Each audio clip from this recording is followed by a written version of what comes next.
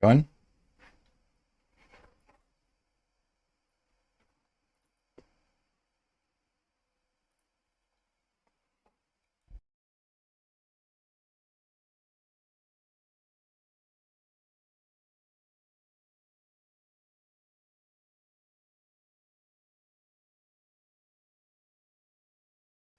Yeah, log in. Time for another day of blasting. We have much blasting to do.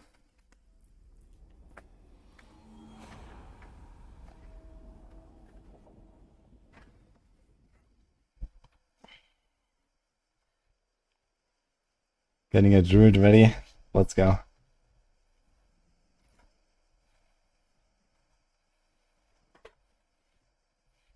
Yeah, I'm gonna do the Stormclaw later as well. Gonna be fun. I think for now we're gonna go on the Barb a bit. We were running on the cities last night.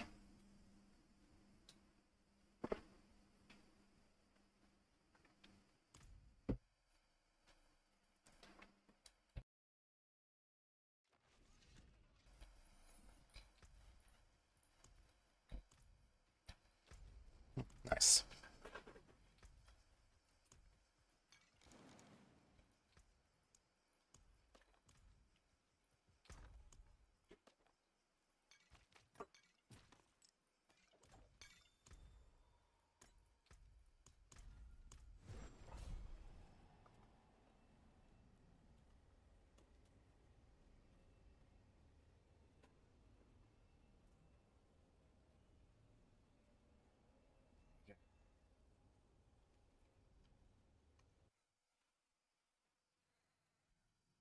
What class takes the top post-patch? The top hasn't changed, so that's still the Spiritborn stuff. And I mean, the patch didn't actually change any of the top builds. Besides Pulverize, for some reason it's getting a buff. And that was already basically at number 1 or number 2 of the non-bugged builds. Which is kind of interesting. And it still has like a bug fix coming that will make it noticeably stronger still. The Pulverize is just kind of cracked. But you know what, I'm totally okay with that. Wolf is fun. But it's just kind of like so much better than other stuff.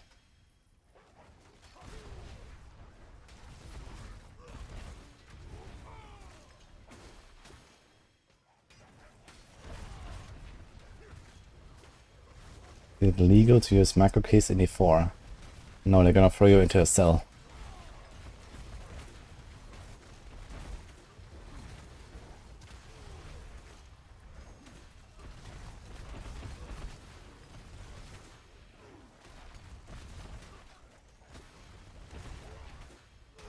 But Druid is a powerhouse compared to the other builds. I mean, Druid has traditionally been very strong though, you know. Not like they really almost ever were a weak class, I guess. You know, but as I said, you know, it's fine that they have like Pulp as a very powerful build, but it's kind of weird that they're buffing Pulp. Especially since there is still a bug fix to be made that makes it better. That's a bit weird, but okay. Like, you know, they're buffing like all these kinds of like B and C tier builds. So that is all nice, and then randomly Pulverize. Like, what? Why did that happen? But maybe it's because they might nerf Rotting Nightbringer next patch again or something.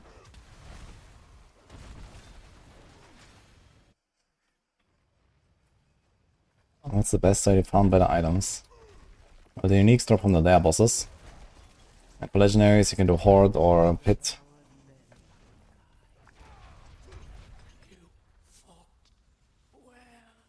It's very good now. I mean, it's getting decently buffed. But it's not really moving on the tier list or something. It's still like, you know, a good build. Just like before, basically. Just better. Flurry is definitely fun. They can't figure out the bug, so they buffed it. That's bad, man. They need to fix the bug. The bug is definitely making the builds less enjoyable than it should be. You know, it's like a very unfun bug.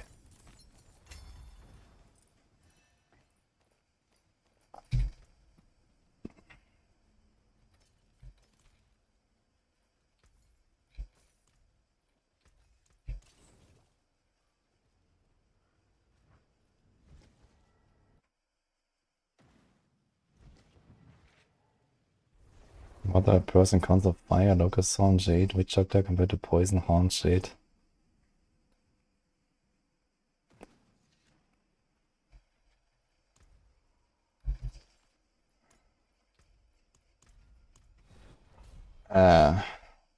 Locust Storm is not really a thing.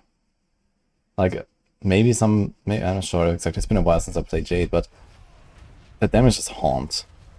You spam Haunt and then you Soul Harvest that Haunt. And Locust Storm is like a tiny portion.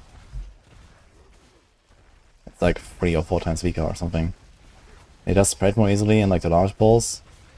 So maybe the ratio is a little bit better there when you have like a gigantic pull, because you can't haunt everything. But yeah, generally mostly haunt. That matters.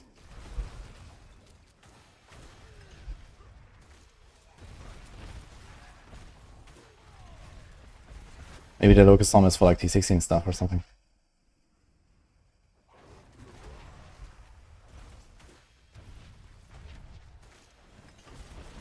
I know, maybe there has been like some update or not.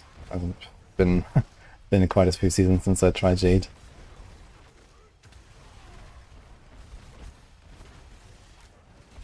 You can ask Chewy, just tag Chewy, I guess, if you're wondering on the Maxroll Discord.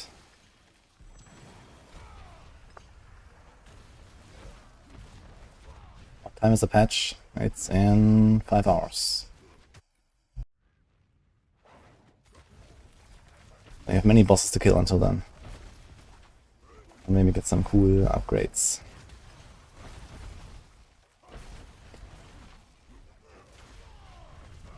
I remember I was running like Eric here, Locust Swarm with the fire rune for T16. In the ethereal season you can do that, you're strong enough.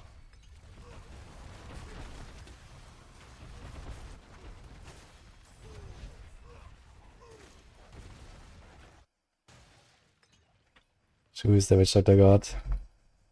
I guess not really a Witch Doctor God, but he's handling the Witch Doctor guides on Maxroll at least. And I think he has played a fair bit of it.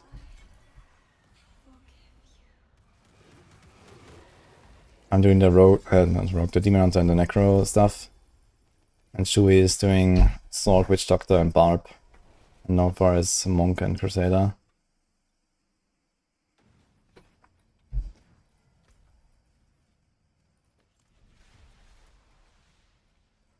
Heartseeker's back.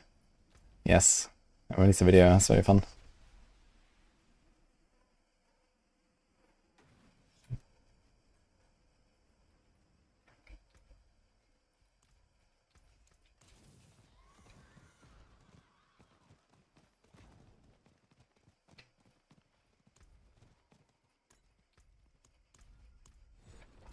Total side are we at?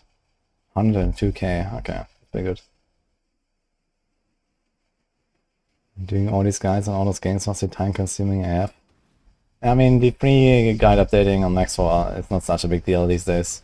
You know, we've done that like 100 times.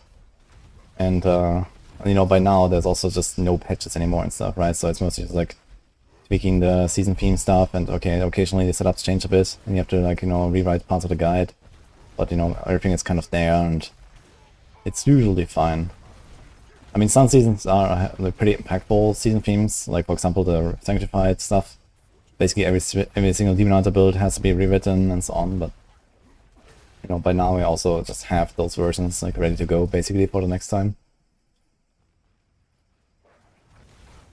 So yeah. D4 is a whole different caliber. You know, D4 guides, they are very time consuming. Basically when the patch notes drop, we have like 15 guys that lock themselves somewhere in the basement and then do nothing but guide writing for 4 days straight.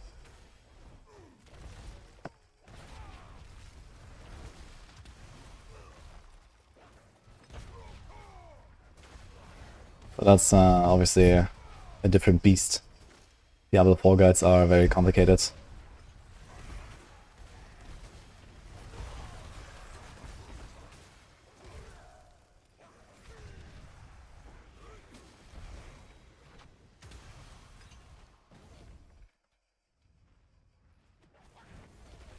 think they're bringing back Dark Citadel in the future. I don't know. I think it's unlikely they're gonna do anything about Dark Citadel at all. I mean, you can probably kind of like make something out of it with little effort, but I'm not sure if they would dare to do that. And, you know, considering the negative response to Dark Citadel, I kind of feel like they're just gonna leave it there forever and that's it. But who knows. Maybe at some point they're gonna do like something, you know, small, like even just change the rewards they can get there or whatever, that kind of entices people to go and do it or something. You can even not change the content, you can just like give it a special reward, right? That people care about, and suddenly people will go do it, if you want to force people like that.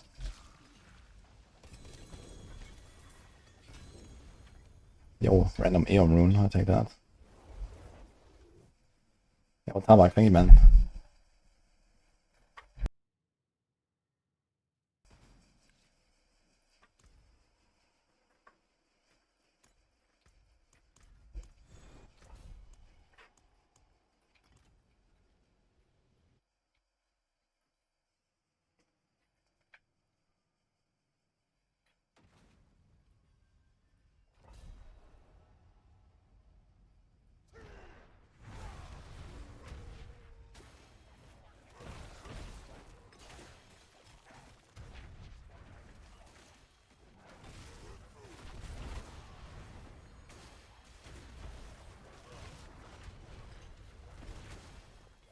Patches of 5 hours.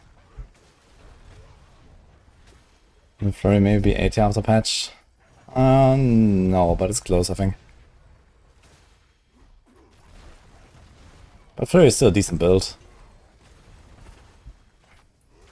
If I hadn't played so much Rogue already, I would probably just make a Flurry Rogue as well. Maybe I'll still do it. I have a good glove and I have a good helm. So maybe I'll load up a Flurry. Play a lot of like Heartseeker now.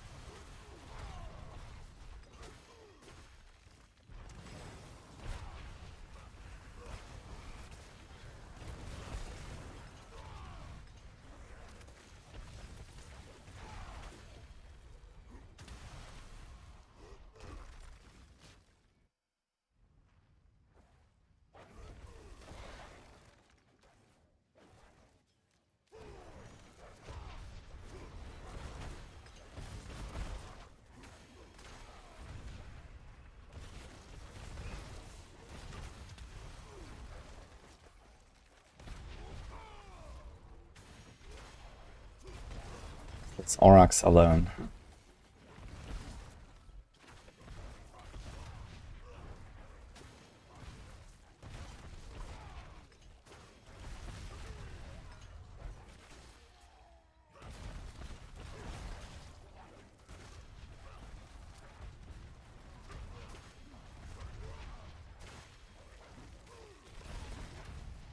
Oh.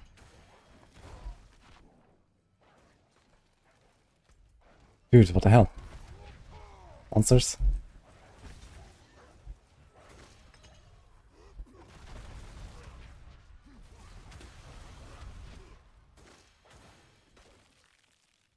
Is Stormclaw back? It's kinda back. We'll find out later how back it is.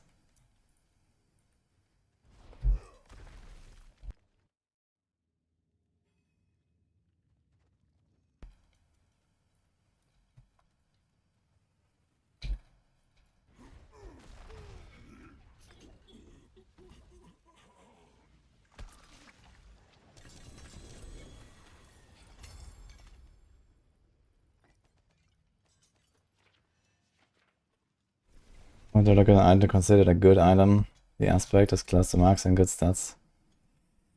Well, that really depends, honestly. You can't really give like a rule of thumb. Like there's plenty of uniques out there that have terrible stats that you don't care about. and the affix matters a lot. And there's other uniques where the affix range is like very small, or maybe it doesn't really matter at all, but the stats don't really matter. Like one example like that would be Azure Wrath, you know? The only thing you care about on Azure Wrath is the proc damage. That needs to be a GA, and everything else on that thing is basically irrelevant, including the unique affix.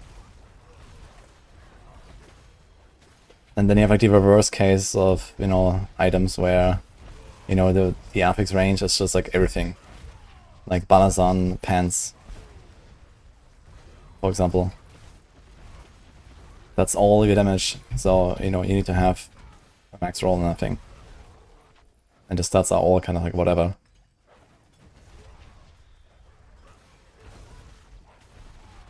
Yeah, Exile Cornet is one of those examples. There's one stat on it that you care about, and everything else is irrelevant, which is the resource thing, at least for the Hydra build right now. Now there's obviously like also chain lightning build that does care about other stuff there, but yeah.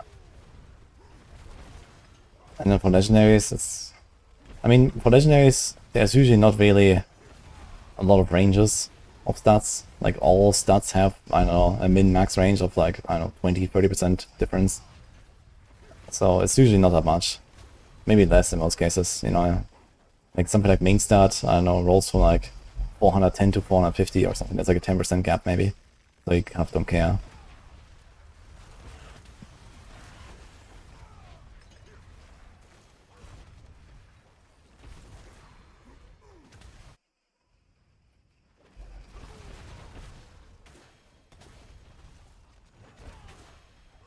I speak a little French, yes.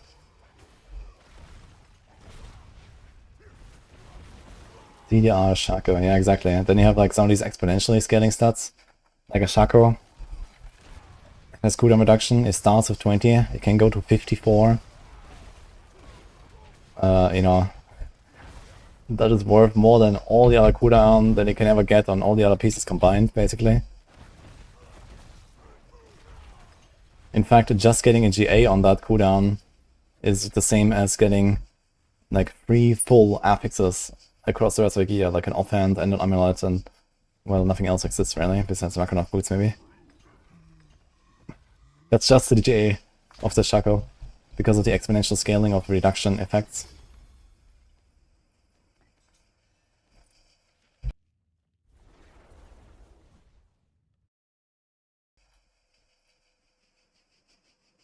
I play hardcore in PA2 new league? Likely, depending on how much time I have to warm up for it.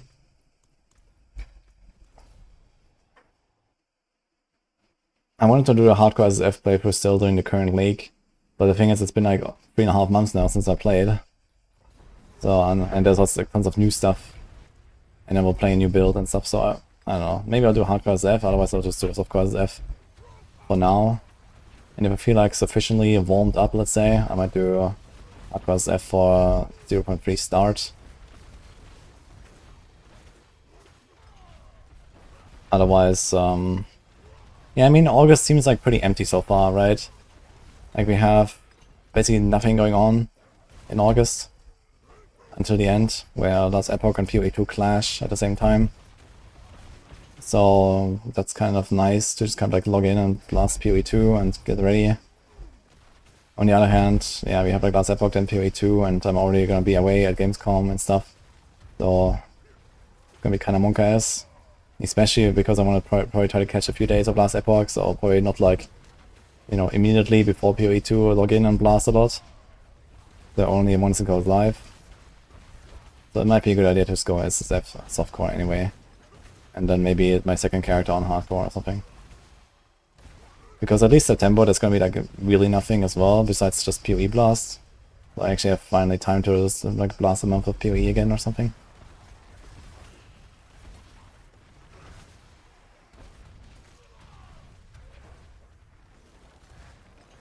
Poor Ellie can't catch a break. Yeah, man. Ellie just got fucking... like, they just got fucked again on PoE. Same shit as last time, almost. Like, what is it's like 5 days later or something? Or 6.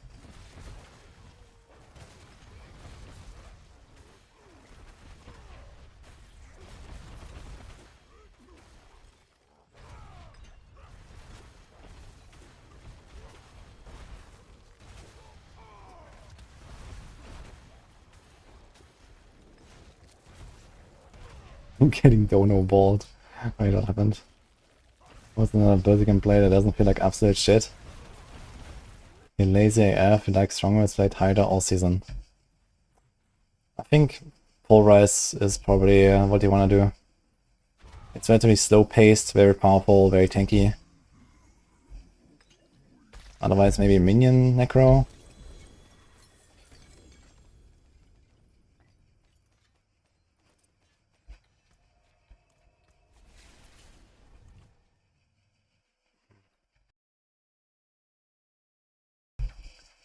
Why Rogue doesn't prioritize Frigid, Finesse, and Emerald anymore?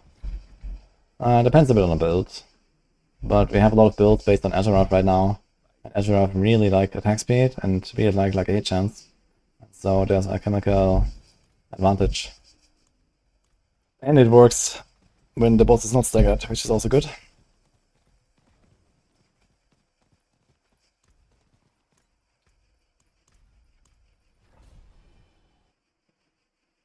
It's 21st and 29th. Okay, so it's 8 days from last Epoch to PoE2. Yeah, the last Epoch launch is like a... They should have come out earlier, man. I guess I also right during Gamescom, man. Fuck. World boss in 4 minutes.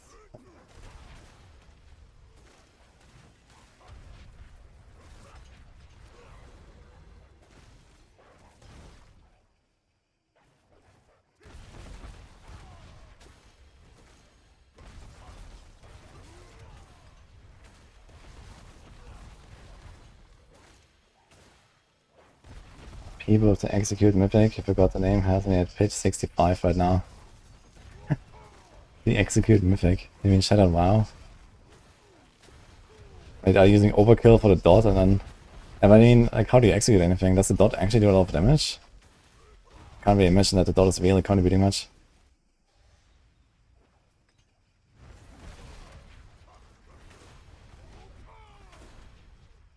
Top lol, Druid is always down on the tier list except for buggy builds like Bulwark. That's not true. I think that's just like people's misperception about what they think about Druid. But Druid has actually been very strong in most seasons. With at least 1 or 2 builds. And generally like a relatively, you know, like variety, like high variety class of good builds. Yeah, in the early seasons it was like Bulwark, but it was also Tornado and stuff. And then, you know, like in the later seasons now, we had Cataclysm dominance for a while, like 3 seasons in a row, so Cataclysm was ridiculous. And then in between we had a few other things here and there. We had the landslide stuff in season 5. Like there was not really many seasons where Druid was just not good. It's been consistently pretty good actually. Druid was also the first non-bugged class to clear a T100 Diamond Dungeon back in season 0. Don't forget that.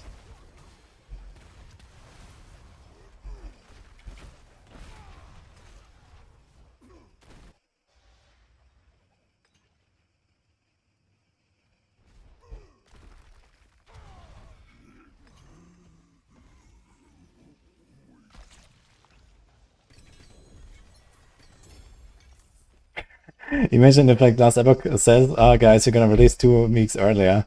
You know, they're gonna do the opposite of what they did last time, where they delayed it 2 weeks because of PoE.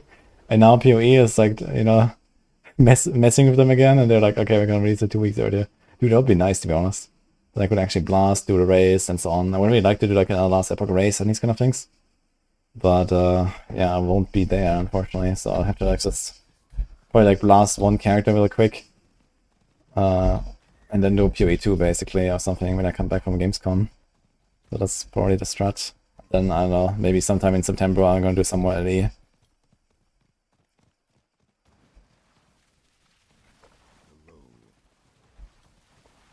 Yeah, people here actually.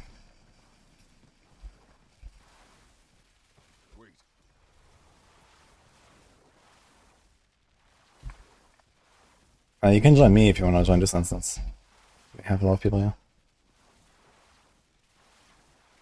They should delay 2 weeks again so you can feel how mid PoE 2 still is and we get hype for A. I mean, I'm sure that the announcements for PoE are going to be pretty hype. And, you know, I mean, they're trying really hard to like make the game better and whatever, more blaster focused. And we still have to see that, you know, the early access launch was really successful for PoE 2, right? And it actually had really good retention for a long time and stuff. It's just that they need to finish the game, right? They need to like add in the remaining classes, remaining skills, fix like general glaring issues, and so on. And then once they have done all of that in like, who knows when, end of the year copium, then they can actually like make real league content, right? And expand the game. And it's not that far off if they kind of keep that schedule. But honestly, I doubt that they're actually releasing, like 1.0 releasing PoE 2 this year, right? They said end of the year. And actually, I think in the last dev interview, like, Jonathan was still talking about that, and I was like, man, no way, dude. Like, how is that gonna happen? Like, they're already late with the very first update that they promised to deliver every 4 months. You know, they're cutting it very close to end of August, when it should have been the start of August. If they really want to keep a 4-month schedule, it's more like a 5-month now. You know, and that is the very first time right after they said we're going to do 4-month schedule. So, and then there's only like 4 more months until the end of the year. So basically 0.4 has to be 1.0. Like, that ain't happening, right? If they want to release it in December.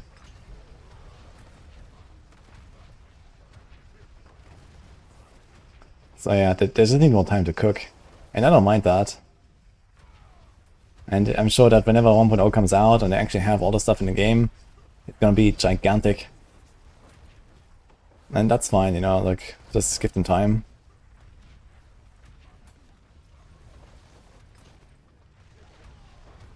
Holy, I just realized that my Rage of Hargott is working on the world boss. What happened here? 2 years. Is that a prediction for the PoE 2 launch?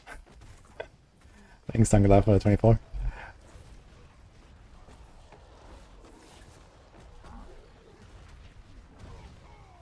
The main problem with LE is that the community doesn't grow at all. The Reddit subscribers has been the same since LE launched. Yeah, I'm not sure if like Reddit subscribers really matters much, but I guess it is a metric you can look at. But I think you're generally right. Like LE is not really the main game of a lot of people.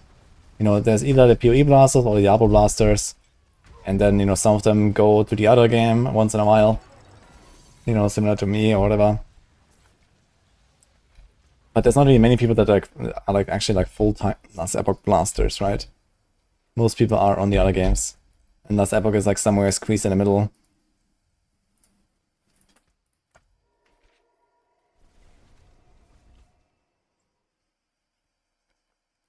But yeah, on the other hand, I mean, Last Epoch has been making really good updates. If they do like 2-3 more patches like the last one, they have a good chance to just be considered the best RPG right now. You know, minus graphics and engine problems and so on. So, we'll see, I guess.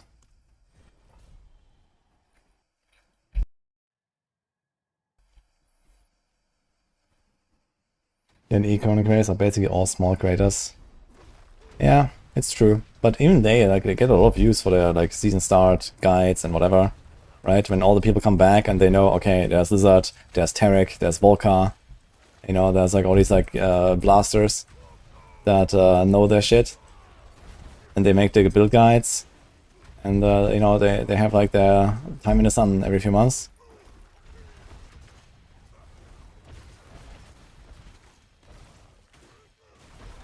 But yeah, I guess it's a kind of this issue that, okay, Last Epoch, it's like a really nice game, but most people don't really play it for that long every season, I guess, and that's it, right? Like, you get through the game really quickly, and, you know, it has like a relatively low challenge and so on. So especially for like returning players, there is You know, it's like a very fast saturation, I guess.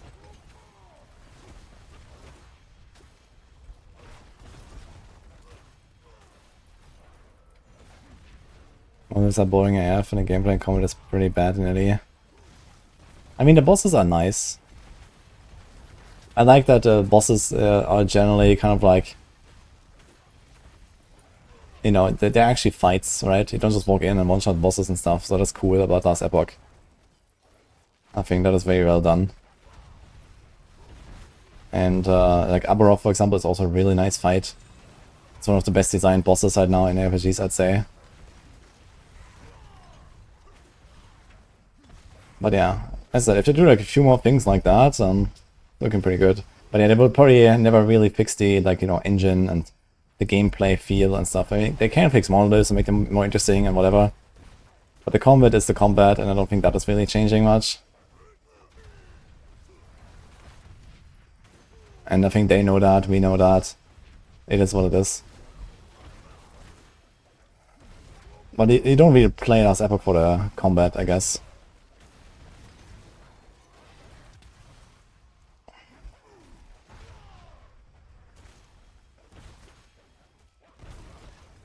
Yeah, Aberov is a fucking sick fight, man. Like, I love the normal version when it came out, and I love the Uber version even more.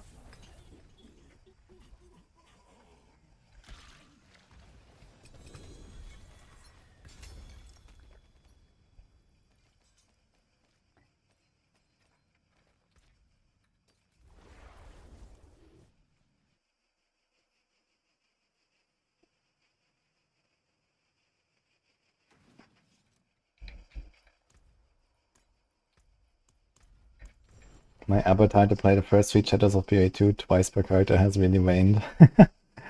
Yeah, I guess it is somewhat exhausting to play through the first 3 acts 2 times every single time. At least when you have the full campaign in PA2. And who knows, maybe eventually they would make some adjustments, like, you know, make some zones a bit smaller and, you know, whatever, right? Just to kind of get through this a little bit faster. I think it wouldn't be a bad idea to, you know, try to cut the campaign down a little bit in PoE2. Because even like experienced players just need a lot of time.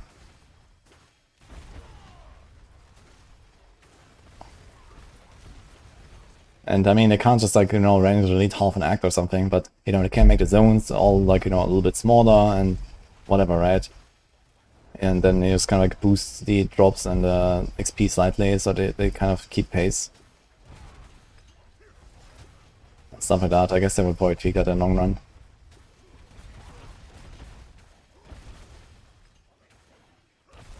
Make Berwin great again. Big earthquake once you believe that spinning to win cannot be enough. Big earthquake, man. Okay.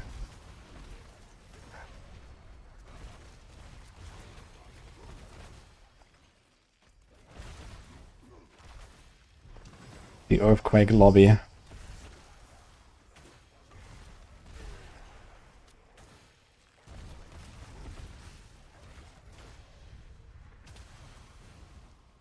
Remember, you saw any content creator say about LE, he said there's something missing and I can't put my finger on it.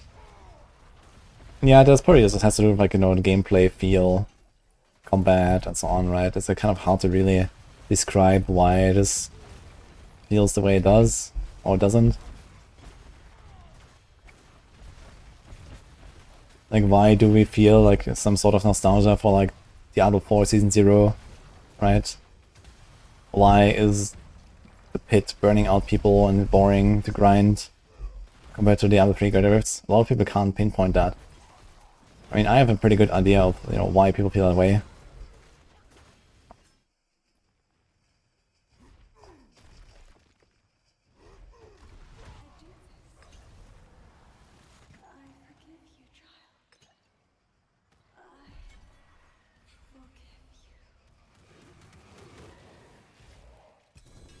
Beginners will be much easier when bosses don't reset their life, just like in PoE.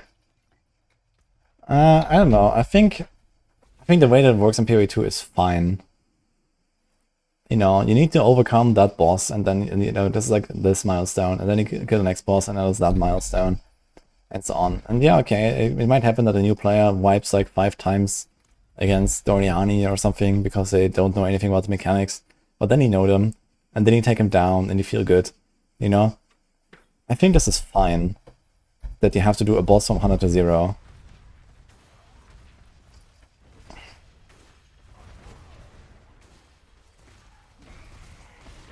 I think a boss fight is way more interesting when you have to like 100 to 0 it. And I mean, obviously they're also gonna design around that, right? Like in PoE 1 you have the 6 portal defense, and people use that to the max. But in PoE 2 you don't have that, and well, you just you know, like have to design the bosses in a way where people actually can take them down in one go. But I think that system makes more sense.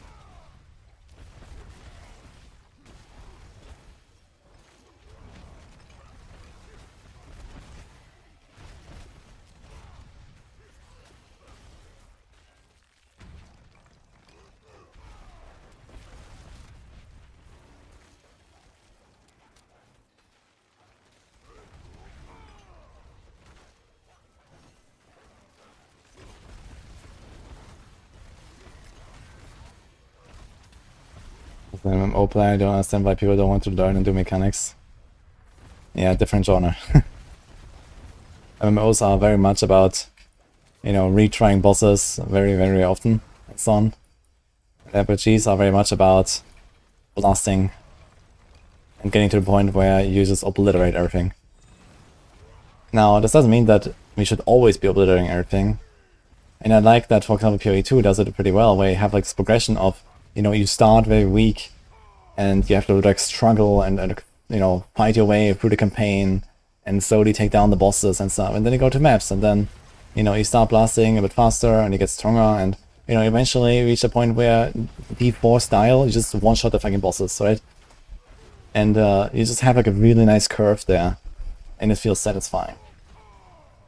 And that's fine, you know, that you eventually just obliterate the bosses.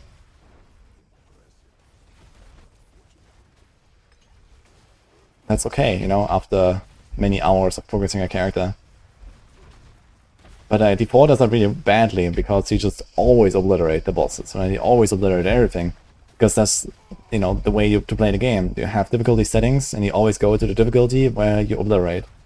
And there's no incentive to go to a difficulty where you don't obliterate, right? Because difficulty is largely just higher HP with slightly better rewards. But those rewards are not really better, they're just a little bit more. You know, there's not like a new tier of items I unlock, or a new type of crafting material that I unlock or something, right? If I go to Torment 4, I get the same shit as in Torment 1, just a little bit more often. And so, you know, we don't have this sort of progression on in D4, where, you know, our character feels like it's getting stronger and so on, right? It's just always, okay, like, sure, we go to the next difficulty, and eventually we reach the highest difficulty, and we one-shot everything there, and you can kind of see that progression. But outside of that, you don't have this PoE feel where you actually notice your character getting faster and stronger and stuff. Because in D4 you're just always fast and always strong relative to the content you're doing. There is no reason to do anything hard. And in PoE you are forced to do hard content. You have to go through the campaign at the certain difficulty level. There is no difficulty setting. And you have to go through the maps, and you have to progress up in the maps, and okay, you can like farm T1 maps 100 times, and then farm T2 maps 100 times, and this way you could make it easy, but obviously you don't really want to do that, right? You wanna go up. So you always like kind of struggle, and then eventually the struggle stops, and you start blasting. And I think that makes a lot of sense. And we're kind of like missing that completely in D4. We used to have that kind of with, you know, World Tier 3, World Tier 4. Like, I felt like, you know, back in the days when you had capstone dungeons, it was really fun to try to progress up, try to like challenge yourself to go to the next world tier early, you know, try to go there with like underleveled and undergeared. And there was a reason to do that. You progressed faster doing that, right? You wanted to struggle so that you go faster. This was the meta. And now it's the complete opposite. You always want to avoid the struggle. And you're always just gonna make it worse, right? You lose efficiency if you ever struggle. And that's kind of bad, I feel. You know, you need to reward the difficulty and not push people away from it.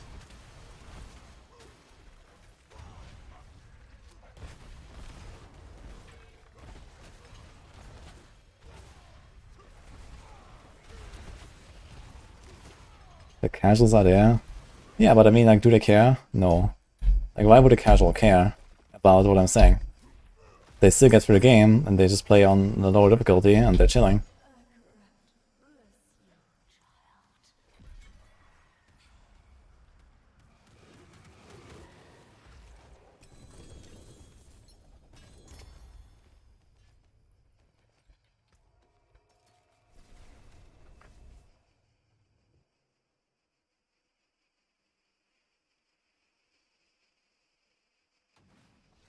Dead Diablo 4. I mean, I have no issue with the game being very casual friendly.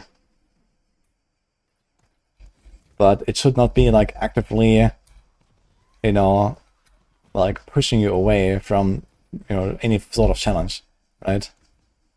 Like that doesn't make any sense. And you can definitely reconcile those two ideas.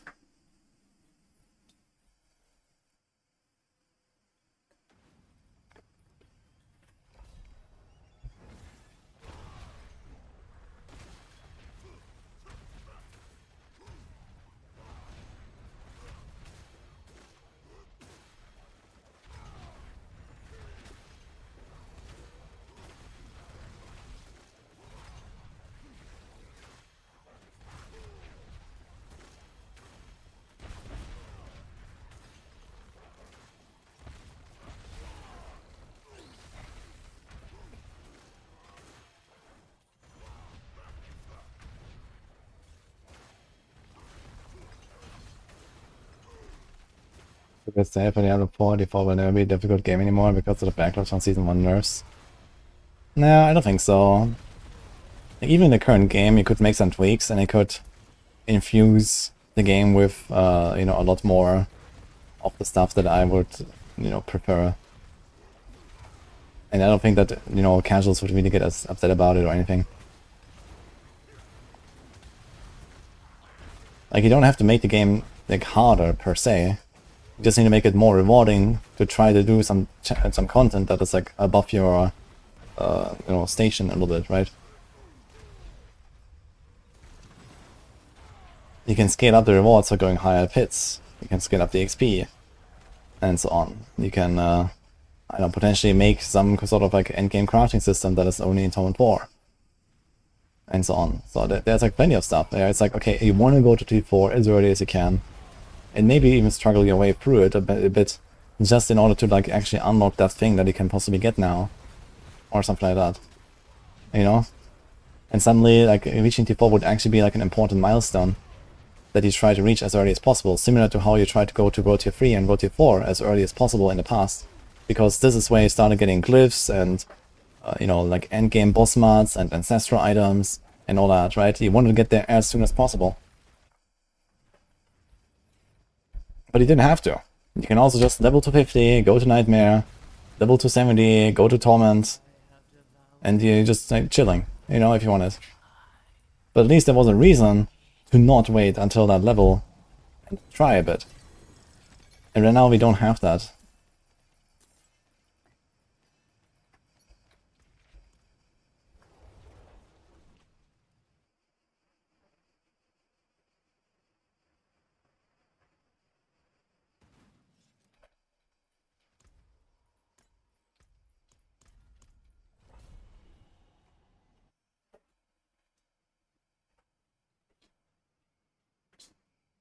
You wish there was a season where in D4 there was an incentive to play the campaign, like give us a spark. Well, I mean, there is a reason, and it's very close to what you're requesting. Leveling through the rest of Halo campaign is the fastest way to level up a character. And leveling a fresh character gives you a spark, almost right after. So, you almost got exactly what you want. But I don't think a lot of people enjoy replaying the campaign a lot in D4. The campaign is not really a replayable feature. It's more of a cinematic than anything. Just very much extended. It's like an interactive cinematic that lasts 2 hours. That's it.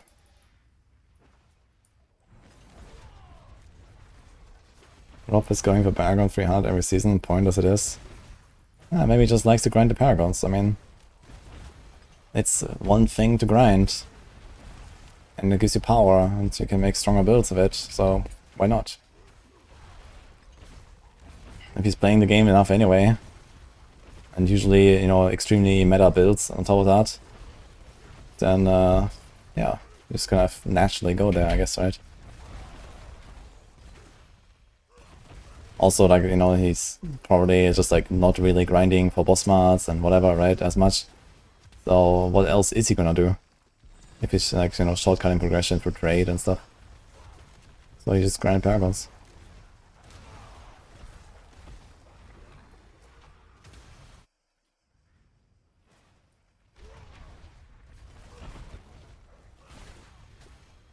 D4 is a visual novel.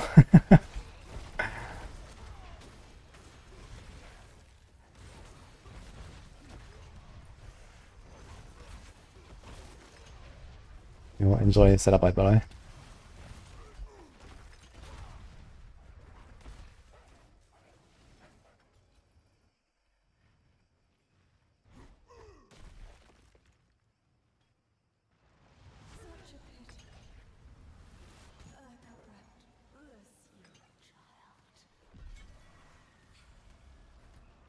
The minimum there should be a Paragon level leaderboard. Yeah, I think a level ladder would kind of go hard, actually.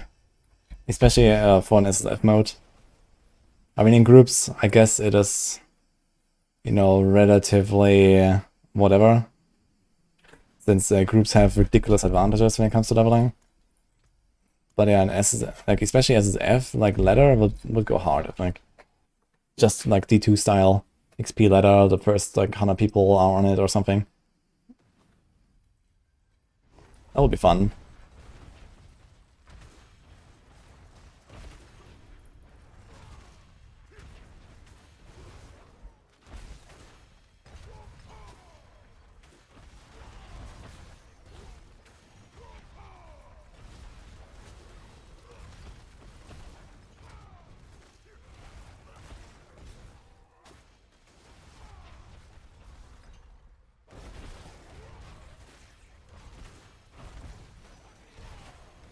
Miss the monster attack speed from D2 in D4. What does that mean?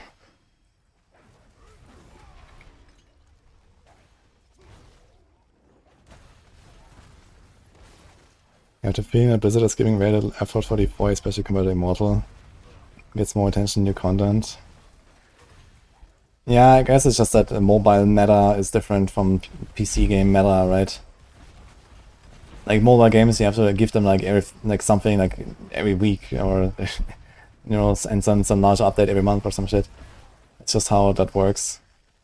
Where like the traditional RPGs are different.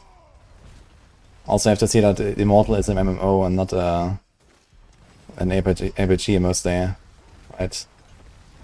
So it's also like just a different genre that works differently.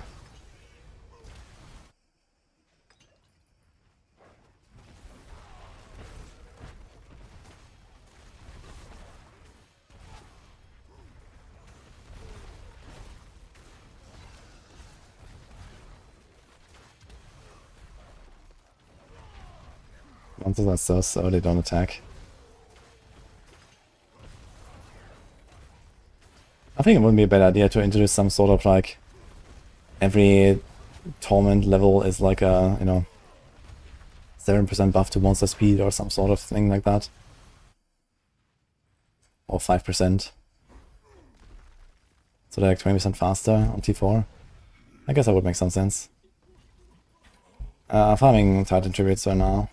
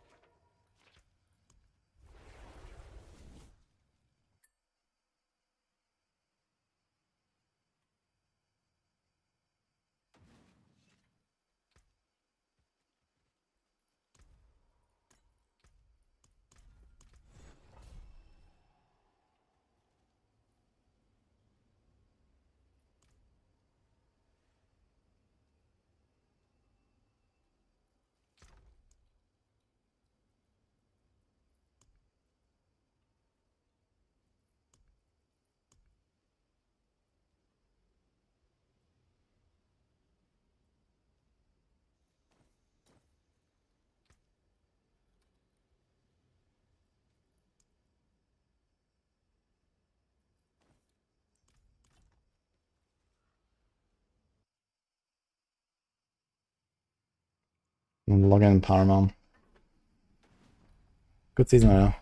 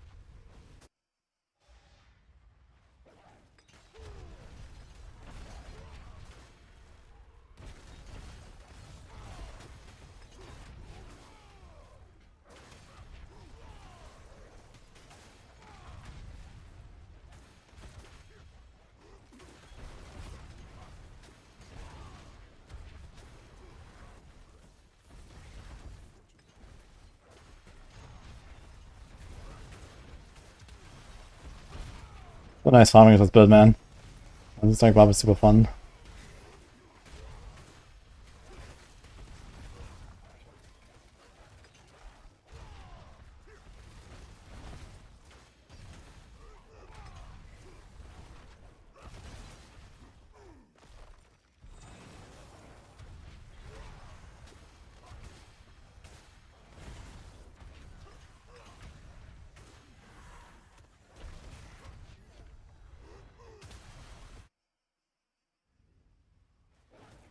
My favorite thing about D4. I guess the combat mostly.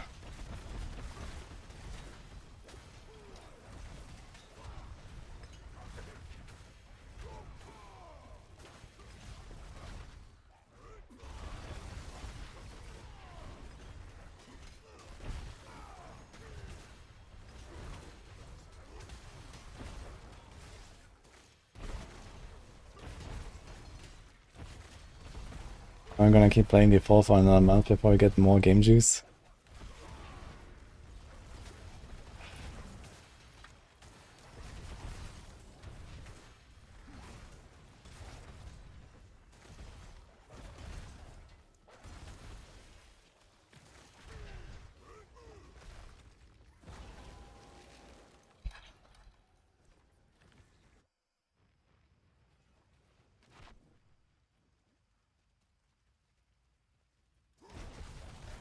Anyway, I'm gonna keep blasting anyway for like at least another week here.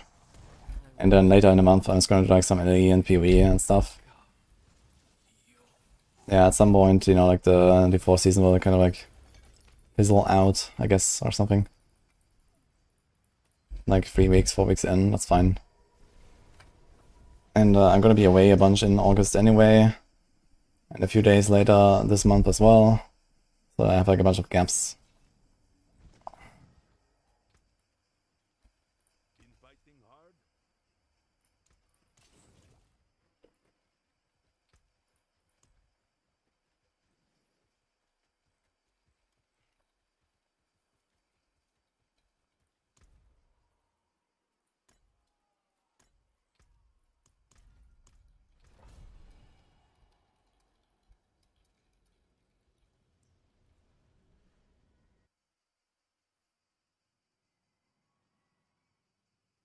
We have 8,000 souls and no gold.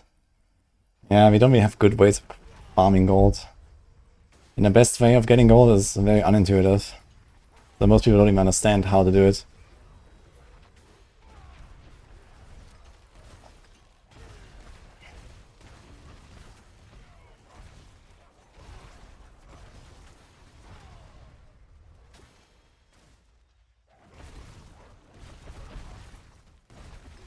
We need an 8 and PoE2 to spread out more. I don't know, maybe they enjoy doing this, you know, just launch at the same time every time.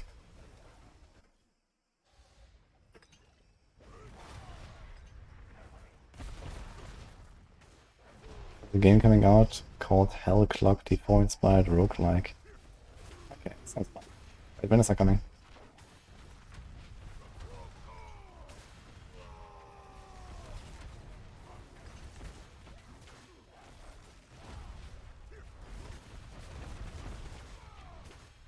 What I think about LA changing a CT program, excited for unsolved patches. Yeah, I think that's cool. I don't like this whole like content creator early access stuff. I think it's a lot more fun when, you know, they drop the patch. Okay, it should be a tested patch. And it's good that they still have the community testing program and stuff. And okay, you know, there might be some leaks and, you know, some people have friends and get like early information and stuff a little bit. Whatever, right? But it's largely gonna be a fucking clown fiesta until we figure out what's going on. And that's really fun. So I think that is like way better, just for like the longevity of a season and you know, the discovery and, you know, blasting together with everyone else at the same time, and, you know, this new build comes out and this new farming strategy and, you know, this kind of stuff, right? It's just cool. It's basically like PoE leagues. And I think that is really one of the things that makes PoE leagues really fun. Especially if you play them for like a long amount of time. It's like, you know, there's constantly something new for the first few weeks, and then there's a patch, and then something new again, and so on. And I really wish that, for example, we didn't have PTRs in D4 or something. But then again, imagine D4 without a PTR. Oh. That would be a disaster. But I wish we wouldn't have it.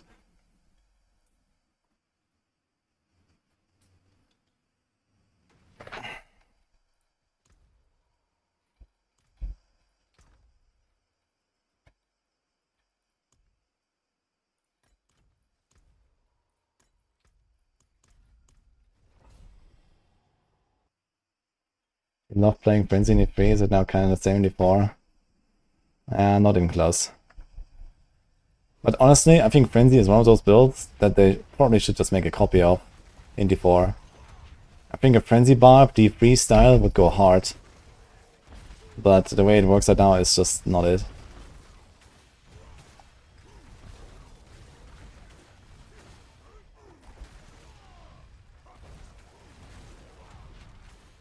Wish they would make a PoE thingy with 9 dimensions.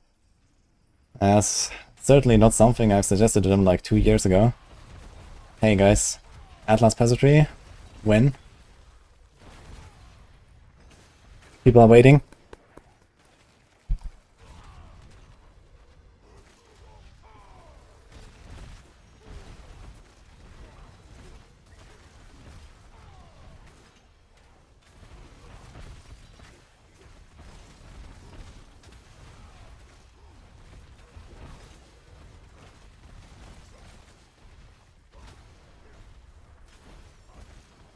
I mean, it doesn't even have to be that crazy, right? Look at what last Epoch has done with the Weaver Tree. The Weaver Tree is just fucking sick. And it's like not super in-depth and complicated either, right? It's just a fun system to have something like that. You don't have to make a fucking like PoE style Atlas tree with like 500 nodes on it and all the craziest bullshit. But at least something, right? And then you can still expand on it over time.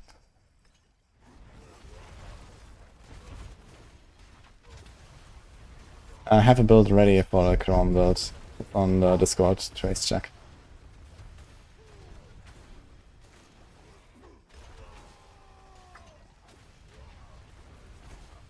These games have a vision.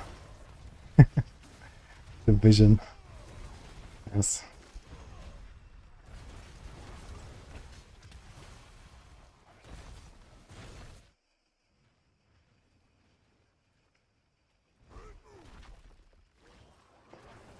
Hellclock has the demo out now, release is on the 22nd. Okay. I haven't heard anything about it, but I might check it out. Gonna open a search. Hellclock.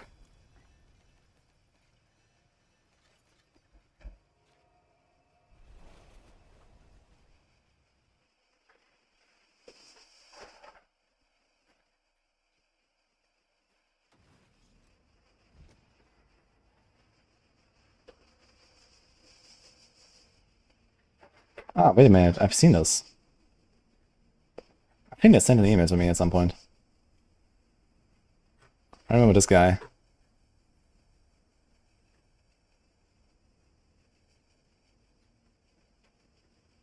Yeah, maybe I'll try it out.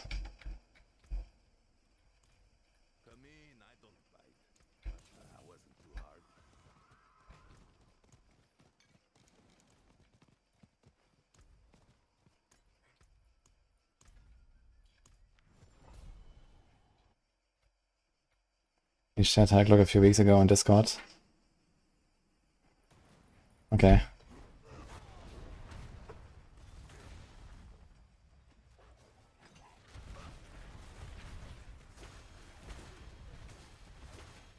Anything about the patch today I'm looking forward to checking out? Well, we're gonna try the Material Reserve dungeons in the Legions, just to see like how much stuff we're getting there.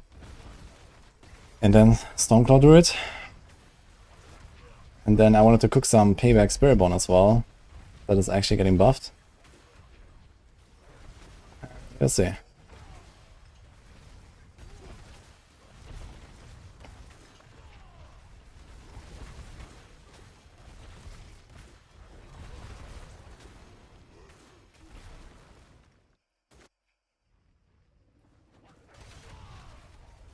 Stormclaw Druid.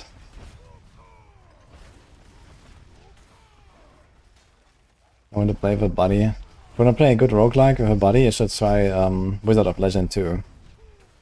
I was playing that some weeks ago with some of the other Maxroll boys. That was really fun. You can go up to a 4-player.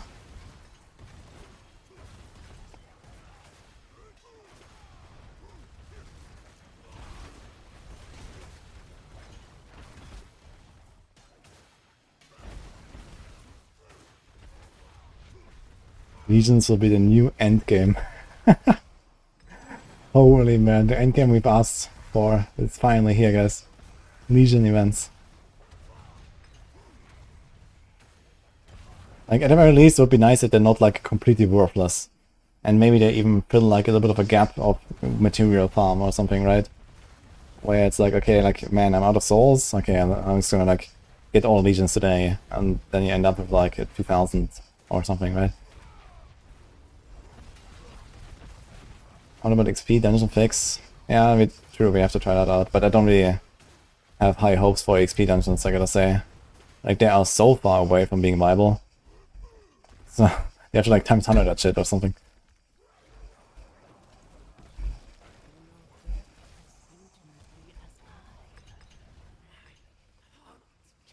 Is Druid going to have viable speed clear after today's patch? Nothing changed on the Druid side. Besides Pulverize for some reason getting stronger. And Pulverize is like decently fast. But you know, the real speed builds are like Cataclysm and Boulder if you wanna go fast on Druid. They are pretty good.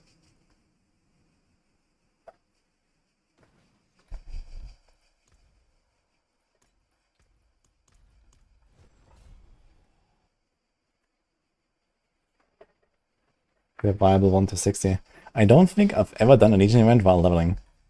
Actually.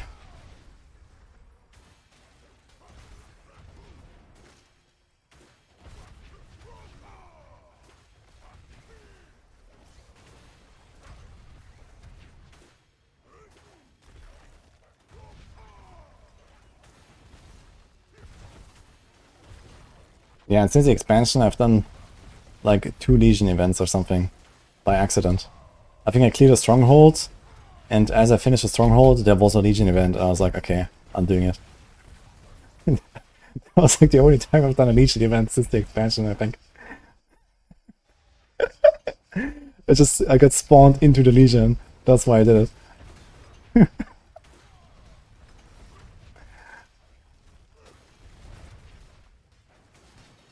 And then I saw the reward and I was like, log out, man.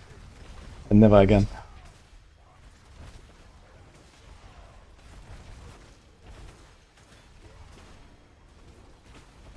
But hey, that's the reward for clearing the stronghold, you know, you unlock this Legion in that spot.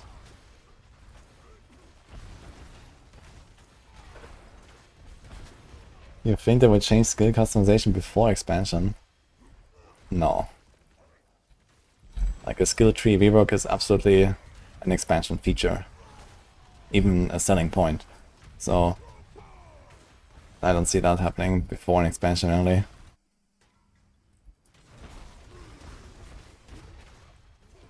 Hello Chronix. Will you have a wheel ceremony where everyone that doesn't know what to play and streamers get their classes assigned? We should do that. I mean, okay, like, you know, if people can't be there at this time, they can just spin whenever, but I guess we can do it, you know, like on stream.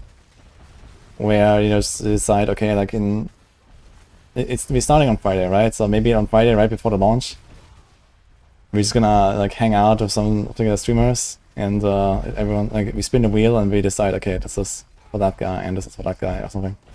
You can do that. Yeah, guys, we're doing a hardcore SSF community event starting this Friday. I'll probably make an announcement later or something. Some hard mode, hardcore challenge with like points you can earn for how high you clear in the pit and how many bosses you take down, stuff like that. Just for fun. Streamers are forced to play a randomized class.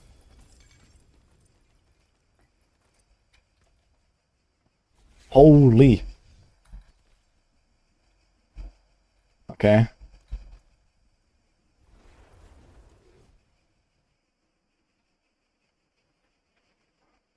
Need to prep in case you get Barb. Dude, I keep getting these insane lunging strike pants. I have this one as well.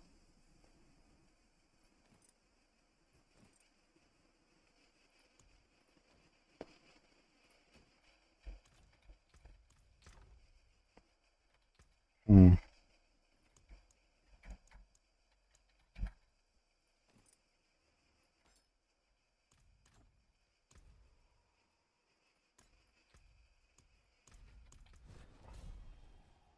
Do I need GARS actually?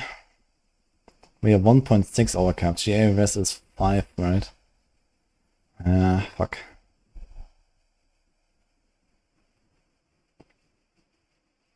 I kinda need GARS. Unless we roll this higher. We can get 1.7 more than we are at 3.3 over. But then we're still struggling a bit. And resistance on Barbs does not exist, man. Everything's fire is.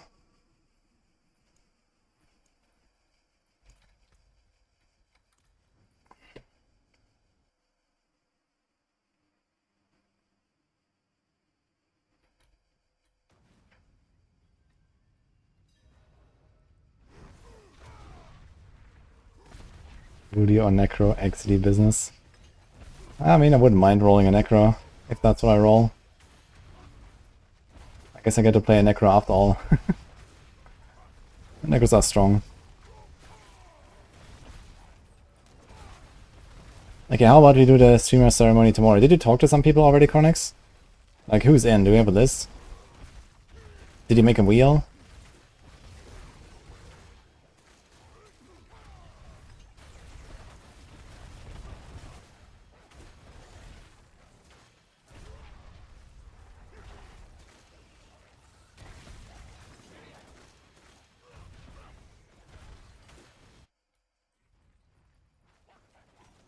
Made a real life wheel. The polarized Druid the best option was non-hardcore players for as a hardcore event. Yeah, I think polarized is a pretty safe bet. I mean, Sorc is also very good, very decent progression, and Sorc is very good hardcore class too. But I feel like polarized is probably a more face roll even. You don't have flame shield, but you're generally just a fucking Giga chat, so.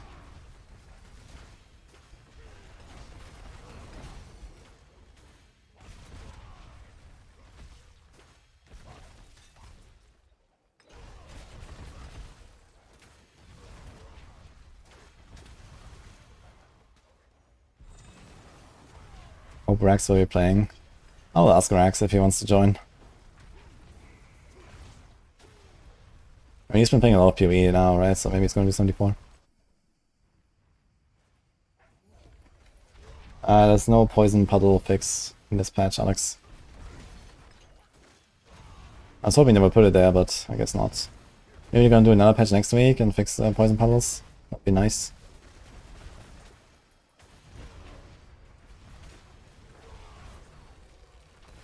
He's not coming back to before until the game is good. I don't know, maybe there's some chance for like some fun event like this or so.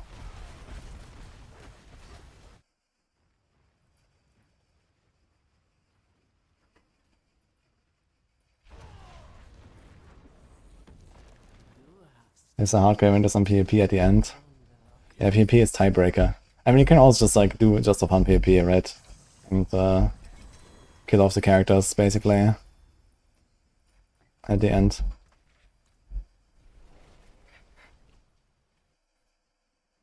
Rax is a man without a game. He needs something cool and new to come out and call his own. How about Dragonkin the Banished?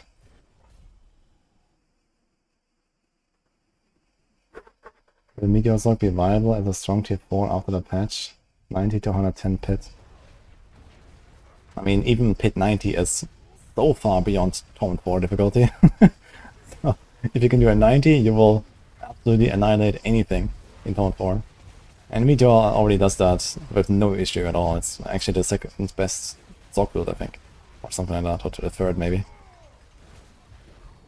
And I mean, the buff is very minor, but it's something.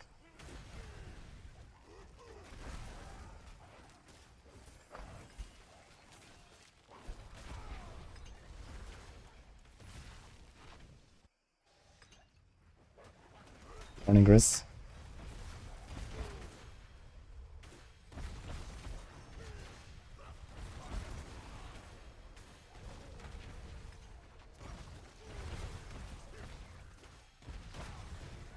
I don't know, I feel like there's plenty of stuff to blast right now in RPG. Like, you know, if you just look back at, like, you know, even 3 years ago or something, the only thing that was like Diablo 3 and Path of Exile. And then, okay, there was like a little bit of Last Epoch on the side, but no one really cared. And, you know, it's just like looking back at that, and this is like where, you know, kind of like, you know, Rax comes from, let's say. Like, I don't really see why you would think that, you know, he's a man without a game. There's so many games now. They can just always blast something. In fact, there's too much shit to blast, man. Like, I feel like I wouldn't say stressed, but I'm definitely a bit more, like, you know, pushed by the schedule, so to say. You know, there's always something releasing. And then I actually sometimes don't get to finish my goals in my season and so on, because the next thing is coming.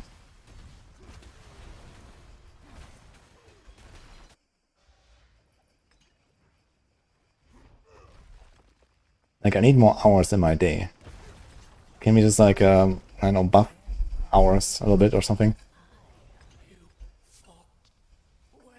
I know, maybe nerf like developers to release more slowly. I think they're pretty OP right now.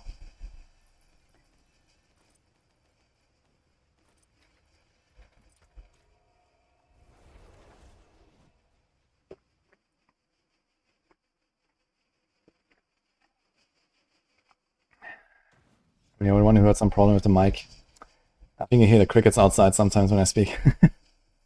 But I don't really want to close the window. Is it very bad?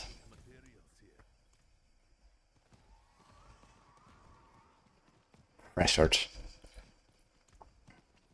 Yeah, I don't really feel necessarily very pressured. It's something else. It's like more like driven, right? It's like, okay, I know, you know, I have like 3 weeks to really blast maybe, and then, you know, the next thing is on the horizon. And then, you know, sometimes I have like this kind of like clash, like, you know, last Epoch and PoE, this time, last Epoch and PoE. It's like, man, you know, I wanna just sit there and blast last Epoch for 3 weeks. Why can't I do that? Because PoE 2 is coming, right? And then I wanna blast PoE 2, and then it's like, okay, I wanna go back to last Epoch, but I can't really because the default PTR is coming. And, you know, like, this is kind of like how it's going, and like always so, like, I can't really do the stuff I wanna do, man.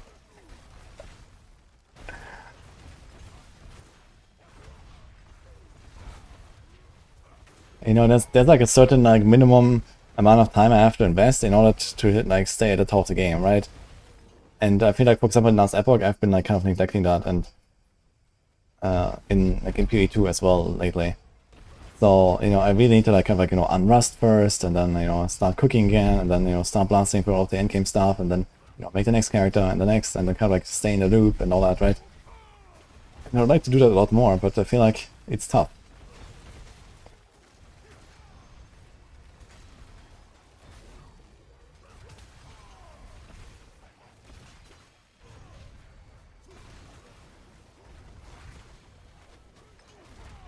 Foxeye, thanks so much for the sub, by the way.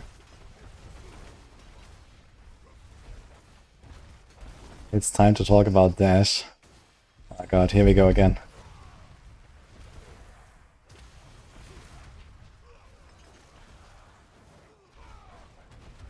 Yeah, I'm at Gamescom. There will be a channel on my Discord for Gamescom as well.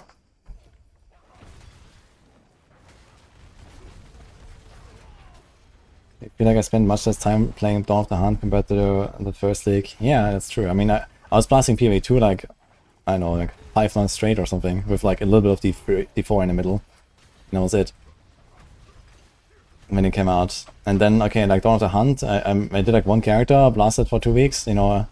At least I did like all of the endgame, I did all of the tier 4 bosses, SSF and so on. That was really nice. I think I went to level 97 or so, or 96. So I was blasting pretty hard on that character at least, and I did everything. So there was nothing else I could have done. So at least that. But it was only one character. And then, yeah, we had last Epoch, right? And then I did that, and then it was D4 time basically non-stop since then. So. This is why I really want to do some more Dawn of the Hunt before 0.3.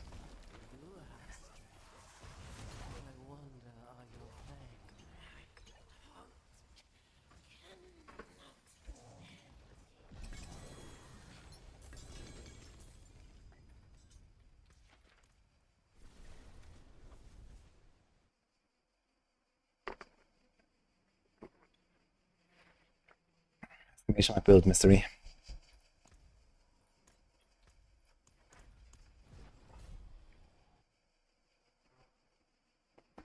Who knows if isn't a Gamescom to miss? I mean, I am expecting stuff at Gamescom, but who knows?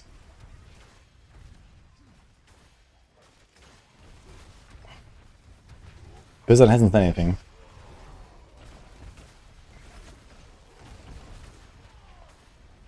But I mean, I have other stuff to do at Gamescom. Yeah, I'm not just going for Diablo. I'll meet, you know, various devs and probably try a few games and whatever, so I have some stuff going on.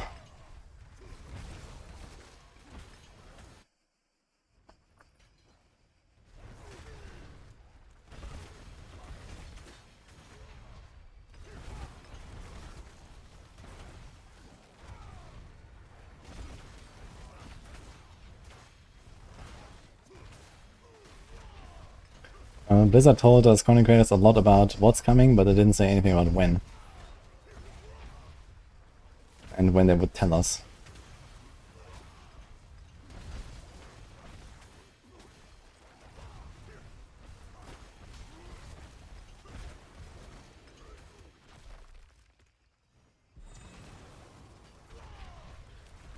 Nothing will change on the boss build wise. I mean, if you're already like an Hoda or a Peel Enjoyer, then you're gonna feel a buff. And I guess they catch up a little bit.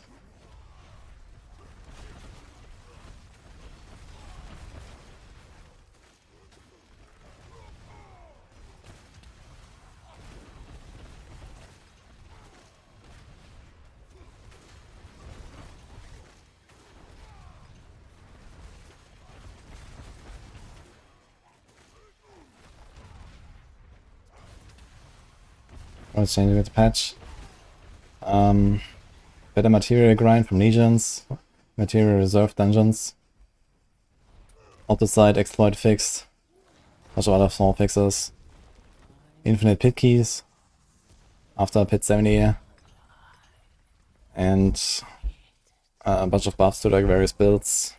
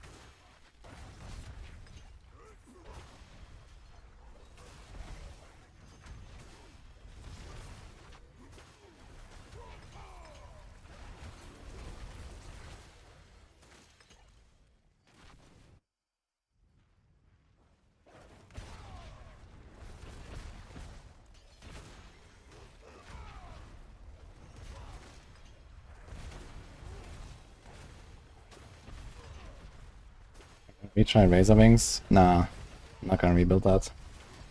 But it was pretty fun. I hope they're gonna like, you know, update it slightly. I guess there's some feedback on Razor Wings. Razor Wings is actually a relatively decent build. It's just like the main issue is you don't really refill enough charges with the intricacy. And I suggested they can make the intricacy just refill all charges instead of only 9. And then this whole thing would just feel a lot better. And I hope they do that for next season. And then Razor Wings is actually like a real build, I think.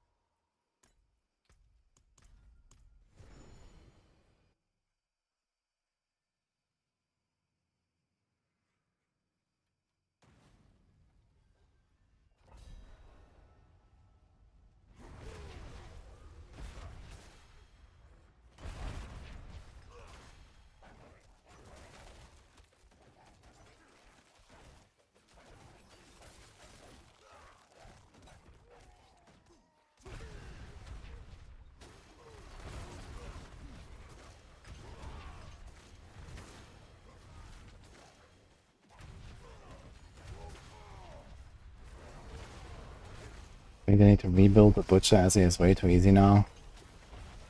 I think a buff to Butcher doesn't hurt.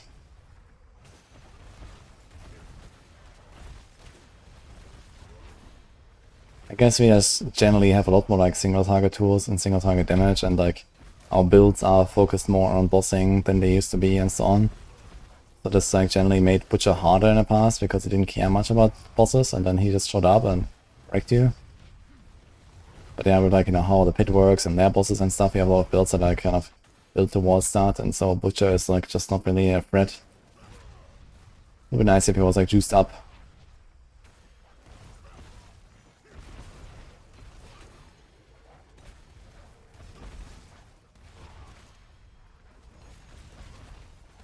I think Barb could be better after the update.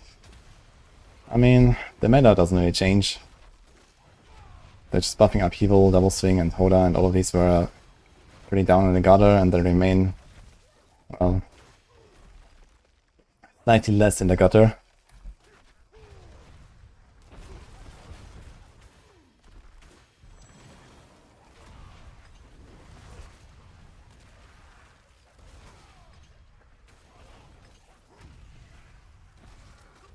Would I want a D4 equivalent of the PoE Gauntlet for fun? Yeah, if we would have any kind of SSF mode or private league feature, I would do that like every single season. I think this is like one of the big things that's missing in D4. This kind of like, you know, big community hype, you know, racing, you know, the rip clips, you know, all that kind of stuff. Hard mode, like challenges. Like we need that shit. That would be really hype for the community. And I actually discussed this like 2 years ago with Joe Pipiora. But unfortunately, Joe Pipiora is nowhere to be found these days. So I think that topic got kind of forgotten.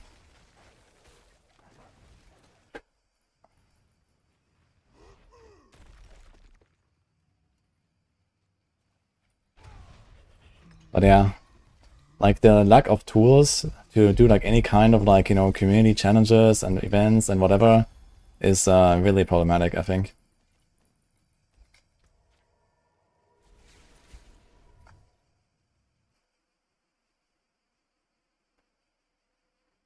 Like, you don't even have like an API to track a profile or a character or anything.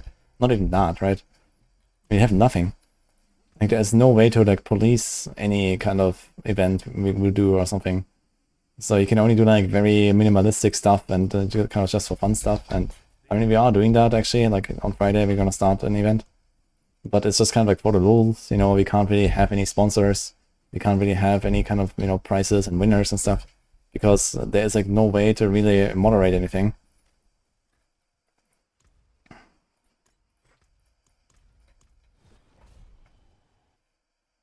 Like, I could set up these kind of events, like a gauntlet, but I can't. So, there's like just no way to do that.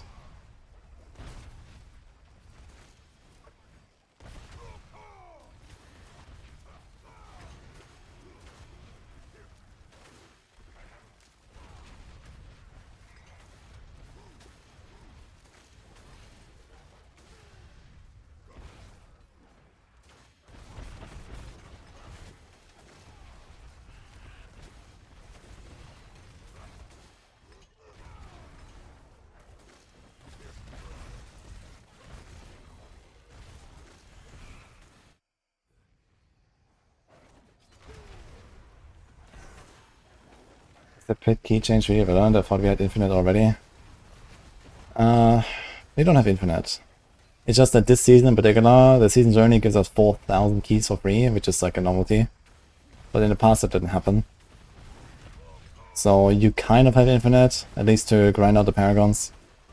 But I think this is like more of like a future, you know, future-proof system now, right? So the season journey probably will not give us pit keys in the future, and instead you have to get to the point where you can at least grind pit 70, and then you can farm pit 70 forever. And you can grind your paragons and whatever. So again, I guess that's the idea, that you reach like kind of that minimum threshold with your character.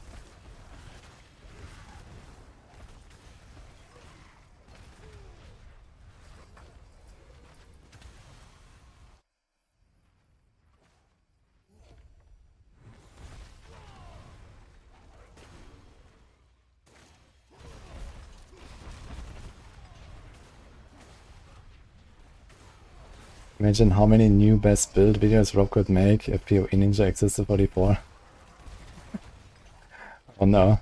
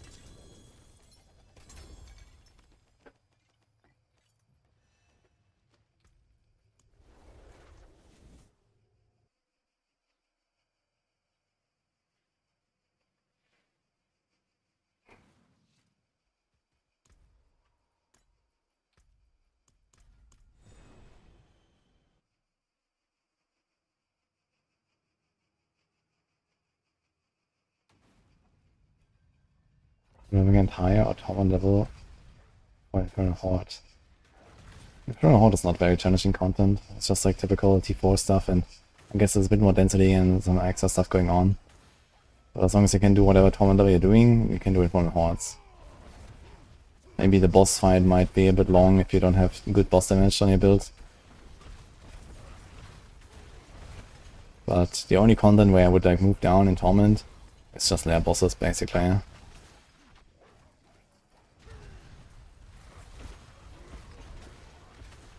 There's just not really much of a reason to do Infernal Hordes before you like comfortably in Torment 4 anyway though.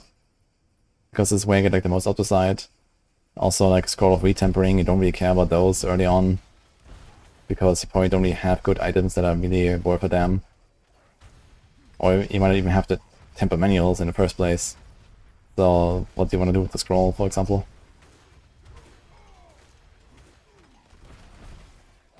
I guess there's some aspects and uniques you can get from there that you might want to use for a build.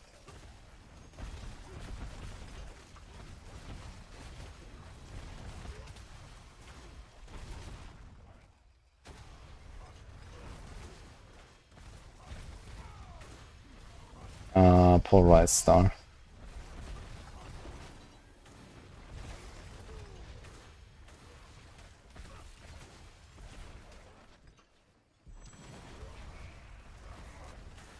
Very good, Okio.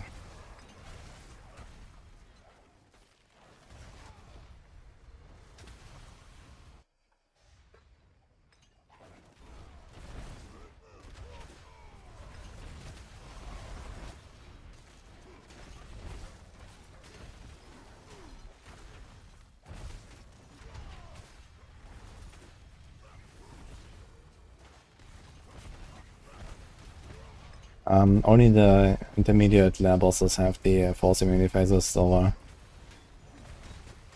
Druid has 2, Andaria has 3, but 1 can be skipped. And Harmager has 2. Only other bosses don't have invulnerable phases.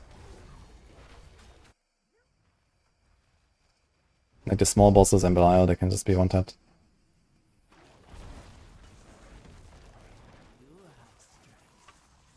How long will the hiatus last for? I think it's 10 seconds.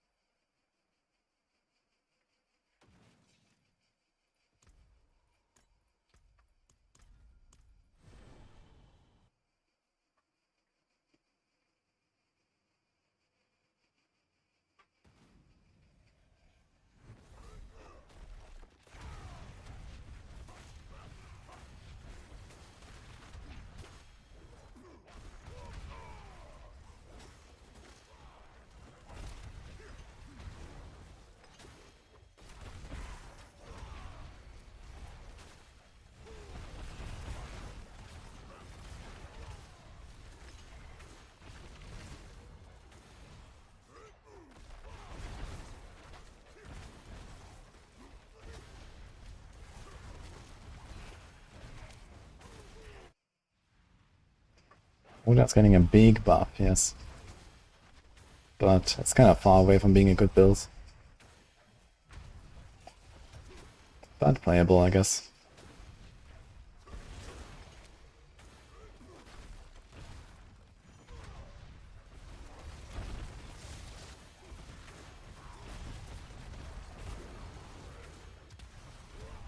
And Paul was getting buffs, XD.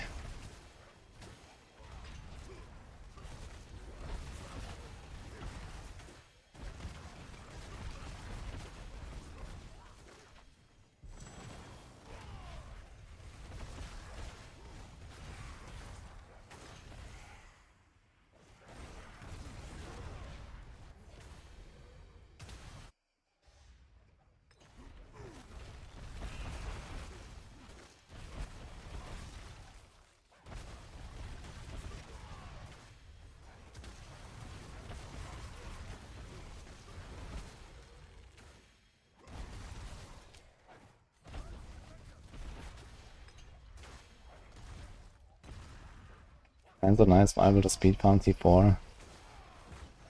Yeah, you can get there, but it's like one of the weakest rogue builds right now.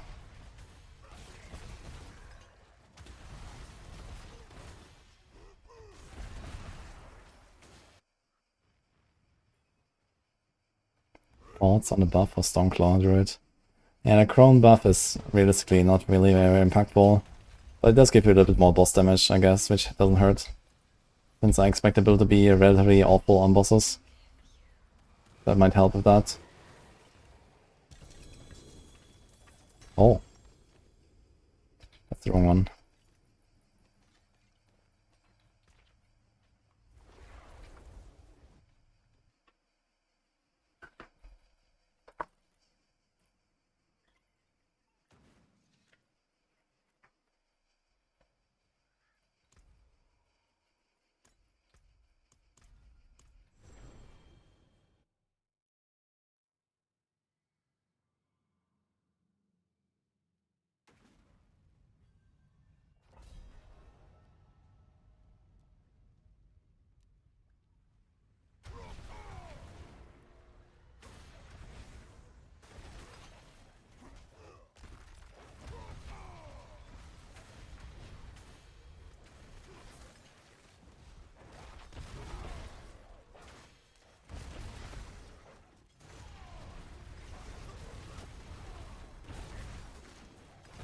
Shit, I muted. Fuck. So, overall I like the season a lot so far. Especially because of like, fun meta, fun builds, and new builds and so on. I think the 9 minutes update was okay. Hope they're gonna keep cooking there a little bit.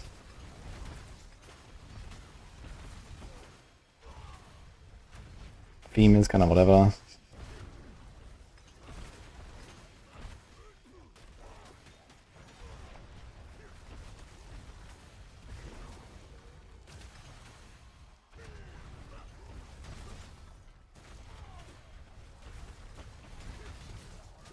Nice, even with Azure weak. I mean, that's a knife doesn't mean have much going for it in terms of lucky hit. The lucky hit per knife is not very high, I think, and you know the AoE coverage is pretty weak. The tempo does nothing, it's double damage, not double hit.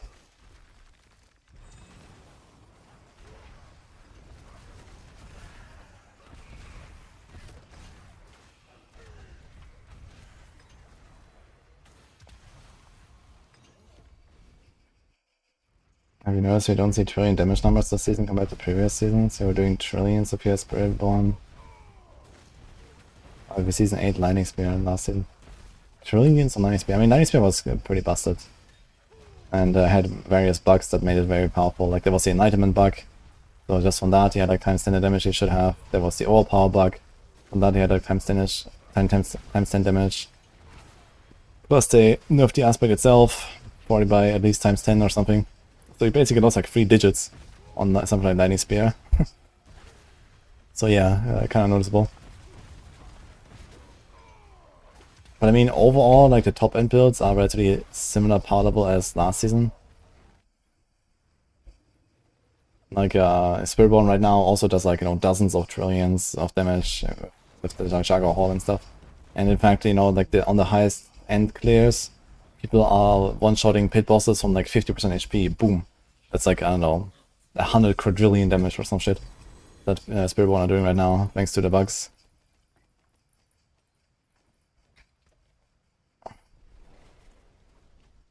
Morning, Bassett.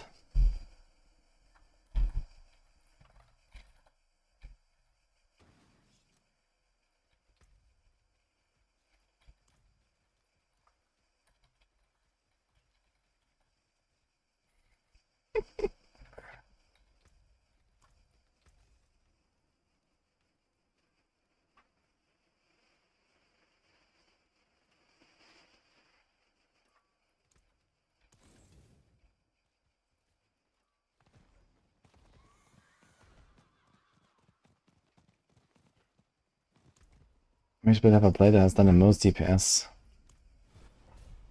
I guess I had damage numbers off, but I did 150 on hardcore with my Necromancer in Season 7. I'm not sure what is the DPS requirement to do 150, but it's, yeah, somewhere in the quadrillions for sure, I guess.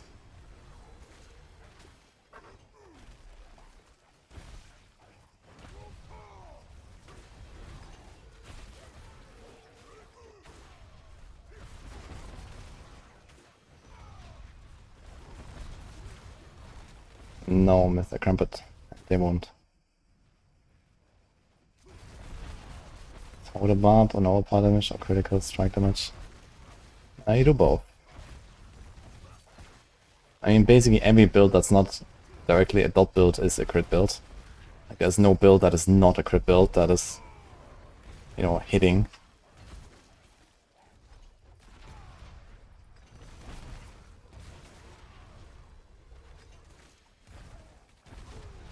And then overpower, I mean, Hoda is definitely like an overpower synergistic skill. So there's usually overpowers involved. Usually through bash.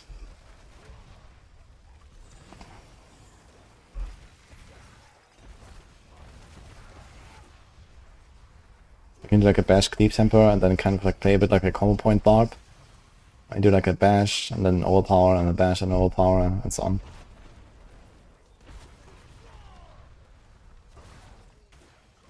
You feel Pit is harder this season? That's untrue. Pit is a lot easier this season. They nerfed the monster scaling. We don't know exactly how many like percent they adjusted the scaling. I haven't seen like the new data, but yeah, like we discussed it the other day in the Maxroll meeting, we figured that at pit 100, it feels at least 5 pits easier than it used to last season. And of course, you know, that gap is smaller on the lower tiers, because the gap widens with higher, like, the higher you go, basically. But yeah, something like that. So, like everything, like at pit 100, everything is like 2-3 times easier than it used to be, roughly. And maybe in tone 4, everything is like half as hard or something.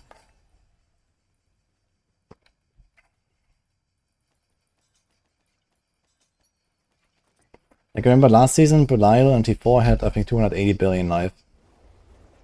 And I think now he's maybe at 100, or maybe a bit more than 100.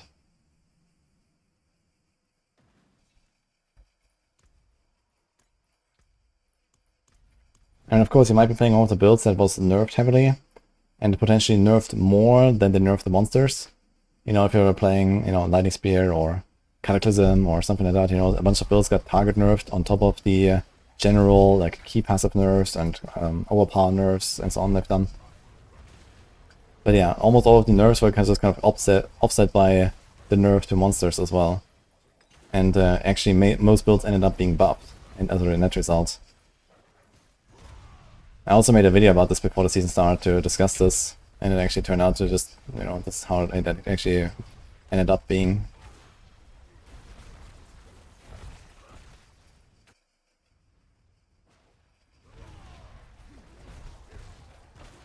You did 107 last season, and this season 101 is your highest.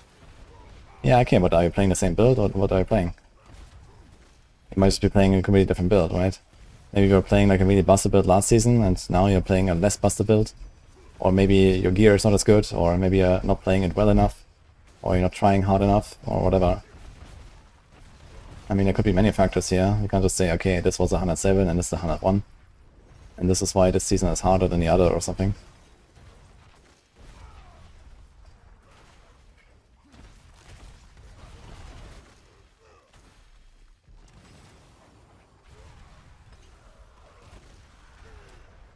Let's Sorc in Season 8 and Hyder in Season 9. Okay. I mean, I don't remember exactly what pit clear was Lightning Spear at the end.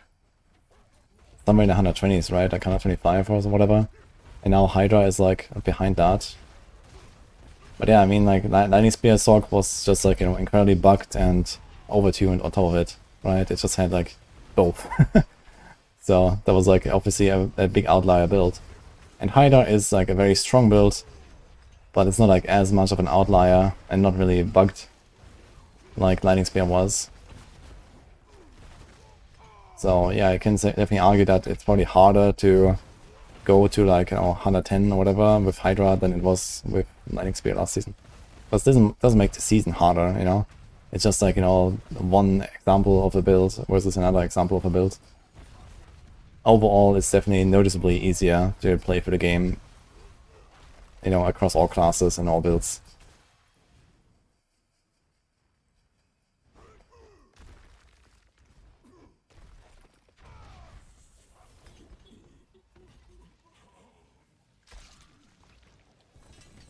It's the easiest build to play with Rouge, like bossing and farming.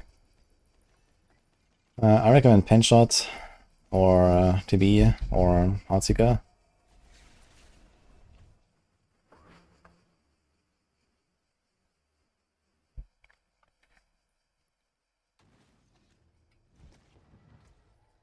Root of Fire and Flames.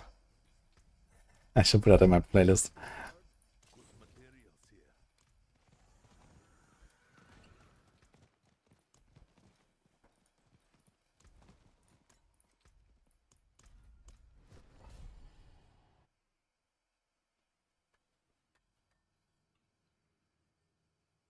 Either with bug makes 150. Yeah, okay, but the bug's long fixed, so it doesn't matter.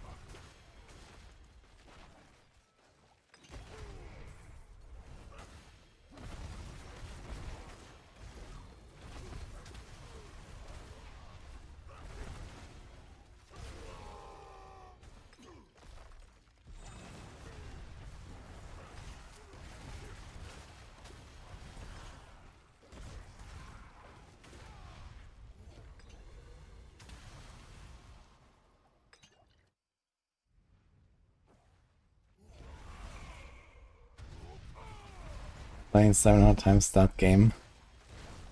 Is that normal? No. But I never pretended to be.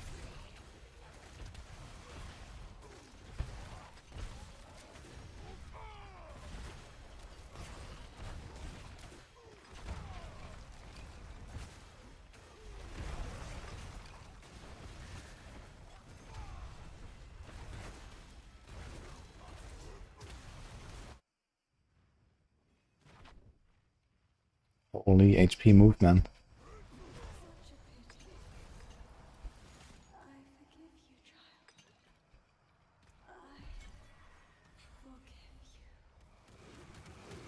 Appears bad when you complete a pit and don't unlock the next 5 pit, but only in the next one up.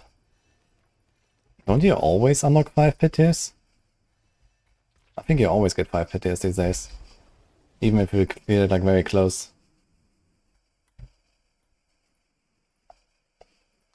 You should have game sound though, Azaron. You don't hear it?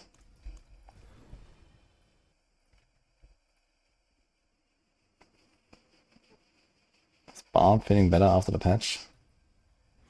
Well, the crappy builds on Barb will be better, yeah. The good builds will be unchanged.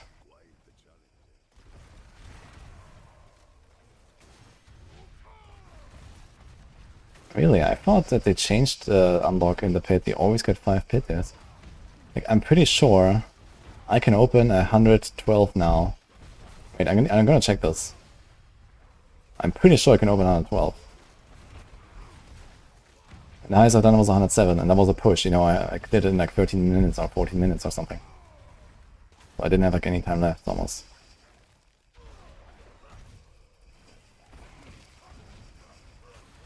Did you read this right? Rotting Lightbringer got buffed. You did not read this right. They're buffing Polarize though.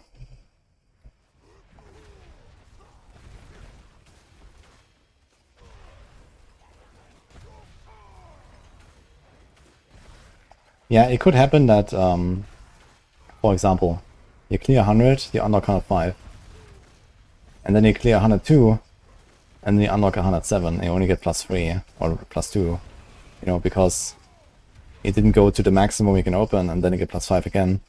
If you open something that is less than your maximum, then obviously you're not going to get another +5 from that, right? You're going to get +5 from the thing you cleared. So if you clear 100, you get a 105 unlock, but then you clear 101, you get a 106 unlock, you get +1.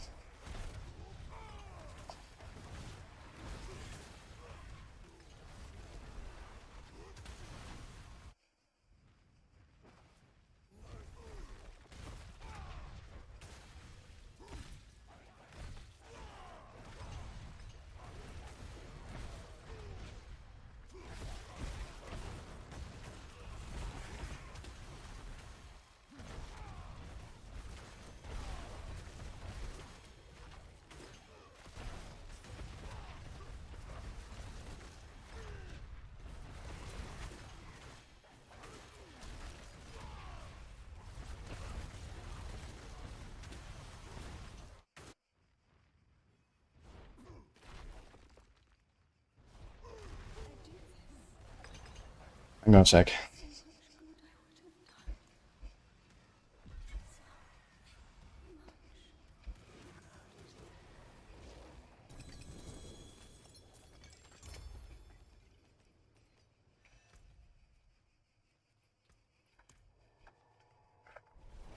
The new weapon for Polarized Druid got buffed. Wait, what the fuck? What buff?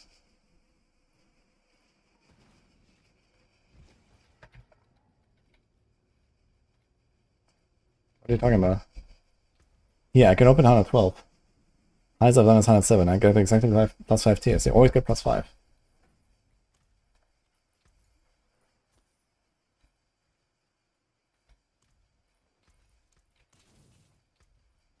My clear was kind of close.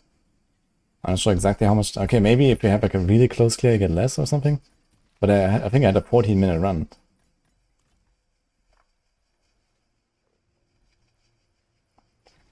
I have Moni, Jar, and Neo Se right now. And the Moonrise on the weapon and Might on the pants and Vayman Brawler on the ring. Yeah, I'm pretty sure this has worked for a while like this, where you get 5 tiers no matter what. I think in the past it mattered how fast you did it.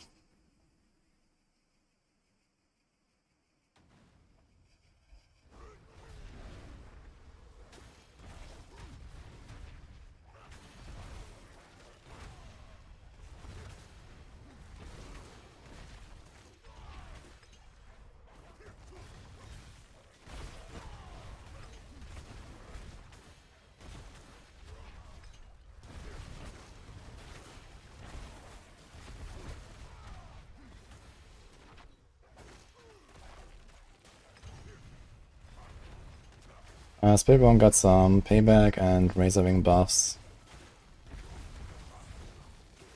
And Stinger.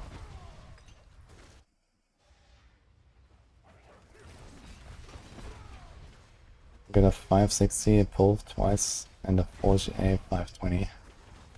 Yeah, 4GA means you also have resource GA, which is actually a downside. So I'd probably prefer the 520.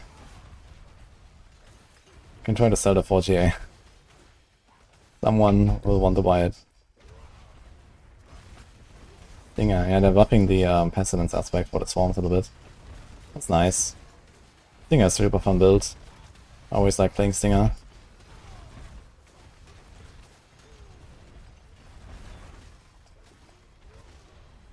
Stinger is also like a relatively unaffected build by nerfs from the season start. So it just kind of got the monster nerfs.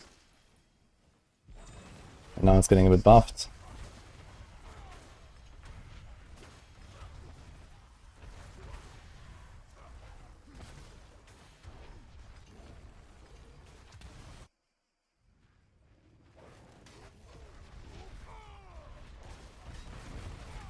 So my pit has 73 minutes remaining. Yeah, I did have some time remaining. But I can't really believe that like 2 minutes remaining just gives you, you know, 5 tiers unlock instead of 1 or something. That seems a bit wild.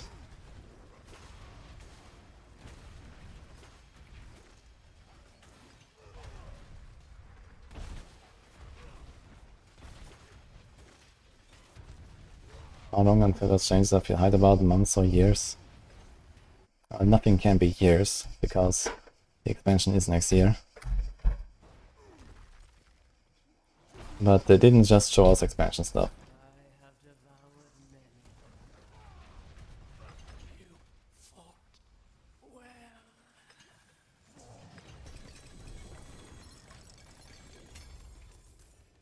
Two goblins.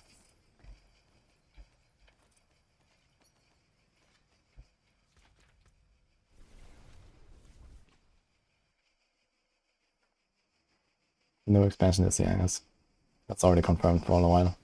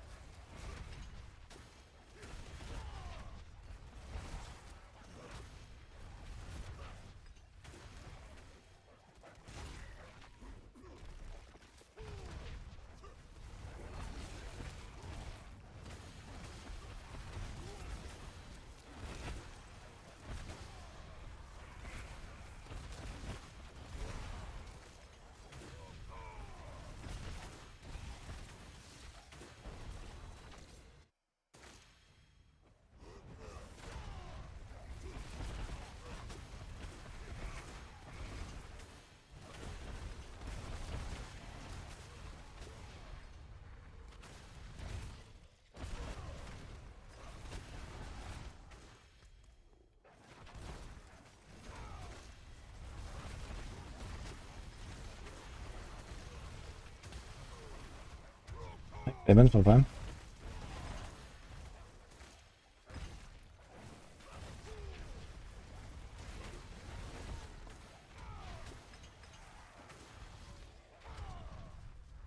real PoE's model with 3 leagues and 1 expansion, make it paid.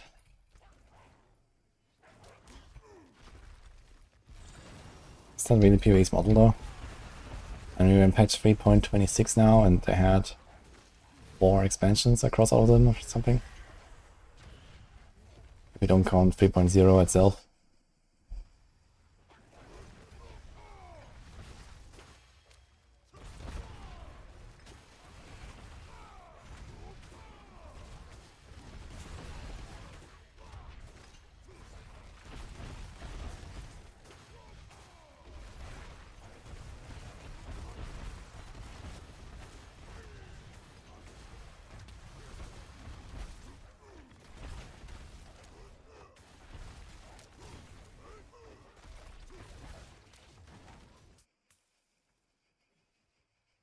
And that's not lines. It's +1 item for a full party. But in T4 especially, you get already like 7 drops or something.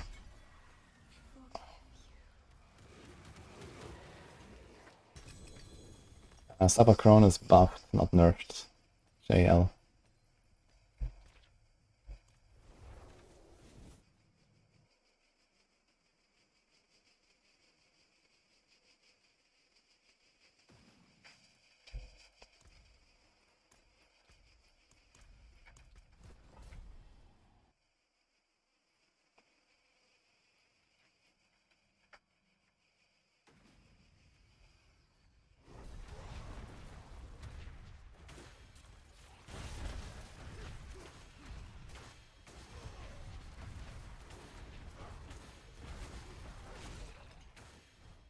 And that logic doesn't actually check out Florian, because the Stormstrike is by far doing the most damage in that build. But it is a strict buff. You just need to look at the wording. Previously it's 350% of damage, and now it's 250% bonus, which equals the same for Stormstrike, but it also is more for Claw. So it's a strictly a buff. Does T4 have something similar to Kana's Cube? No.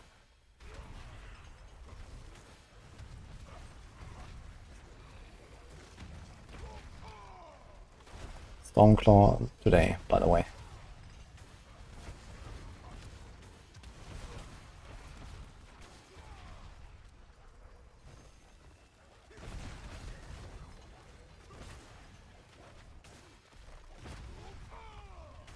A bit of Stinger. I think I'm in B right now. It's alright. Very fun in T4 especially.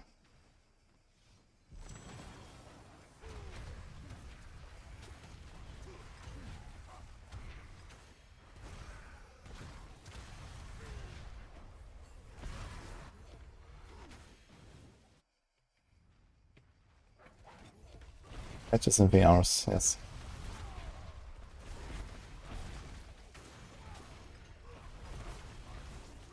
I think I'm gonna do another hour of Kuras or some shit.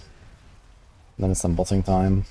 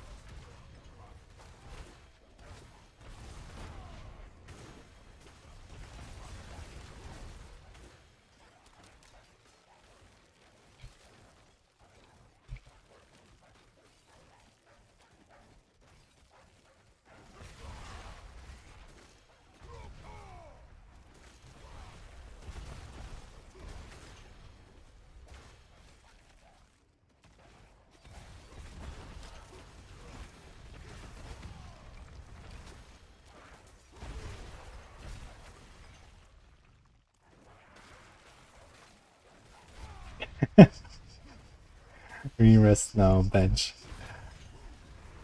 85 with a dash build, man. I think Ava needs something to do, guys. Ava, if you're really that bored, have you considered giving us a attack speed break once for Spiritborn?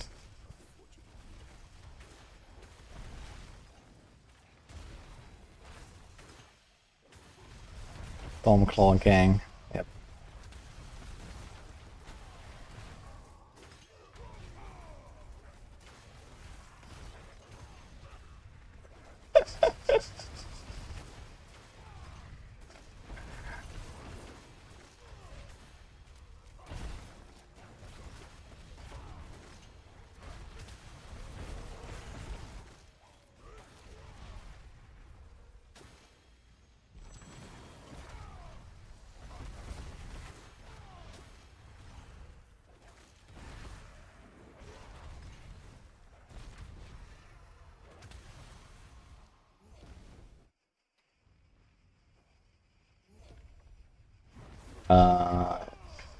In Helltide, the chests have different costs depending on which kind of chest it is.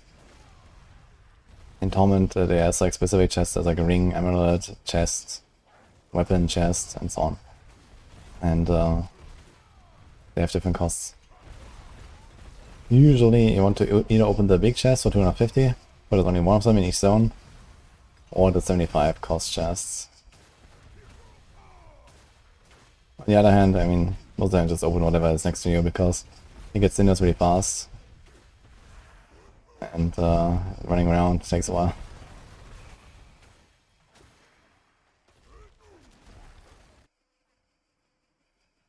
Looks like I enjoy this Barb build. Yeah, this lunge is very fun.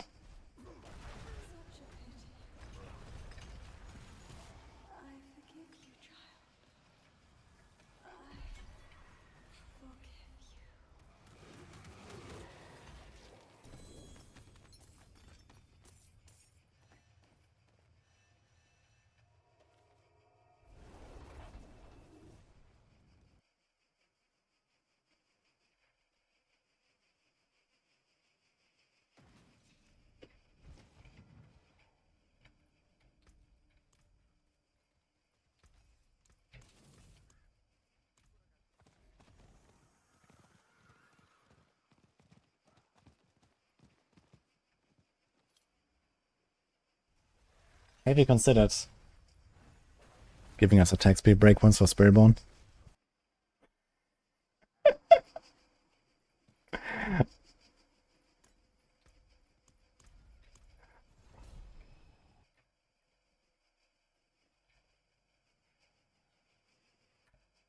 Yeah, I'm gonna close the window, guys. One sec.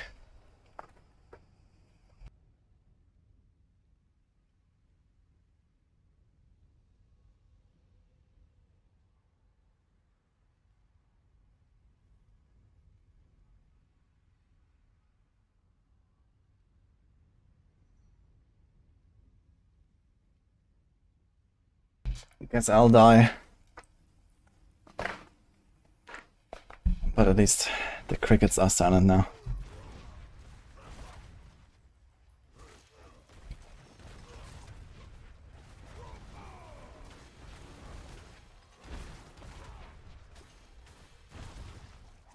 Not just the dog, also the crickets. Oh, they're not actually called crickets, there's something else, but something like that. They're fucking loud. So then Mike picks that up.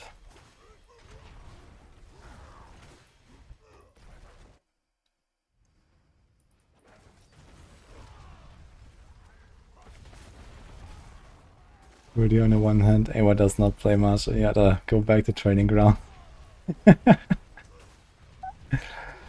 Yeah, I think Ava might be overcompensating. You know, he got released into the wild. And now he sees this realm of possibilities. And suddenly we're gonna have a dash guide on Maxroll.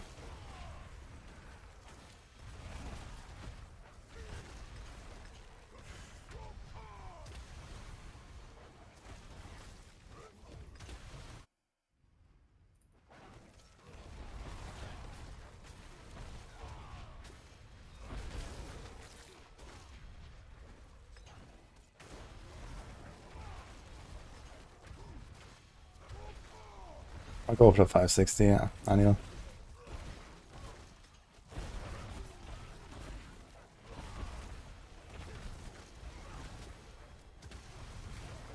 No evade frames, that's all I need. Yeah, but they don't change, do they?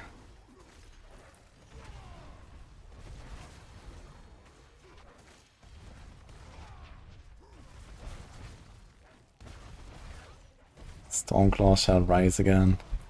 Cope.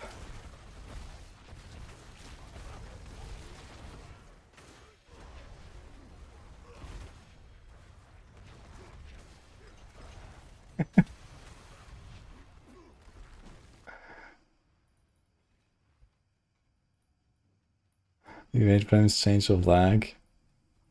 Oh boy. Here, guys. Easy DPS buff.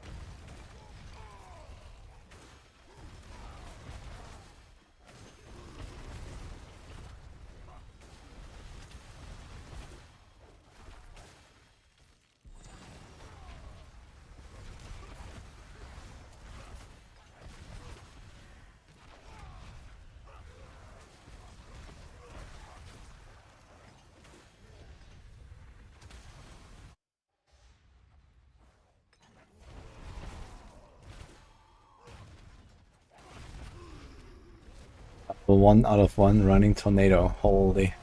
What did it clear? Pit 65.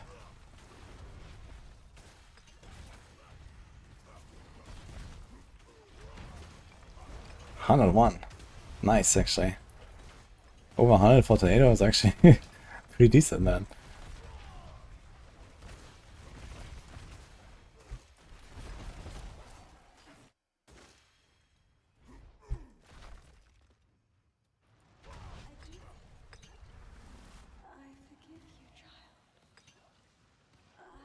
You hope Mother's Blessing comes out today. 2 weeks in, maybe actually. Unless I do it quite early.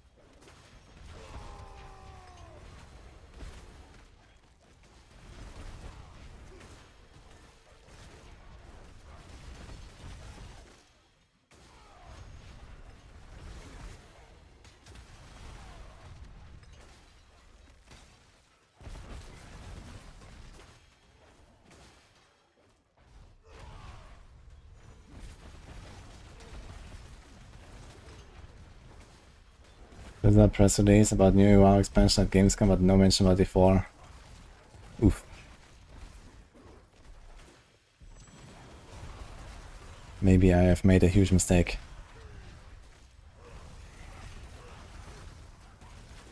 Yes, we've catched this Rafa. Alright, this is a Lunging Strike Barb, Darius. It's in the description.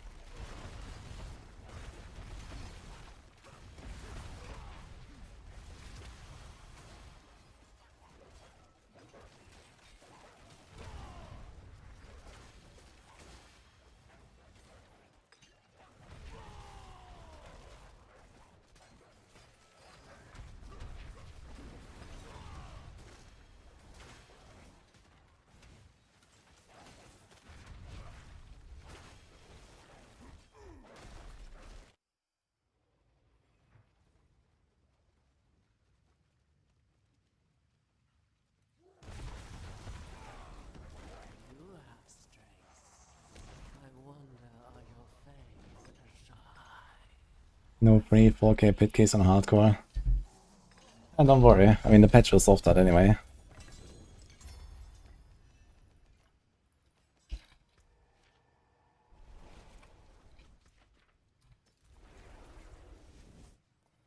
We got 2.5 hours on the patch.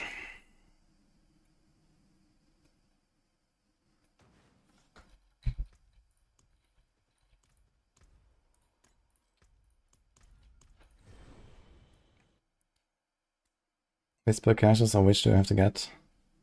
Yeah, you can level also Whisper caches. Any of them.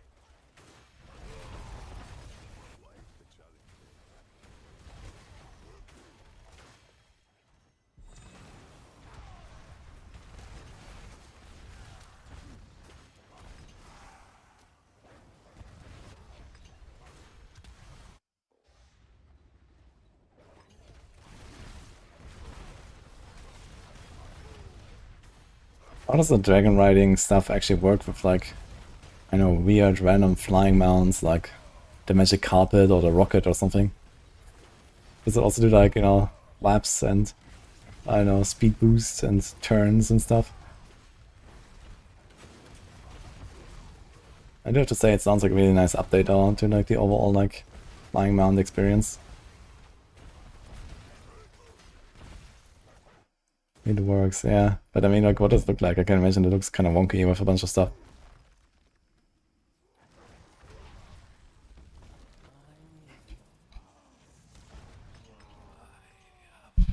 I'm gonna get some water, baby.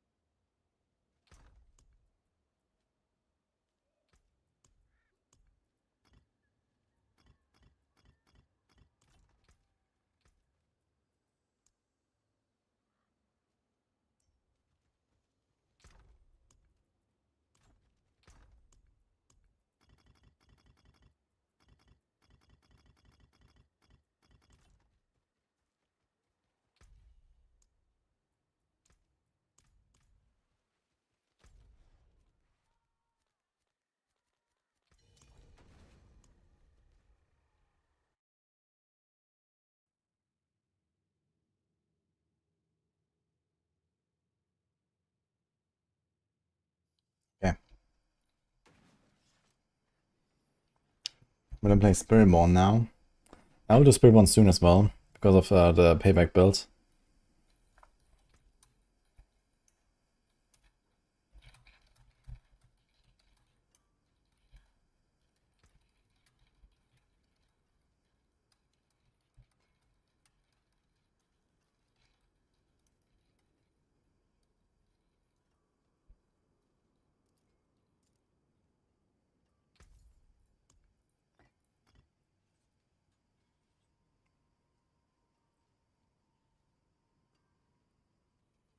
He hit the jackpot with a 4G eraser plate and a max passive. Damn. That is kinda sick. I have to find a bunch of bosses on the Spiritborn as well, actually, now thinking about it. Probably wouldn't hurt to try to get a better razor plate. And Balazan, maybe get like a nice 2GA of each.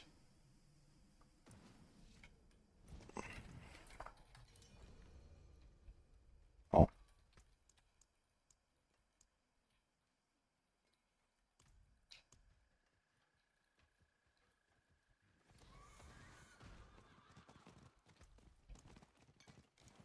Well, how much do we have left? 30 titans, oh god.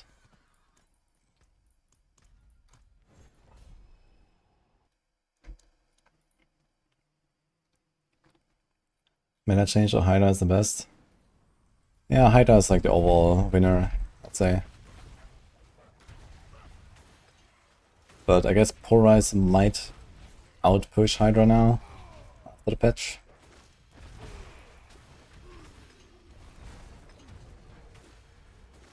Very slightly.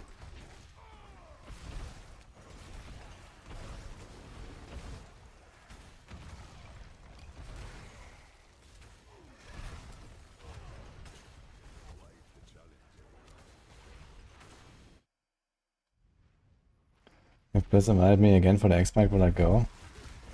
I mean, like the Spiritborn thing we've done? Yeah, I mean, it was nice.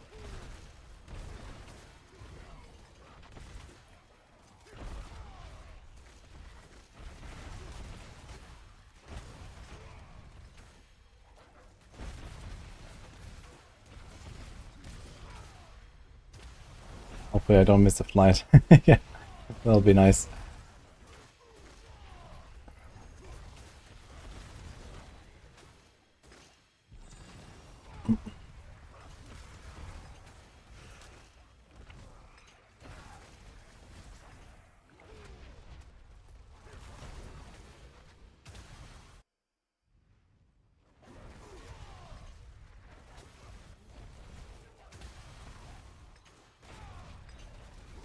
Fastest way to 40 to 50. Ah, Helltide or Nightmare with the XP. Epics.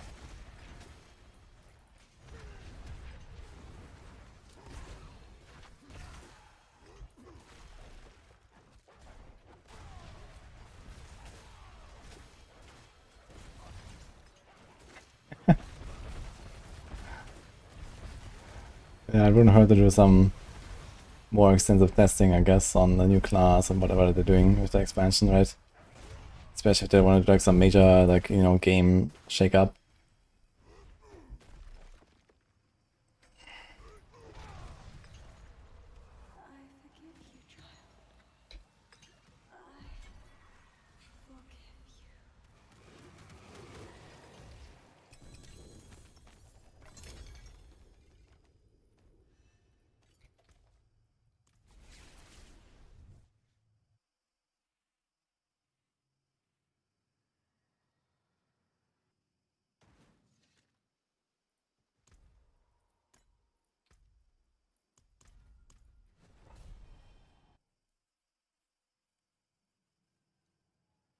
Build 1 for T3 and T4.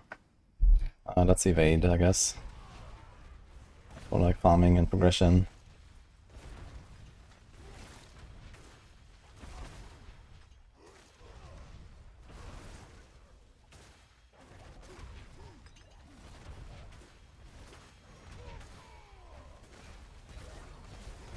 Kind of funny because when the expansion launched and there was like this 1 week, you know, early access and stuff for creators and you know, media and so on.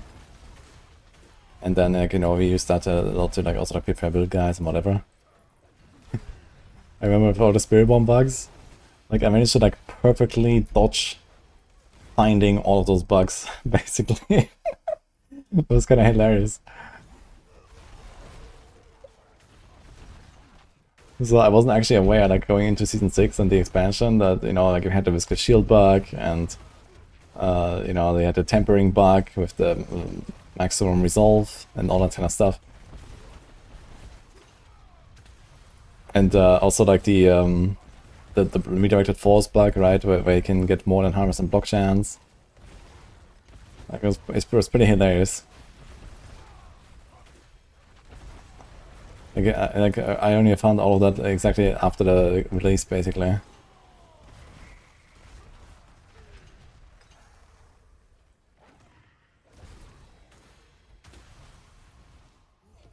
Because I remember, like, in this early access version, like the material drops and I think the gold drops and stuff, they were like giga bugged. Like you didn't get shit to do like any kind of like crafting. Like you could not roll your items. I could barely imprint my items. You could not like masterwork anything, basically, because you just had no materials. If you think you're starved now, then, you know, that is nothing. So we could barely do anything with the builds. So like this like whole like tempering stuff and the, you know, the block chance bug and all that, like, you know, I just completely missed all that. Because I just never got an item to actually see that. And then like basically my Paragon boards also, they were all without Viscous Shield. I didn't use Viscous Shield. I later put Viscous Shield into all the guides I made because I figured, you know, ways to like use it, and that was good. But when I was playing the test, I had basically like one Paragon build for all the builds, basically. And that did not include Viscous Shield, so I completely missed that bug. That was kind of funny.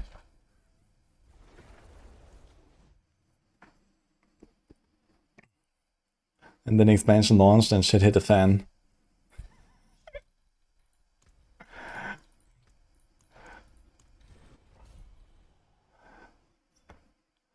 Which day will be Flurry after the patch? Like to be or weaker? Nah, to be is way stronger than Flurry in terms of at least pushing. Flurry doesn't really move anywhere. But, I mean, it gets better, so it helps. I think we still have it in B or something. Flurry is decent.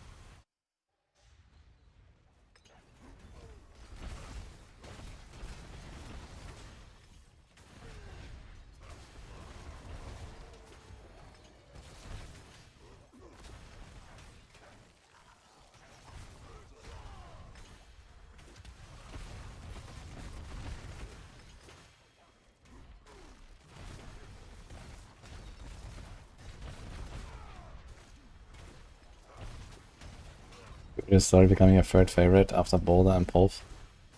Yeah, I like Druid a lot too.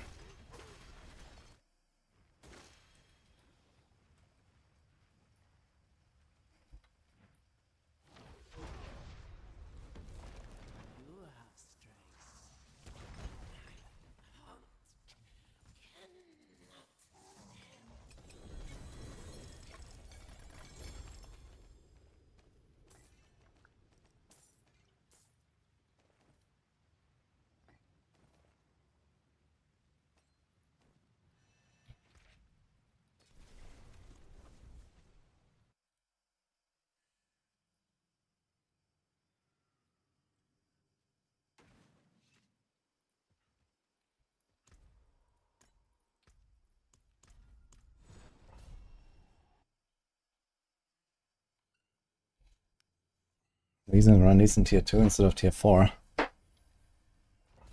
Oof, log out.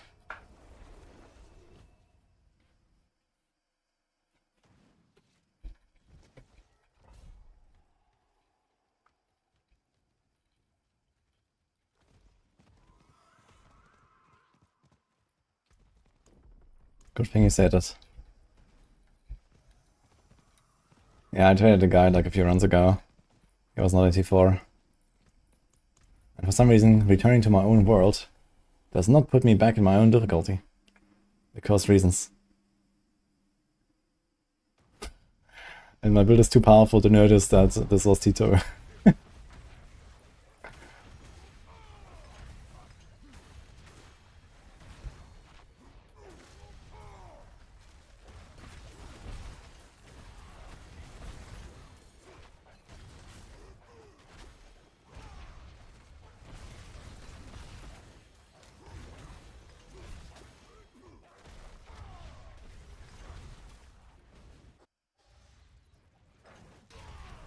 When does the patch happen? 2.5 hours.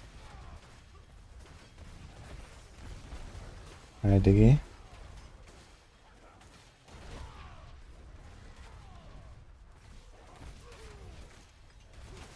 Maybe we can expect some weird bug of flurry for S tier. Nah, I mean, it's just like tweaking the numbers a little bit, so I don't really expect any crazy things happening there.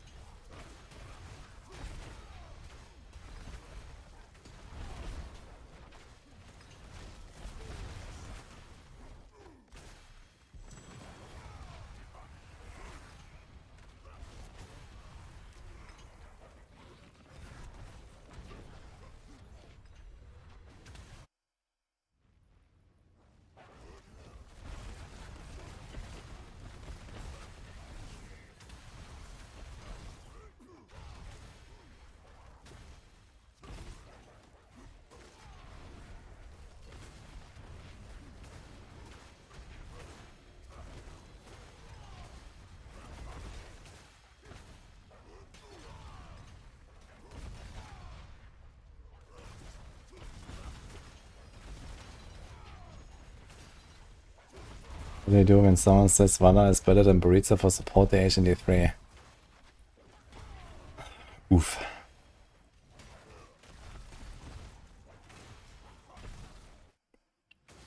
I'm not sure if I can help with that. That seems like a lost cause.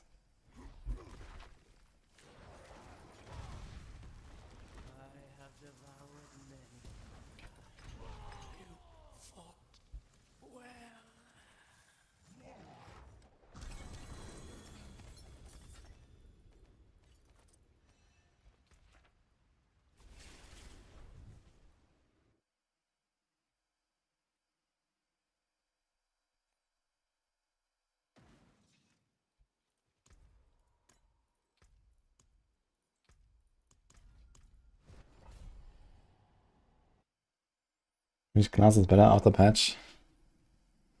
I mean, the only class that gets a buff to one of the best builds is Polth. But, I mean, it's already basically the number 3. Now it's still the number 3. So, all the other class are just like builds that not many people play right now, and none of them will really become like a top build or something. So it helps. But, you know, the meta is not really shifting in any way.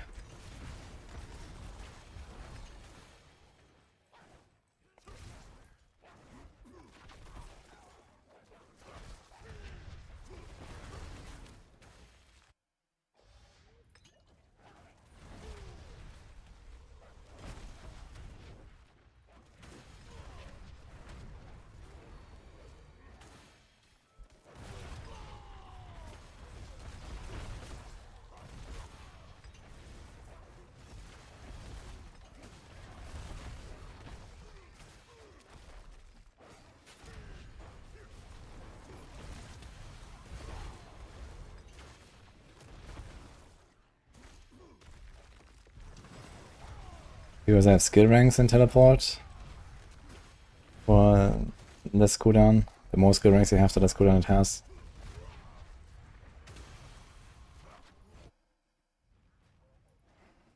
How much stronger will Stormclaw be if they change the Crone Staff? Realistically, barely stronger, but it's a bit more single target.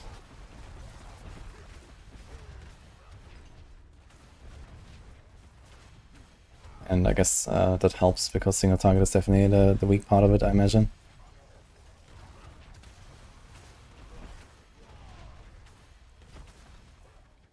The Mock set is from last season, from the Berserk collab. You can't get it anymore.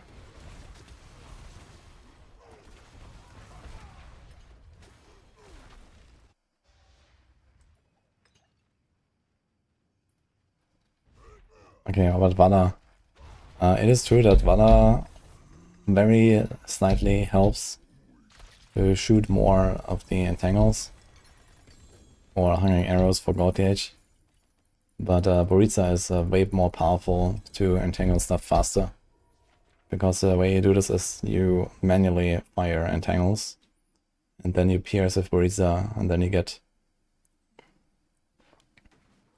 roughly times 2.5 entangles. Sometimes times 3 per shot. And it should trigger roughly every second shot. So with Boritsa, if you manually shoot, you get probably something like double the amount of entangles compared to just spinning with a Valla.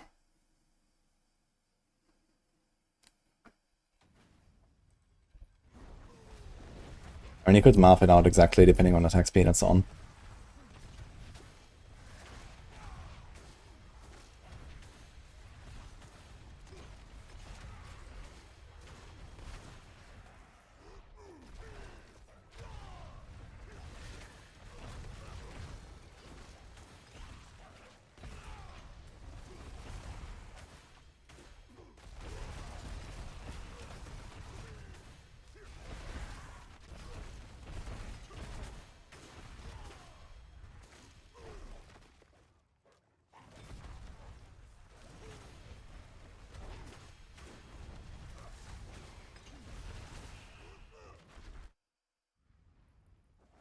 Patches in 2 hours.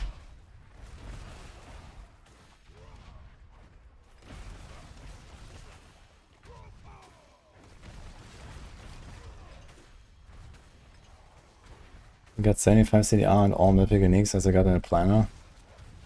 Then you should be able to do perma teleport with 1 cast. Do you have the right boots?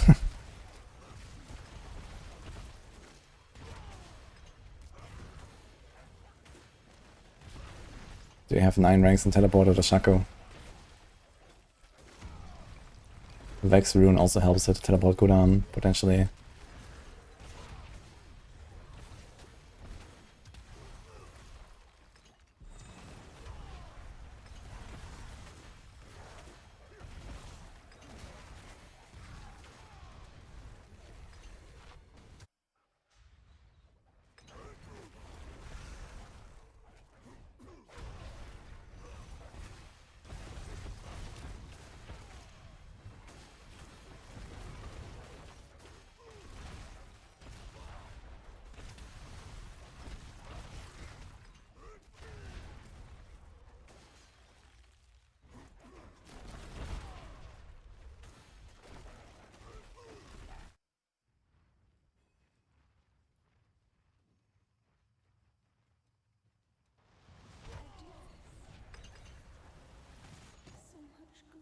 Spectral weapon season like the free head will be fun in D4. You mean like the ethereal season? Yeah, I think I can definitely like explore a lot more like seasonal content space like that. D3 did a relatively good job with that in the later seasons. Even with like relatively little effort, right?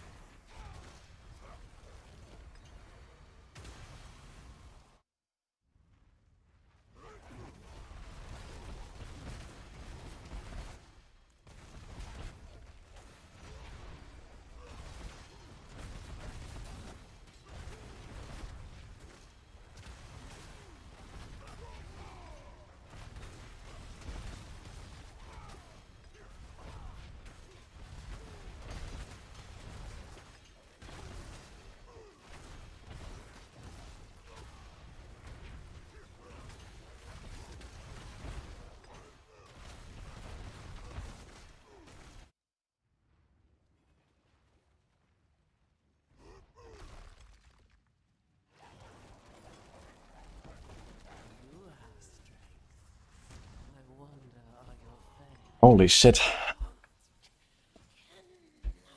Guy's selling a 4GA perfect pain gorgeous for 2 billion. Should I get it? I'll have 2 billion.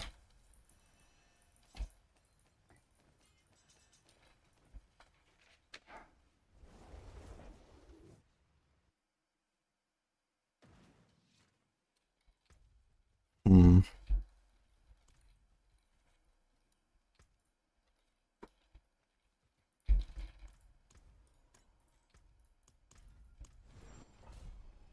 Don't need 4GA. It has extra attack speed and extra cooldown.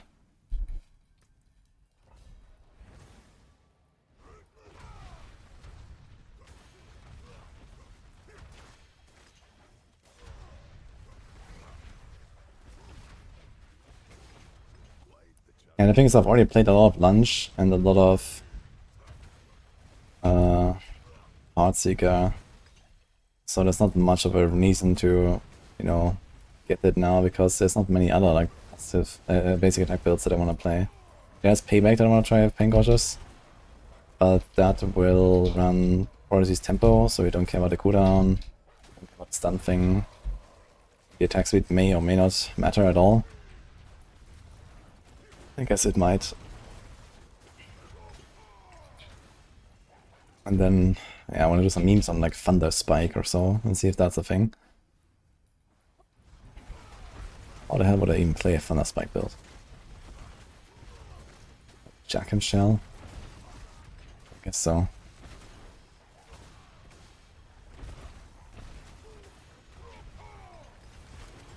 This is your chance to make a Blade Shift build. I mean, Invigorating Strike exists. I guess Blade Shift should also work. Just as a slightly scuffed version of Invigorating Strike, maybe?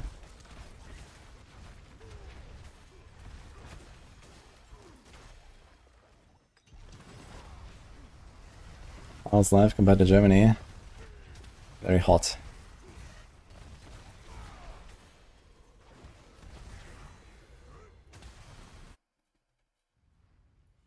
Barbarian prep for patch. Yeah, no Barbarians this season. But Lunging Strike is pretty good. But I'm not playing this for the patch now. I'm just like farming boss mats so I can do some bosses. I want to see if I can maybe sneak in a better starters. Because I lost my GA attack speed, triple masterwork attack speed status, which was very nice for the non-core skill builds. So I'd like to get something like that back.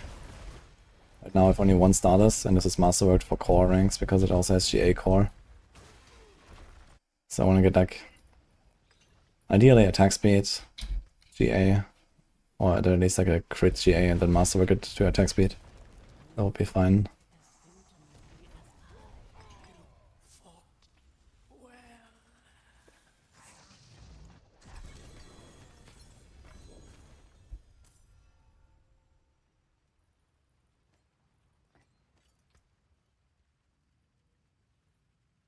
Wait, the guy who's selling these gloves is actually my friend.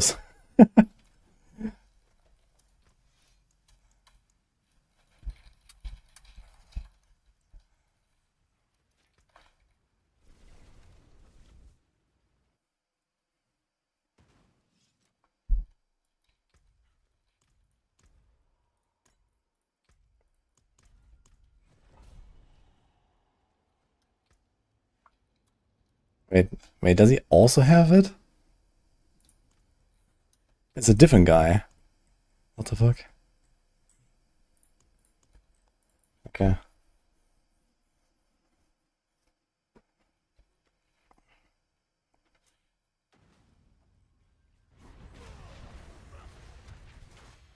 Stormclaw, what is that build? That's a very old school Druid build. From like, what, season 1 or something? Like it was like a thing in the first few seasons up till the Spiritborn patch in season 4, and then it kind of like disappeared. But a lot of people keep asking every season, man, I wanna see Stormclaw again, where is Stormclaw? It looks like we have Stormclaw again. So let's try it out.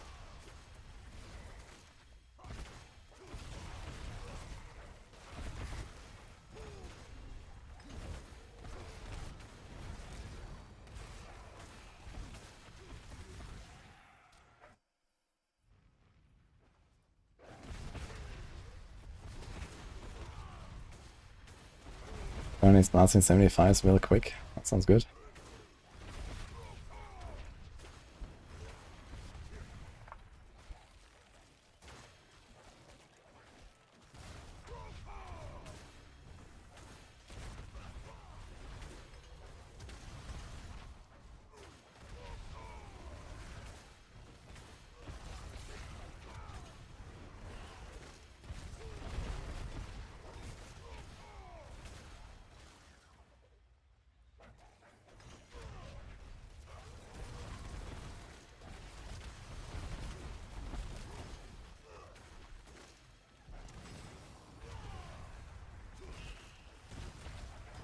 I have a build plan for Stormclaw, I am.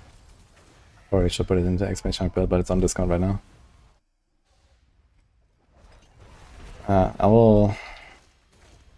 Actually, my potions are about to end. So let's just make sure we have this set up.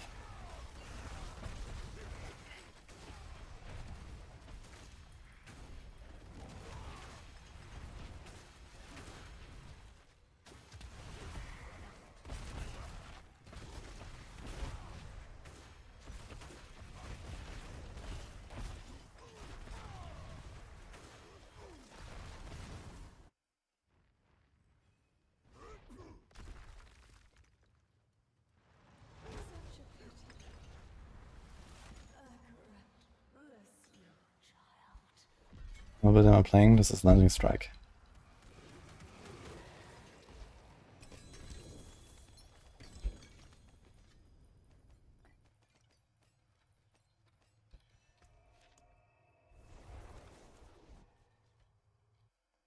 Okay, let's see.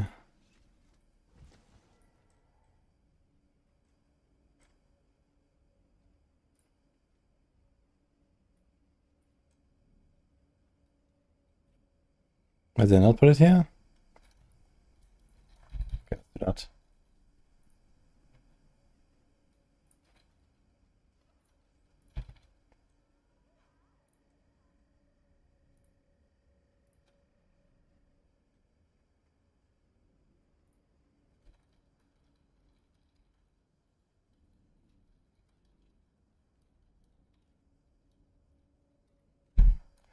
I guess I can delete all this stuff here as well.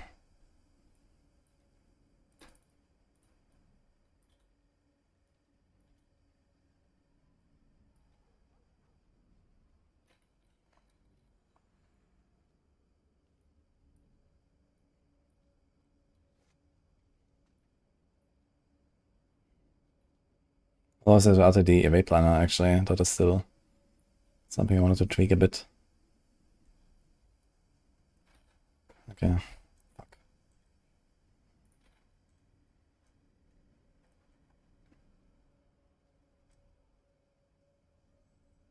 Wait, which one did I... Yeah. Okay.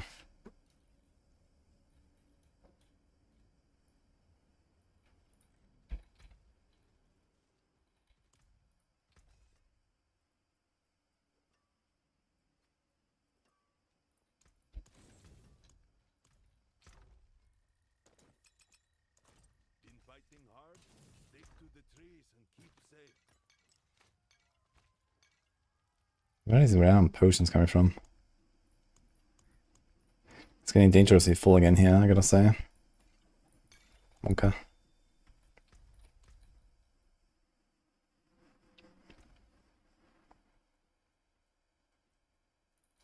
So first of all, do we change the build in any significant way? The only thing we would probably maybe do is adding more ranks in Claw. But I think for now I'm not really gonna change anything. There's no starter, so just Shroud, Perdition. Okay, I think I have this stuff already, right?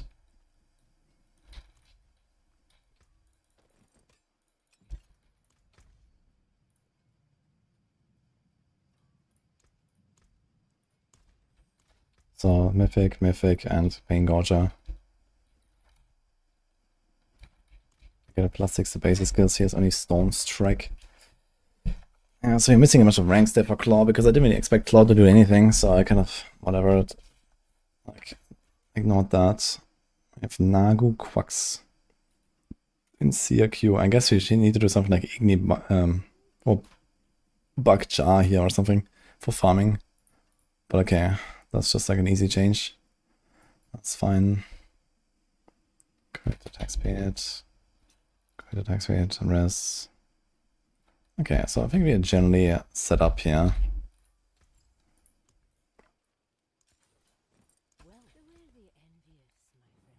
I guess I have to see about the master working exactly. Also got a big neck literally from the planner. Okay. Yeah, this is all done. Do we have better Wild Heart? Addition, not Tempest Roar. I mean, I have a Tempest Roar, but I mean, it doesn't really help us much. Like, first of all, I need to cap crit somehow. And then you get a 60% bonus. And Tempest Roar gives us a little bit of willpower, and then nothing, nothing, nothing, and nothing. And what do we gain? Thunderstruck. For Claw. And, I mean, Claw is kind of like the small part of this whole thing, so... And Thunderstruck is the same as the 60% bonus from Perdition. Great. I guess there's this here. But, I mean, Claw already has built-in poison, right? Only with this upgrade. Okay, so we don't have that.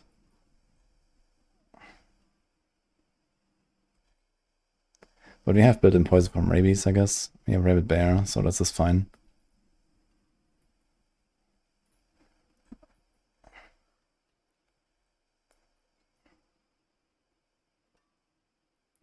Yeah, the main issue is access to guidance, so we kind of want to use the Quacks. But yeah, let's see how fast we go. Maybe we're just so fast that we don't really care about the 40% damage loss. Or if we're like that strong in T4 content, we can just go Jar Rune anyway.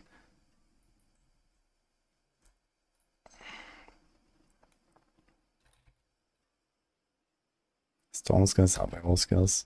Yeah, actually it allows it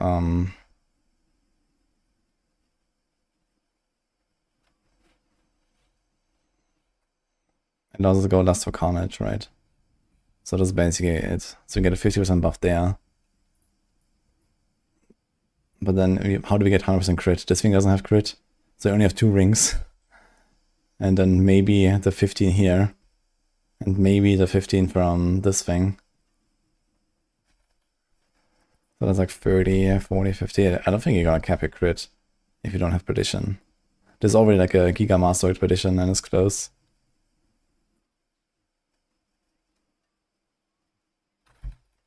Yeah.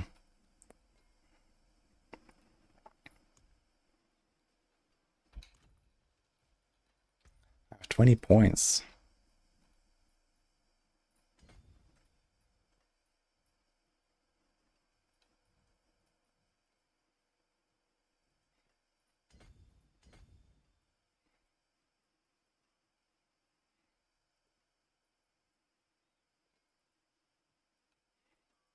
I also need some gliss, yeah.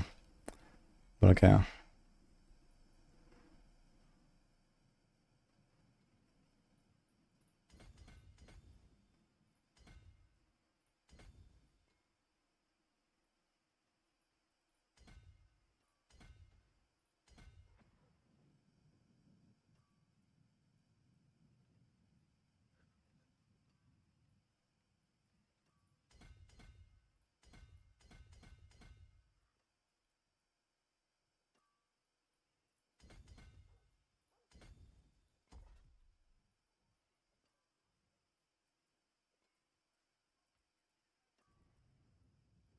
No homeboy Hamilton.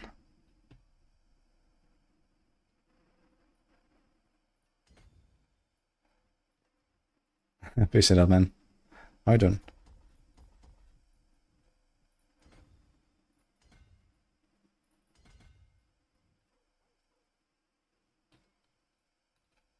Actually, a lot of points there.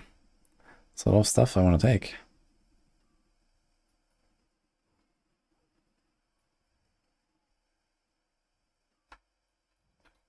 I really wouldn't mind like another like 10 Gons. But okay. So I think we're kind of good to go here. Wild Hunger is a bit scuffed.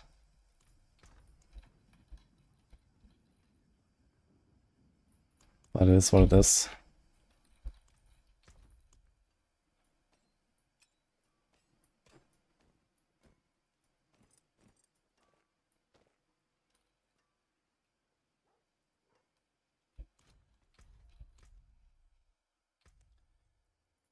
I think I should kill some bosses. I've been hunting for a good roguelite. Okay. Well, Hades is there. There's the Wizard of Legend 2. I played that recently. That was really fun. How's the outer bin? Good season right now.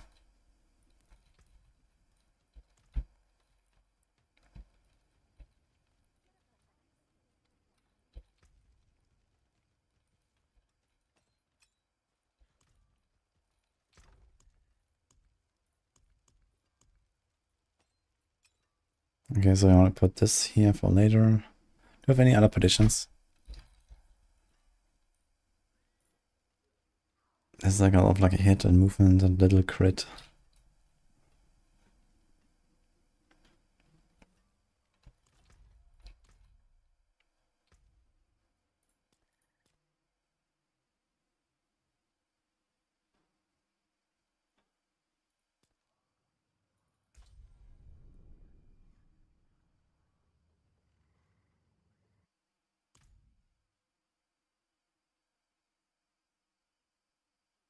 I got a few hundred hours in Hades. Nice. Okay.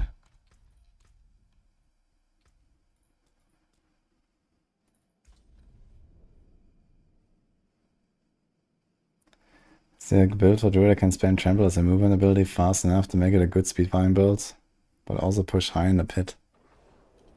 Yeah, the problem is that Trample is a movement skill that slows you down, doesn't speed you up. So that's kind of like the main problem. So even if you can spam it, you will just go slower.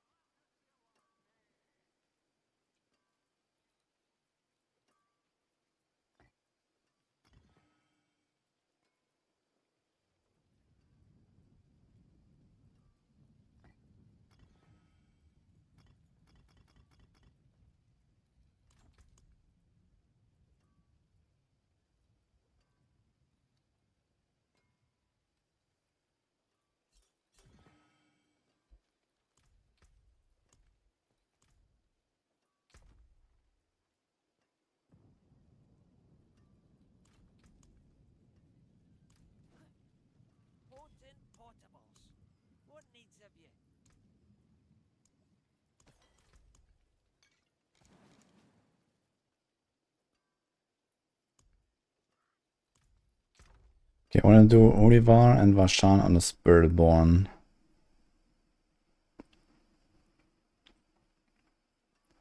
I think all the other stuff you can do on a Sorc, just like blast down the bosses.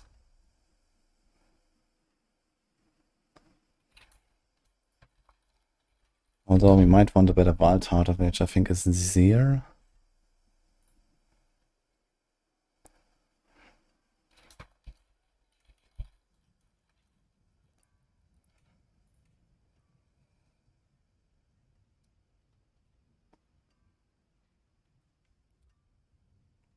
Rogue has a Beastful Boots here. Got to Rogue this. Gregoire. I mean, there is Haragat. We can do that with Barb.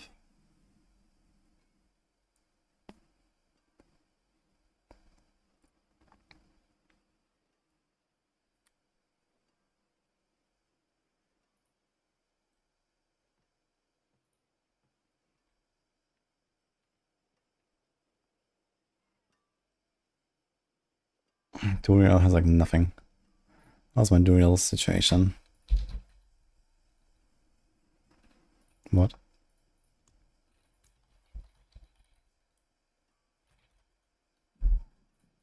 Where's my Stygian Stones? Do I only get it from the other bosses? Okay. Shard.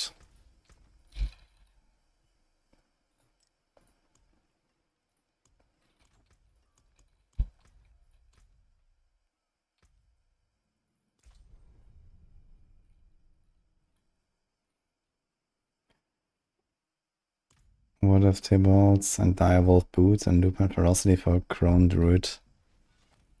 Lupine Ferocity. I didn't even consider that option.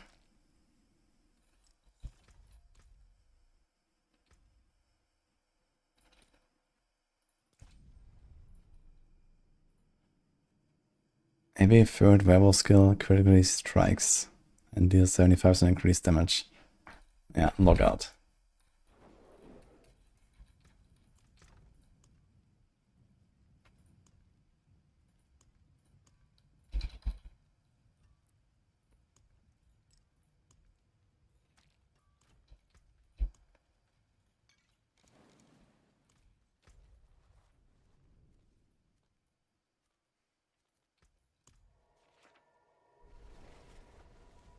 Sorry. Chamber doesn't take movement speed in account for the animation. No. And it has like a pretty like long like end animation as well. And these days, you know, everyone runs at 200% movement speed, which is basically the same as Trample itself. So yeah, Trample is just not really a great movement skill. They should maybe like make the ending animation a bit faster. And not make it knock back enemies, but make them knock down, for example, and then maybe this would make a little more sense here.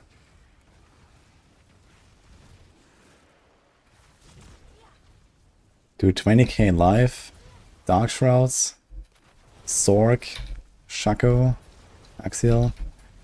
That is probably the tankiest build I've played all season. I can probably survive the Harbinger jump on this build.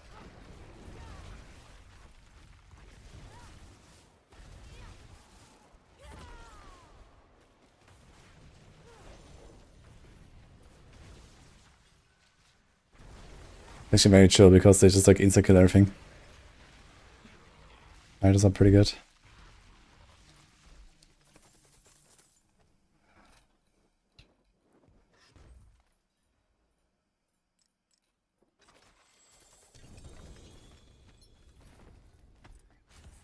Why am I in Atomic 3?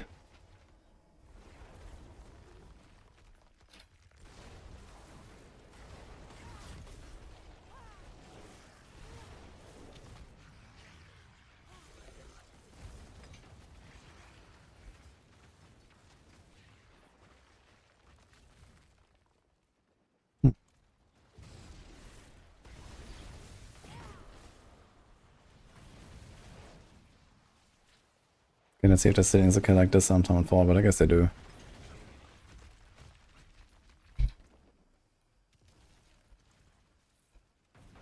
Alright, feels good, yeah.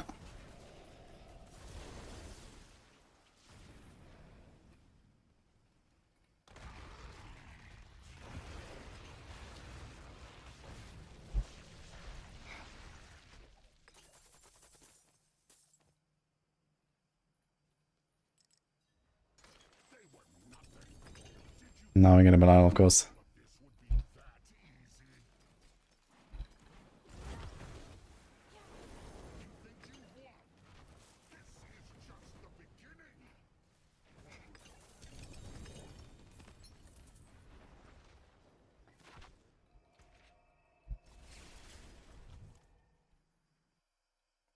Dude, it takes too long now. Yeah, but it's still like the most shit of the middle bosses, I guess, to farm. So I usually do my Duriels and okay, the unders maybe not much.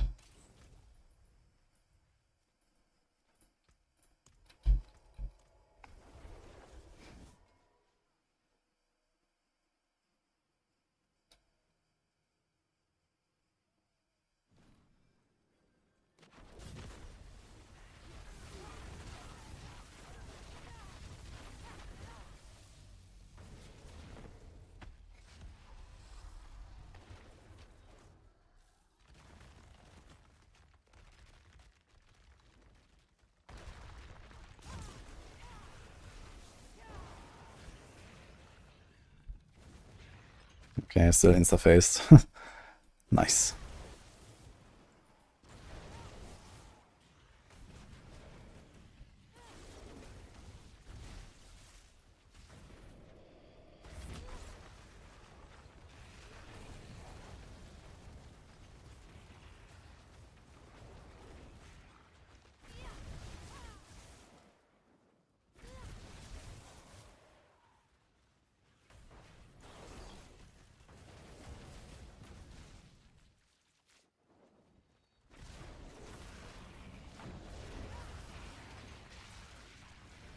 Let's build, man.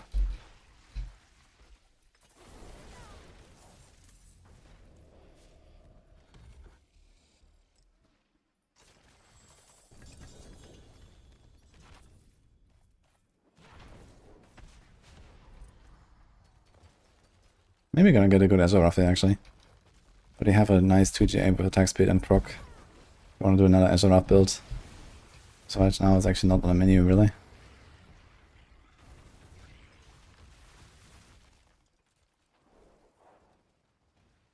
You play D4 because it's a better career choice or because you generally enjoyed over PoE1? I think there's a decent chance I could earn more money in PoE.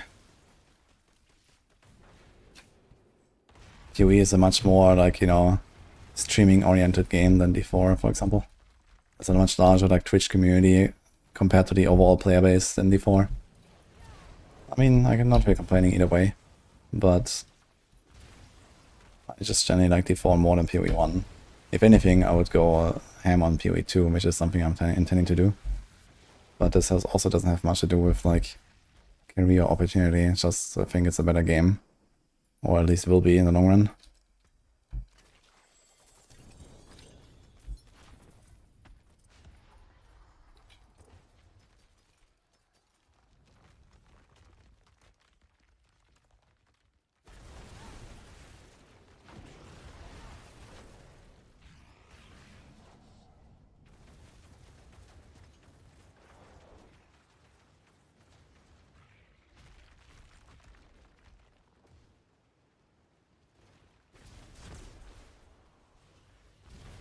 Before we better PG in expansion. Trust me guys, expansion 6 is gonna fix everything.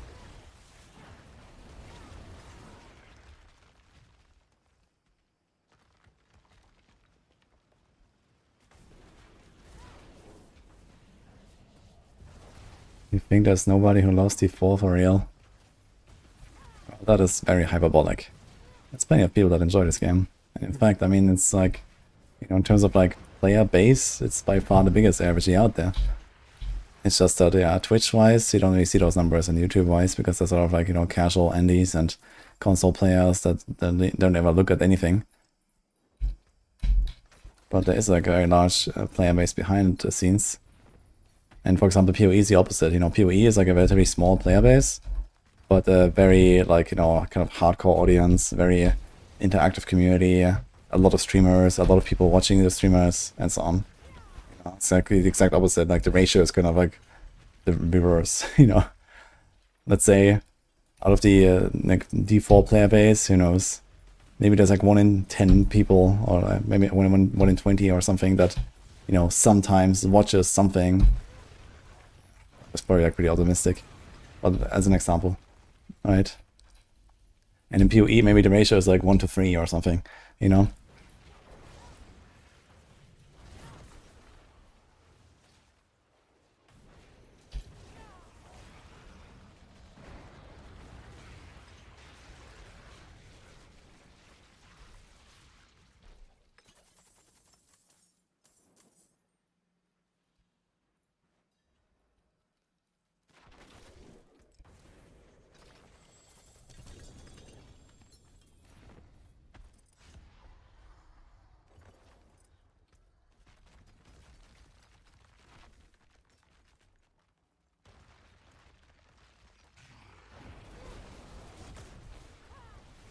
D4 casuals only come to Twitch to ask why their build isn't working. I mean, fair enough, you know, and I'm usually happy to answer. And most of the time it can boil down to read the guide or read my guide. But you know, I always try to like help out people and stuff, so that's fine. And I understand that, you know, plenty of people come here for that reason. And as long as they have a good time after that, it's good.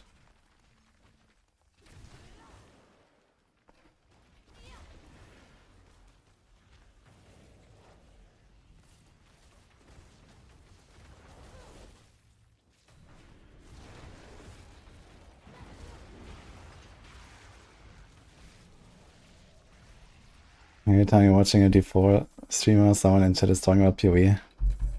Yeah, I think it's like natural that people like kind of compare the games and stuff like that, right?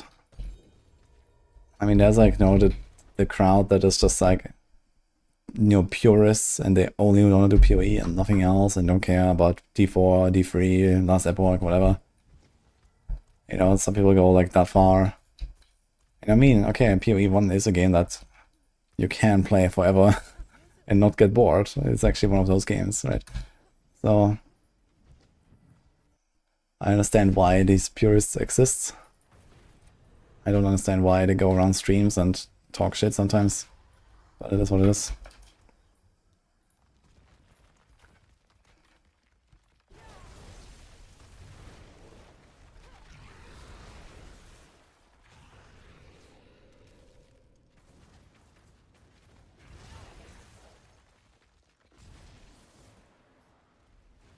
And how is it in the Asian community? I feel like outside of Diablo, not many RPGs are popular.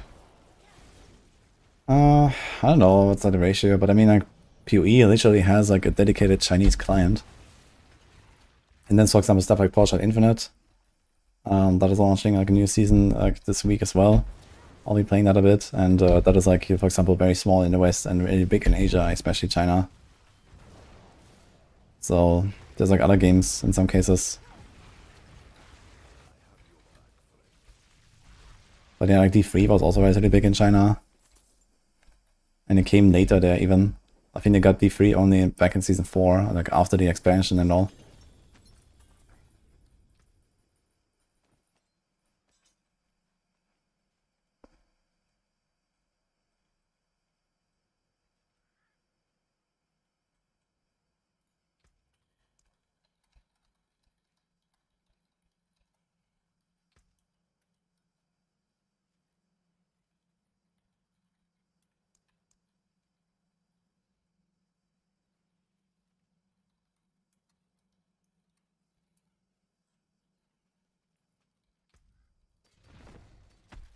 This guy, because he's searching for a Serpentine aspect, but he didn't add me now.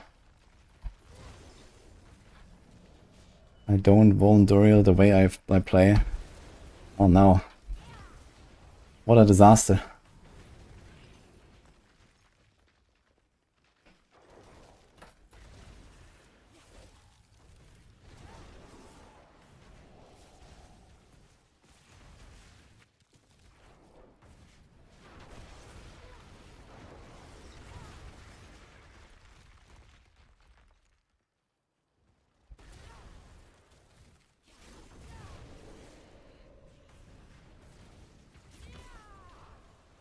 Yeah, it's Volnum.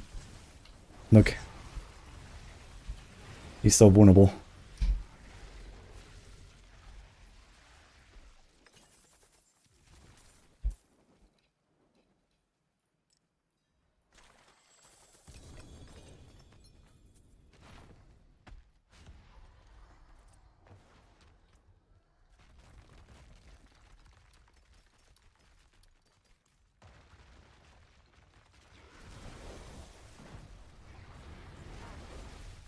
I know roughly how default will change, and it's gonna be very good. But I will not tell you how.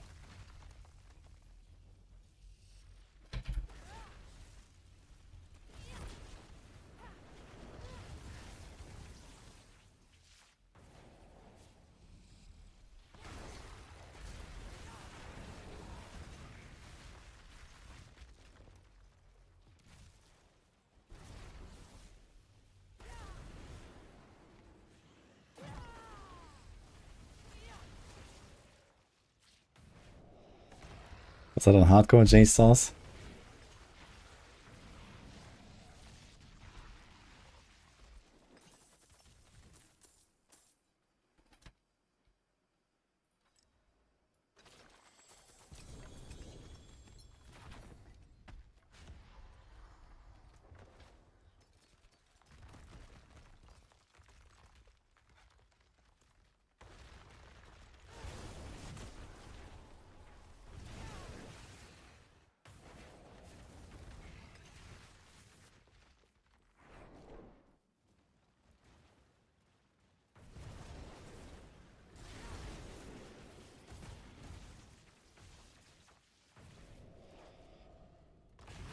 What does direct damage mean? That means not dots, basically.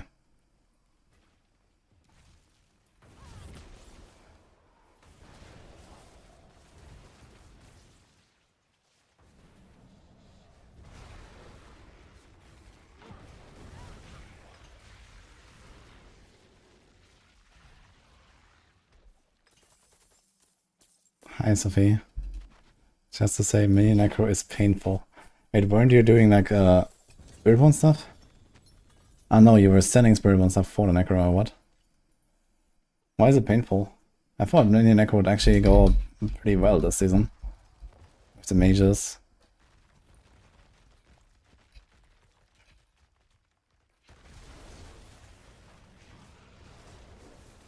Having glyphs at 100 is a big damage boost compared to 80.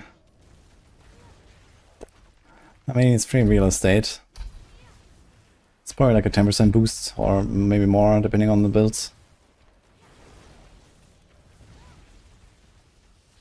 So it's definitely noticeable and something you want to get.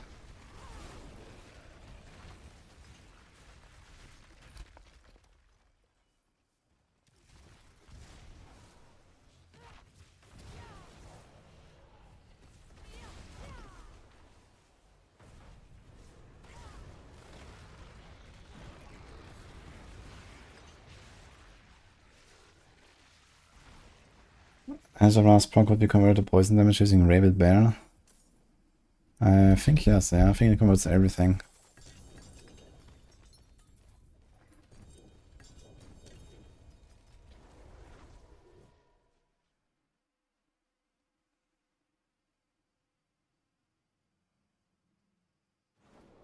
I'm playing Shadow Step Broke because I have to grind. I mean, good news is it's a pretty good speed farming build, right? You can just literally grind out like pit 70 something and get your glyphs up.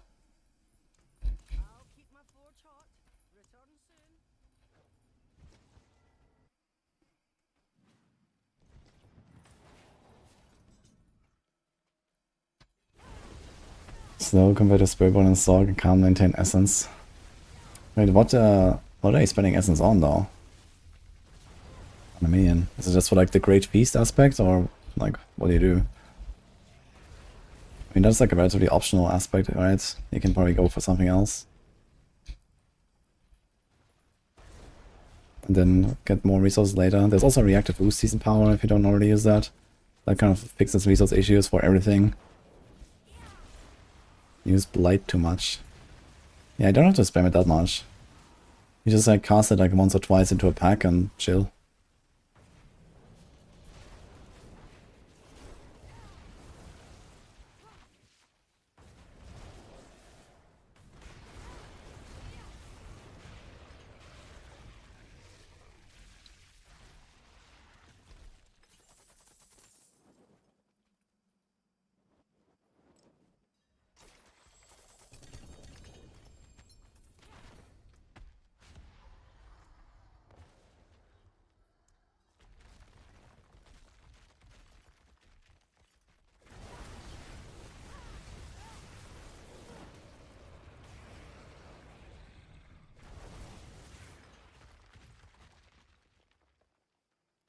Doing pit 90 plus now to upgrade your glyphs. Yeah, I mean, if you can easily do like 70% upgrade runs, that's nice to boost the glyphs. But at some point you like slow down or get into territory where you start failing. And this is usually when you just go back to speedruns, basically.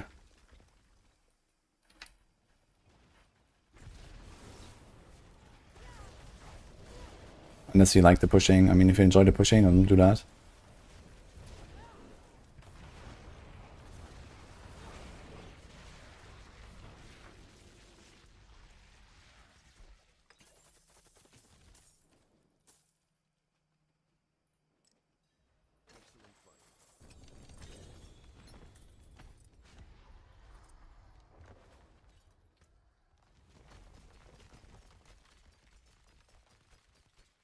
Ah, it's weird as we can get Ophidian Iris here on the Sorc. It's actually not a bad idea to farm this boss with a Sorc. And the Andariel and Hamager as well.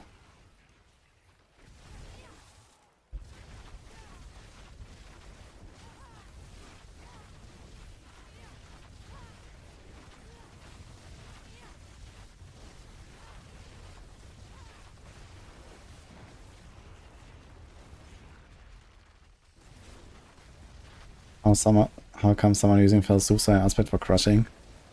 That's explained in the pit push variant in the guide. But TLDR, spaghetti code. Lots and lots of spaghetti code.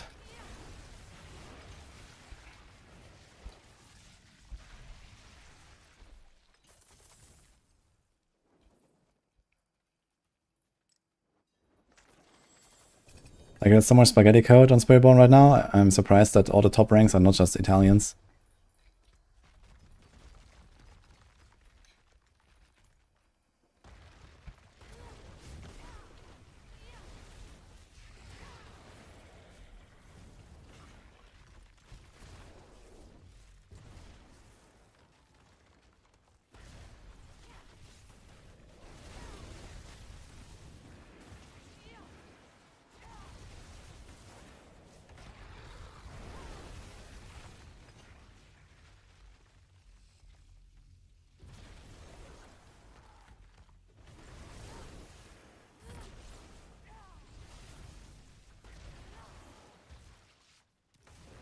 Yeah, everyone wants to play Jar runes suddenly in trade chat. What's going on today?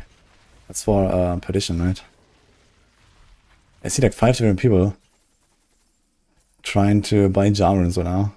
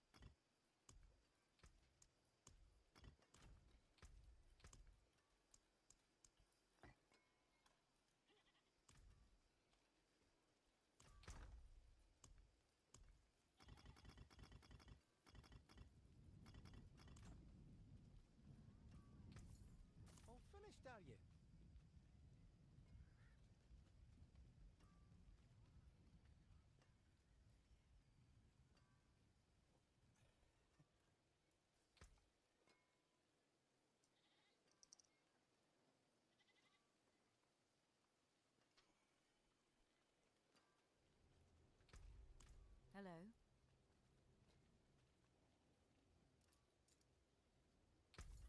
Dude, I love the best part about trade chat is when someone says want to buy ugly bastard helm, and bastard is just censored.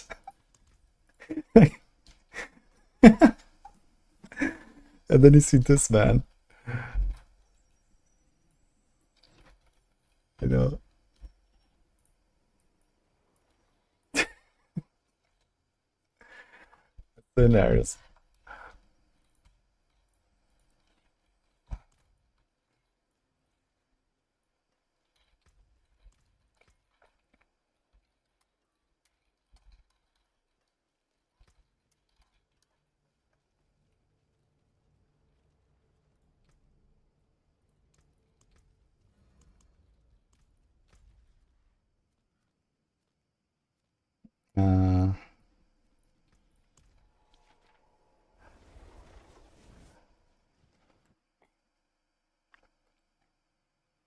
I can't even type the name. Dude, why is bastard? Like, how is that censored, man? I feel like that's not such a strong word. Well, I don't know. Am I cooked?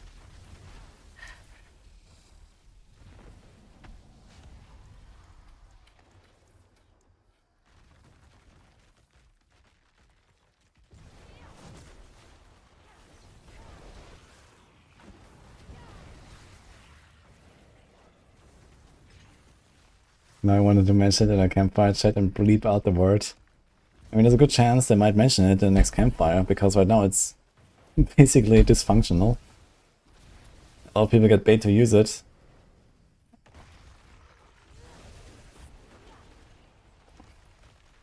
So they might talk about it and say, yeah, we fixed the ugly beep helm.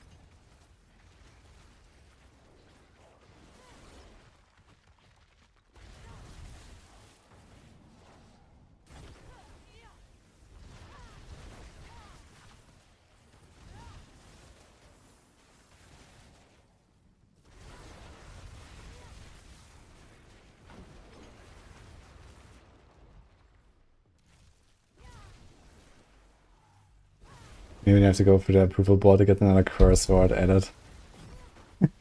Gonna use up all the F-bombs. Just give me my fucking shit. That's definitely one of the greatest quotes of the campfire chat, I gotta say.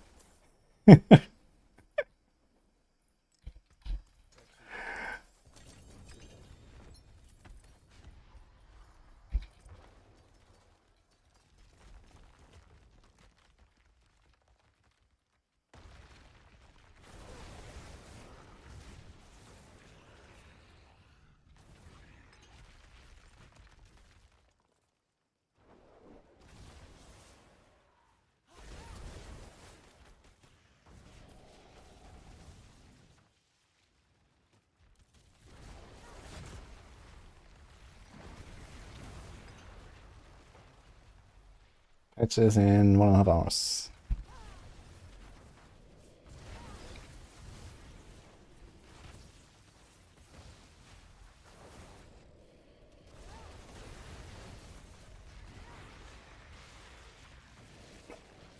Poor Duriel, man. He's like crawling out, and there's like, 6 Hydra heads just waiting for him, towering right above him.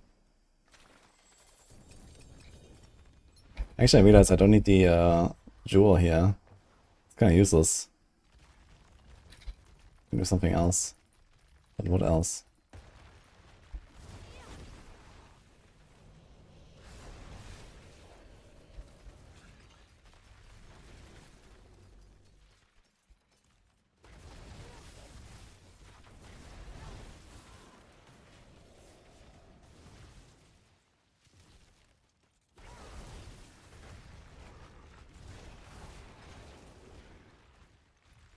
.5 hours of delays.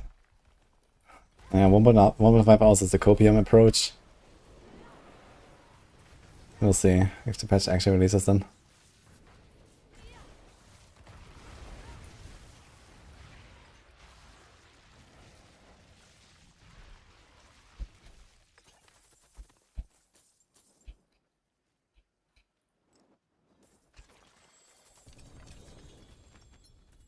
Oh, Myriad. Disappointing.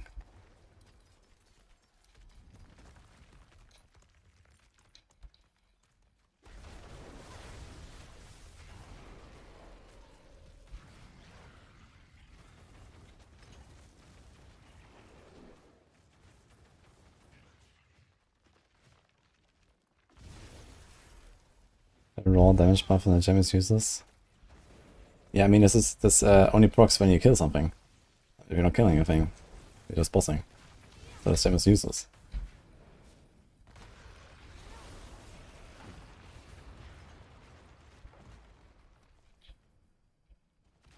I guess on Harbinger you kill the portals and stuff.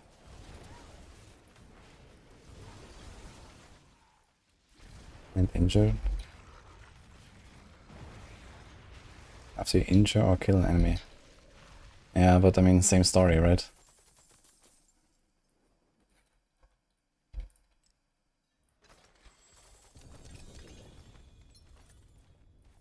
Kind of strange that it's injure and kill. I think that injure means that you've probably almost killed the target anyway, right? Especially with execute power.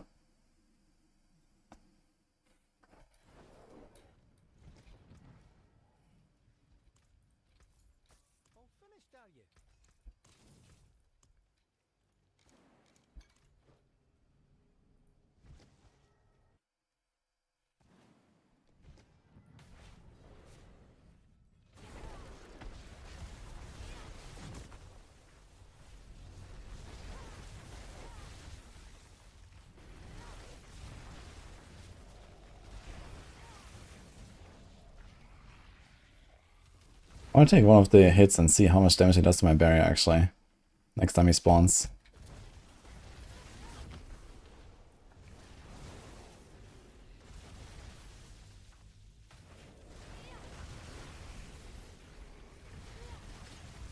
No, shit, right here tanked it.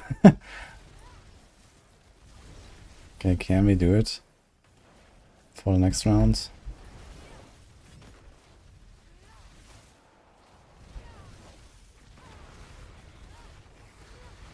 Ugh, I was trying to catch it. Too slow.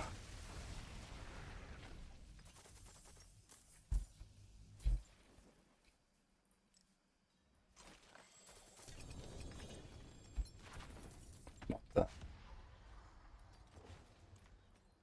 Flame Scar, man. Great. This could have been an Ophidian Iris.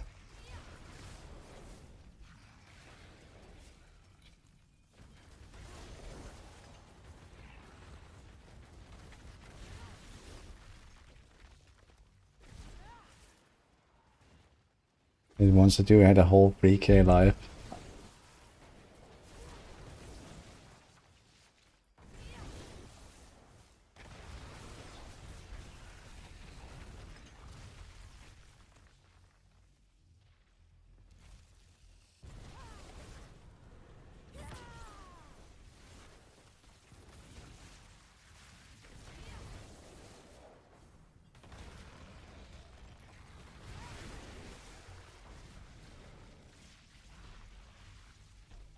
I'm gonna try Torchlight a bit longer than usual, try Pinnacle Boss, so pushing the Supreme 20. I mean, going all the way to like the Supreme 20, that would be a bit far, I guess. Although I would like to see it at some point. Maybe if I have like a really good build I can follow, I might consider something like that. And it's a good chance I'm gonna play Torchlight a bit more. Maybe gonna like sprinkle it in a bit or something.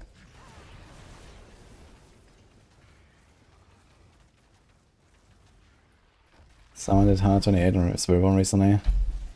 Yeah, Spiritborn is gonna keep pushing higher because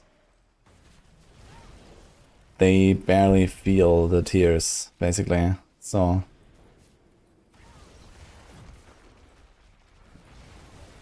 they're gonna see pretty high. How pay to win this Torchlight? Yeah, it matters for like the like, you know, high-end blasters and stuff, but other than that, it's fine, I think.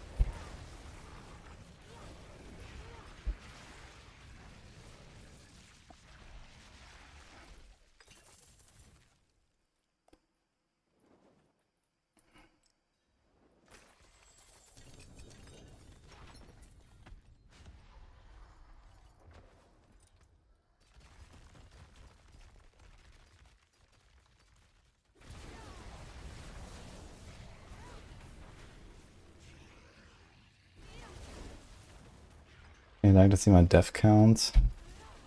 Well, since the expansion, it's 4.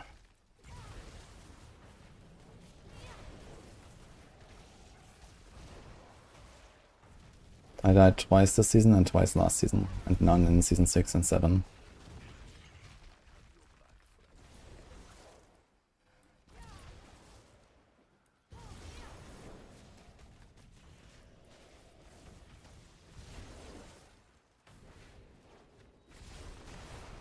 Okay, I'm gonna try to catch one of these things. Ugh. Wait, did it hit me? I think it did. But let me see how much I did.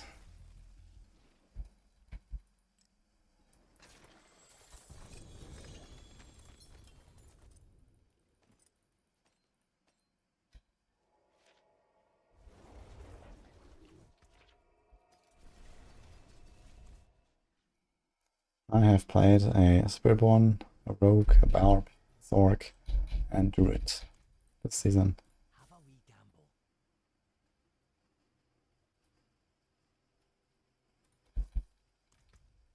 OGA Flame Scar, dude.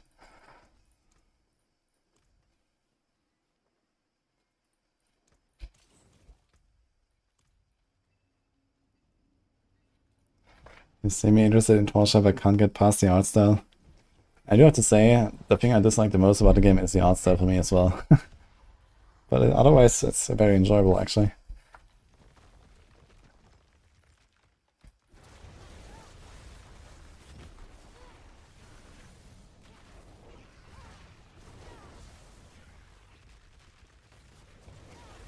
Yeah, there's pay to win in that game, but like what matters for me is that there's a good free-to-play experience. And the free-to-play experience is actually pretty good, I think.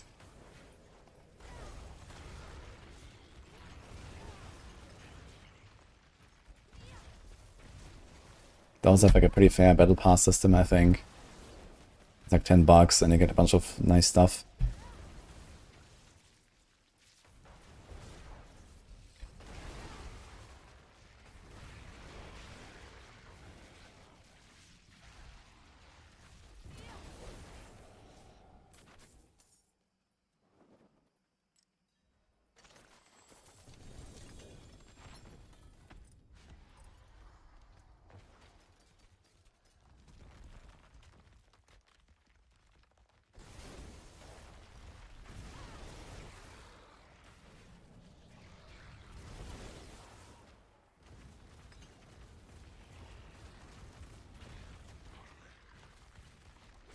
Core side is not D4. There's no evade. I mean, there's like plenty of builds that are probably kind of like evade, but also explode the entire screen. Not just shootouts and little feathers. Oi.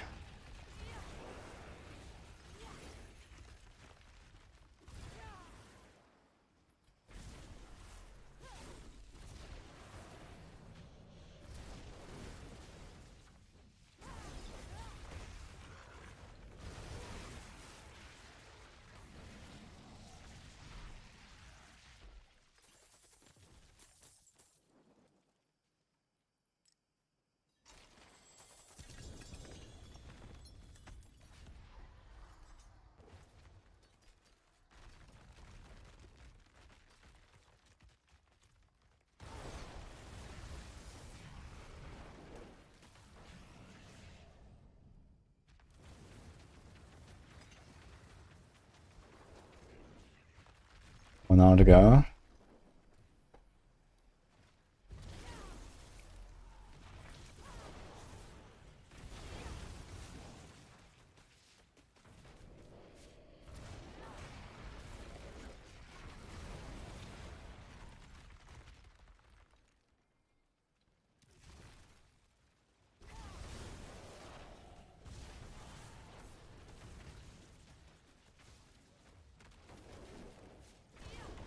Oh, Darius, thanks to the donor.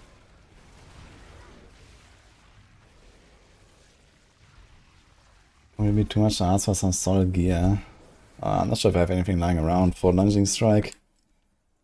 And I'm on hardcore in case you are not in hardcore anyway. I mean, I can check if I have any items, but I don't think I really have much at least.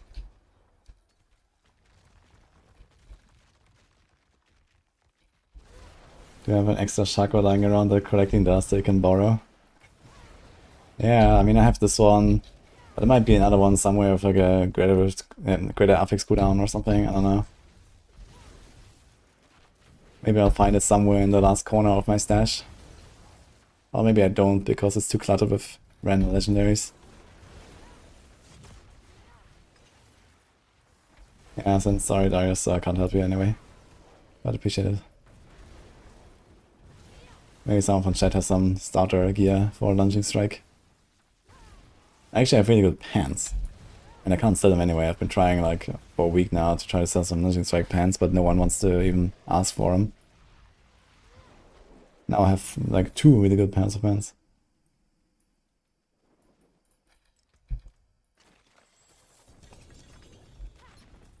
No, the amulets.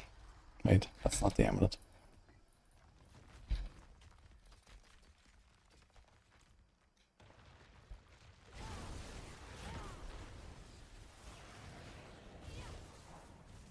Hello, Twisted Gamers.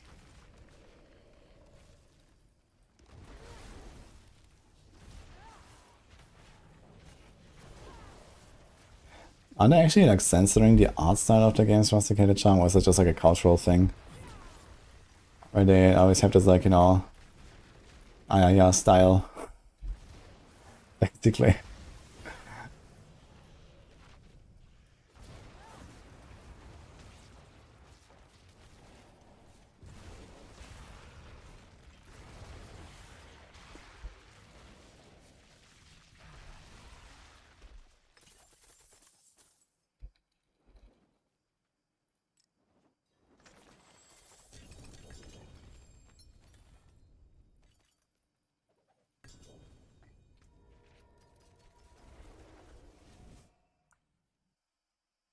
They have Golas, Ikana skeletons, etc. Okay, I know that. I've seen like the screenshots on like World of Warcraft back in the day, where they like replaced skeletons with like random bullshit.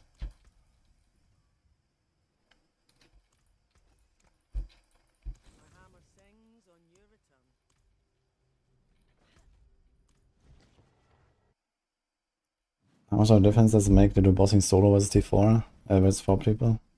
It's one more item with 4 people. So instead of 7 you get like 8 or something. But it's not such a big deal.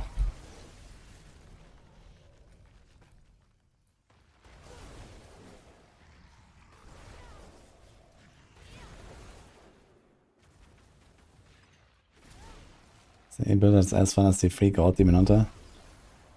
I mean, there is a build kind of similar to that, but a little bit less cracked, which is Dance of Knives. Unfortunately, it's also relatively weak right now, so we wait for better times. There's another build called Evade Spiritborn that maybe goes in the same direction. That's actually a very good one.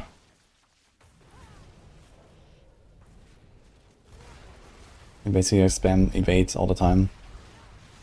I mean, Sorcs also go pretty fast, but they're like, you know, more involved than like God the Age. Like, you know, I can do something like this here on a Sorc.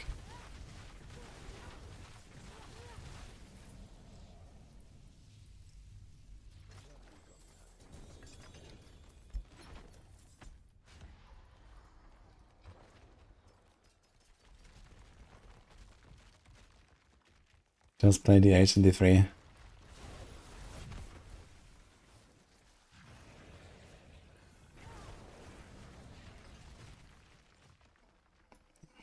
I mean, there's like a really large variety of playstyles in D4.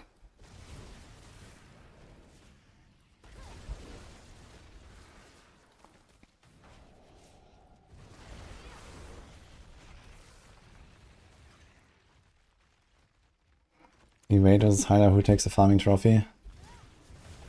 Yeah, I think like fully decked out, the Hyder wins by a little bit. But if there was like a race from 0 to 300, I think Evade would win. If we like, you know, start with no gear at level 1. Because getting the Hyder gear is way harder to get to that point where it beats Evade.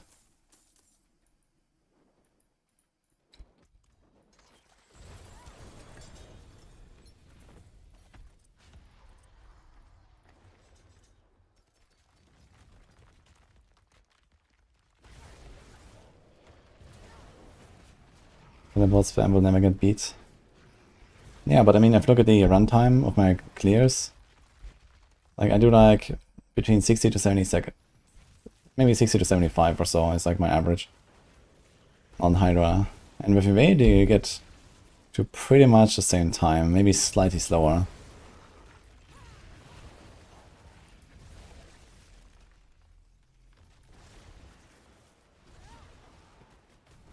Yeah, movement-wise, you know, Teleport is faster, but you also have to kill shit. And Evade just does that while evading and moving, right? At all times, you never really stop.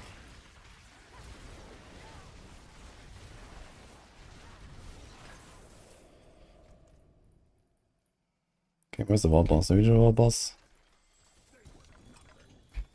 It's...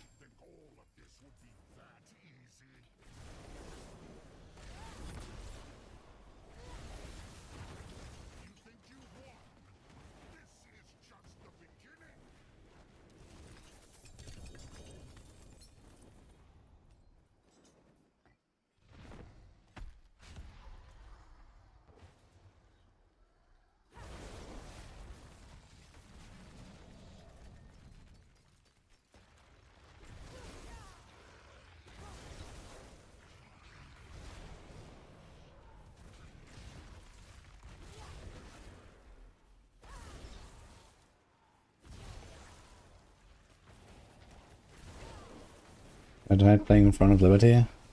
Actually, I think that seems like a pretty good game. Yeah, I had like a sponsored stream for that game, but it seemed very nice.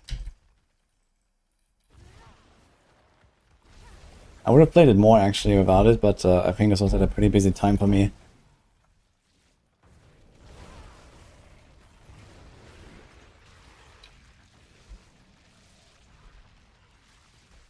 When ends the season? Like 2.5 months.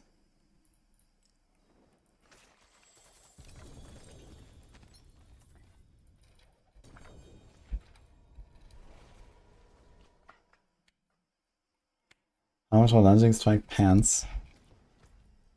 Again, I'm on hardcore. The Exile about the Flurry Boss, will they change anything that's currently in the build guide? No, it just gets better basically. I mean, there is like an Azarath version of Flurry, and then there's like the pure damage version. And the pure damage version is buffed, the other one is not.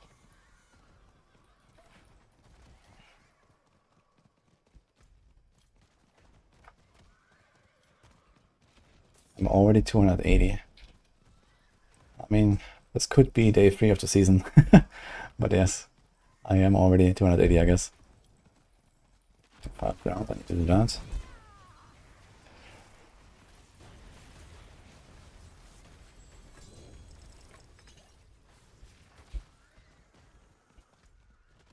$25.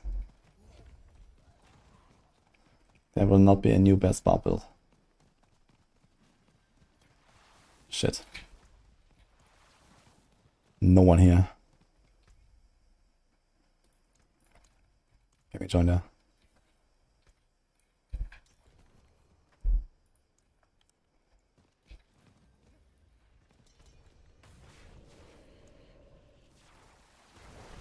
Okay, now everyone is joining. 2 people. 3 people.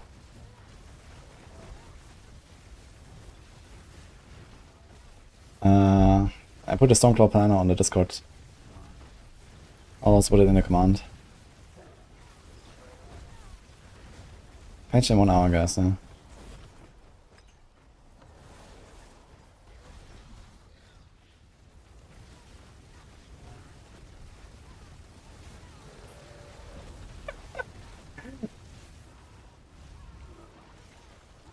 Oh, that's a nice first time chatter there. Hello.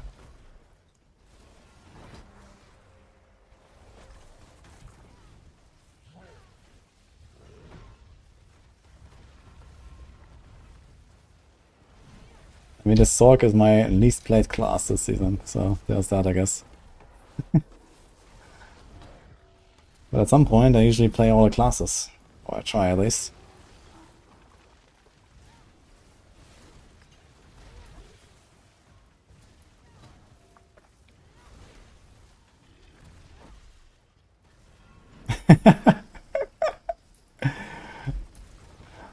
So wise in the ways of masculinity.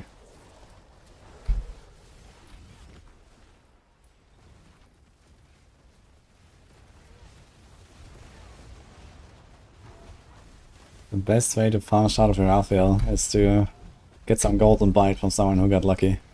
Because fuck that.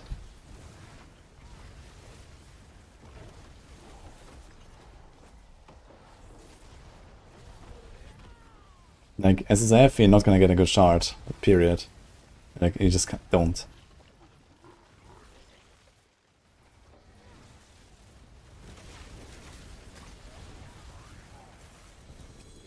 Go. Random triple GA boots. Okay.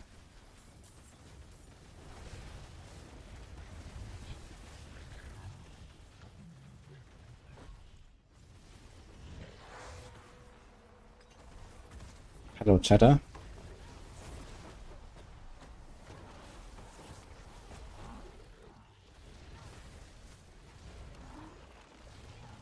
He wants 250 Aeons and bug runes for 1 greater shard. Oh my god.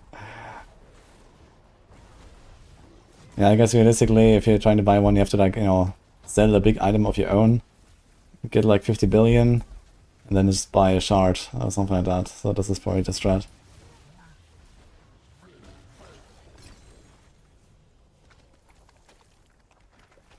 So Maxroll Edge Masters worth anything? Probably not. Edge Masters is not a very popular aspect anymore. Like early on in the season I tried to sell like a Maxroll Conceded. I actually found like multiple of those. And I never sold any of them. And that is like a more commonly used aspect.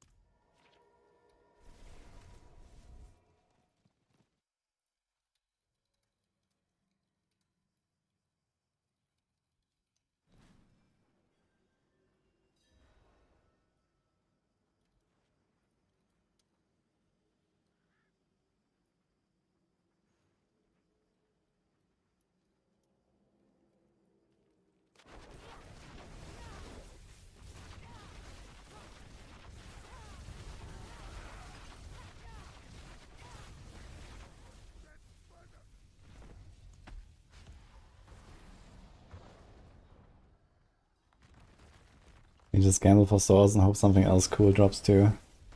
Yeah, gambling swords is probably better than farming Infernal Hordes, to be honest.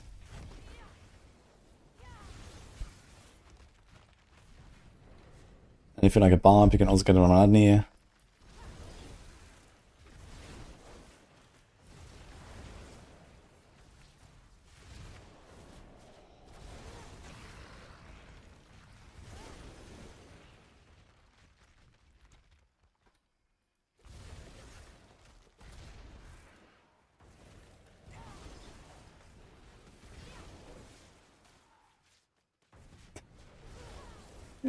Wow.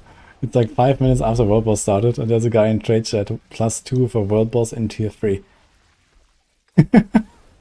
He is half HP. He's trying to recruit someone mid-fight.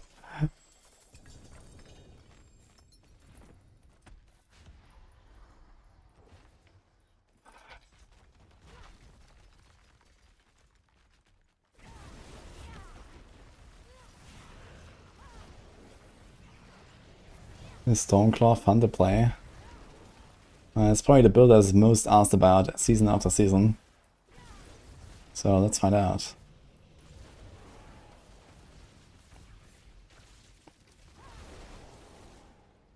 Yo, Varus, thank you, man.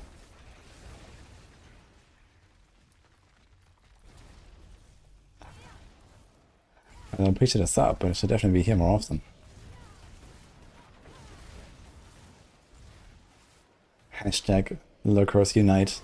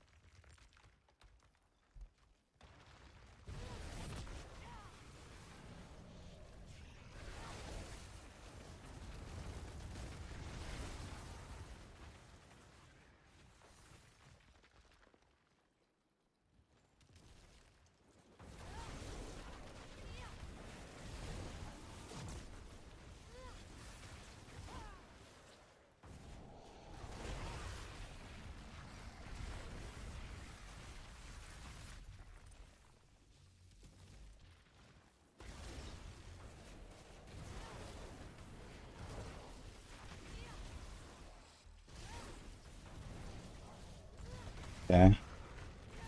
Are you playing the season, Varus?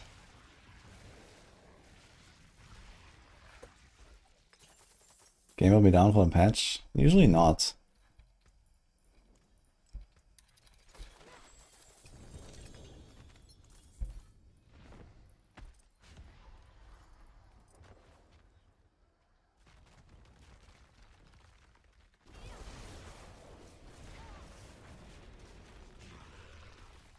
People bypass the Maxroll limitation for good items. You add like runes and stuff. And boss mats, I guess.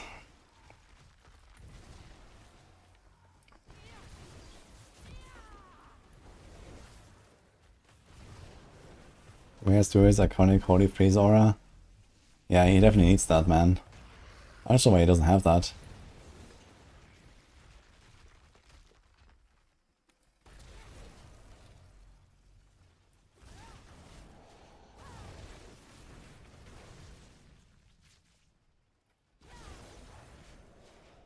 You have to restart the game. True, sometimes you have to relaunch the game.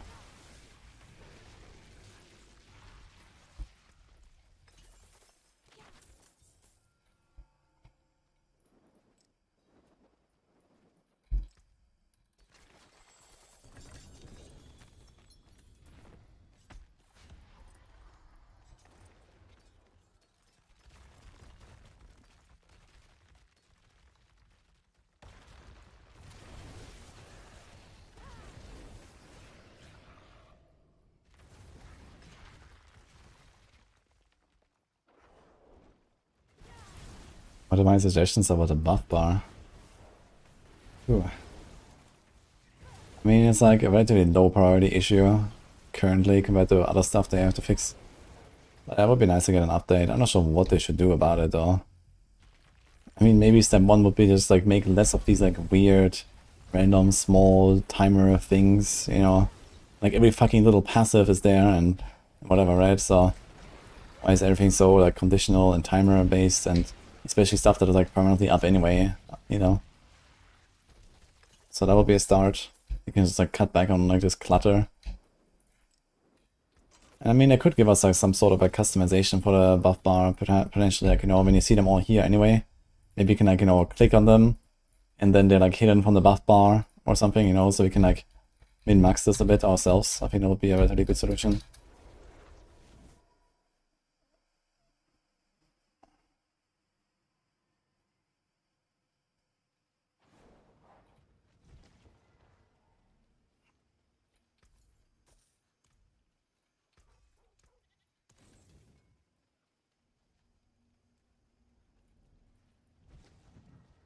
Loot filter when? Oh, it would be nice, actually.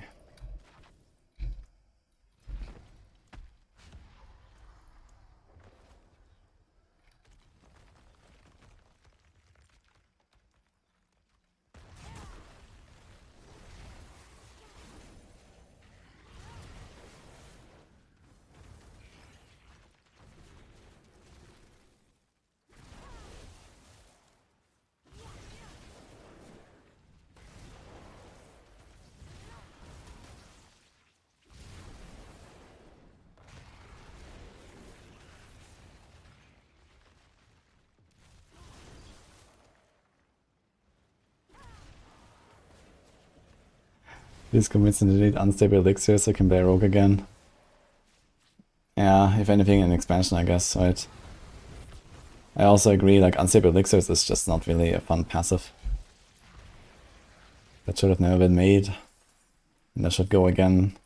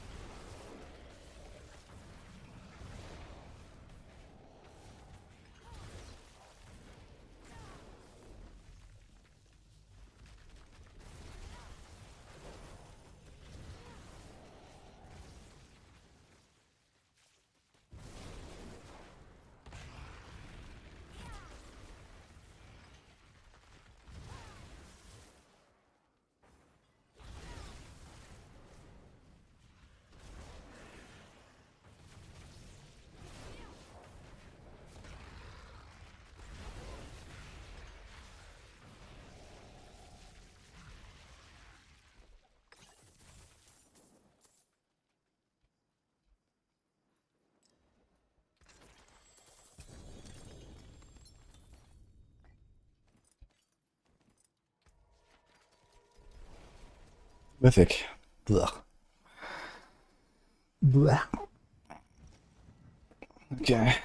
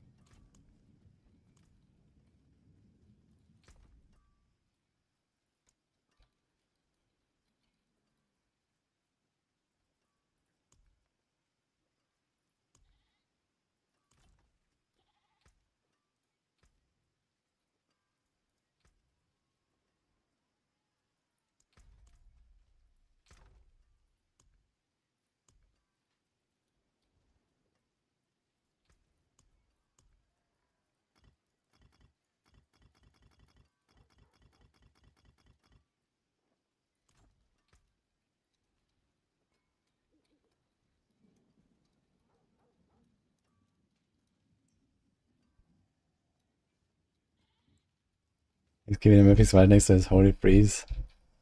Okay. Okay, let me just double check real quick.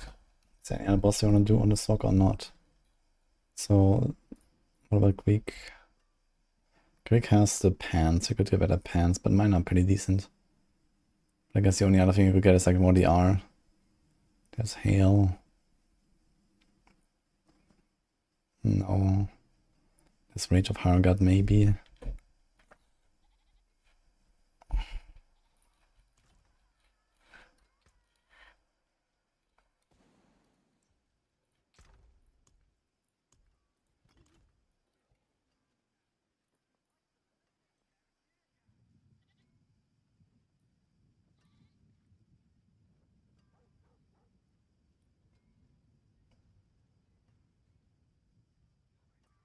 Let's go Beast. Should have plenty of Beast stuff here.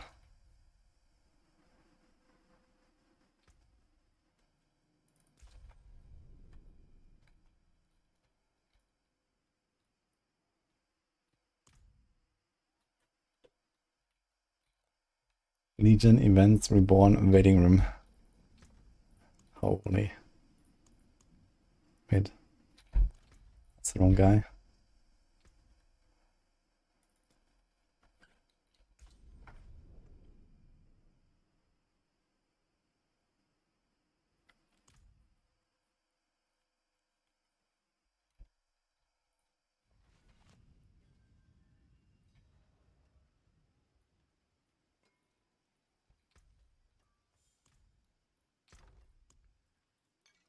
That's a lot of Beast.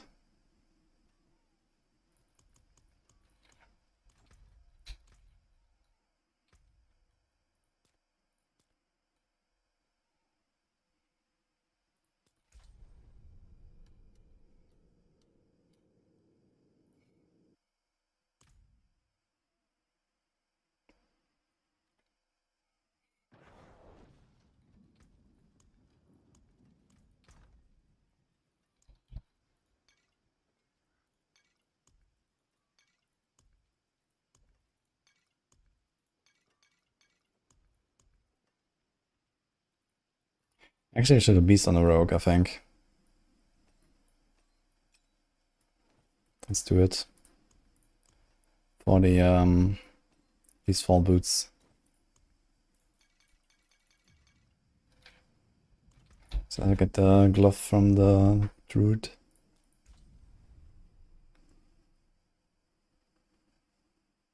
Yeah, Pain Gorgeous works with at least some of the important stuff now.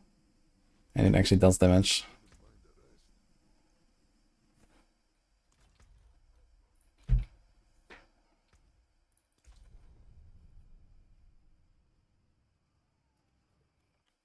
It doesn't like fully replicate the damage it should. But it also has this buff, right? It does like 125% more. So that kind of makes up for that.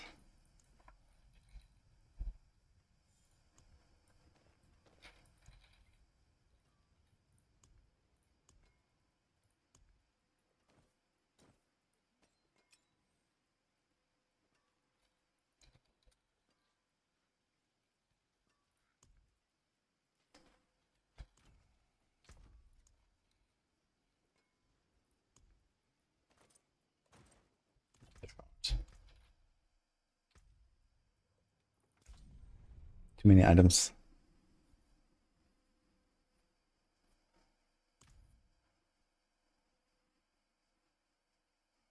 But you have like 500, 600 beast mats or something. Definitely worth to do like a swap here.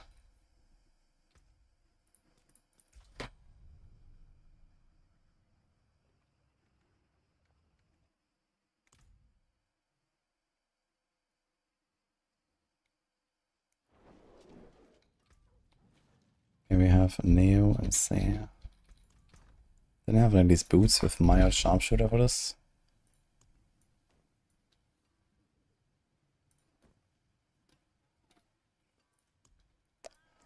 And some emeralds.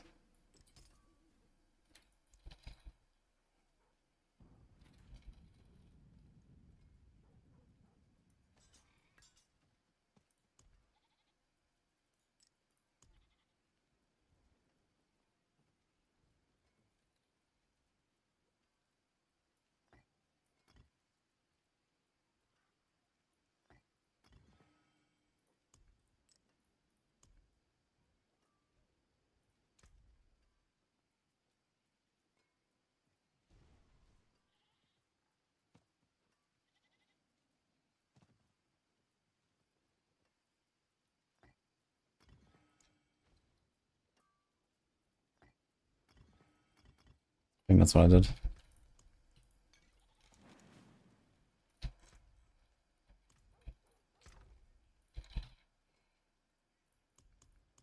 One, two, three, four, five, six, seven. Almost full stacks. That's kind of wild, actually.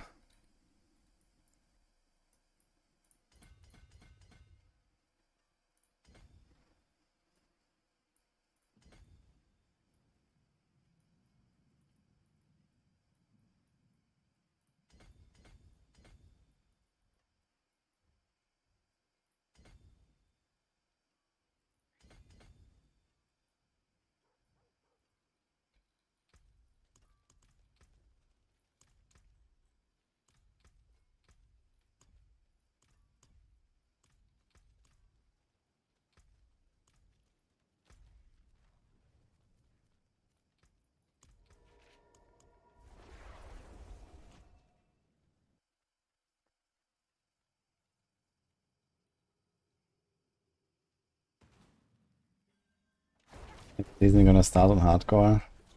Good choice.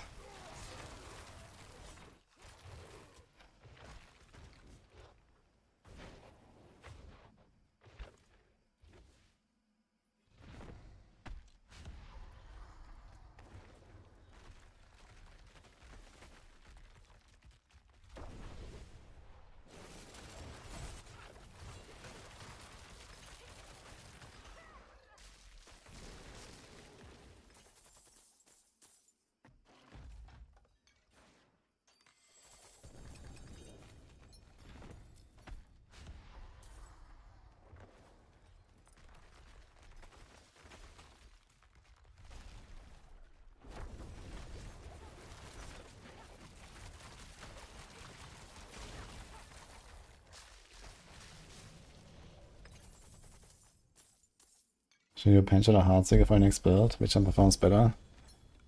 Penshot is probably a bit better, but they're a little bit close.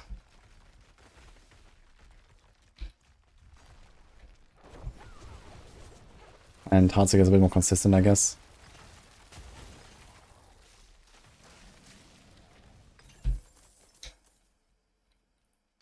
Stormclaw with Pain Gorges is insane. Do you think the chaining is amplifying DPS like crazy? Do you think there's something weird going on with Pain Gorges? Like, giving you more than it should? Could be. Maybe it counts as like a fresh proc for Pain Gorges and it just triggers on every chain or something. That'd be kinda nuts. That means in single target that should be like negative.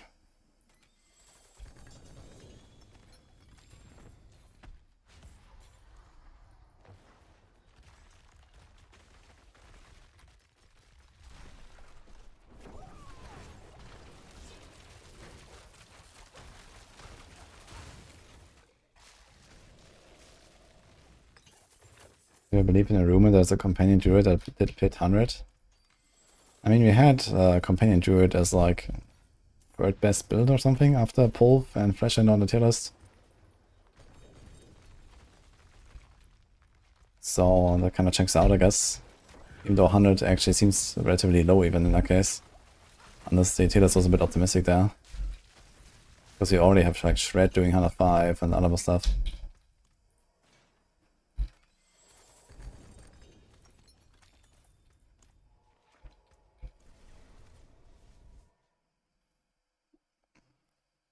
Companion has to get 109. Okay.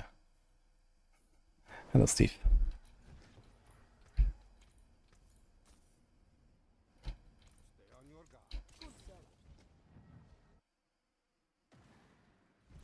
Maxroll doesn't have a list for hardcore variant.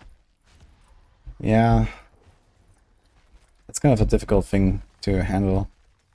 Because, like, first of all, most of our guys don't do hardcore. Second of all, even if they did, like, you don't really change the builds. Besides the fact that, okay, maybe you're gonna put an extra life roll instead of a dex roll in a gear. And maybe your masterwork, your life roll a bit more than the dex roll or some shit like that, right? And that's basically the extent of making a hardcore build. So it's just a kind of like a general thing of playing hardcore where you slightly prioritize defensive stats over relatively useless offensive stats. And that's about it.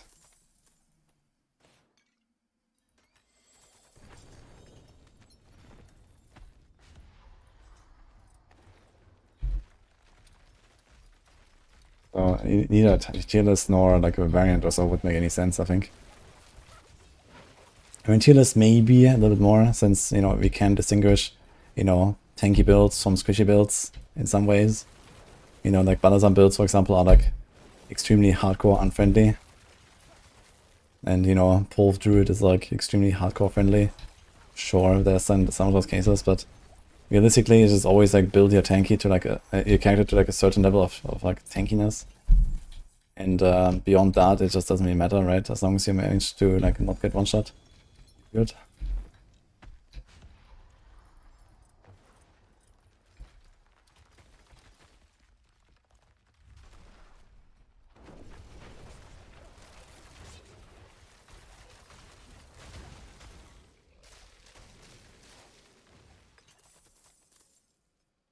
It doesn't matter if you open them on any difficulty, it matters where you got the caches. Like these are T3 caches, and they will drop T3 experience.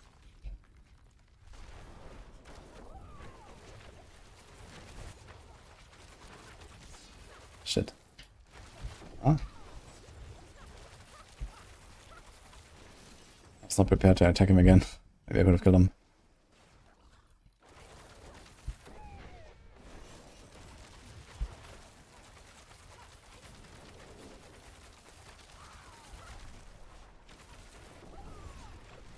Wonder how the flurry buff will be. Noticeable.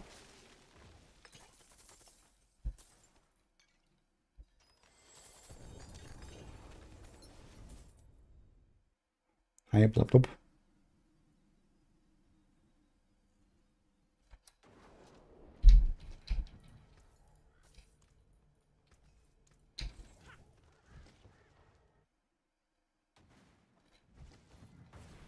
Is Polarize still gonna be best build for Druid? Well, Polarize, comma. The currently strongest build by far for Druid, comma. It's also getting a buff this patch. For whatever reason.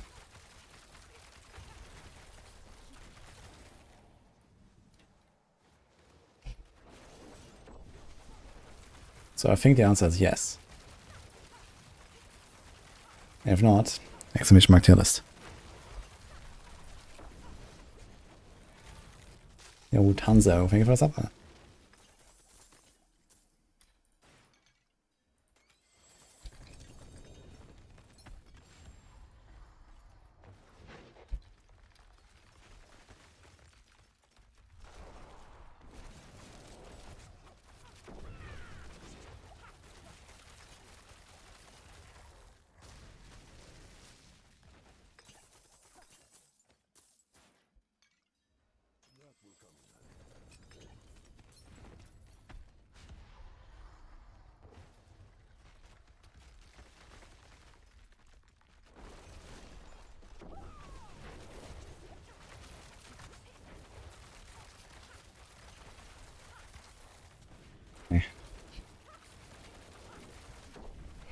I think you have to wait for like the right animation for nuking him properly.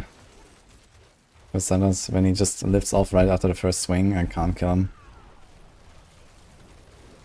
Need to try to like slow roll the DPS a little bit at the start, just to make sure he does the right animation.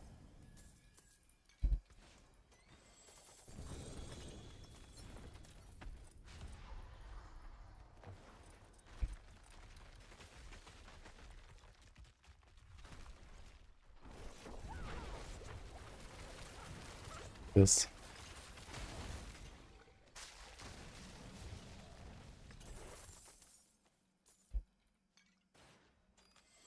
Do you want a Paragon, not any mythic on boss? We have a chance to in solo to drop one.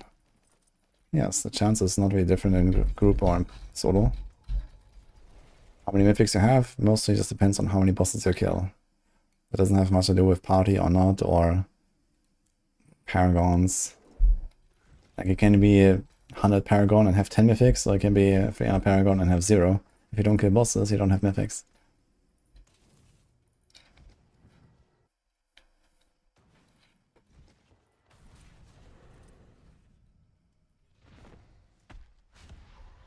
Why is Penshot instead of Barrage used and Puncture for proccing Azurath?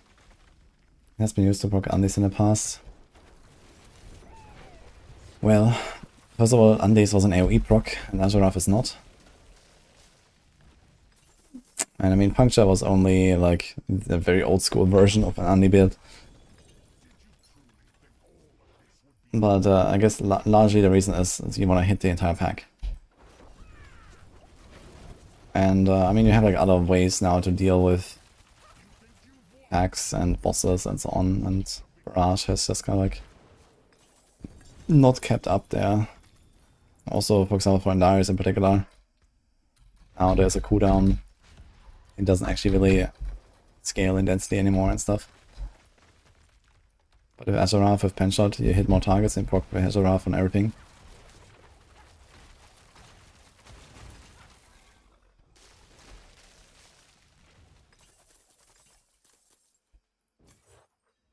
And we have like very different tools compared to like Season 5, you know, Season 5 was pre-expansion. So now we have like, you know, Giga Fist of Fate and these kind of things, for example, to actually make something like Pinshot consistent enough. I think technically Barrage is probably still better on bosses. Azurath, for example. But it doesn't really hold up against like AoE. It will matter, Tanzo. Yo, 2 GA Fists of Fate. Crit and attack speed. Nice.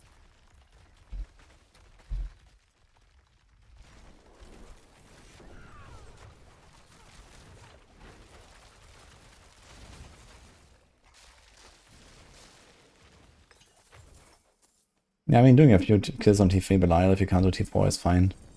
But you definitely want to farm most of it on T4.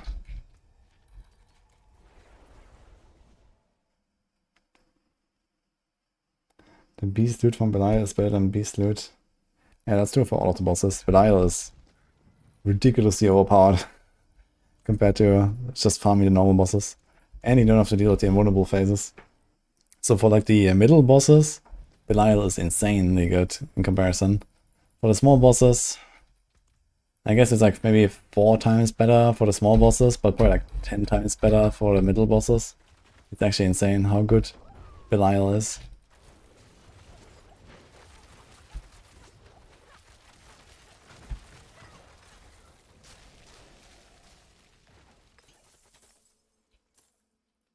Is it worth losing GA Indigo from 95 to 100 Ophidian? Well, what is the new GA then?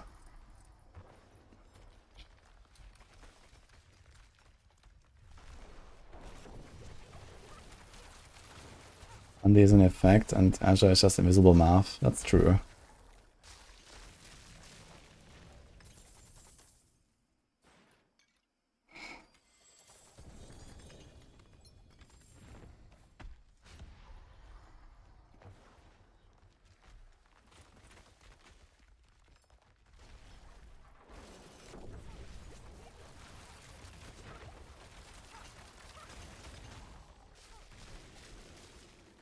The most fun rogue builder play is Pinshot. Objectively. No argument.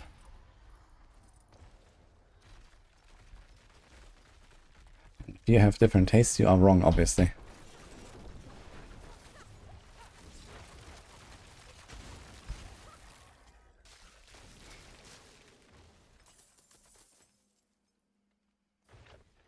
Should we run 30% damage on barrier or Pinshot split aspect? For bossing you can do conceded, because you don't need a split for anything. But usually you want a split so you have some clear.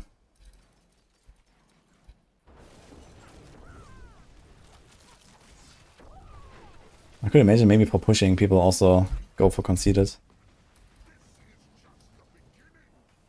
Because you probably just kind of like line them up and then blast, and you also need the boss damage.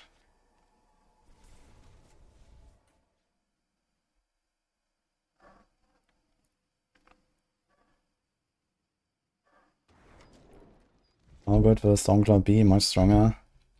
Nah, the buff will be relatively small for Stormclaw.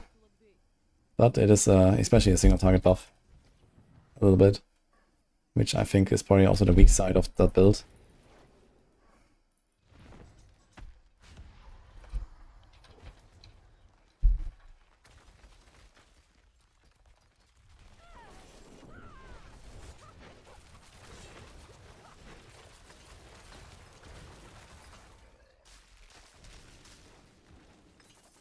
What is the Barb build called? This is Lunging Strike.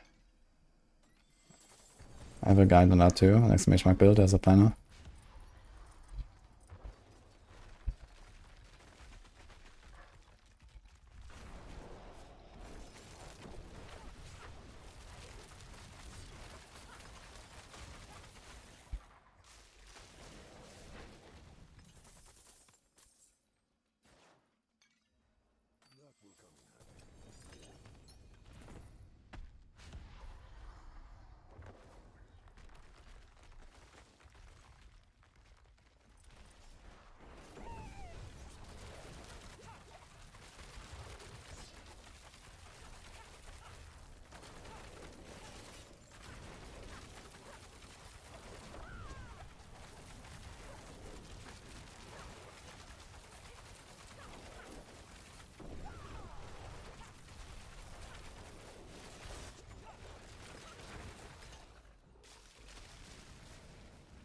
Running Puncture and Barrage will give access to much better multis, like Cold Clip and having 2-hand aspect free.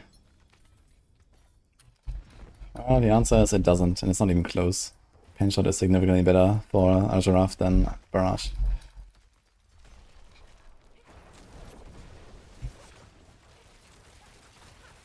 Like, Pinshot is not that far off from Barrage on single target. I think it's like at least half. But then it hits everything and not just one guy. So.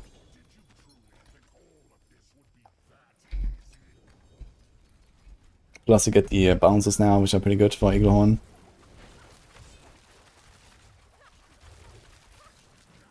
Like the Eaglehorn bounces is basically at least a ×2, which is better than any aspect you have available for an Azure Rough build on Rogue.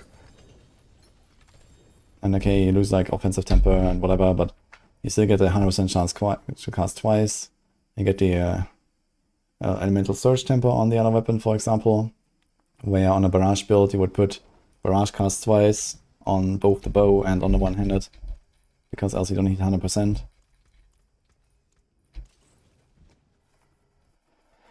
Happy birthday, Shamsa.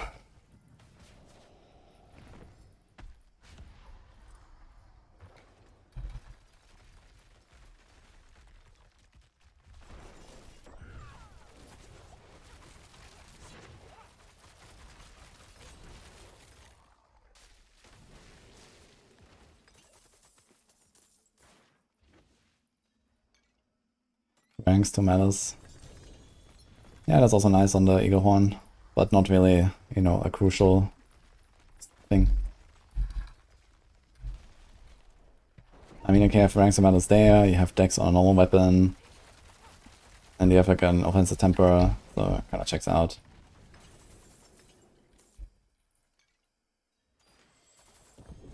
Oh.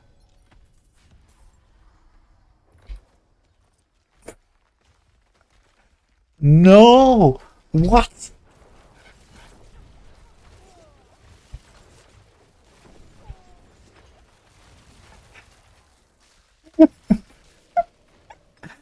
Ugh.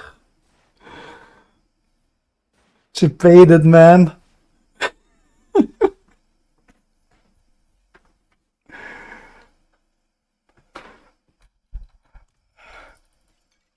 Fuck.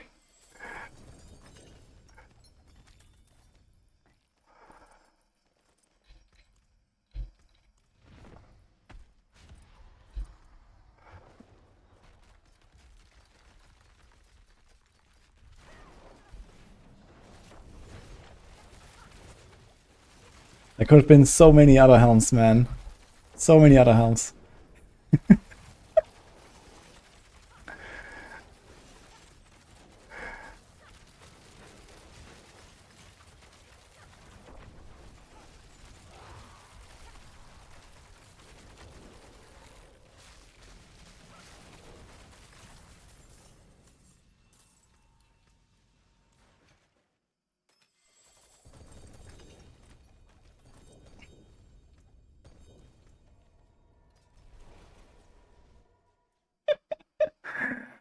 Uh,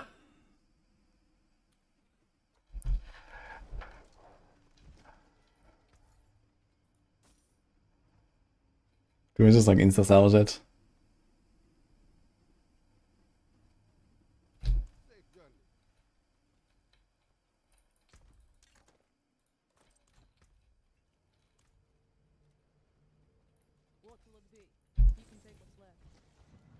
Is that using anything? Well, if you really want to play an Andariel rogue, Andariel build, I have Andariel Spiritborn variant in the Quivolley guide on Maxroll, so... But I'm not planning to play that. But it is actually a kind of competent build.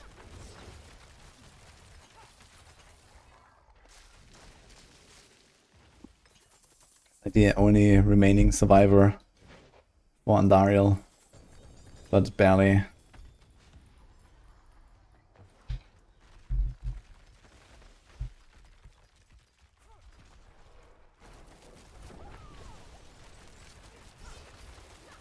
And it basically feels like a reverse Quivolley build. Like Quivolley, insane single target, kind of okay AoE, and it's like the reverse.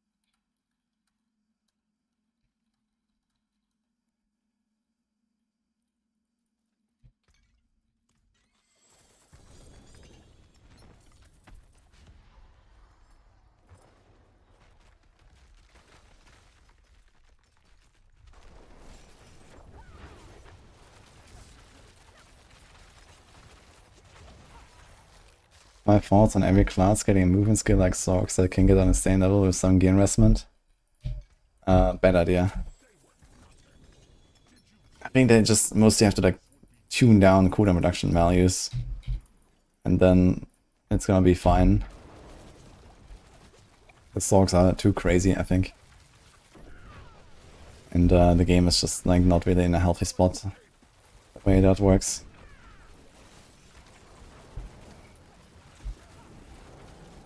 I mean, it wouldn't hurt to, like, you know, give Necro something, and Druids, like, something, like, of an upgrade to Trample, at least. Because Trample fucking sucks. Like, it's a movement skill, but it actually slows you down. That's great. Pretty much.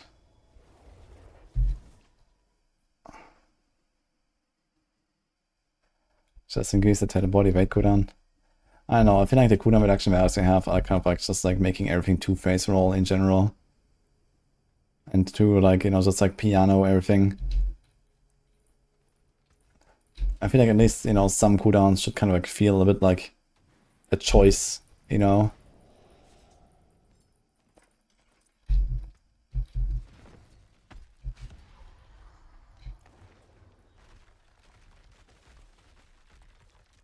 Which build for Rogue is the best? Well, the strongest is TB right now, but I think overall the winner is Penshot. Or Death Trap if you still enjoy that.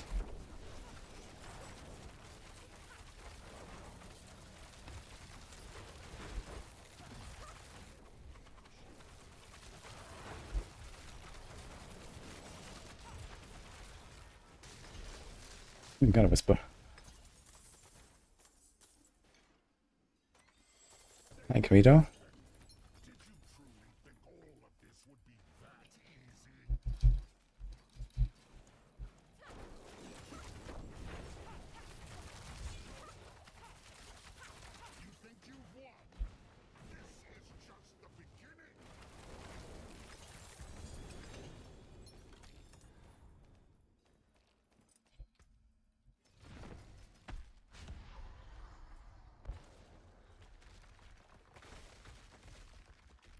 Again, nice balance. You don't understand really testing on PTR. Well, this is not balanced. This is actually just bugs on top of bugs.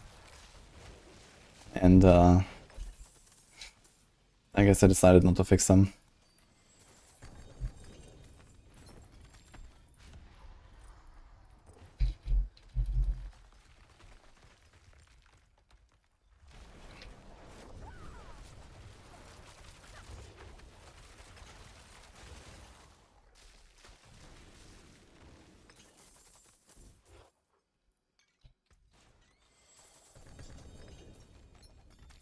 UMP2 right now, but he missed modern graphics.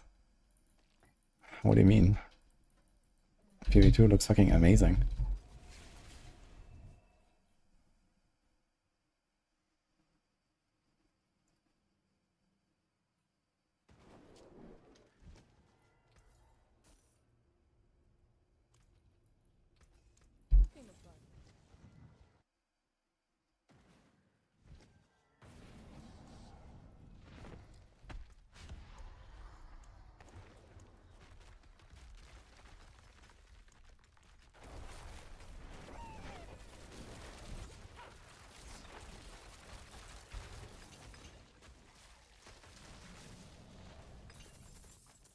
My thoughts in that politics, not fixing bugged interaction on Spiritborn. To be fair, it was kind of like bug reported too late, I guess. Like, we learned on the PTR that, you know, basically the entire meta would revolve around like the Mystic Circle stuff, and now also the Fell Soothsayer stuff, and so on. And it would have been kind of risky to fix that shit, because they didn't fix it on the PTR, you know, like we knew about the bugs, but they didn't fix it for the PTR. And so we couldn't really test anything properly without bugs. And if they had then fixed it, then there's like a serious chance that Spiritborn would be just completely left in the dust, basically. Because they would need some really large compensation and buffs as well if they fix those stuff. Which, you know, then would be very tricky. So I guess this is probably why they decided not to fix anything. And I also said, like, okay, this, you know, this should be fixed. You know, this is high priority because it has its own suite of issues, like, you know, people like not understanding how the build even works, and you know, they had this like insane inconsistency in damage output and the frustration that comes with that, and you know, it's like not really like a good experience for many people. But on the other hand, at least the class is a class that people are going to play at all. So it is, it's kind of like a tough call to make, right? And I guess they just decided, okay, we'd rather just leave it too strong for now and fix it later. And I think that's not necessarily the worst move right now, since, you know, this would need like a redesign of the entire class, basically, after the fixes. Or rebalance.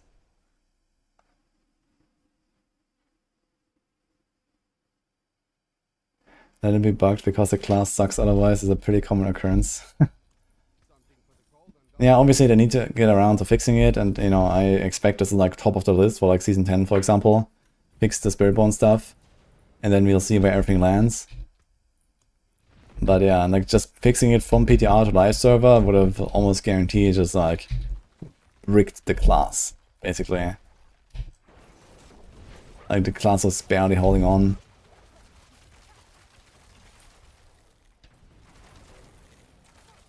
I mean, what I suggested to Blizzard now is actually just like completely redesign what Fell Soothsayer and Jaguar Hall do. I think that's really the only way to, you know, first of all, easily and future-proof fix everything, right? Okay, maybe they can figure out what are all the double-dipping shenanigans on those two effects, and maybe they fix them. But then who says that, you know, the next thing they introduce doesn't double-dip again or something, right? And the thing is, if they fix them, then they're gonna be useless anyway. Like, no one is gonna run main Jaguar Hall, and no one is gonna run Fell Soothsayer if they actually work as intended. You know, they're just that bad. So the only reason why we use them is because they're bugged. So they can just as well just change the effects to something that is actually reasonable and has no chance of bugging out, and is actually useful, you know? There's no reason to keep Fell Soothsayer around, you know, that aspect is absolutely terrible if it worked as intended. Also some very like niche farming builds or something. And the Jaguar Hall is also just like, you know, very niche, like for like super like multi-hitting builds like Quill Body maybe or something, where you could get something out of it. And even then you probably wouldn't run it, you just go like other stuff.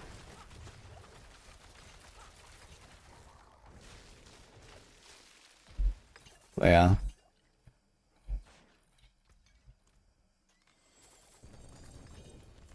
I'm not sure if they're like also like taking a lot of other feedback or something from Spiritborn, but at least on the partner Discord, I'm like one of the people that gives like the most Spiritborn feedback, I guess.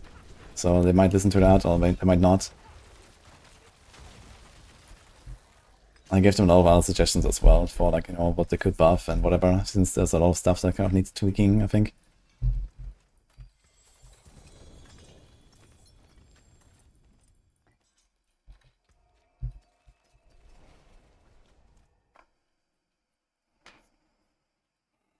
That is intended, guys, YOLO.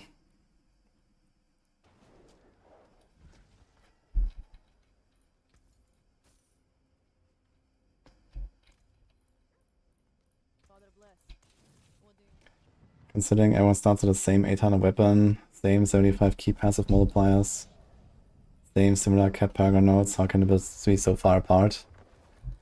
I mean, that still comes down to like different mechanics, you know. Some runes are sometimes very impactful, like, you know, quacks. If you have permanent quacks uptime or not, that can be just like double damage right there, compared to other builds. I know sometimes you have key passes go way beyond the 75. Sometimes you have like, you know, skill specific multipliers or uniques that not only give you like an X damage multi, but then have like other mechanical effects that translate into more DPS. You know, for example, Eagle Horn. Right. Then you have stuff like Azarath builds where, you know, it just comes down to like how much lucky hit can you produce, and this is also completely different between the different skills.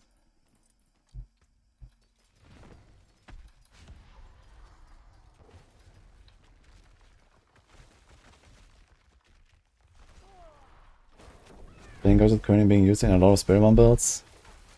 It's currently in no Spiritborn builds, but I have two ideas that I need to test. One is Payback, which is actually the most promising out of these. And then, was that Hand Sanitizer actually? Someone said something about a Thunder Spike build and it actually intrigued me, so I want to try to cook something.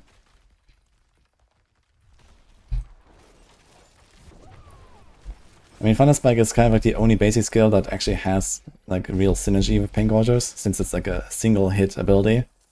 So all the damage is one hit, so this is what you need for Pain Gorgers to work effectively.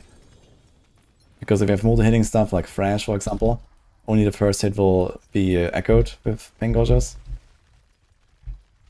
So that is obviously like really bad, because the skill is budgeted, you know, into smaller hits, and then you don't get much from Pain Gorgers. But yeah, Thunder Spike has full damage output in one hit, so a good synergy. And Payback, the same story as well. Payback is like a single hit, and you can make it a basic with Kapaleka. I already tested, it works with Kapaleka. So do Kapaleka, Pain Gorger, Payback, and also the Payback Kapaleka effect is actually a double damage effect.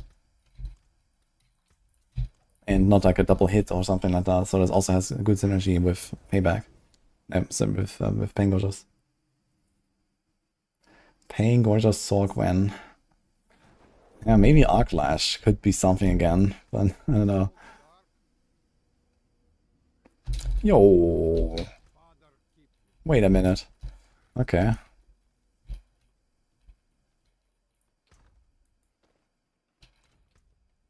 Do we delete this?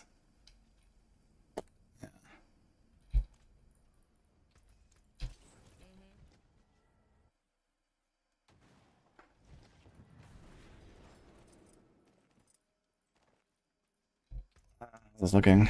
Oh, we almost did all the beast mats. Got no beast for boots, man. Let alone a good roll.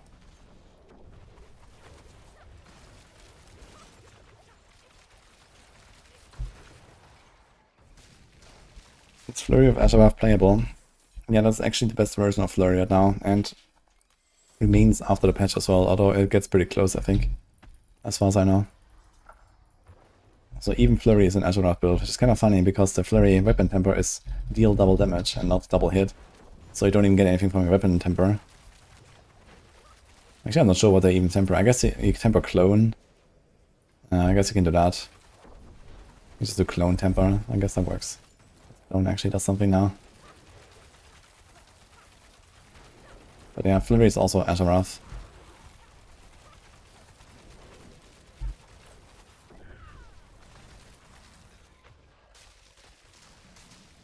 And Elemental Surge. Yeah, I guess that's fine as well. Triple bow. Yo. Okay. The last few kills we're getting some loot here. Shit, do I have to make a pen shot again at some point? We do have the lucky hit prediction. But we need a Starless, man. I need a fucking attack speed Starless or something, or lucky hit Starless. I want to get another one. I was actually trying to get something for like the other builds and stuff, but...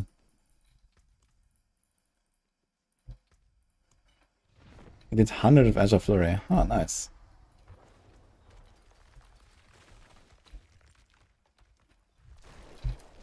Yeah, we got the perfect eagle one actually.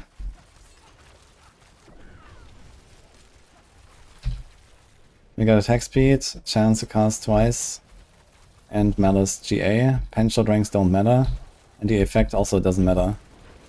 So it's actually a perfect eagle one. I think the attack speed also doesn't matter. I think you cap attack speed anyway. But maybe only if you have a good Stardust. So...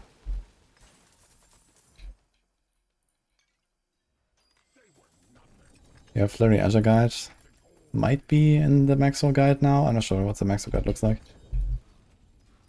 Maybe Pika has one of his own.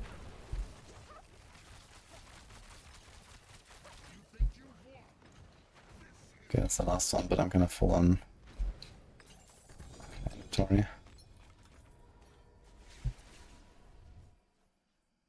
The 5 best glyphs for Stormclaw. Exclamation mark build. Does that ability need to resource at its starter skill or after it's been consumed by Kapaleka? As far as I know, everything works fine with that ability in Kapaleka.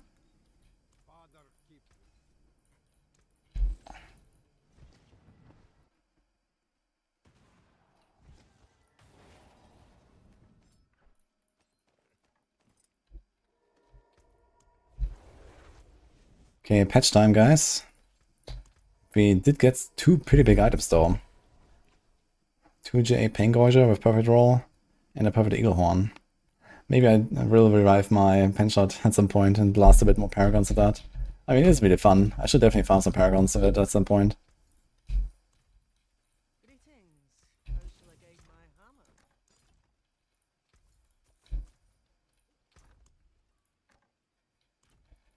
Okay, so we need that. We need this. And... well, we have a new Pain Gorgers now. That we can just use on our...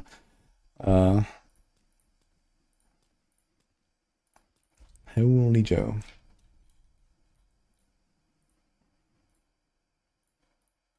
Thanks, Doug's decks.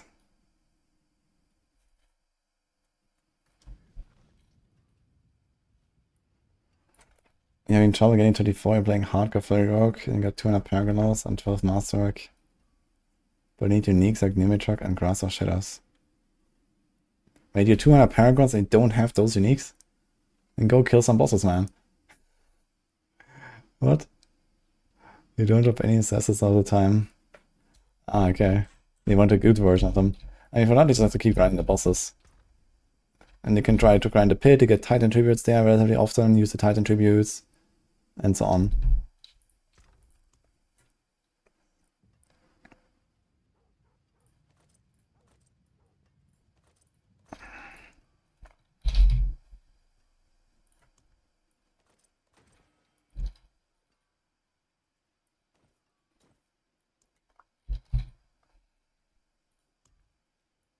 Nice Pain Gorger. I guess I go for the double real quick. I need to masterwork actually. I haven't actually masterworked my stuff.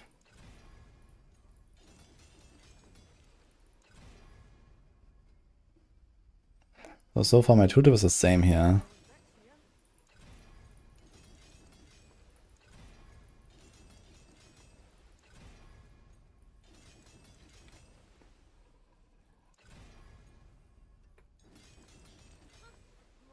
Mine is downloading. Okay. Alt F4.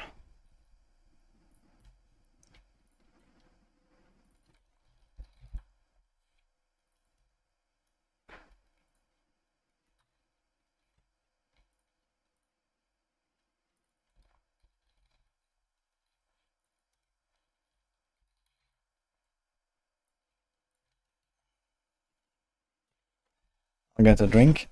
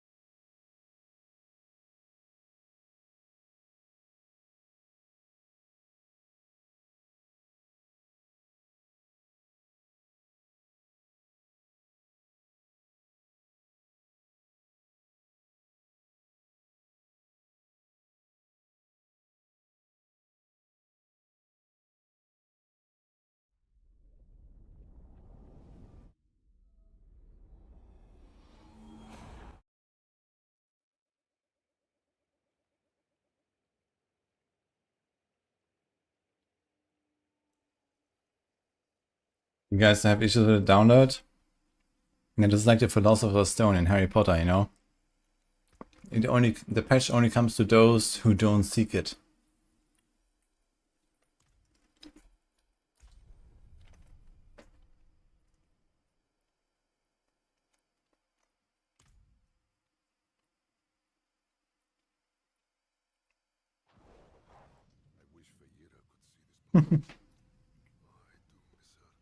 Yeah, fix the font size.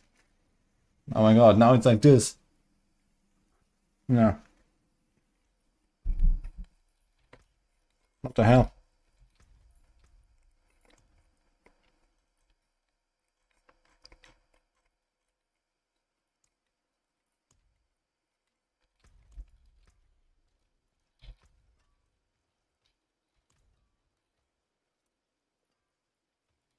But this guy is all the font, right? Like now, this is like really large, but my chat is like okay.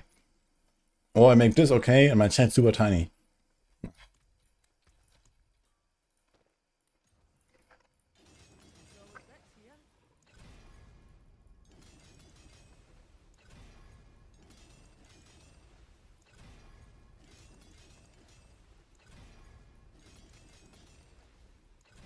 Can't even hit the basic skills once, dude. Unlucky.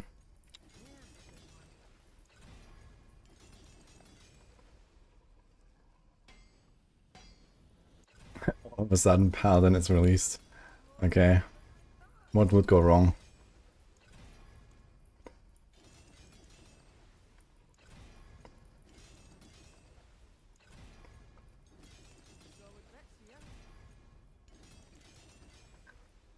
Imagine all of a sudden masterworking is fixed. That's the things I imagine. The things I dream about at night.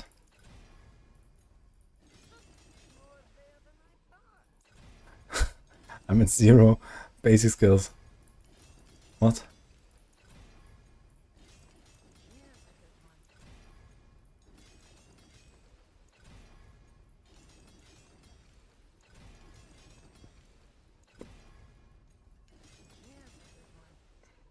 How tired am I of masterworking?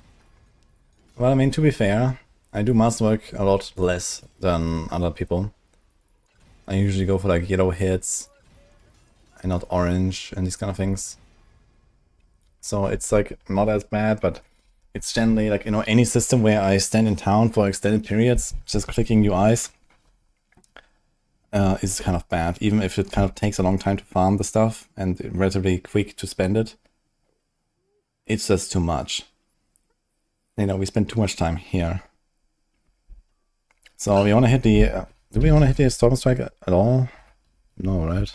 We just get to 98.9. Okay, so we don't need the Storm Strike at all. We just go to Chain and basic ranks or something.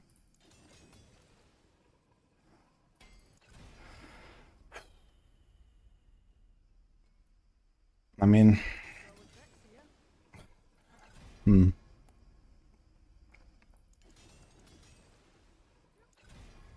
Okay, let's just go with that.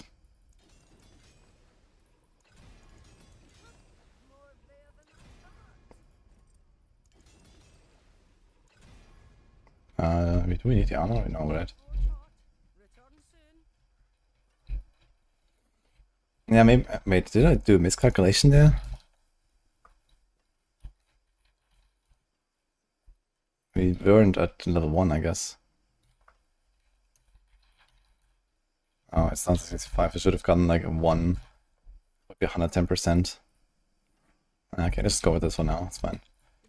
We'll see how the chaining will go. It's plus 6 targets. And it already does 2. It's 9 enemies. That's a lot of enemies, actually.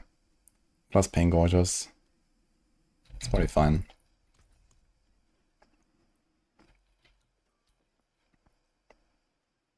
CRQ and Nagu Quacks. Okay.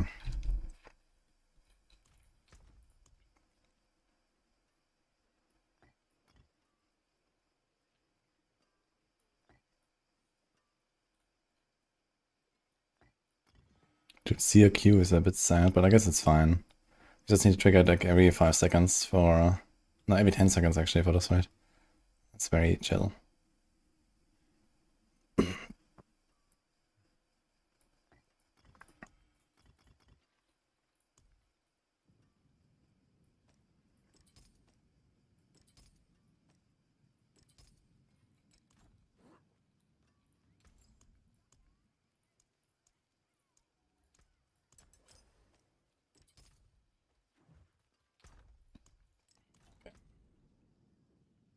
With the DR. Yeah, this is the werewolf build. We kind of want the DR gem, right? And then idle.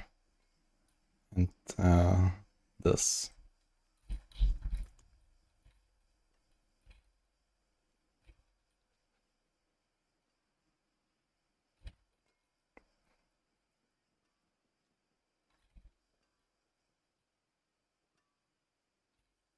Yeah, we don't need actually any resources. Do we need resources? I wonder if we can get away without the reactive.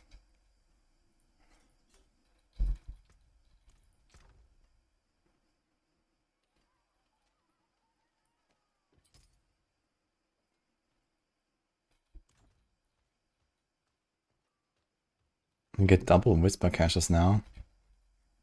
Good.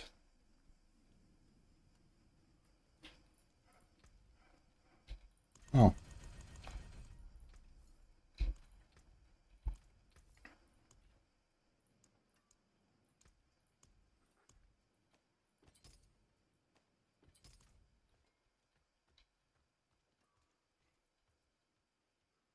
Oh, they did turn on Runner's Blessing. It was a bonus cache when turning in Grim Favors. Yo! That was actually legit.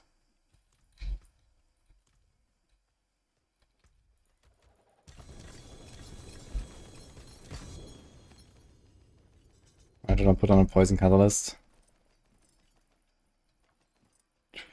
I mean, do we have non-poison damage anywhere? Do I need the Poison Catalyst? Not really.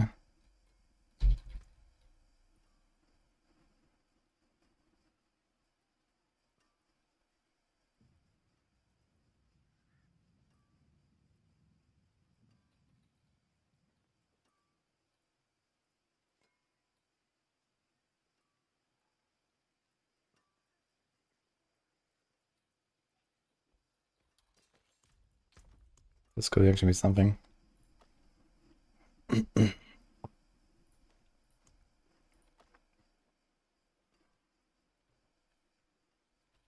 Legion in 2 minutes. Legion is there always in like a few minutes, it's fine. I'm not ready in 2 minutes.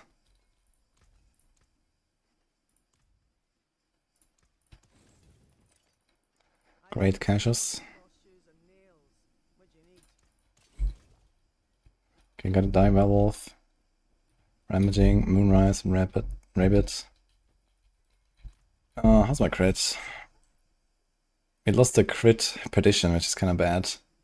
So I was supposed to have the crit perdition there, now we don't. So I guess we have to do plan B here. We do this. We're still missing 22 fucking %. Do we have like any? We have this here, right? That's 8. So we had 86. Oof. And yeah, here I would need to be crit. Yeah, we're supposed to have the crit from the perdition, but the perdition is gone now, so fuck.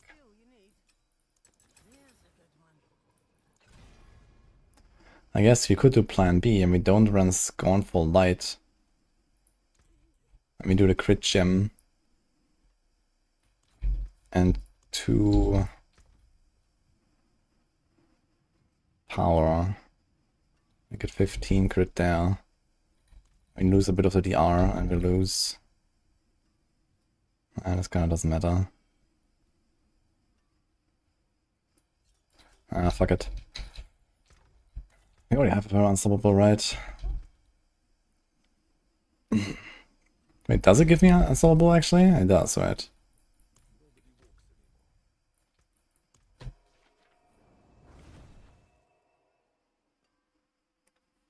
Are we aiming for Storm Strike Chain and basic skills GA for Crone? Yeah, I'm not sure yet. I just mastered it to 12 now, we didn't hit any of the chains, but it's +6. It's to 9 total targets, which might just be fine.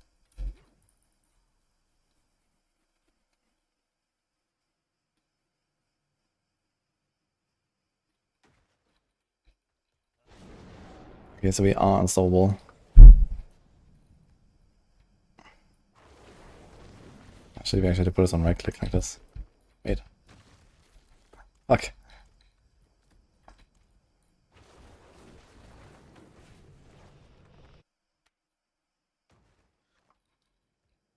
Why am I running Werewolf crit chance instead of Storm crit chance? I am not. Wait, what? Where? This is Werewolf attack speed. There is no new build for Rogue, and Flurry will not be meta. But Flurry is meta enough, I guess.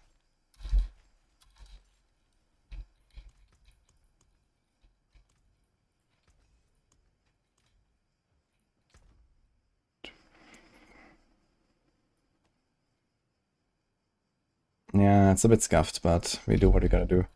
So we do 2 power. I guess you can just do reactive ooze anyway or something. We lose 1 max res and 5% DR. We lose 20% damage and 10% damage taken. But it kind of fixes our crit.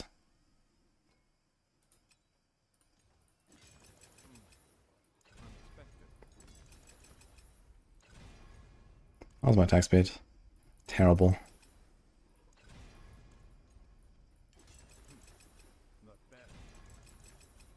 Oh my god. 200 for guns also Legion. Is that legit or is that not actually? I mean, how much is 1 boss kill? Like 1 Belial? I mean, Belial also get a salvage. They get like, let's say, on average, 5 ancestral uniques. That salvage into how much? 3 for souls each or something?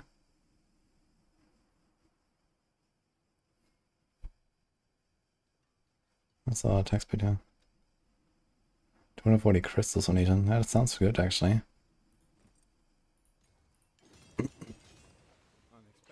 He really likes armor, man.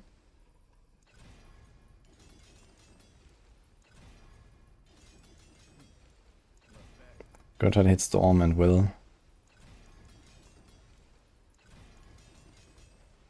Ugh.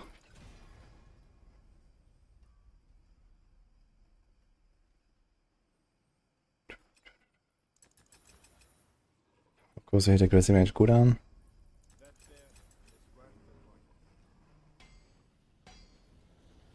Okay, with 96% crit. I guess that's alright.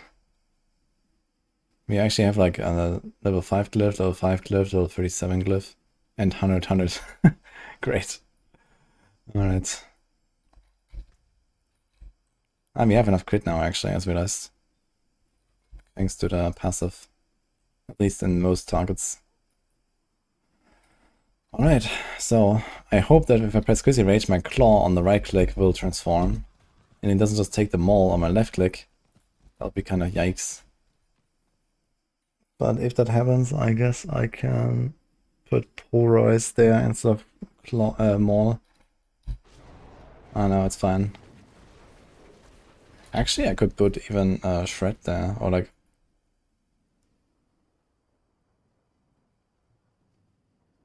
We could do the dashing with the Shred, as realized.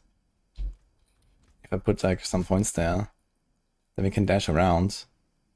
Okay, I need some points.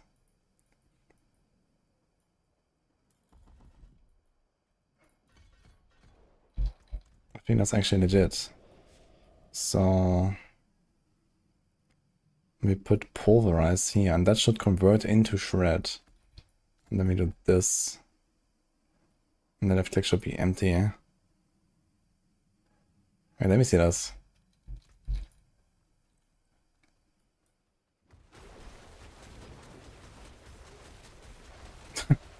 It's attack speed.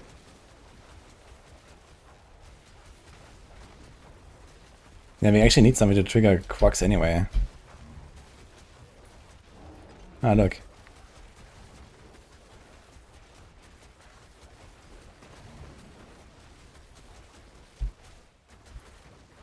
Yeah, this might be good actually.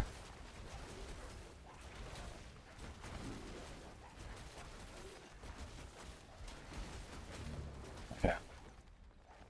We have attacks reduce away cooldown, loss of shapeshifting attack speed, rabbit, etc. Alright, I guess we go and see what happens.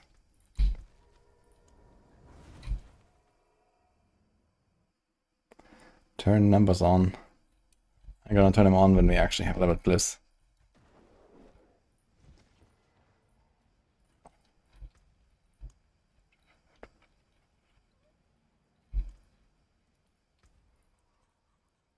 Okay, let's start with a 60.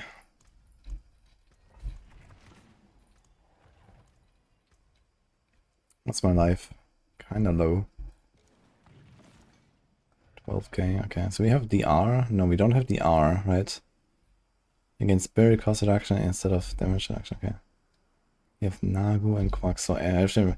Dude, I have to remember exactly every 5 seconds. Actually, I mean, I have a 5-second window to use my Quacks as well, right? So every 5 seconds I get it ready, and then in the next 5 seconds I have to use it. But I kind of have to like, kind of get in a rhythm of using a shred once every 5 seconds so I can trigger the Quacks. And this also triggers Ancestral Guidance, because this doesn't cost anything. I don't really spend anything. Yo, Ignar, thank you.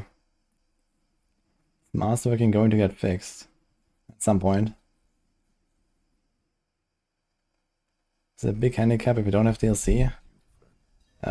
Yes. But if you're just like casually playing, like, you know, to get back into the game or so, it's okay. Okay, this is actually just one-shotting stuff here. Good.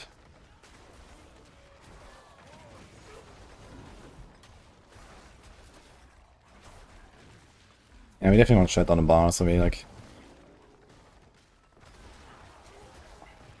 It's kind of weird, it's kind of like he's just like walking to the pack sometimes. It's like a very small range, you know, like... I have to like walk up exactly to them.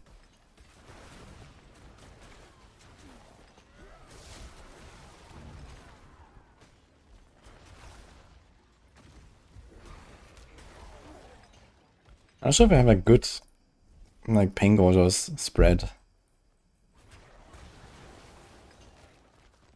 I guess we'll see. I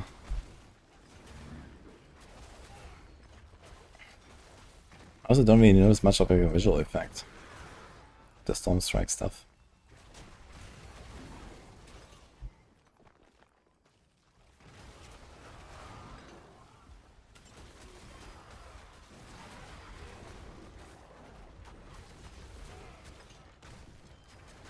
Jarrune will fix that.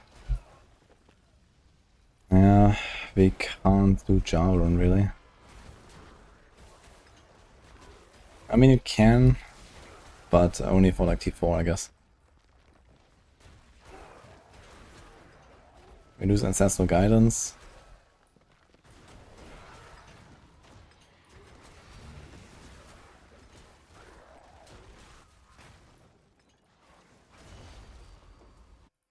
Okay, 2 minutes though. That's fine.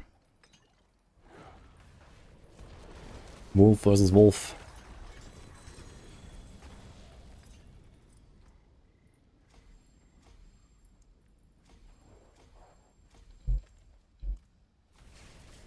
Okay, let's go up a bit.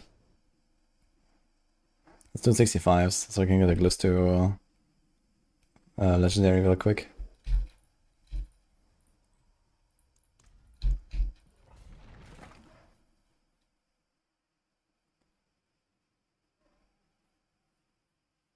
Anybody running Propulsion and Floaty Bubble to dash around, the Pain Gorgers and Stone Strike, you don't care if you get knocked around a little bit. Oh man, I found that very annoying though, the Floaty Bubble stuff. I can't really play with that. I'm not a fan of that at all. Ah, nice, the Rabies actually spreads Pain Gorgers. So they actually do hit everything just by default. I don't even have to do anything for it. It's pretty comfy actually.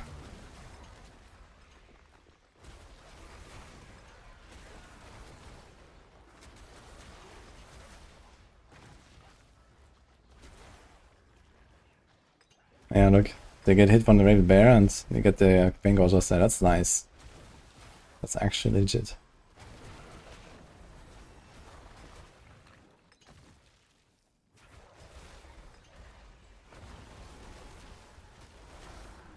Now that I've played this, I wonder what is the huge difference between this and just playing Shred. With the exception that with Shred I don't have to think.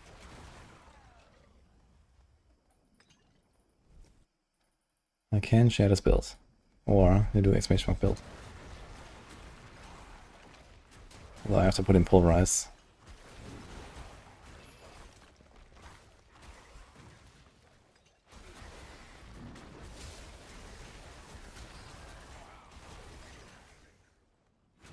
I'm running Bestial Rampage and Wild Heart Hunger.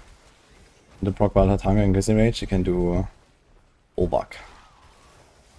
Actually, I realized that I need to like swap a few times at the start, and I actually didn't do that. I see my Bastion Rampage is only at 27.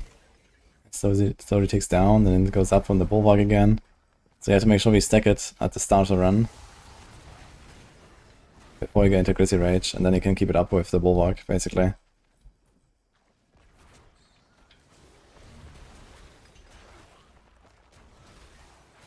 Yeah, once my glyphs are leveled and stuff, we are like pumping. And I think the missing chains are not that bad. I think you have enough chains.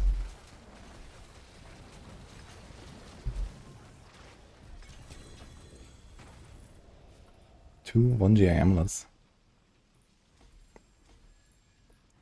Okay, legendary glyph.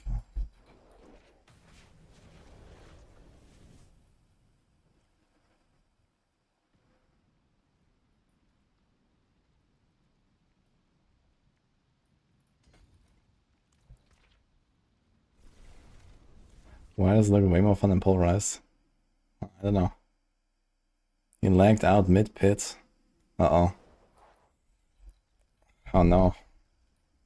I'm not really in the mood to lose my Shroud or my Perdition now. Like, how lagged out are we talking?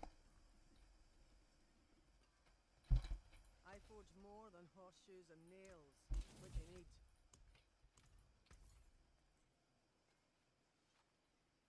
Hello, shining. Oh, too bad, friend. All finished, are you? Well, there's something special. Got kicked mid-fight. Beautiful.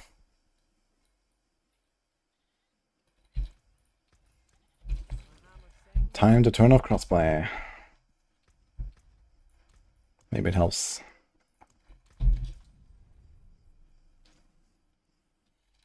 Isn't Shaco better than Perdition? Shaco does nothing for this build. You don't care about cooldown. You don't care about skill ranks. You don't care about the armor either. I have one roll there, sure. You're a druid, you don't care about the defense either very much. Although I guess the wolf builds are probably noticeably squishier than the bear builds. Bear builds are pretty beefy. And here we are missing this. We do have this at least. We don't have this. We don't have this.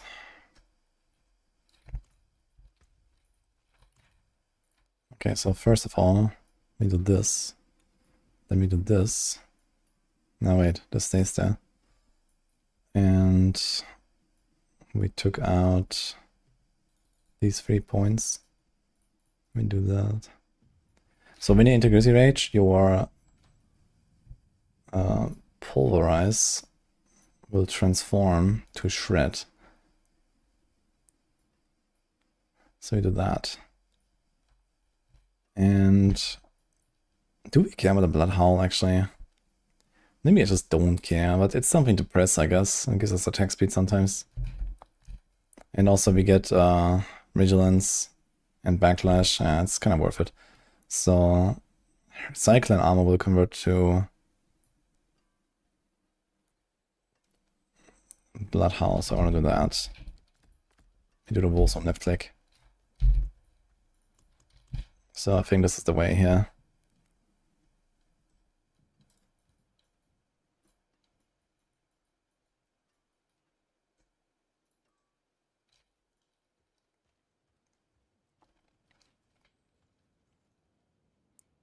Any people on hardcore who are DCing and lagging, or is it just softcore?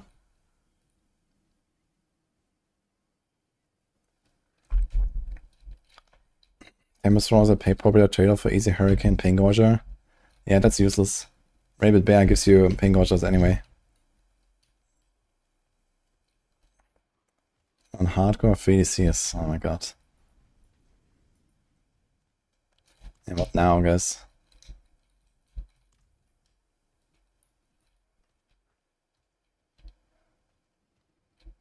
Can't interact with anything.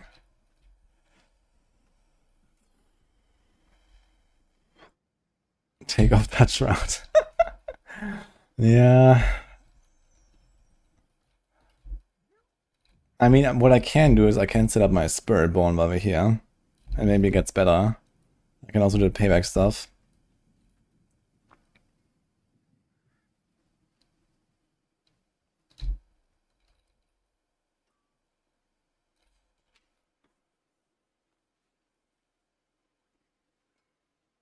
Movement velocity bumps all crit damage, not just guaranteed crits.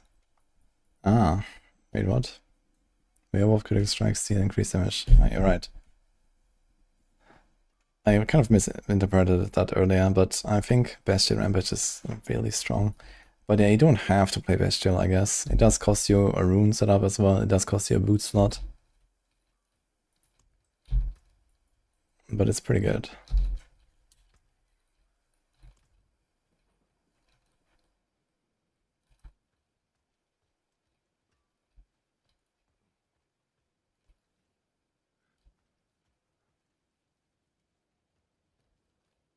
Don't you play hardcore? Exactly what it is. I think I might wait it out like a little bit, and we're gonna go on the Spiritborn real quick and set up the payback build. I can't actually log out. Okay. Good thing I didn't go into the pit, guys. Fuck.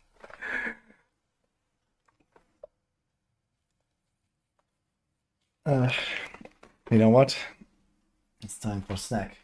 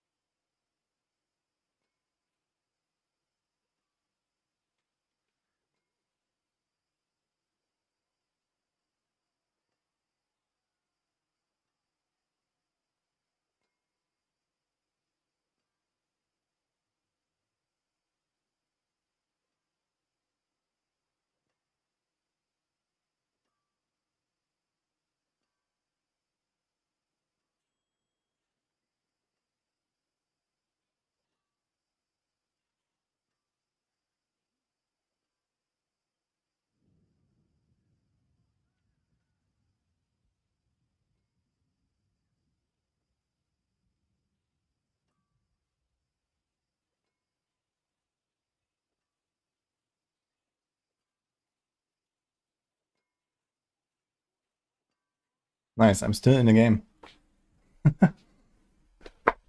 Very good.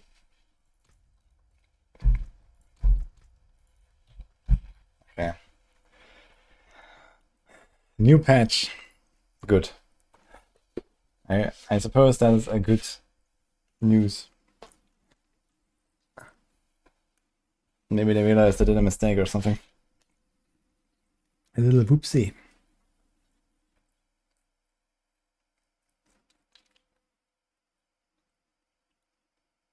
One gigabyte. Oh shit.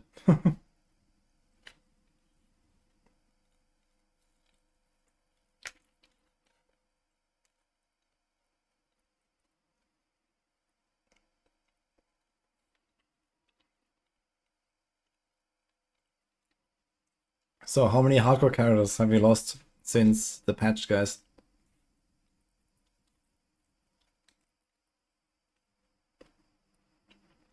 Legion was too strong. Patch reverted.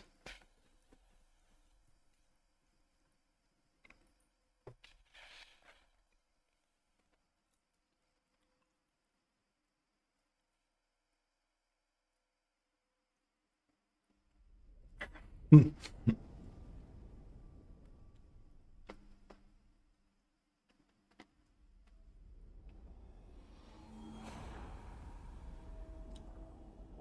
think Avalanche is better than Nightwind for Ice Shard Sorc now?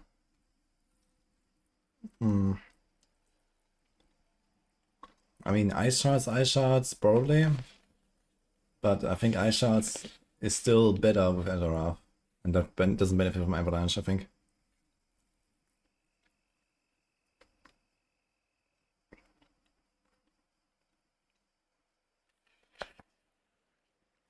You always wait a few hours because you know better. Smart.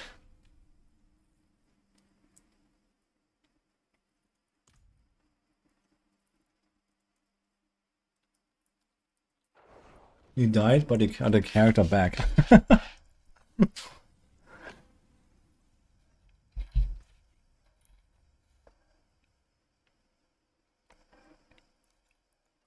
Wait, did they actually revert the patch? But the Mother's Blessing is here.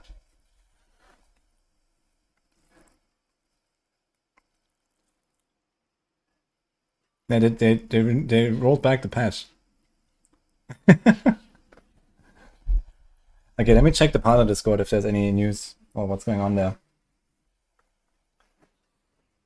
Classic. Let's see if there's any update.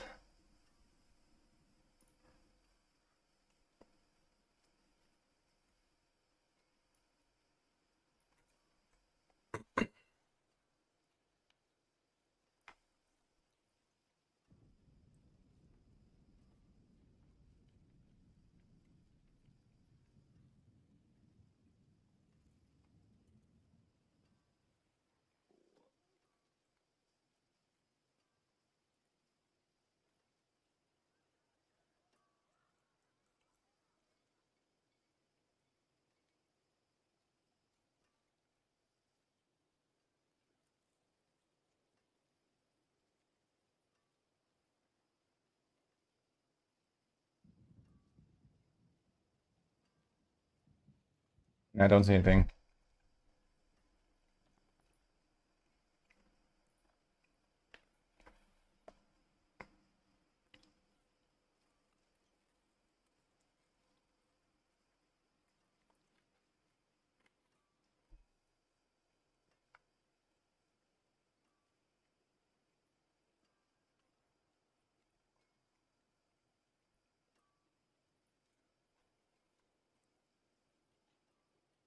Are you getting a new patch?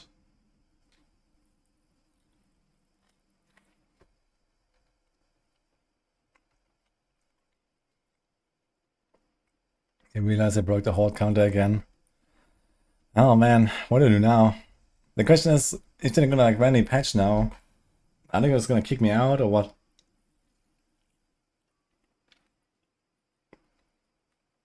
Another update? Let's try.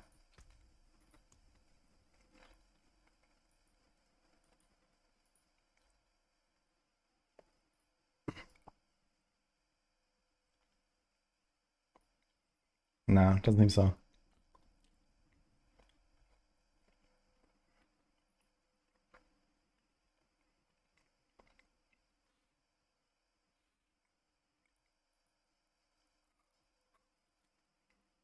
Yeah, on hardcore, it's definitely a good idea to take a little break right now.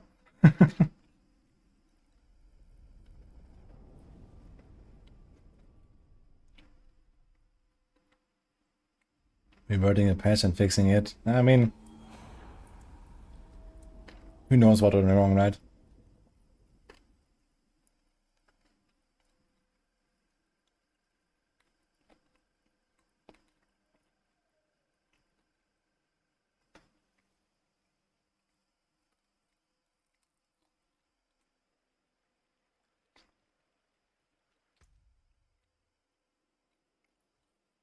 Yeah, it's back to 2.3.0. My Stormclaw weapon is also the old version.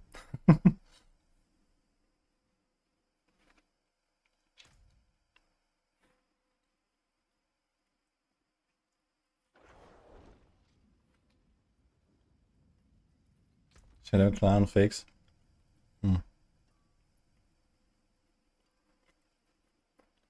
Wait, is there another patch now or what?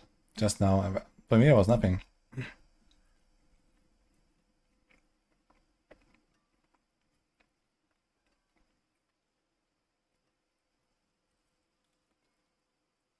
Druid or Barb to create. Druid is a stronger one, but Barb is fun too. Oh my god. Okay, round 3, guys. Let's go. Gonna reset our Battle.net.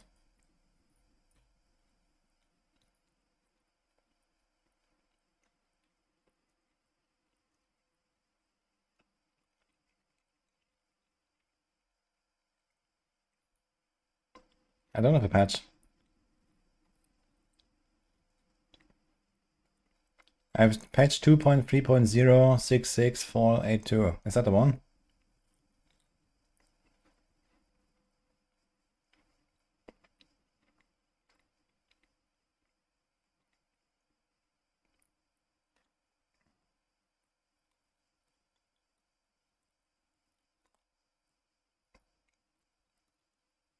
Okay.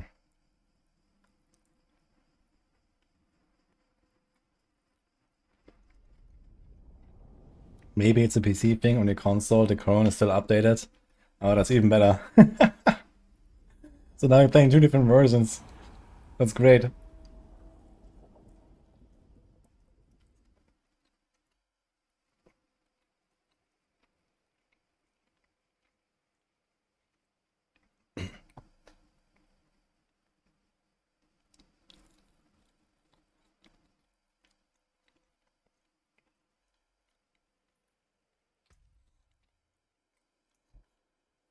Okay, there's a message from Adam Fletcher. We're rolling back 2.3.0 on PC 4 right now to mitigate crashes until the team can investigate.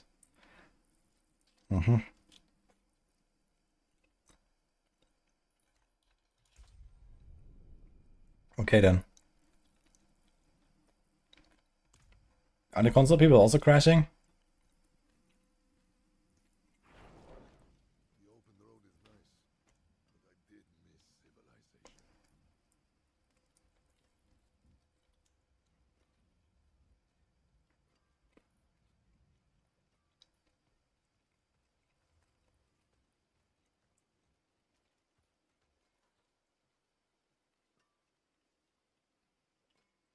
Why roll back the patch?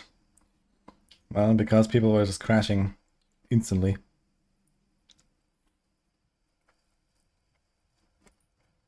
PC rollback.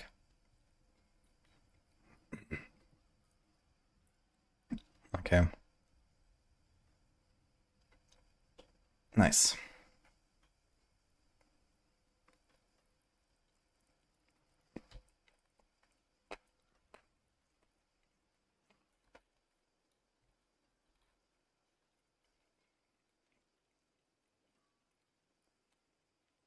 Small indie company, it's fine. We can forgive them.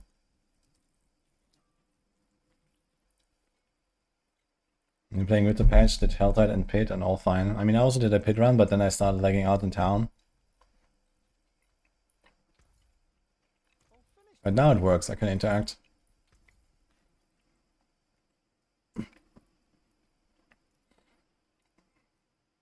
I'm on page 0.3.0.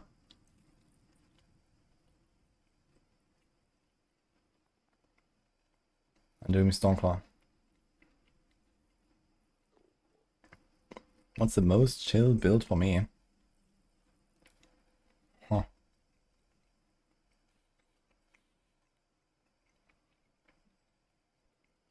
think the most chill I've played this season was probably Pulp.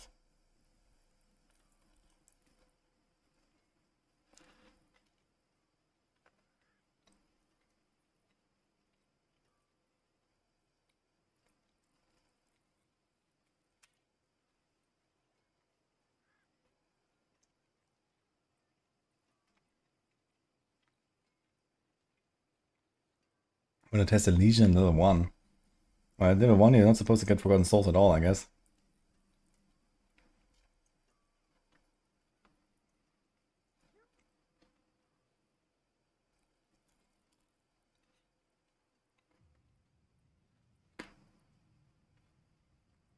What do you think about Shadow Step Rogue? I think it's a bit of a clunky playstyle. But it goes pretty fast when you're geared.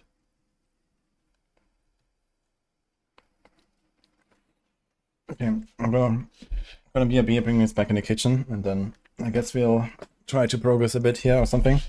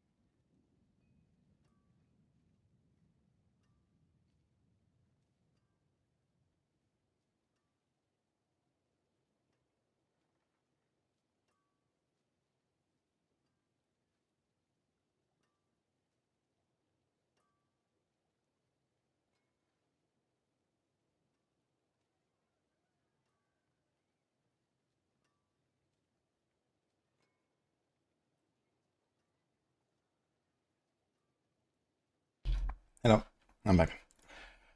So, did anything happen, guys? No, right?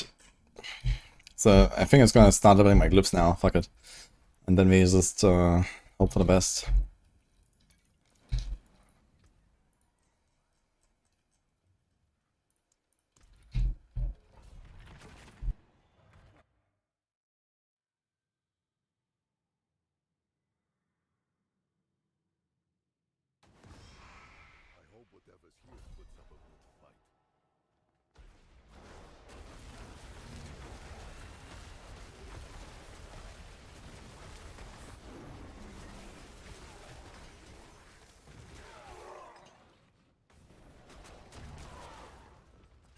We started playing 1.5 months ago and thought this was a better run game than Call of Duty, but I guess not. Is that like a common occurrence there too? Okay.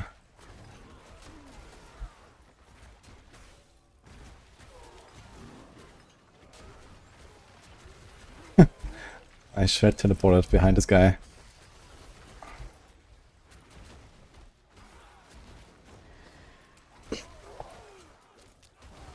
Yeah, I have 3 glyphs not leveled here right now. I need to level some glyphs, guys.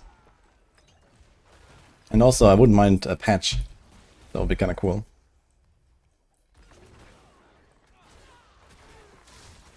A working patch, let's say.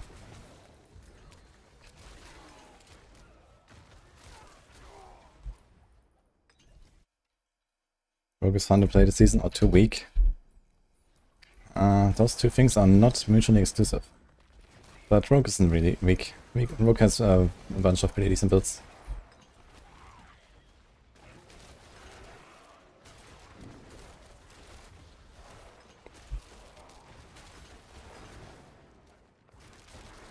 Two patches in one day. Now we're going for the third patch. 2 is rookie numbers.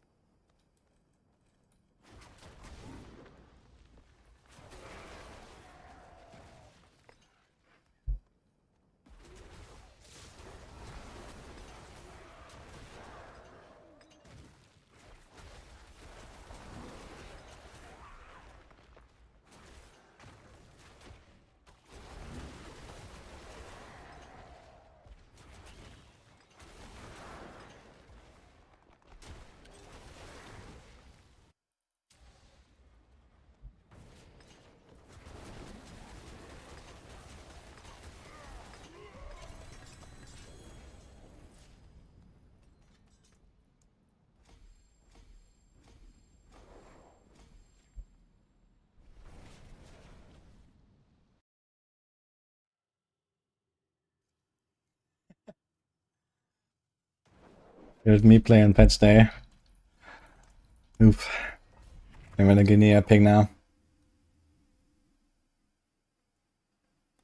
Don't use any resources, it doesn't save but removes your gold and stuff. Wait, what? For real?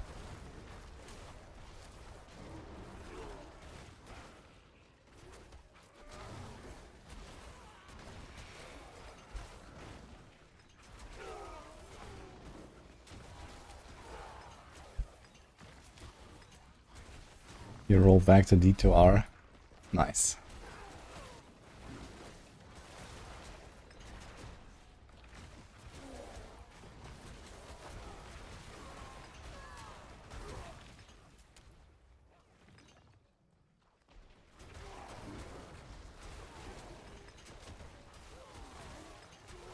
I mean, the build actually seems to work just fine. If my glyphs are leveled and you have the buff on the patch, you're gonna be cruising for 75s, I think.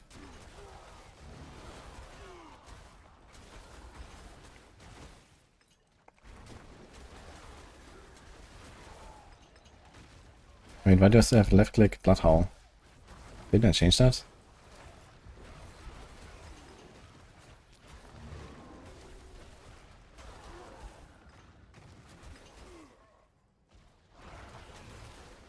Wait. Kills reduce the cooldown of Bloodhowl. That didn't really seem to work. Wait, is that bugged? Kills reduce the cooldown of Bloodhowl by 1 second. Am I tripping? Why is it not resetting?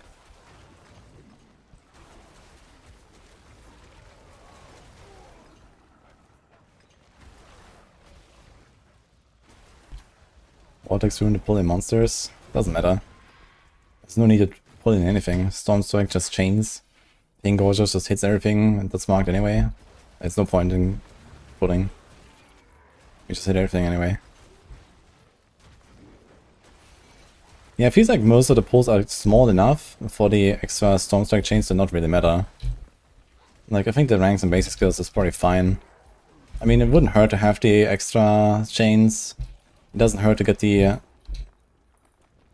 6% extra to cast twice or hit twice. But I feel like all of the Masterworks are kind of like a bit of up and down.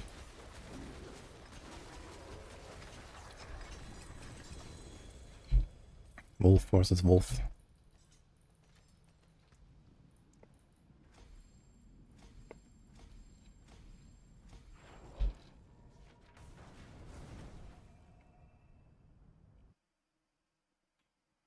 When this replaces Saga, it does not work properly. What the fuck?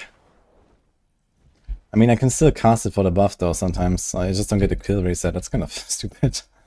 But okay, let's do this.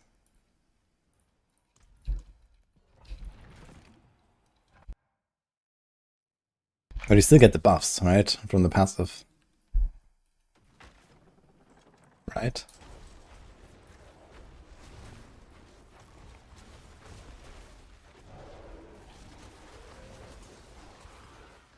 Taking reduced damage, yeah, so that one works at least.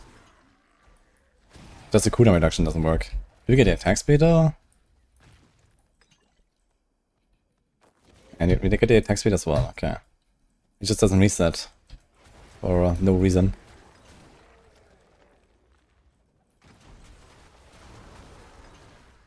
But okay. Just keep that in mind. You still have like half uptime of the buffs. It's okay. Better than nothing. Just use it whenever you see an elite, I guess. Yeah, boom.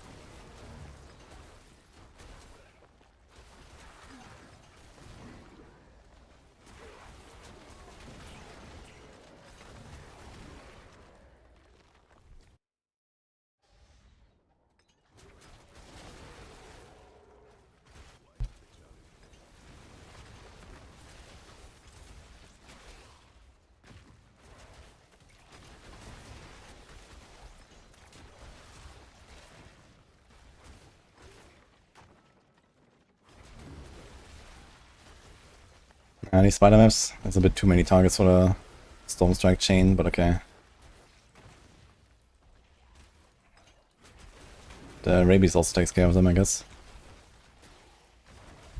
I need to use my shred more. I feel like I'm not mobile enough because I'm not shredding enough. I need to shred more. And then we're good. But you're doing like 2-minute spawns. Which is like alright.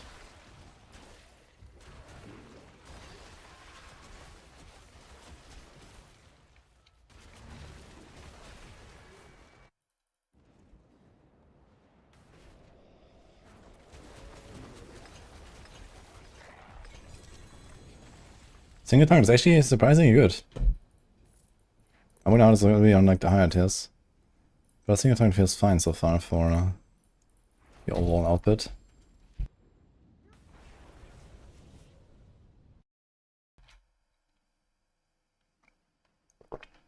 What patch am I playing at the moment? Schrodinger's patch.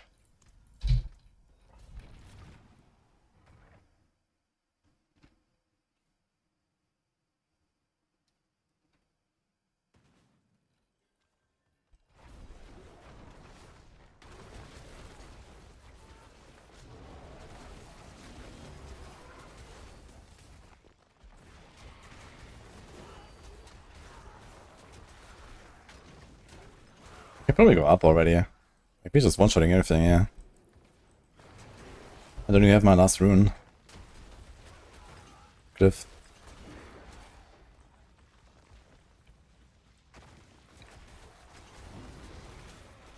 Yeah, the patch is not live on PC. They roll it back. Console still has the patch. PC they rolled back. Another common console W, I guess. Right.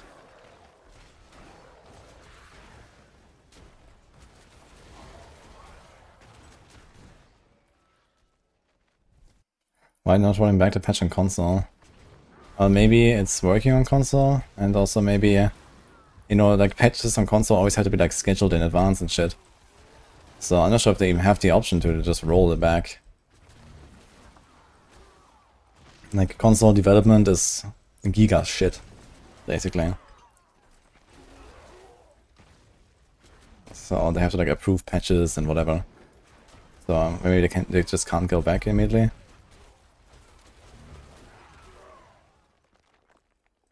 Console is frozen. You're crashing every 2 minutes. Okay, so I guess console has the issues, but they just can't roll back easily, I guess.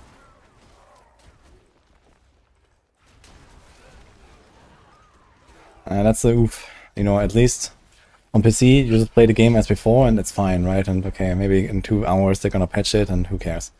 But yeah, if like now they actually like actively made it worse for the console players, that sucks.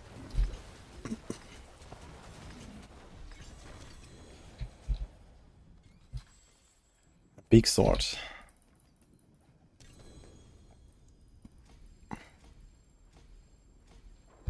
Okay, seriously, like the tooltips all seem so large now. Is there like no option to like just make the chat size larger and not the rest? Like what the fuck? This is font size and this makes the chat like really small, I feel. But at least this looks normal now.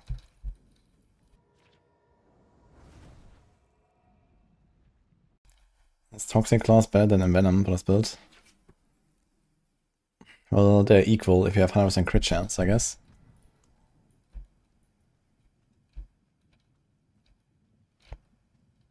I mean, ideally you get equal amount of ranks in both passives for like the maximum benefit per rank, basically.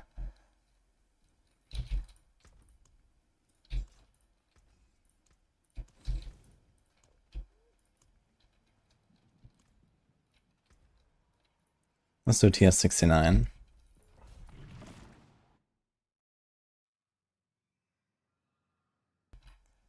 The issue is a bunch of Druid Hopium players equipped Crone stuff in a patch dropped and then causing the servers to die. Ay ay ay.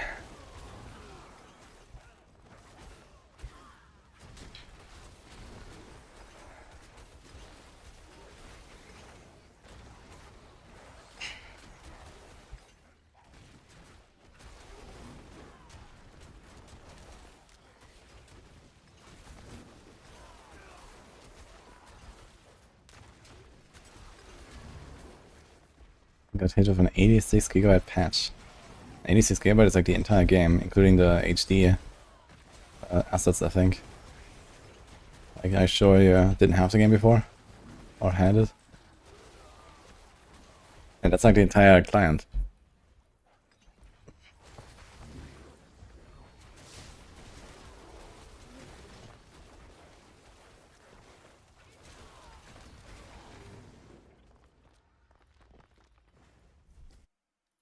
They're reinstalling the game on Xbox to roll it back. Oh shit. Okay, so that's the rollback. just get the game again, man. Alright. Nah, something went really wrong here. Holy.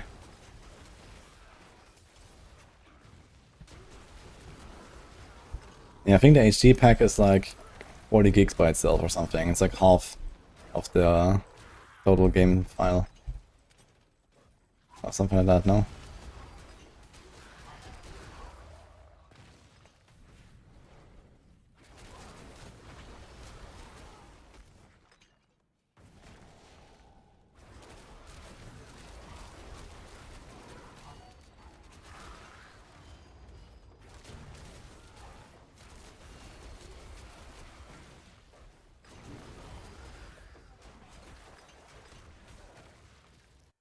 I was still doing 2 minutes though, on 69.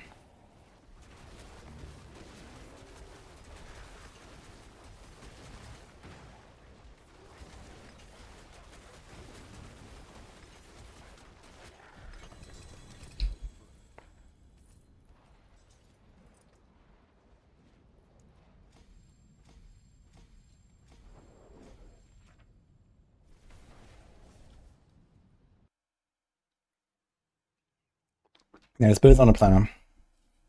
I just did a small tweak with the pulverize when I started here. Everything else was the plan I already had.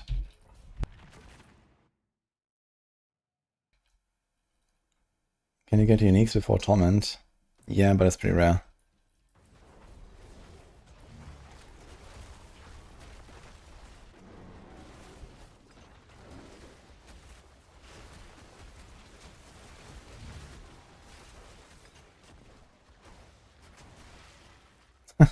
Playing was just hitting like the entire thing. We do have actually a vulnerable application. Yeah, we are making him vulnerable. From what? Ah, Stormclaw makes him vulnerable. Okay. All fine, I guess.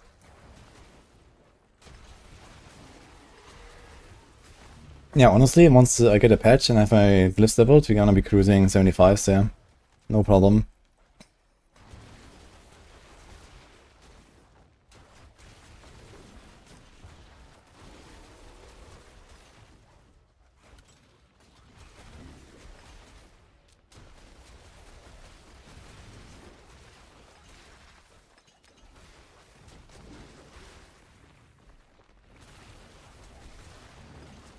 I'm playing on Battle.net.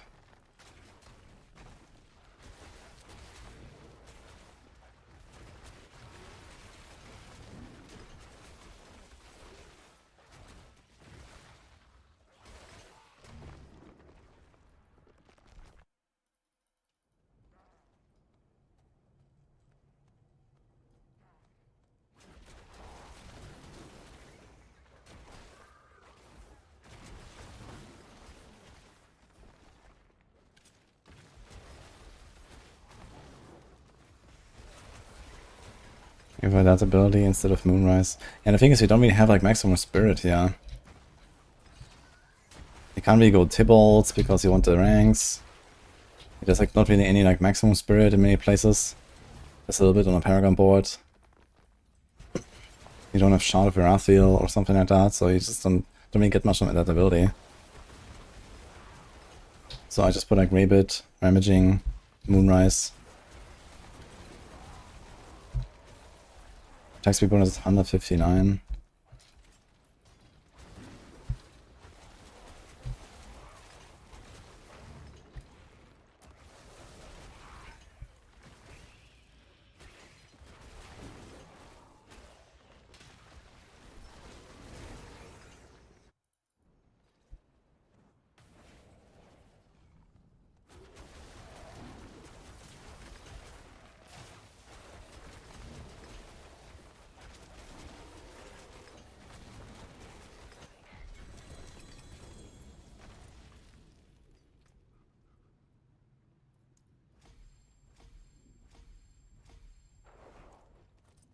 Okay, all glyphs are at 46 now.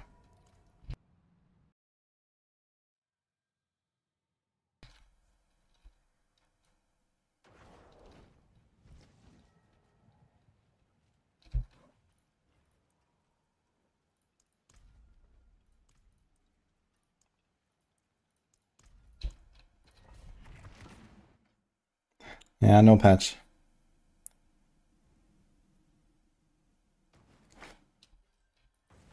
Has anyone checked out the Forgotten Souls buffs? Yeah, so apparently 240 Bad Crystals and 200 Forgotten Souls from a Legion.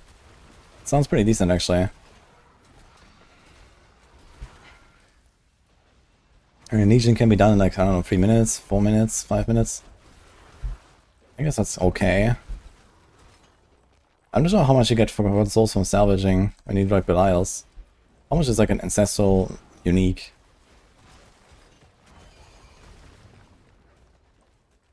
Double caches is active, yeah.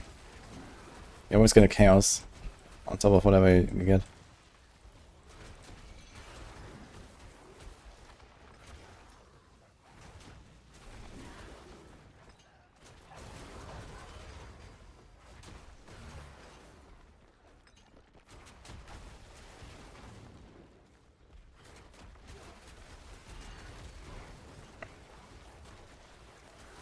Just did a Legion and I got 46. Oh, what? Was that on T4?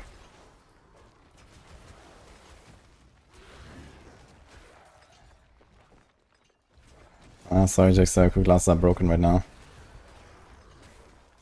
I'll give back the points.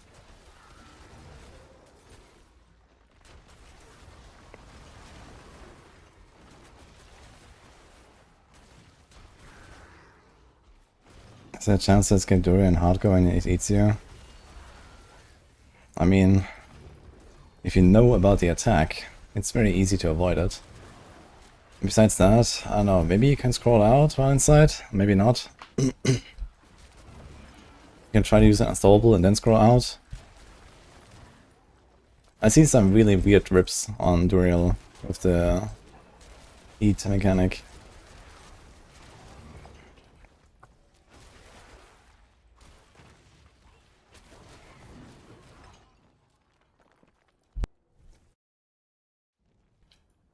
The second cache is inside the first one.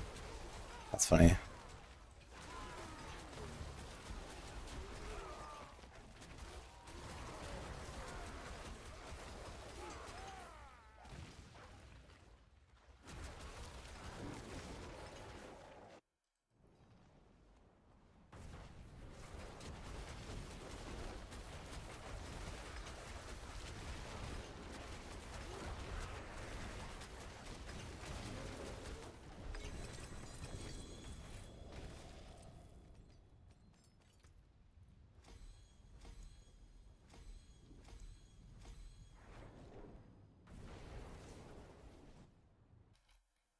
Game can't handle the buff Barb anymore.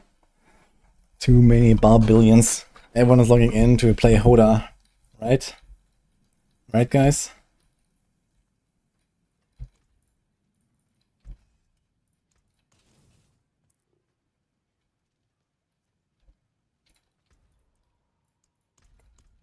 Why didn't they buff anything else? Only meta?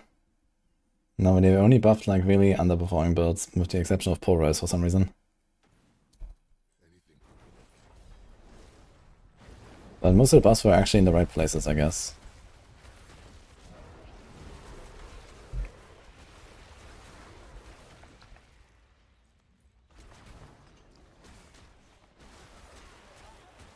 The Stormclaw seems fun to play, but why isn't there a guide on Maxroll? Yeah, I guess our guys haven't really gotten around to it, and we also didn't really know how good it would be, right? Maybe we're gonna bring back the Stormclaw guide, especially if we get another Druid fighter. But we have only 2 Druids right now, and we have like way too many builds on Druid. So, you know, just bringing back some other random C-tier build or so, when like everything on Druid that we currently have is just better than this. It's also kind of a weird move, so. Druid has so many strong builds right now. But I mean, this might be a bit more competitive now with the buff, so we'll see. And it's like a fan favorite a bit, right? There's a lot of people that like Stormclaw, and it's actually pretty fun. It's a bit of a weird control scheme though, the way they have to like move with the shred and the claw. They buffed Pulse because fixing the puddles is resource heavy. Nah, they have to fix the fucking puddles, man. They can't keep it like that. That is just like way too much frustration. They need to fix that. I mean, the alternative is they remove the splashes, sure, and then at least it's consistent and, you know, maybe brought down to earth a little bit. And maybe then that would make a little bit of sense. It's actually kind of hilarious because when they redesigned the Dorothy Nightbringer, they did 1-to-1 exactly what I suggested. But one thing they left out, you know what? I said remove the splashes. I knew it.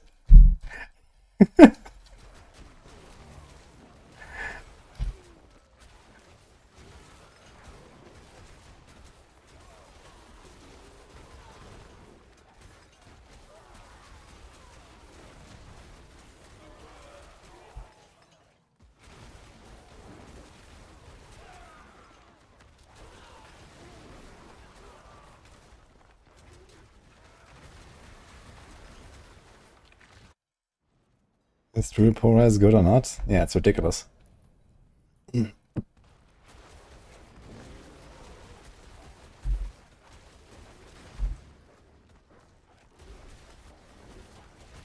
We're actually staggering pretty well. From what? We have the stun? And that's it, or what? That's pretty much it seems.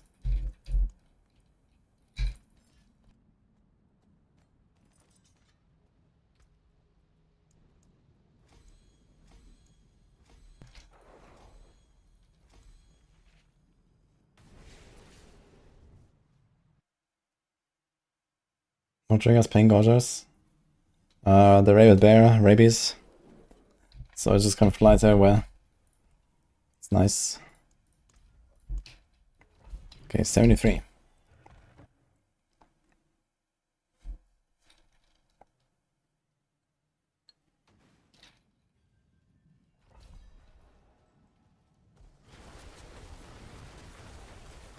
I love starting a pit run with Crazy Rage on cooldown. That makes a lot of sense.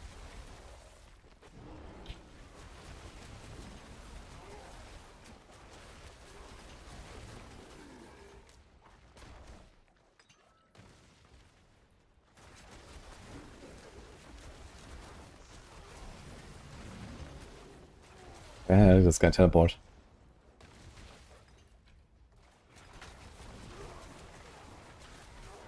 The Belial cooldowns are very drastic, instance to instance with Puddle Druid. Yeah, it just breaks randomly.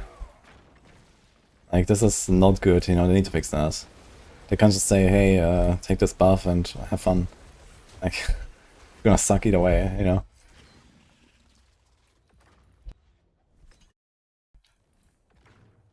And who knows, I mean, maybe they're gonna fix it for like Season 10, or maybe they're gonna do like another patch in a week and fix puddles then. That'll be nice.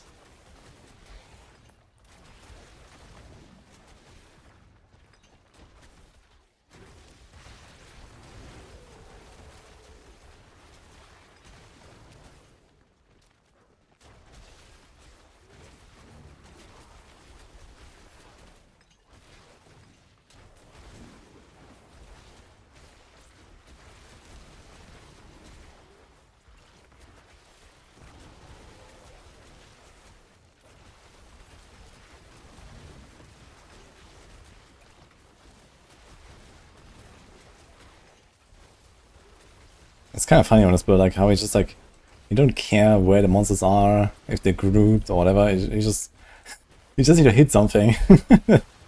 Like, it's weird. Like, you just take one guy and lock in, you know? And that's all you have to do.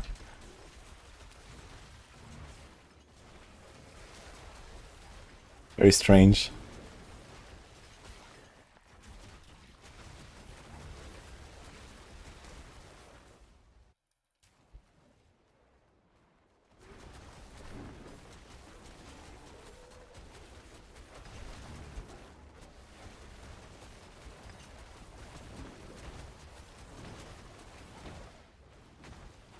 Oh, actually I realized, am I keeping up my Grizzly on the boss?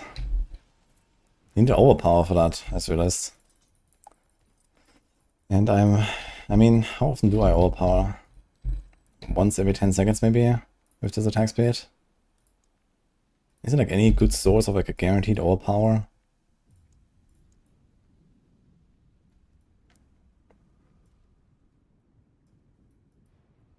No. I guess you can always press the Grizzly Rage again. You just need one overpower in... Actually, don't need any overpower at all. We have less cooldown than uptime. So it's fine, we can keep it up. We just need to kind of keep that in mind.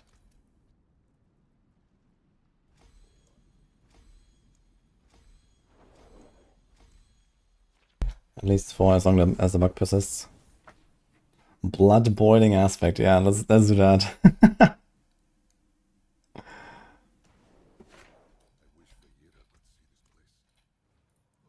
A good idea.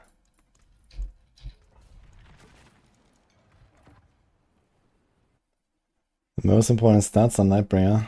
That's the affix and the hit twice. And you want to avoid too much resource costs.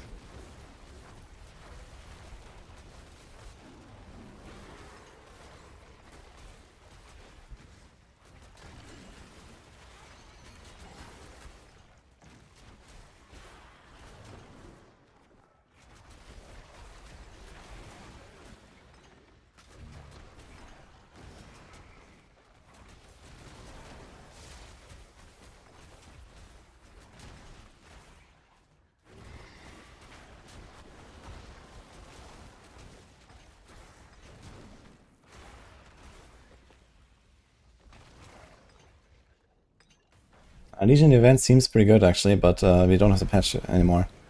They rolled back. I'm gonna do some Legions once it's back. So let's see. I can check the partner Discord again if you get any update on the patch deployment. I'll check after this run.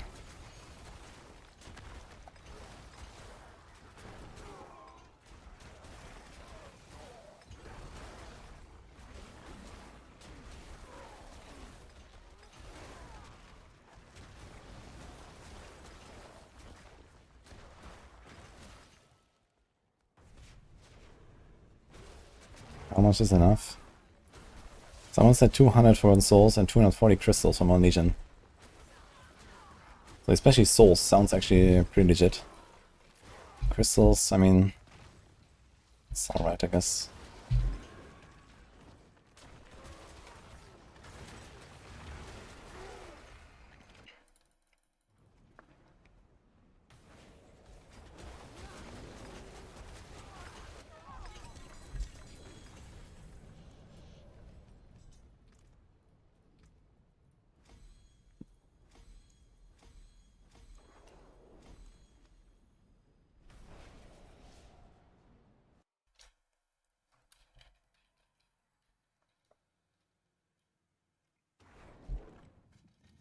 Okay, so the only update we have so far is they will pause the Gift of the Tree event and extend it to make up for the time.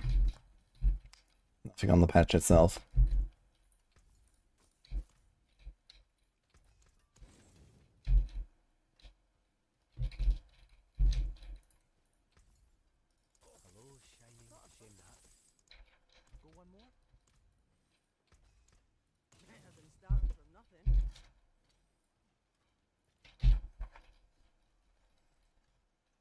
Okay, time to update the title from Patch Live to Patch F, I guess.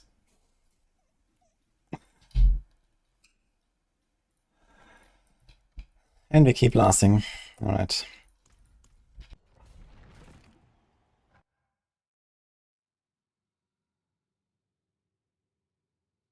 I figure Hydra and lunging are quite a bit faster than this. Yeah, in terms of pace, I think the only way how I can really go faster is if I include a jar rune somehow. It's just like a 2-minute build, I guess, you know. Hydra is a 1-minute build. This is a 2-minute build. And lunge is like somewhere in the middle.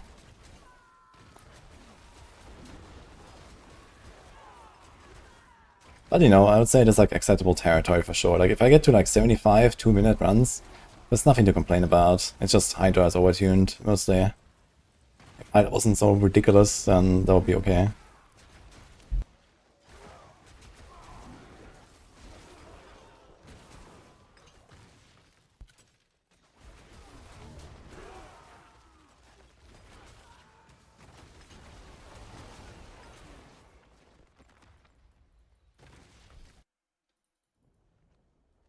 He did Infernal Horde 6 wave, it was 38 souls. Wait, did they say they got buffing Infernal Horde as well? Hydra is perfectly fine and balanced, everything else is underpowered. But then the good old, just buff everything to be on the same level.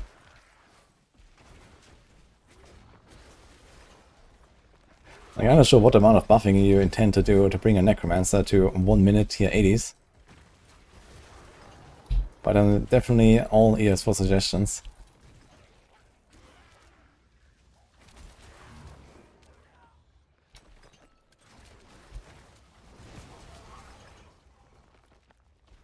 Okay, I have the plan actually. So you make Jar Rune affected by resource cost reduction and cooldown reduction. So at the end it only costs like 10 offering. And every time you press anything you get 10 free teleports. How's that?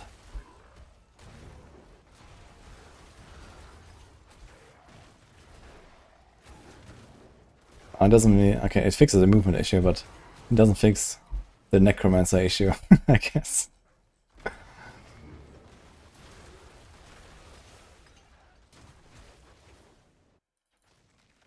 What's the max speed debate Spiritborn can do?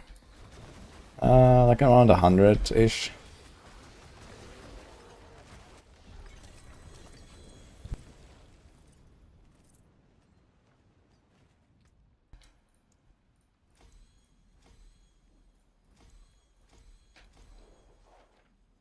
What a Necro issue.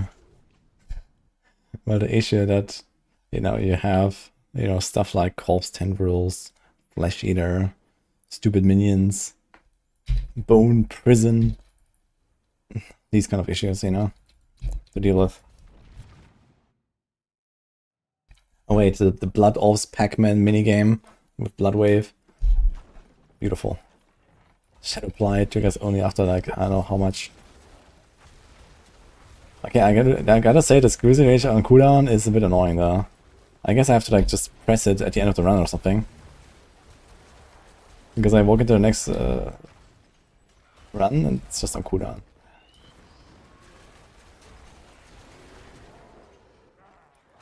What season was it in Bone Spear one-shot everything? That was the last season.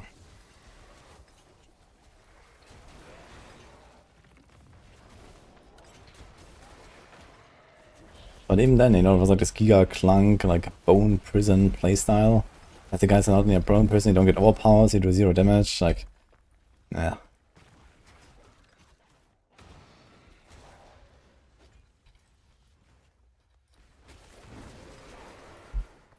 Surviving tier 3, fine. Once you go tier 4, you get one shot. Maybe you are underleveled and you don't have armor and res. Or maybe you just have like no life. Because the way I expect a Mikuna build to look like is probably with like 3000 life in full endgame gear or so. So maybe just roll a bit more life.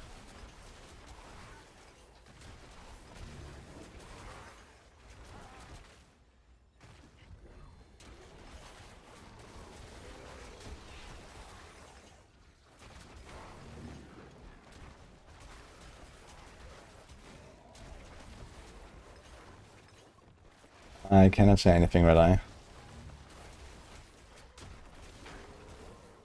But I think it's gonna be really good.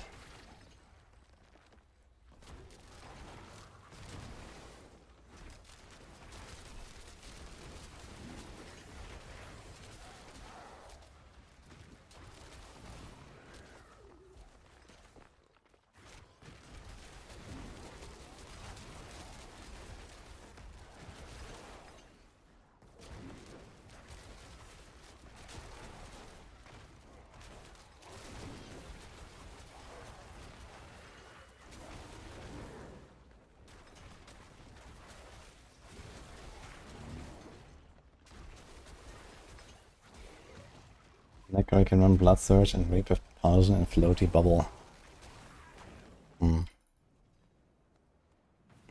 I know there's like this propulsion stuff, but like it just doesn't feel good, man. I hate this stuff.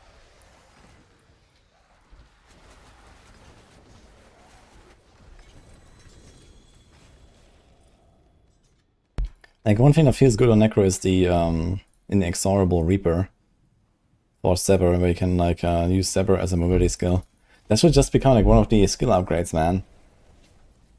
Instead of the aspect, because many builds have like a, you know, fixed boot aspect, like the Occult Dominion on the minions, or maybe put it on the neck actually. But you have like, you know, the Bone Prison boots on some builds, and you know, you just don't really have like a slot. Sever also has a pair of boots. I think it would be really cool if there was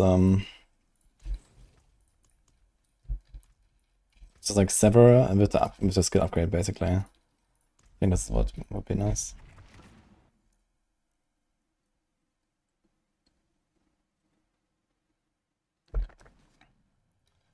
How can you imprint aspect on ancestral unique items? You can't. Uniques cannot be changed.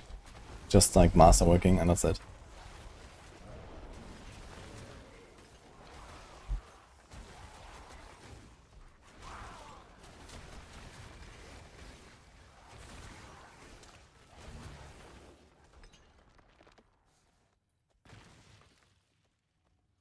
Then Legion gave him 51 souls.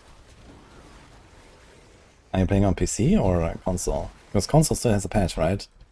Ah no, they also rolled that back. Yeah, I mean the patch is not live, so no one has the Legion buff right now.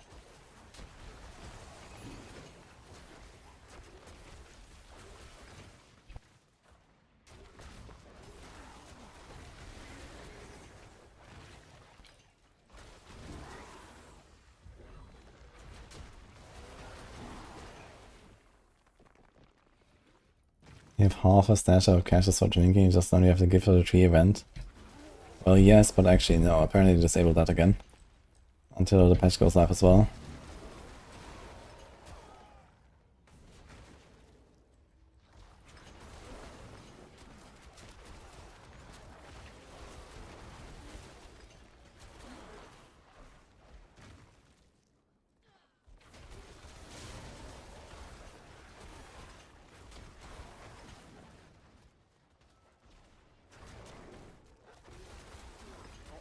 Oh.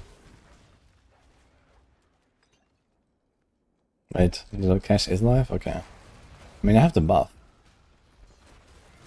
By the way, like Flasher wrote this, it sounded like they disabled it again. But okay.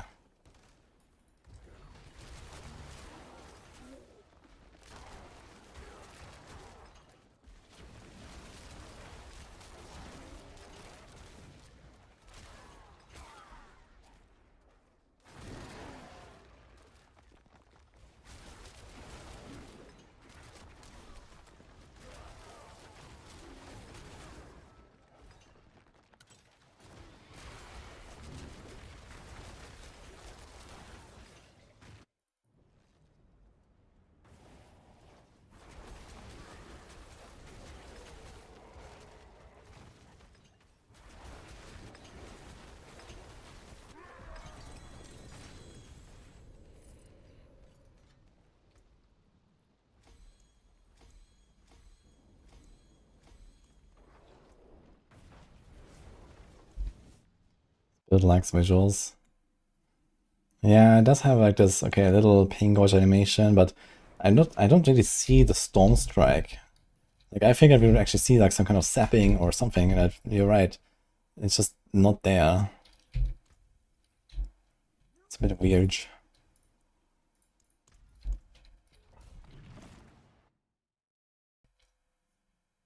Did 2 Whisper turn and still got bonus cash. Okay.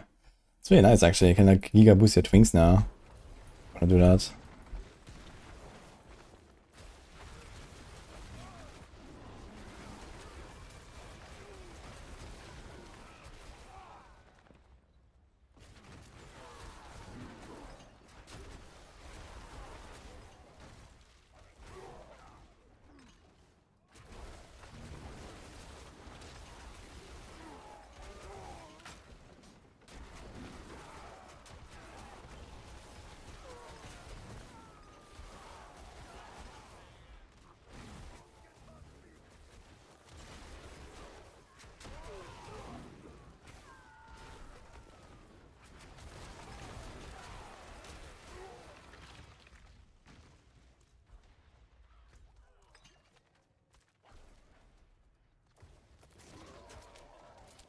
Second one doesn't give speed loops.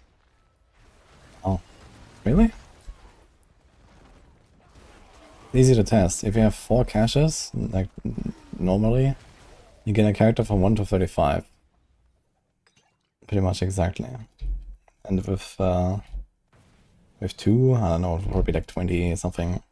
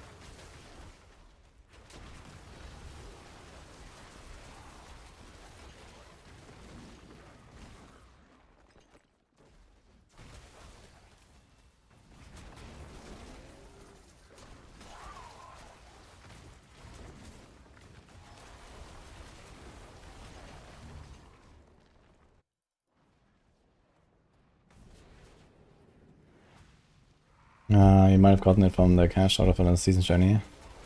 I'll stop talking.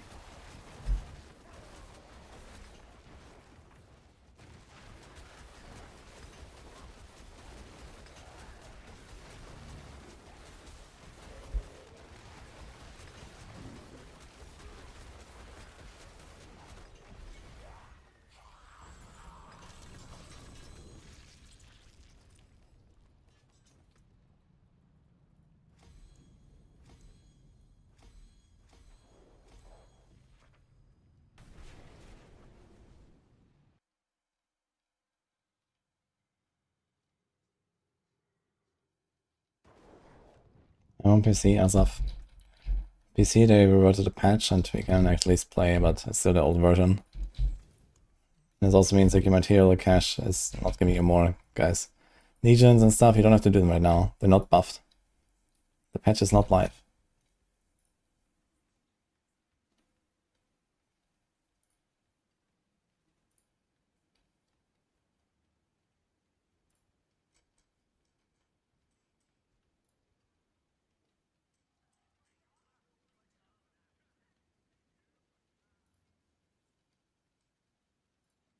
No update yet from the CMs.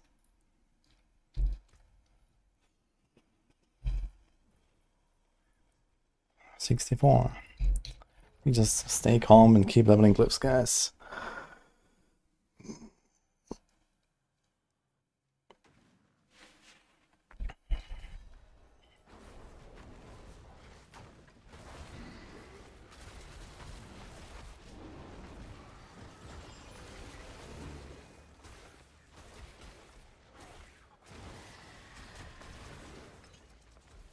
Double caches is live actually. So they have to buff you on the bar. As long as they have to buff you, you should be fine.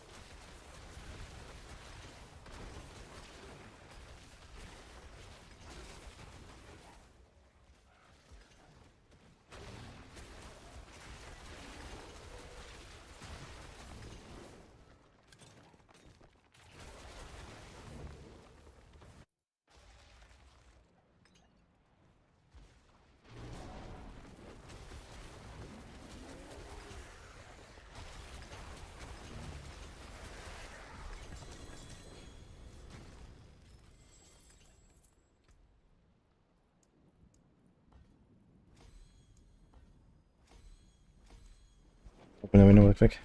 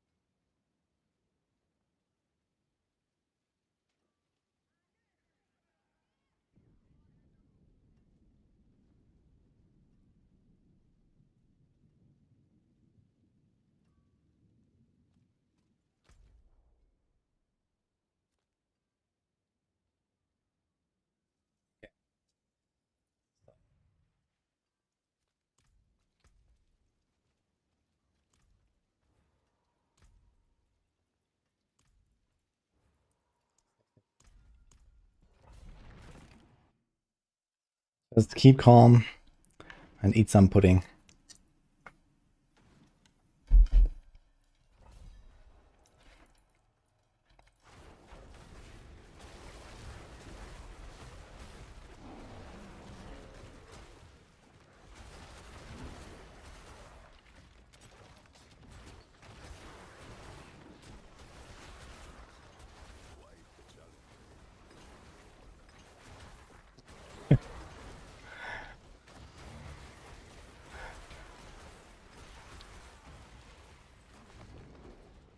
So guys, from what you see so far, any Stormclaw enthusiasts in chat? Seems to actually be working just fine, and this is pre-buff. It's gonna get a bit better.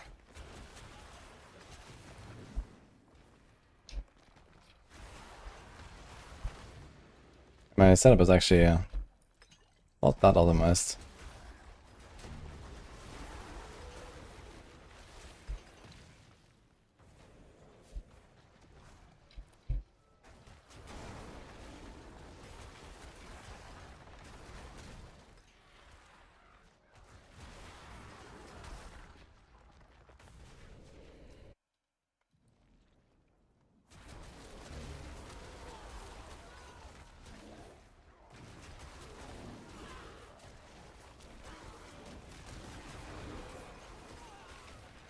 Sparks. I'm just undying, alright. Hmm.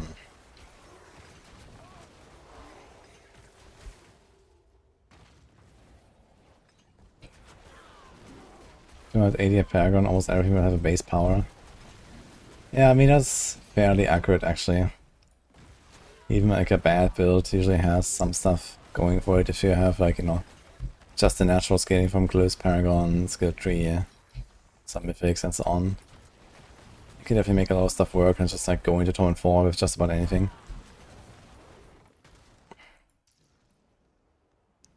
I'm not sure how the build like really looked and felt back in the day.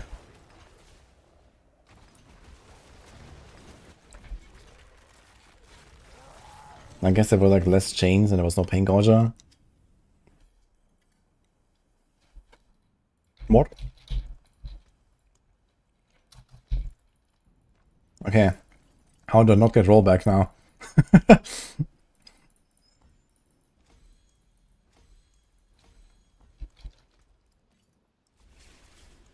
Dude, random Ascendance Druid from the pit, what the fuck?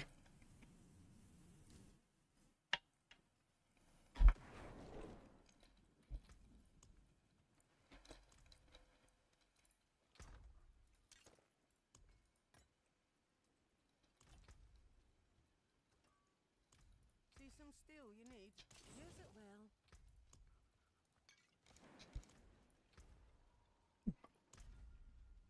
Back in the day, Stormclaw was clearing Abattoir 25. Oh, that was Shred, not Stormclaw. That was the Poison Shred with the double dipping stuff. It fix the opposite farm? I guess not, since the patches rolled back. You can still use it for a little bit, I guess.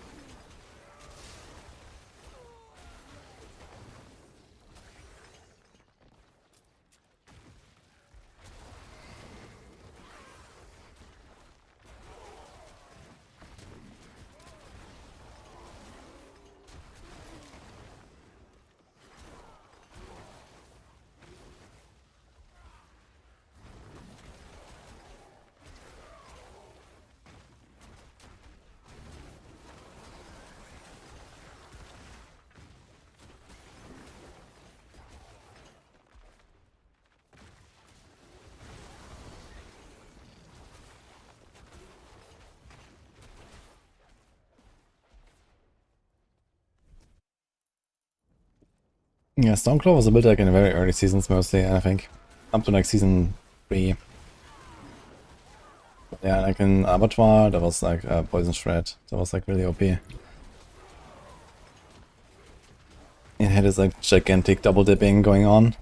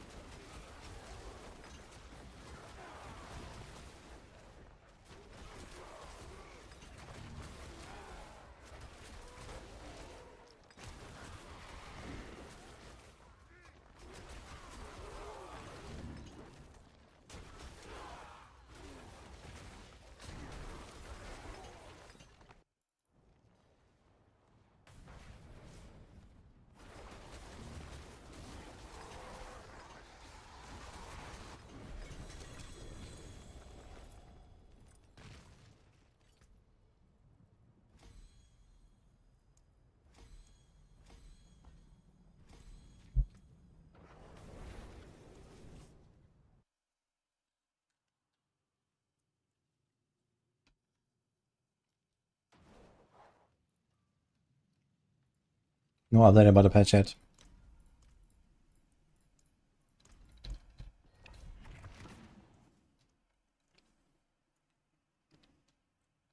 Yeah, they rolled back the patch right now, Limmer.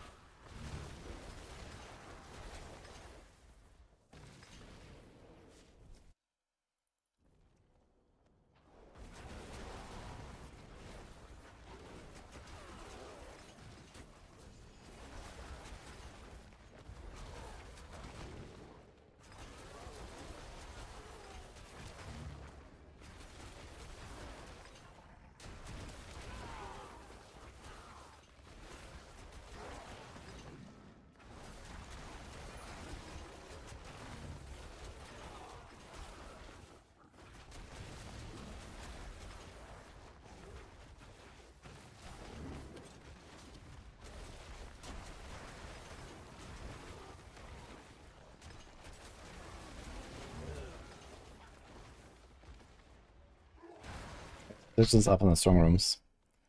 So I need to make 90% sigils that have a guaranteed strong room. It's also very good to farm them for auto side. And you just get like tons of these escalation sigils on the side.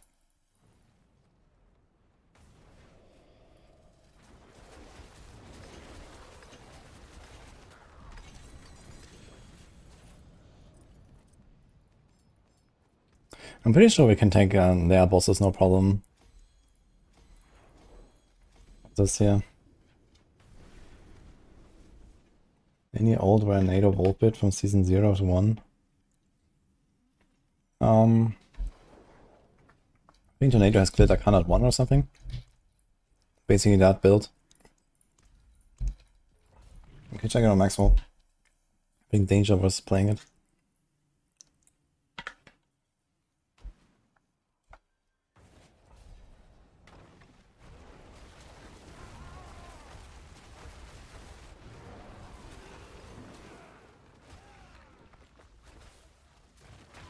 You like this over Shred? It's been a while since I tried Shred. If Shred didn't have the Edge of Wolf bug, I'd probably enjoy it quite a lot. But as long as that bug is still not fixed... sorry. As long as that bug is still not fixed for the 4th time, because it has been fixed 3 times and broken again, then yeah, I don't really want to Shred so far. But yeah, Shred is also like a pretty chaotic build. It feels like you don't have that much control. Like, I like the werewolf fantasy, but actually playing it doesn't feel that great, I think.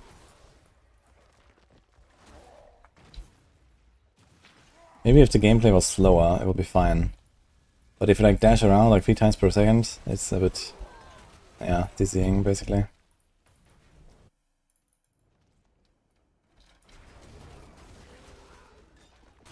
Here it's more controlled as Shred, but it's just, you know, sometimes.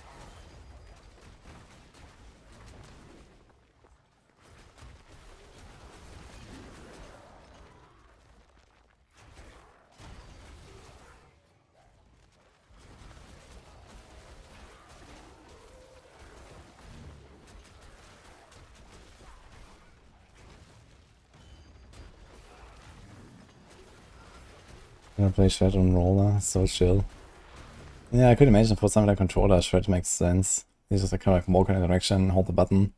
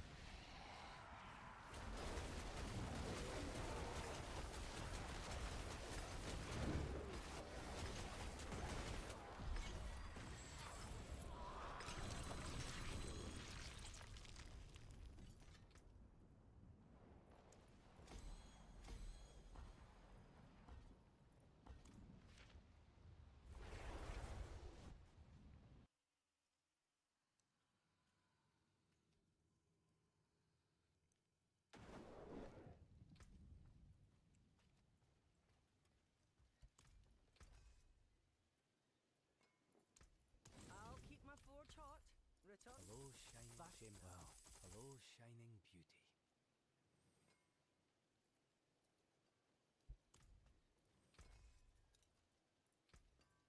What's left, you ask? Wait.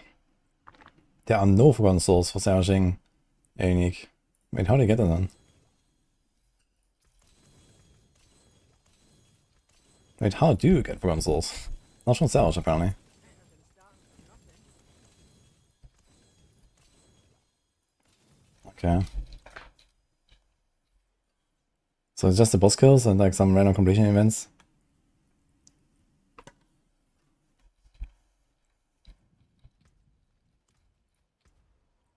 How much does a boss give right now? Like a 1 Belial kill.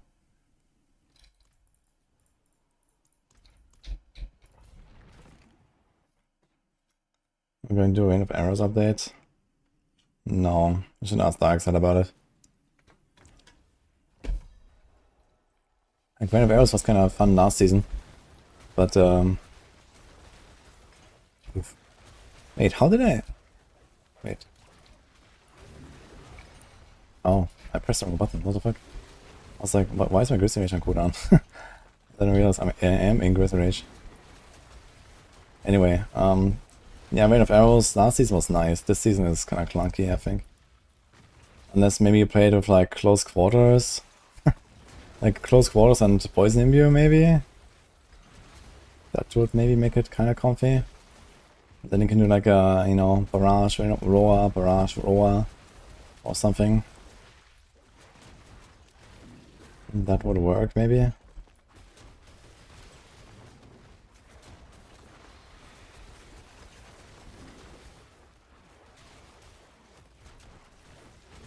Or even like a chemical admixture. And if you play it without position, it's fine. It's just the position that's the problem. So maybe just do a chemical. And do poison.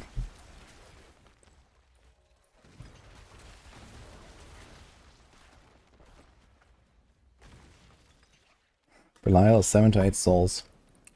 And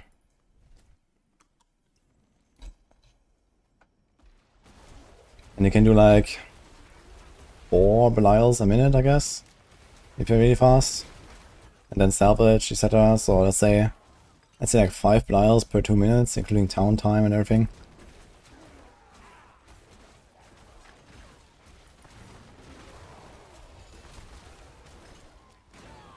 Or maybe 3 Belials per minute on average. So that will be around 21 to 24 souls per minute. And a Legion now gives you 200. A Legion can be done in like 3, 4, 5 minutes. So per minute that's like roughly double of Belial. Okay. I take roughly double of Belial, I gotta say. I'm not sure if the other bosses give you the same if we're on souls. Death Trap getting nerfed? Where's that coming from?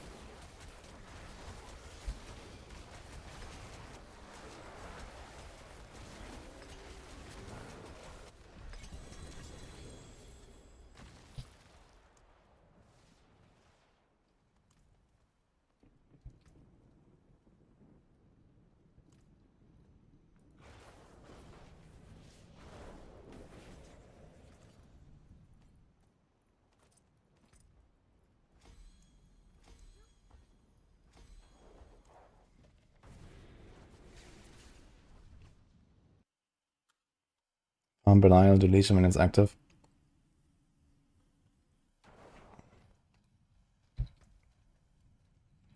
Now the question is, can you like leech legions? And just like send your army in to do legions and then you just hop for the completion? Excellent.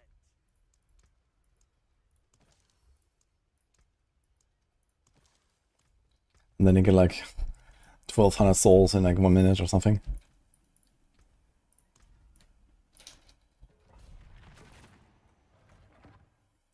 How's the Forgotten Wisdom buff? I don't know. It doesn't exist currently. You have a planner for the Stormclaw? Yes. There's no max build for this actually. Just made this. And that's it. Yeah.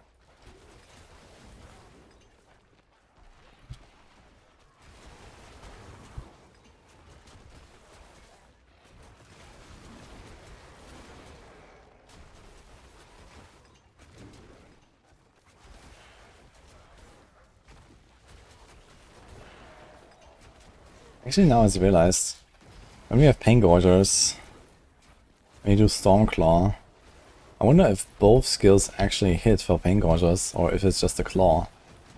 So it could be that on single target you're going to do a lot more damage because they're buffing Claw, and the Claw is suddenly going to contribute, and then that also goes into the Pain Gorger. Because there's actually a good chance that on single target, the Claw just takes the Pain Gorger proc and the Storm Strike does nothing. I actually have to check if I get 4 numbers, I guess. And I wonder what happens when you get a hit twice with Stormclaw.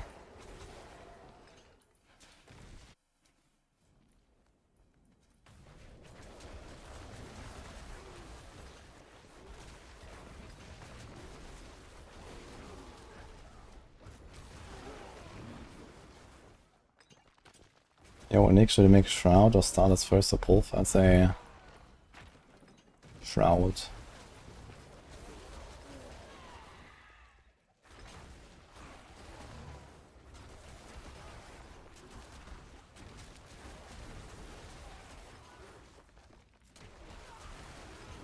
Hit twice and strike 3 times with Zapper don't work. Yeah, but a Claw is special. A Claw is not hit twice. It says attack twice.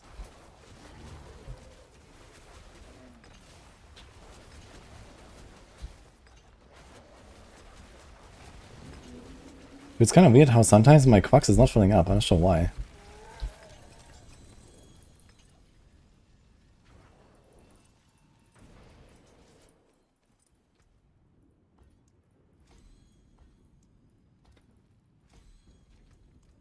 Time for target dummy testing.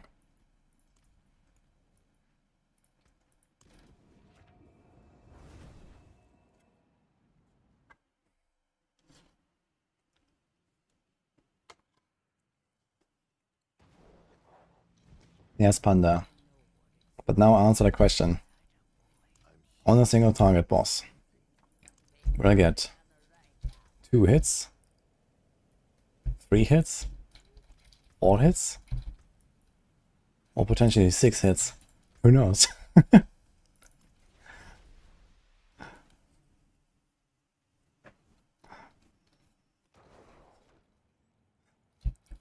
Besides the people that watch now.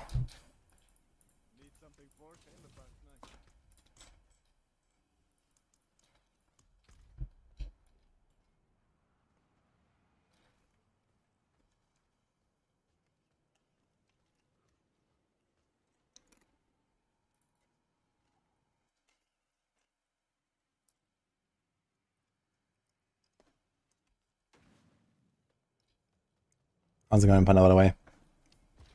Ah, shit, we have the wolves. Let's move this. Oof. Let's move this. Okay, so. Oh my god. And the poison. Where's the poison coming from? Okay. What?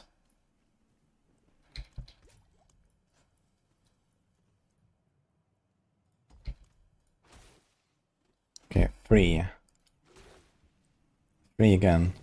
Wait, how the hell am I getting 3? Oh my god! What? What are these numbers? Where are they coming from? What do they mean?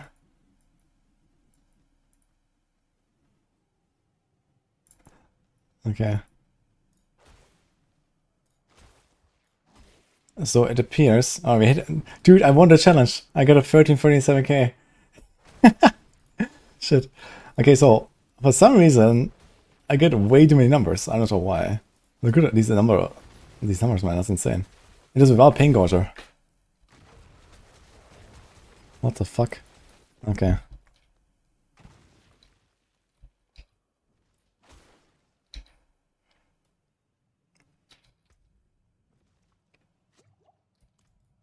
So I suppose the 390 there is the claw, and then the 2 times 1.11 is the storm strike, and for some reason it hits twice.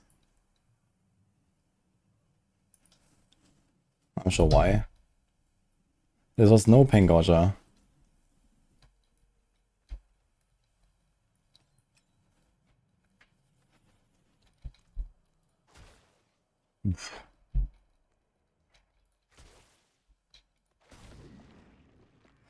So it appears whenever the claw hits twice happens, we get 2 claws and 4 storm strikes.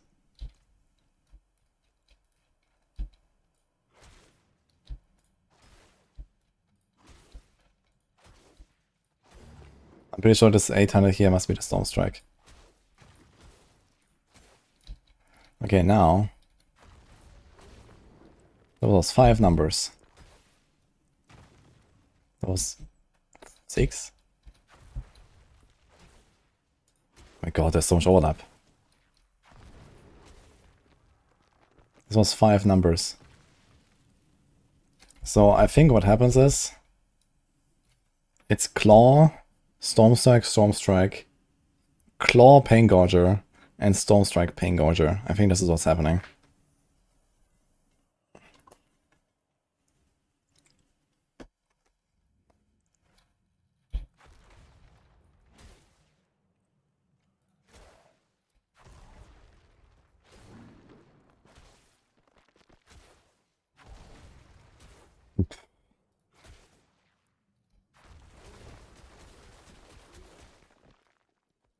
What about the wolves? Okay, they apply the thing. What about the ravens?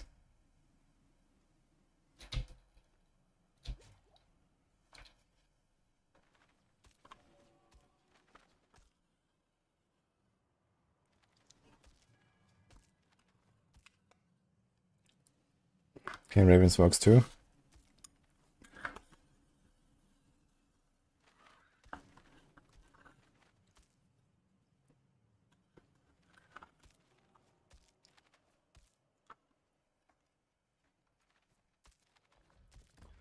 Okay.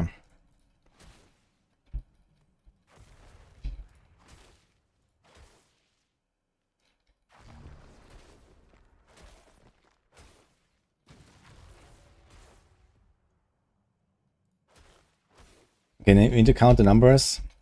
How many numbers is it when I get a claw? Double. I mean, like one time when there's like... It's a kind of spread like this. I think this is fine. Okay, let's see it.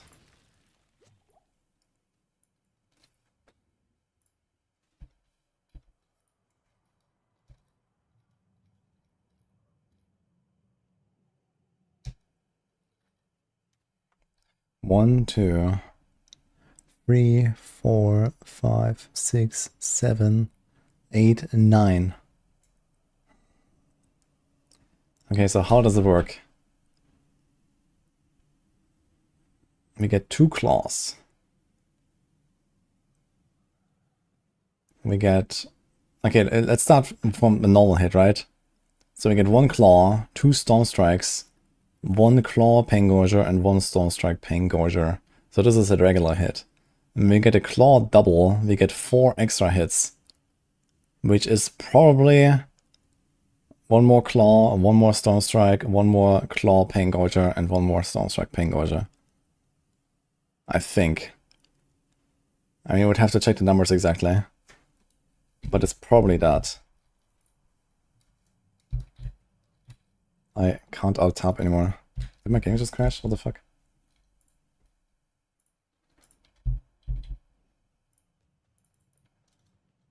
Holy shit. That's my stream live? Okay. What the fuck happened here? Are we memory leaking? We are. Okay. End.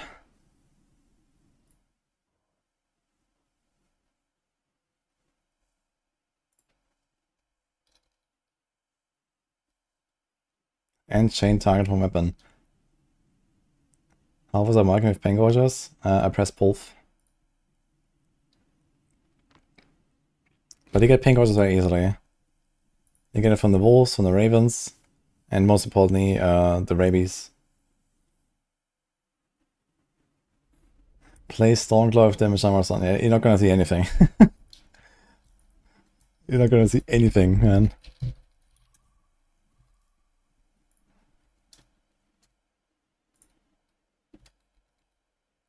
Wait. Okay. Yeah.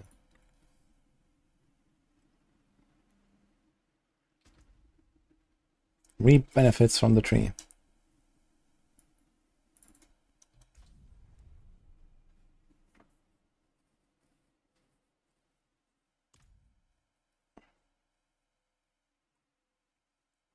Okay, but on a single target we can get 9 hits with one swing. That's kind of funny, to be honest. So for whatever reason, you get double Storm Strike. Like somehow it changes to the main target, but only once. Ah, no, actually it's a hit twice. I think that's actually it. It's not a chain, it's a hit twice. And since I get that almost always, this is where it's coming from. Okay, and now everything makes perfect sense. So again, a normal attack, let's say you proc this, right? A normal attack is Claw, 2 Storm Strikes, 1 Paingorger Claw, and 1 Storm Strike Claw. And this Claw effect here, this is just like you cast it again. So you get 2 Claws, 2 Paingorger Claws, and then likely 4 Storm Strikes, and 2 Storm Strike Paingorgers. So the hit twice from this cannot proc another Paingorger, but each claw procs another Paingorger for both skills. So I'm pretty sure this is how it works. Okay, anyway, let's get our guy.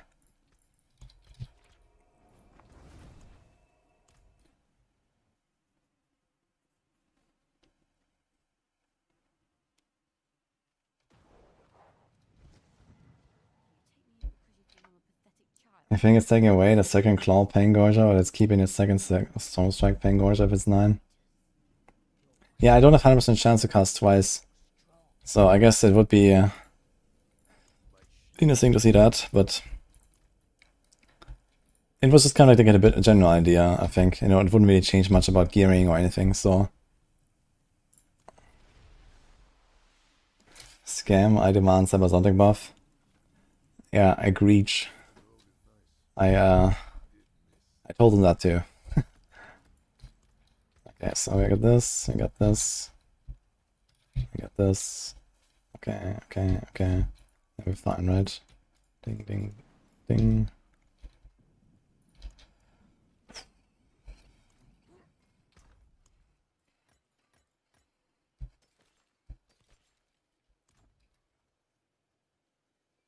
Yeah, any double proj hit twice is does not do the 2 pingers, yes. Yeah, so now it makes sense. I forgot about hit twice earlier. But yeah, the important part is that when you cast Claw and that casts Storm Strike, both get a Paingorger. And when you get a double Claw, both get a Paingorger again. So that's the big part, I guess. So Paingorger is actually working in a very optimistic way, basically.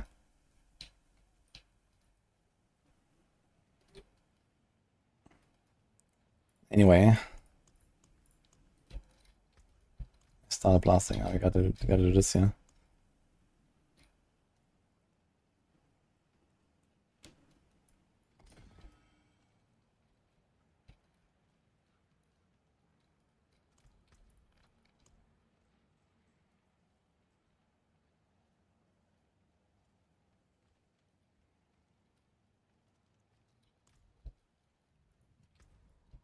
Where were we actually? 71.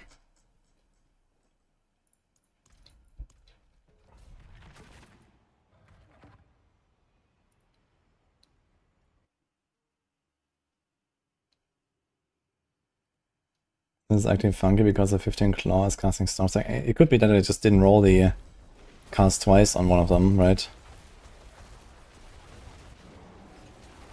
Oh my god, I have the numbers on. And now I see this, yeah. How much damage are we doing now? I have no idea. I don't see anything. It's like 2 bill.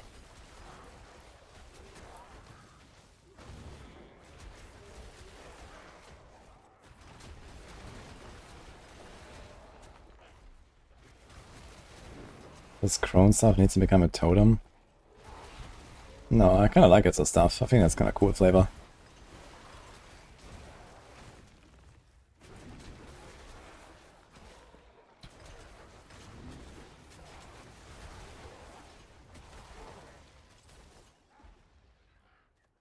How did I just lose like the 20% life from Fortify, but I didn't actually lose life.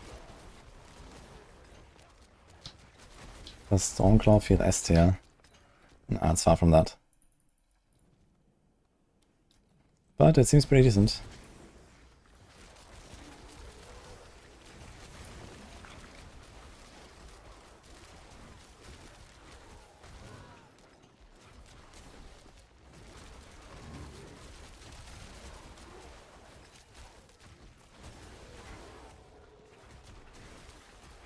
Any build that works on Eternal.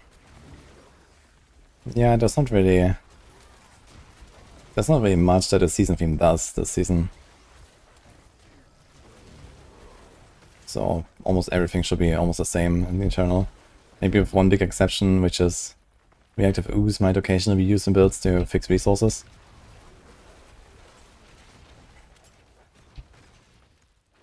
But besides that, I mean, he's just a little bit weaker basically.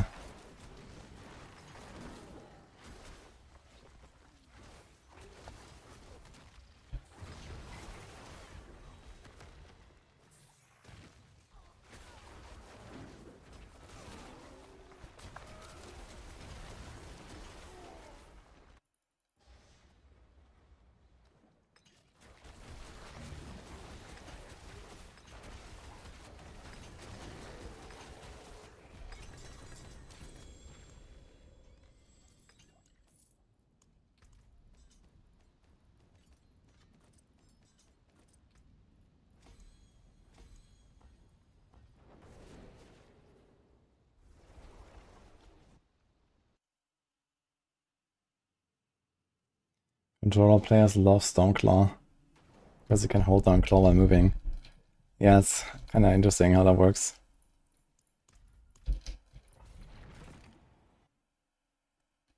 A lot of similar ideas about how to get us. I'm glad to hear that.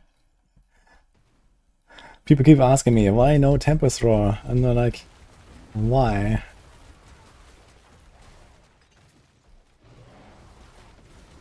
Then it's the same thing on like Full Rise. Why no Vasilis? And I'm like, why? I don't know, man.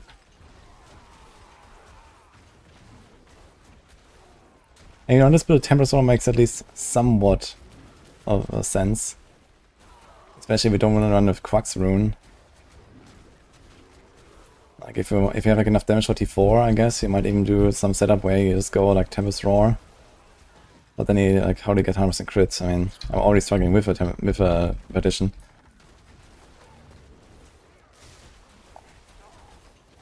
And I actually took the crit upgrade here that I don't want to take, and the crit gem here that I don't want to take, just so I can kind of cap crit.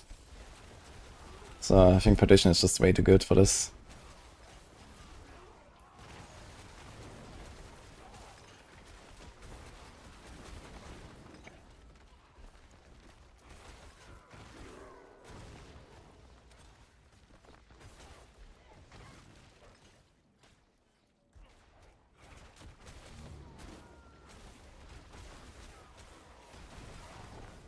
ER is good if you don't use Pain Gorgers. Gives the Verbal tag on Stormstrike. Yeah, okay, and then you can get like Lupin Ferocity or like the other thing here, right? Wild Claws. Or whatever. But I mean, what's the point? We have usable Paragon nodes. Almost all the damage is the Stormstrike. Well, okay, on single target at least Claw will start contributing now. But besides that, it's basically all Stormstrike, right? Ah, okay, not with the Pain Gorgers.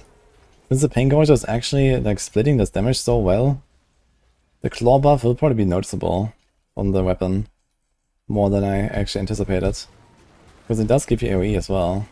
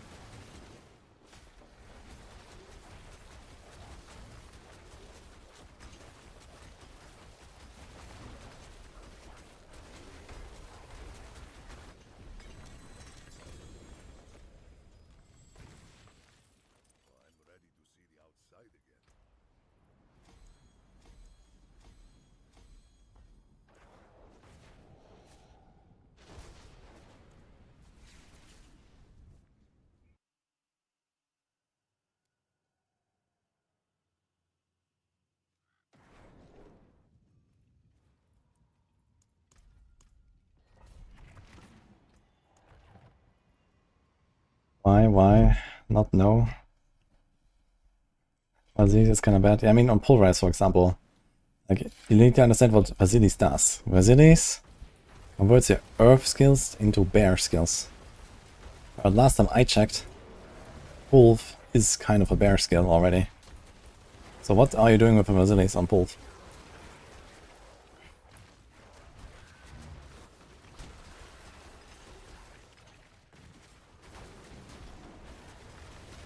The new patch out yet? Well, yesn't.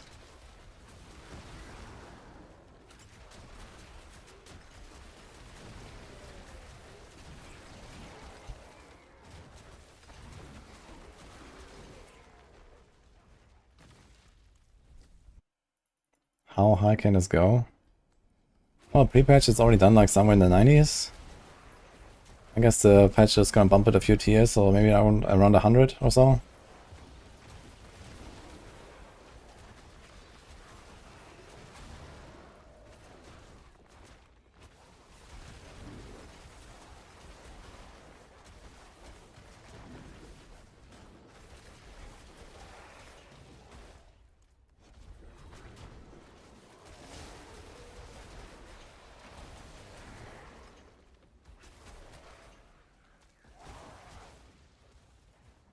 World boss in 1 minute. I guess I'll go.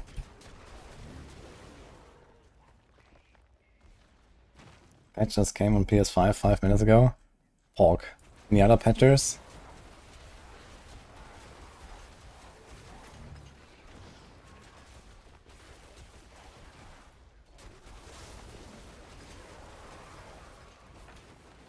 Could I abandon the pit? Never.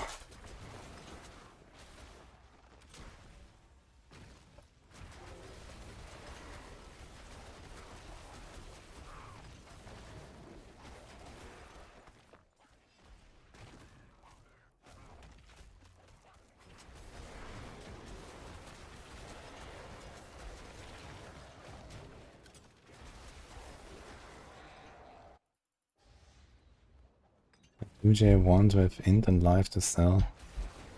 I don't think I have that.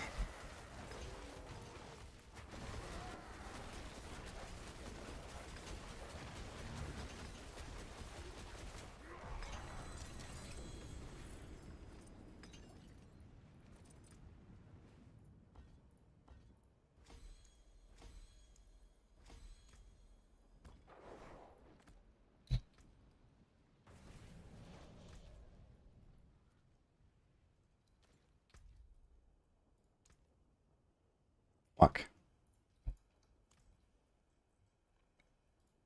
I have a crossbow off. Can't show anyone. Okay, unlucky.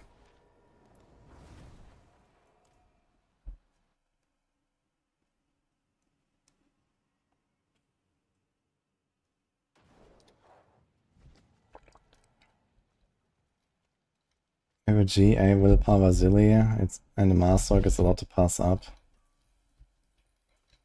Yeah, but I mean, before I start trying to like double or triple crit some random helm that I want to replace with a much better helm later, I don't know.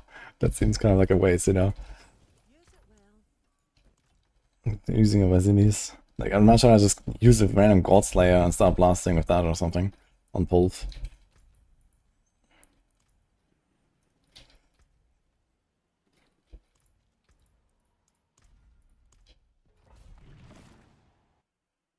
Yeah, I have crossplay off, so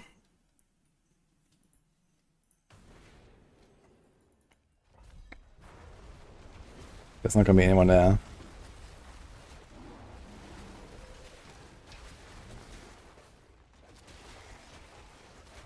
Also, I changed my boon now for no reason.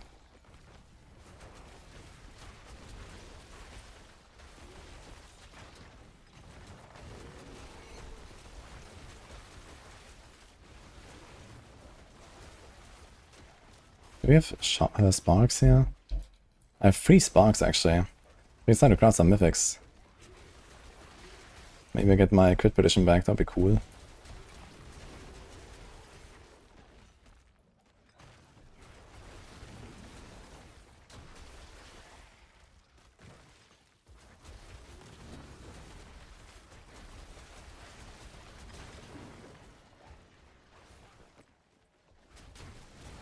Do a bit of Vasilis for the stats. Okay. I mean, Vasilis is not a terrible helm, even if it doesn't give you anything. And I guess you can put Bulwark on the bar for the time being until you get the partition or something. Which is not the worst. I kind of feel like I would just run the God Slayer. Then you walk in on the boss and go kapow. And that sounds fun.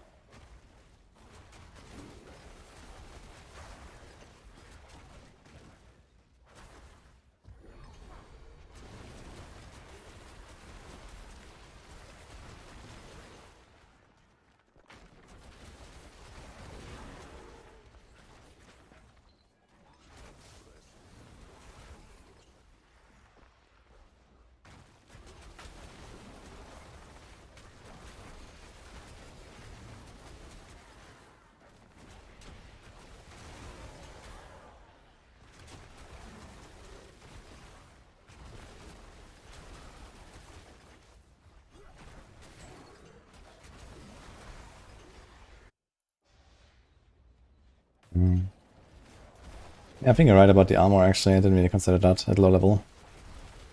That makes sense.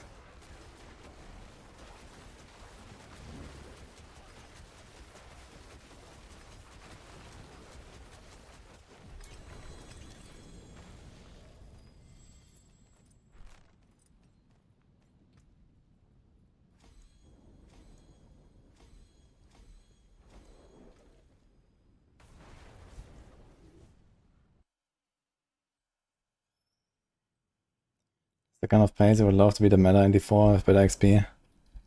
Yeah, I agree. I think something like this is really enjoyable at this pace. Plus, you know, a lot of builds actually work at this pace as well. Like, we can't really go much faster on many builds. Wait, what did I want to do? Sparks. Okay, it's spark time, guys. YOLO.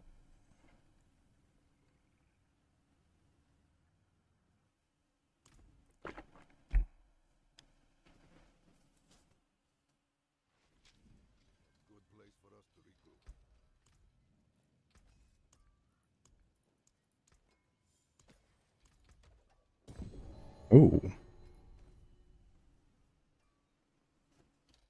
Well, I guess we keep that in a stash. Oh, because it comes out, I guess. And now, what about this way?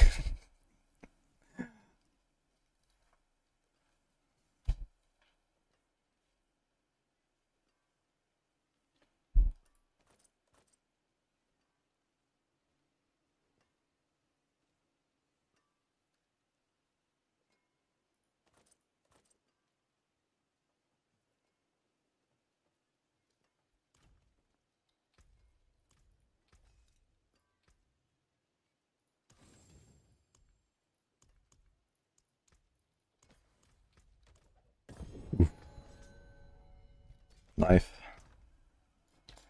I'll keep that.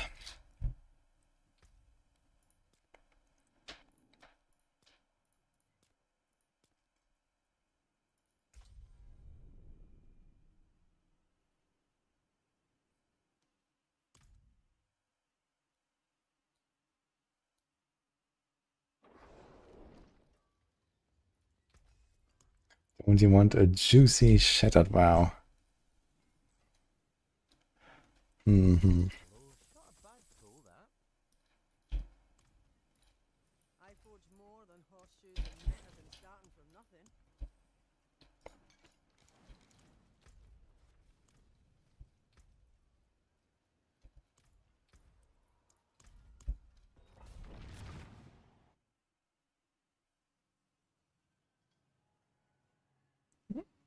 That is correct, Mad Max.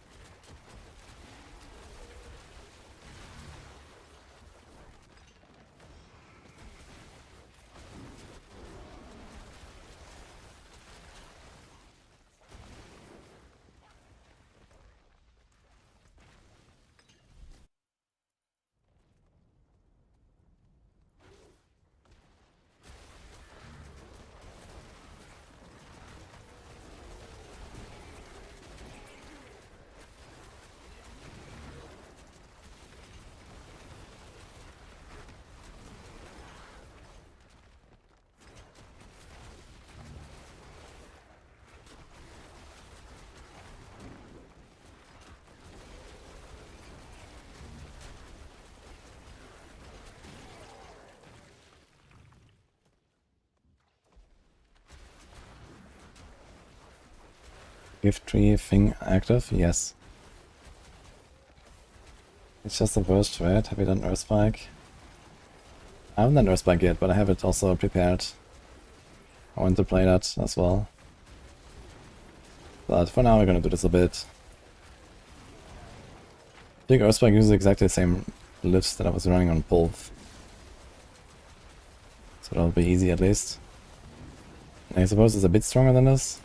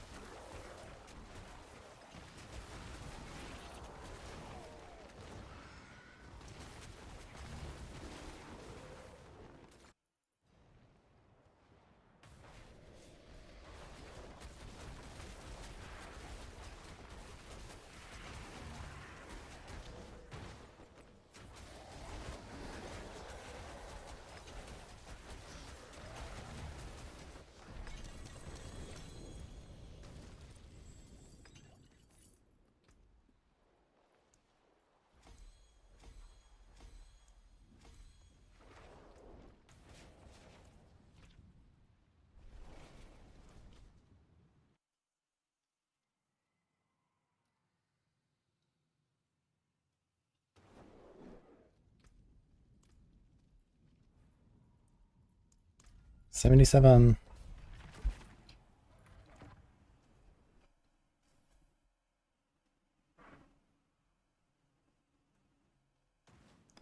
concerned about Crazy Rage nerf. Yeah, I imagine they're gonna undo the thing.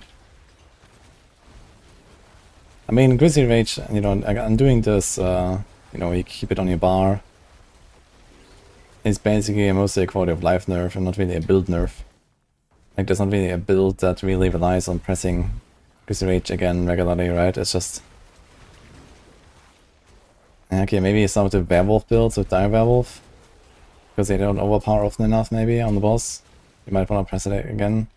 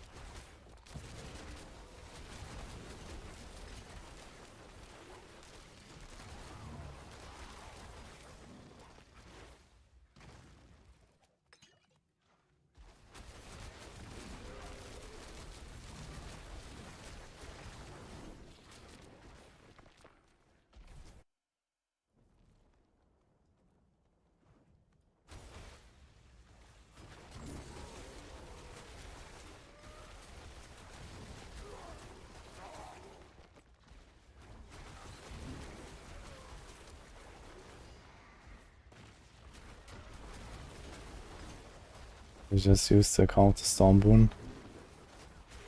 It doesn't just like instantly fix the Grizzly Rage problem, like Pulverize for example on single target. You'll not really trigger this very much. I guess on a build like this you have pretty good luck yet. In fact, for no reason I have Obsidian Slam. Wait a second. I think I want to do Overload, right? So we get a little more of the Storm Strikes, and then we get our Glyph online here. I'm actually stupid. I also have to use my other boon here. Wait a second.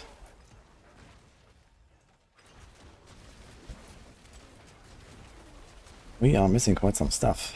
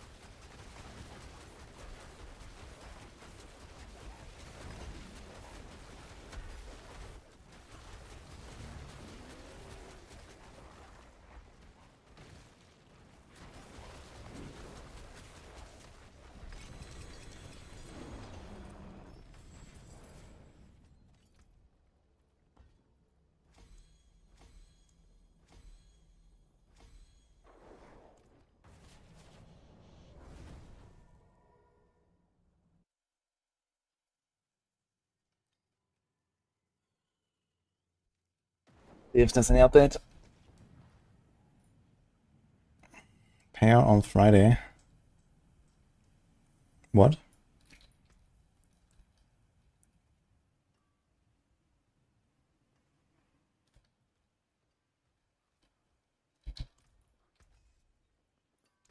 What's still got some good in it? Okay, no update yet on patch. It's been 2 hours since the rollback. That's what I mean.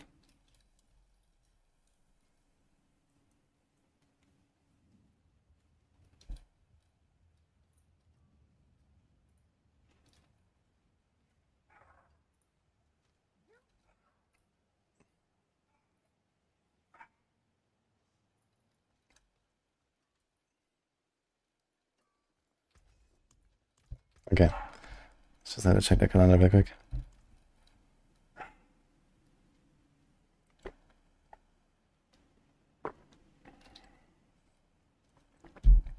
I don't really have many spare rooms, Calvin. Because I usually just sell them and I'm always low.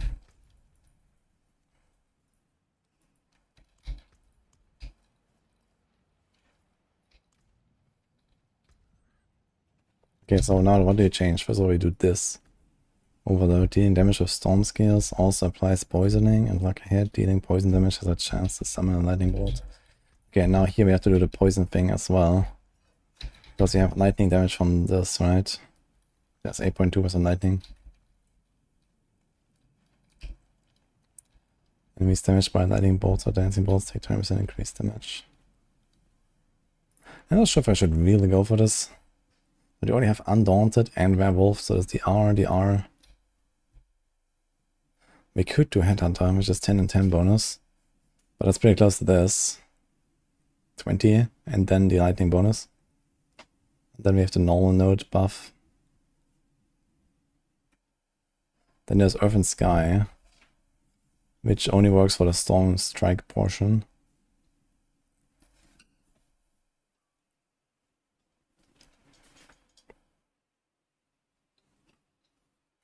I mean, that's Fang and Claw, actually. Maybe I should just do that. We are generally in close range.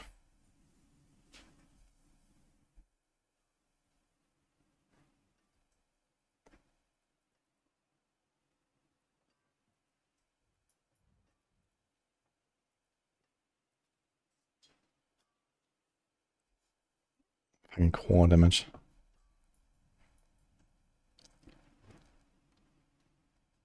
We kind of want to keep Spirit there. Storm and Close. He has already a rare buffing. So he has Storm and Close. So this doesn't buff the Claw.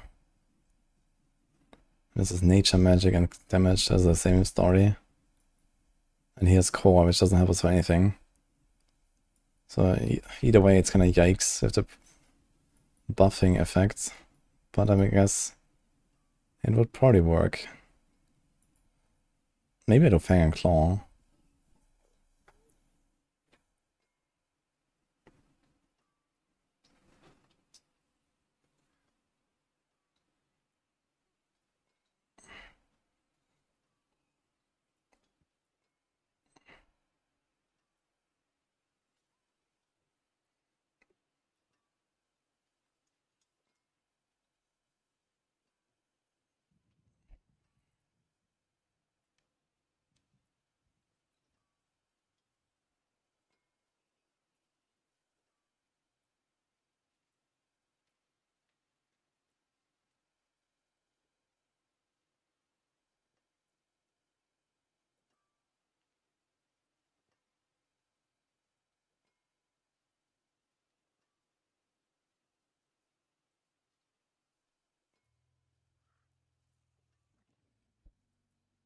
This is basically just that.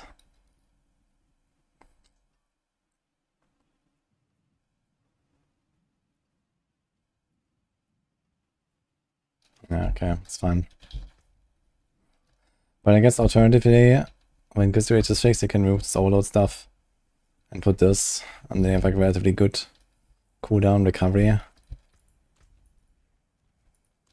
I want to test this actually and see how fast we reset our cooldown with this. I wonder if we can just use that and quest our Grizzly Rage often. And then, for example, get Myriads down for the 30% attack speed.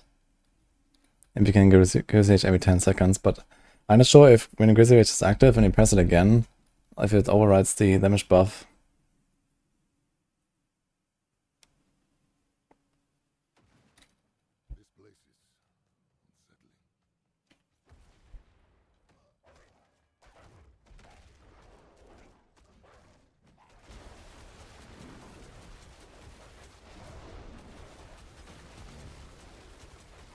Oof. Okay. So it kinda works, I guess.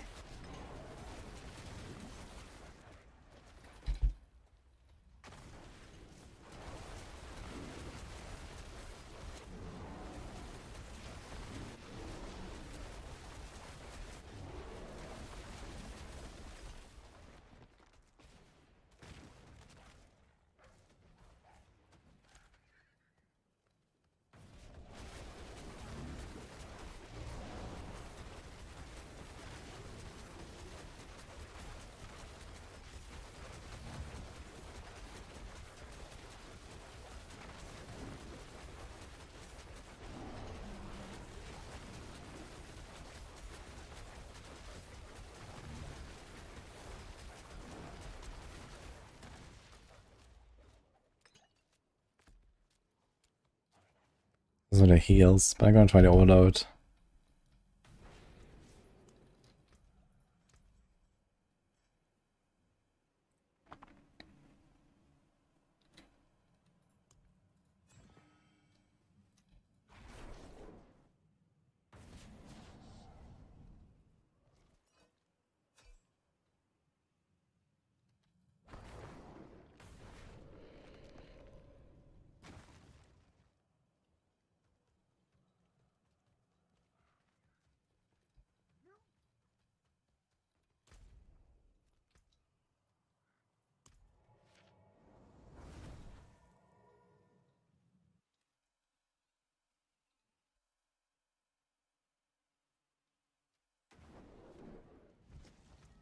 It was a catastrophe.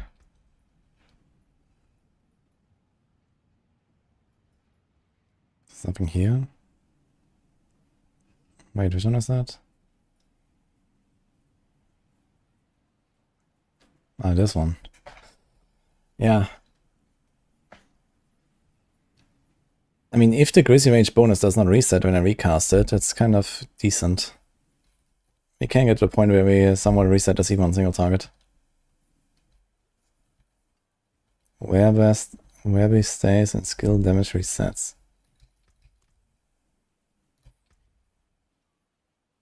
Which one resets? This one.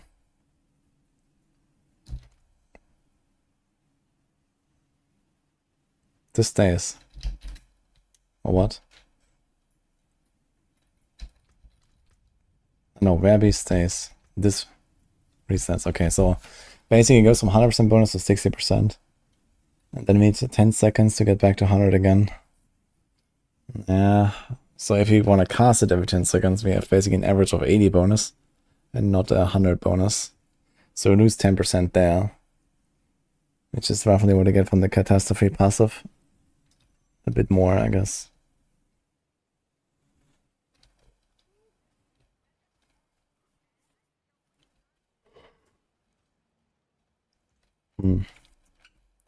I don't find that very enticing, I gotta say. And we also have to remove something. What do we even remove?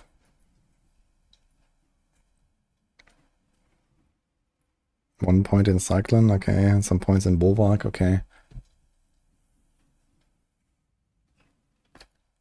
Somehow I'm getting like full Bulwark anyway, I wanna see that.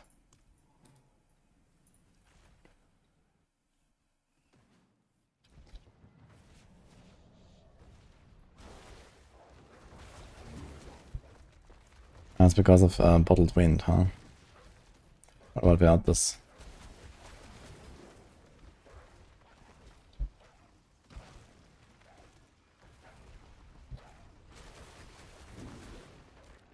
It's like 2k less barrier. But I still have bottled wind.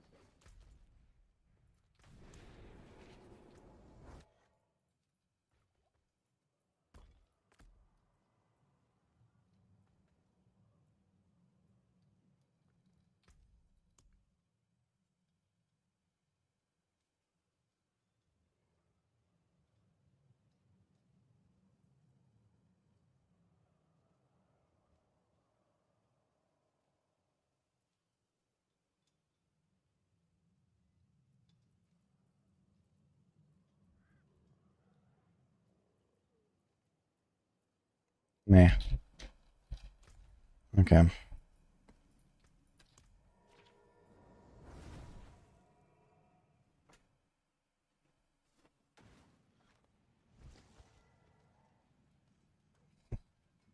Thank you so, by the way. How many skillings do I have actually? 29 and 20. I'm gonna just like throw the bulwark points into the claw. That's actually funny, like 0 and 1 is the same. So I get one more here. Let me take this out. Let me do this. So just a bunch more damage. This is 330% damage now instead of 290.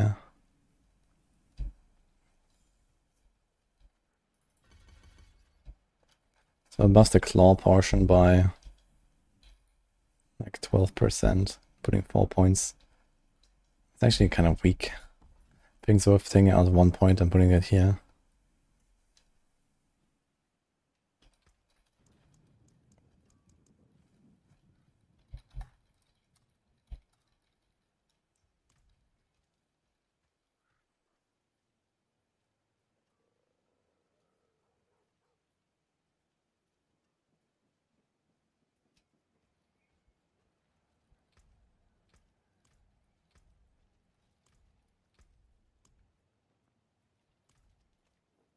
Okay, 78.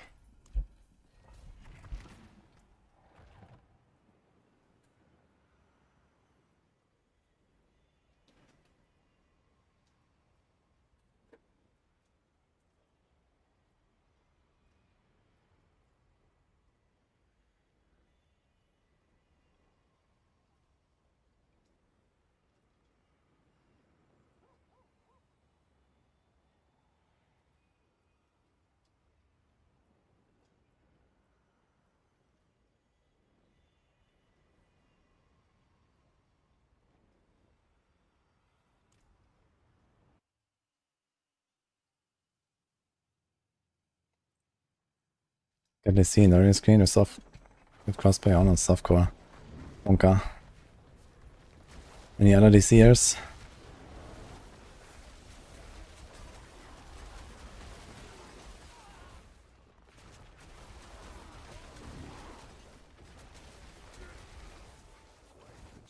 I think Madrow's Glee is a big DPS loss.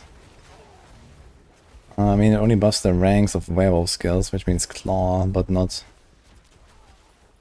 the storm strike.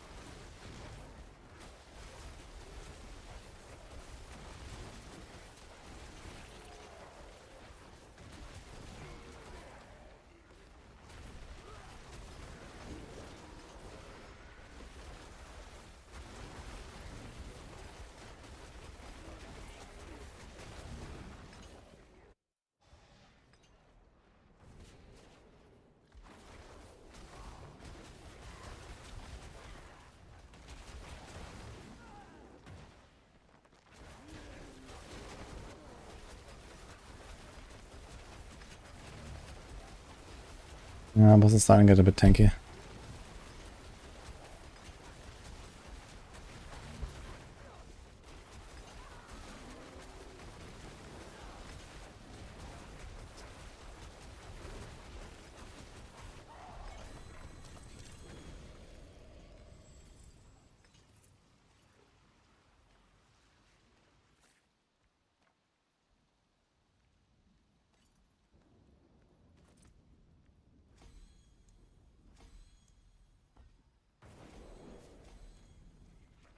Yeah, just 79 and 80 now, it's not bad.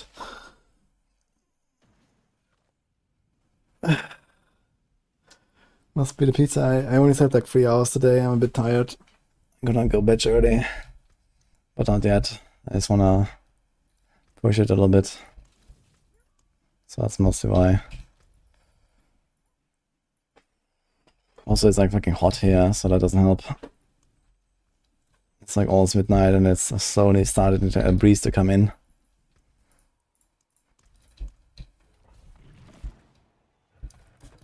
Wait, are we ready or what?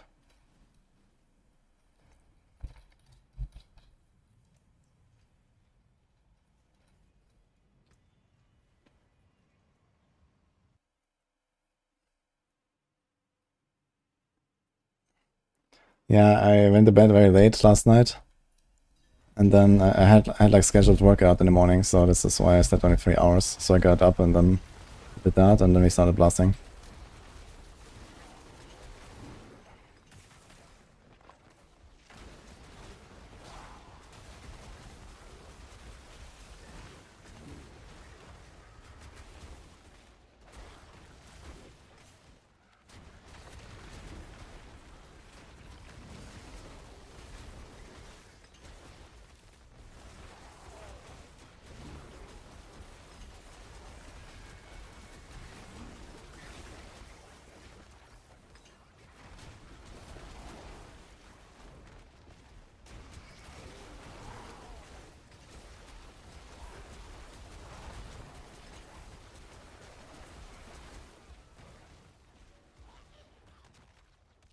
I mean, this is not bad though.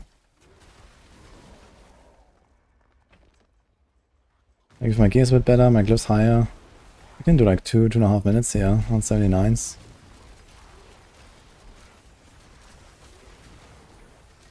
My gear definitely needs optimization.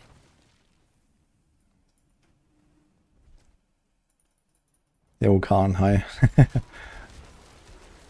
Thank you. Yeah, Nini is currently not here, so I can chill a bit.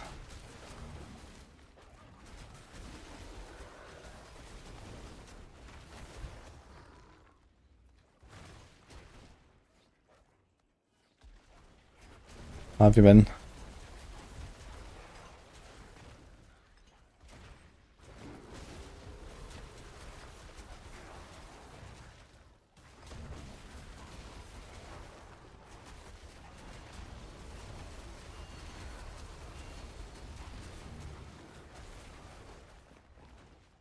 It's too hot, it's true.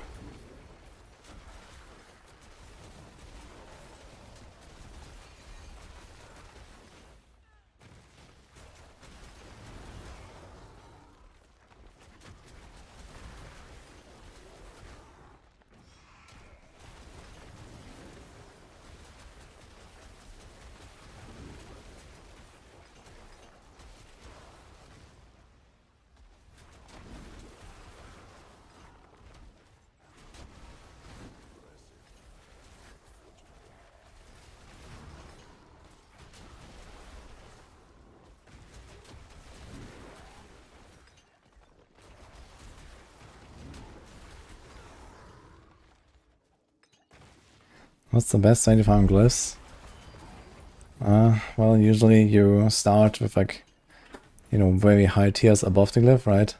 So I don't know, you farm like 70 for level 1 glyph, all the way until the glyph hits like 50. And then you try to stay like 20 tiers above the glyph. So you go like, you know, when the glyph is 50, you do a 70. When the glyph is 52, you do a 72. When the glyph is 54, you do a 74. And then at some point you slow down. They need to stay 10 tiers above the glyph. So for example, when a glyph hits 60, you go back down to 70. When a glyph is 71, you go 70. When a glyph is 61, you go 71. When a glyph is 62, you go 72, and so on. And then when that slows down at some point, let's say your glyph is like 70, then you just do 70% runs, so you stay exactly on the glyph level. So glyph is 71, you do tier 70, glyph is 71, then you do 71, glyph is 72, you do 72, and so on. And you do that until you kind of slow down there.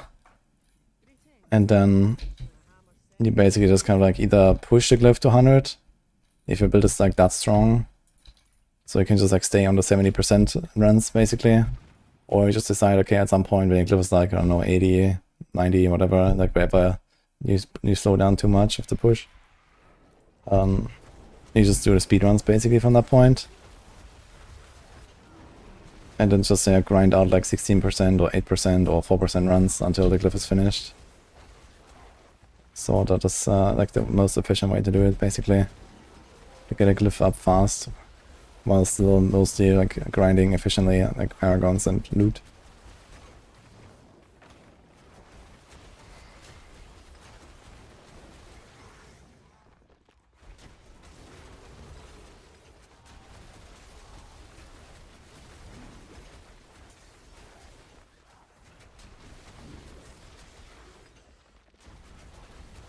After Cliff 100, you log out until next season.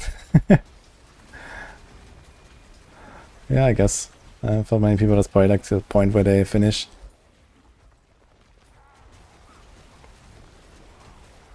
I guess it depends on how easily you get there, right? Like some builds, like Hydra, Sorc or so, I mean, you straight up like just farm your glyphs to 100, basically, right? Even like pit 90, you can do that in a few minutes or something. It's frozen up good after patch. Let's call it playable. Any Druid enjoyers? Yeah, the Stormclaw buff that we don't have is amazing, Chronix.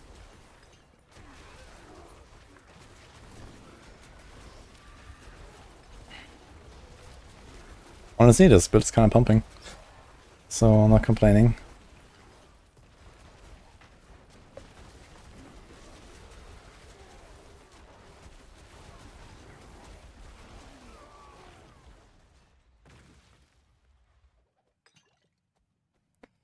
Six, 9 days until Inferno Horde. PTR soon. Yeah, I'm not sure about that PTR soon. PTR is like a month away, minimum.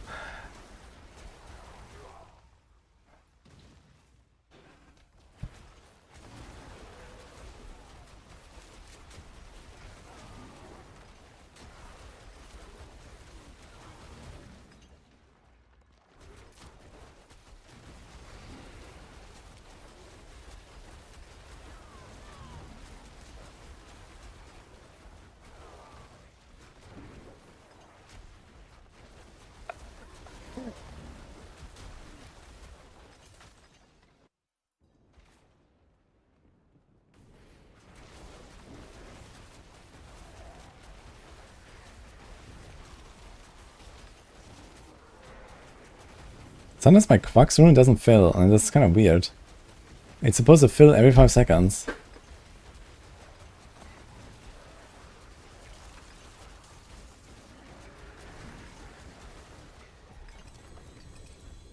You got a second Pit Whisper.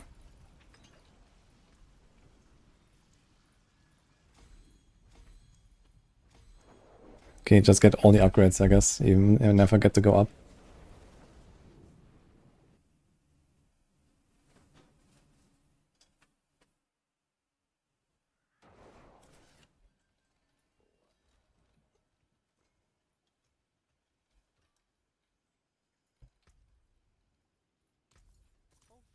Greetings. How shall I guide my hammer?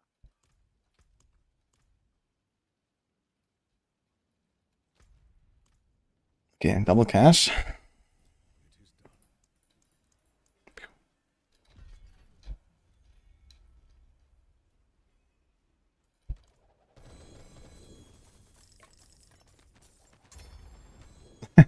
And then gift of the tree. Okay, so it's like a different cache.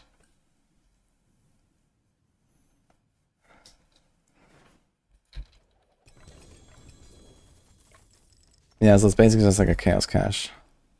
20 years old. Yeah, Ancestor Amulet, certainly with Envenom.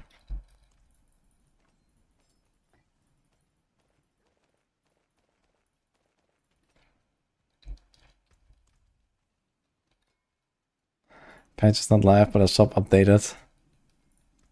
Well, priorities. Is that what it's called?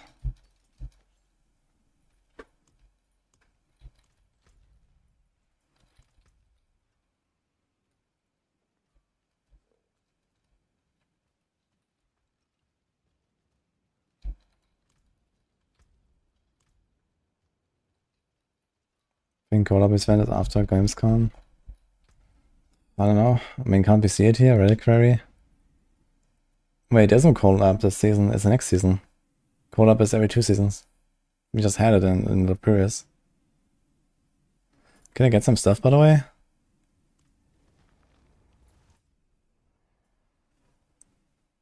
What the hell? Kind of funny, actually. Is there like a claim all button? No, right? I have to do this still.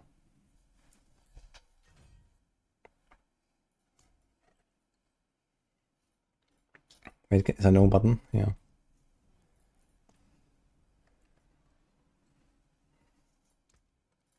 Is this a one-hander or a two-hander?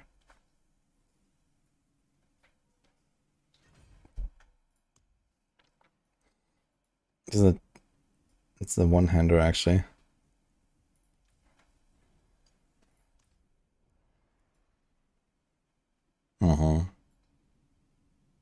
It's a glaive. Like, these weapons actually look pretty cool. I remember last season they also were pretty nice. These transmogs that we got here.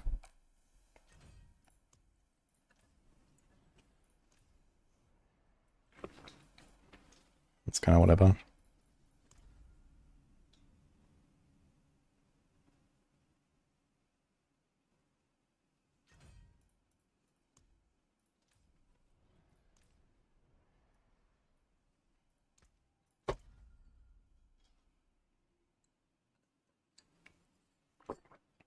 Is it really best to sit at 75 pay to blast to 300?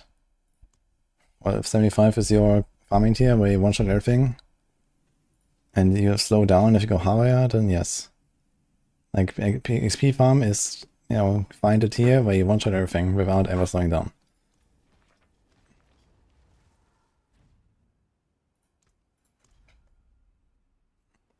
Shred Nix is pumping.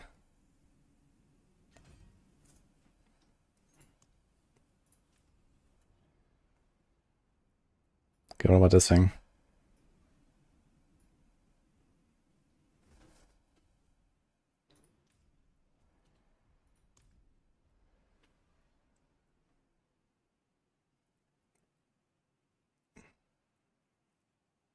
And how do you unlock it? So 200. Wait, how much do we get for free? I have 900 right now. Is that something cool? That is kind of cool.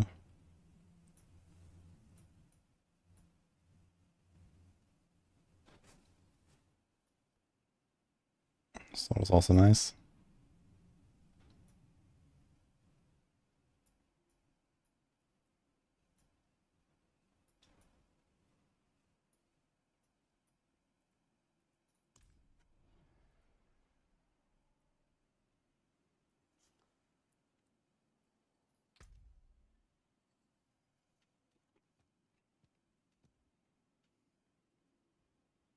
So this costs 500. This costs 1000. This costs 2800.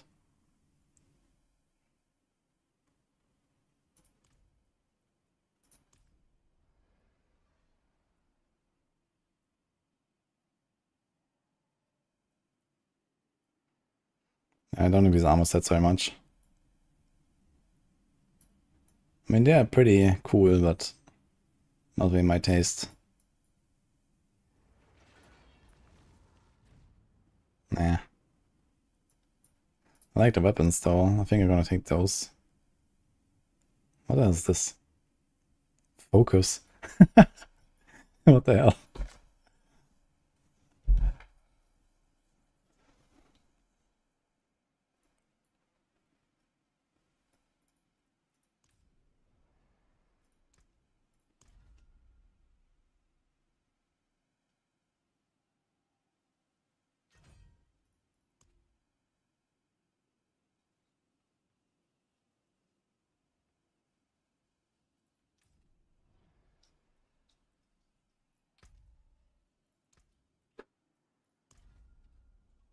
You get 200 for free, right? So always get the first 2 reliquaries for free, and then the other 2 you have to buy. I think that's how it works.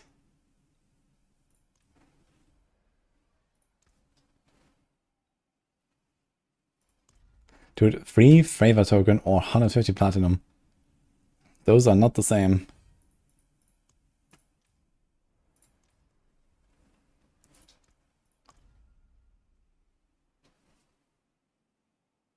You can just right click it. Here. Ah, nice.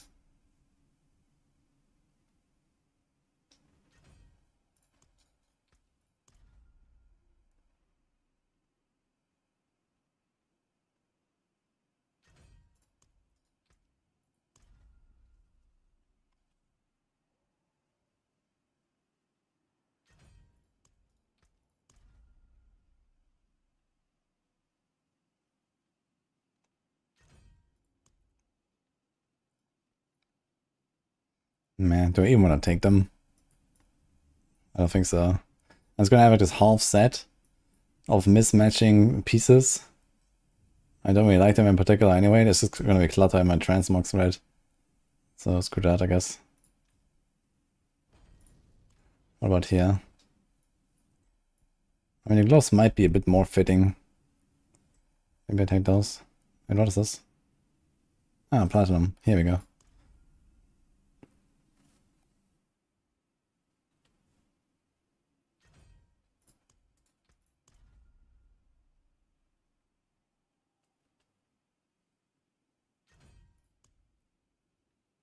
Let's take the gloves. I'm not sure about the boots though. Might leave them there.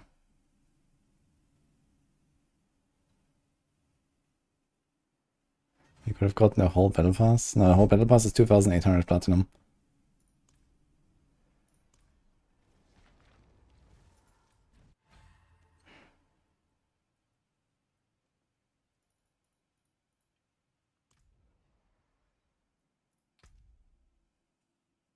Yeah.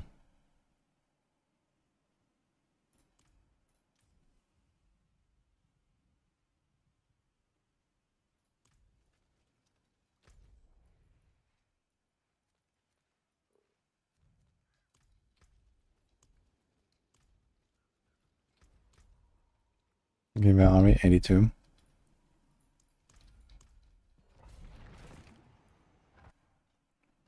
Why is the interface so slow and laggy? Yeah, it's because this is like, you know, connected to the shop, and it probably just always does like some kind of like double verification that you actually have the stuff that you're getting, and like, you know, because there's money involved. So this is probably why.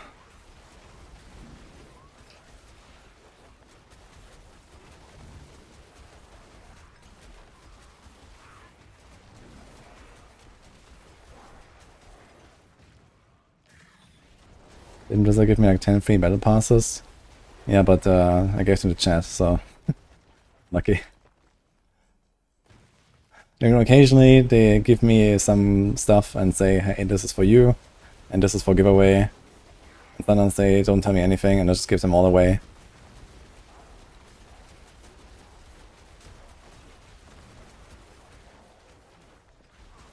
Like, for example, I have the Berserk skin for the Barb. And this was one of those cases where they said, okay, like, I think they gave me like a few to give away as well. But they also said, okay, like, here's one, use that, and the others you give away. I'm like, okay.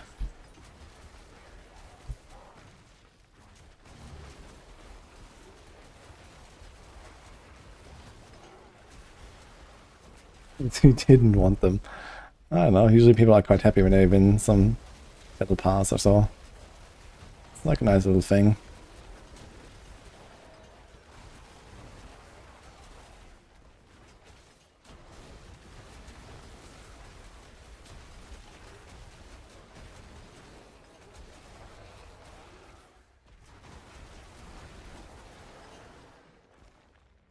Did they say equip it on a guy for X hours? No, they didn't. It's not really like a hashtag sponsored, it's just a, you know, since they like me, they give me some battle pass codes kind of deal.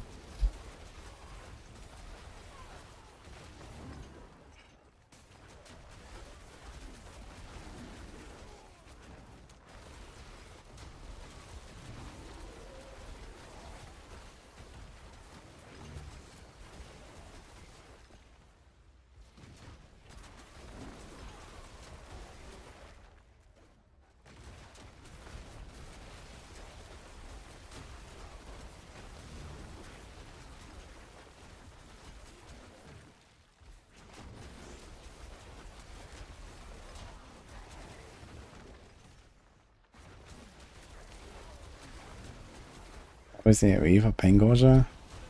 I'm not sure if there's a cap on the Paingorger's range. I think whatever is marked, you hit. I can see a guy on the right. Like, you can try. We can do like a shred here and a shred there. And you see the guy on the right, he's taking damage, so pretty sure it just works.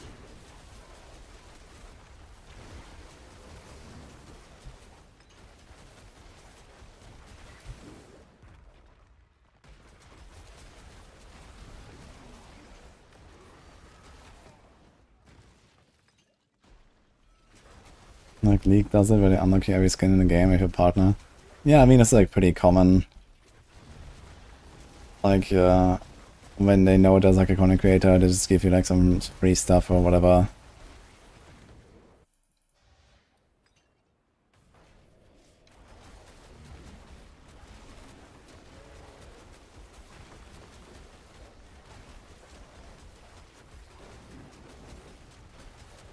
I mean, it makes sense, you know, if it happens to be something I like and we're gonna use it, and then people are gonna ask, hey, where's that? And then they're like, yeah, that's in the shop, yeah. Or something like that, and there you go, right? So I guess it's like just free advertisement for something that, like an MTX or something. But on the other hand, it's also just kind of like a nice gesture to, you know, give something to the creators or so, I guess.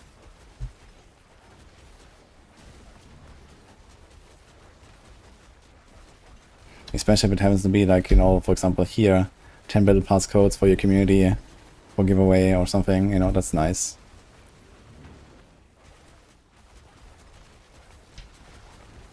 And not just something for me.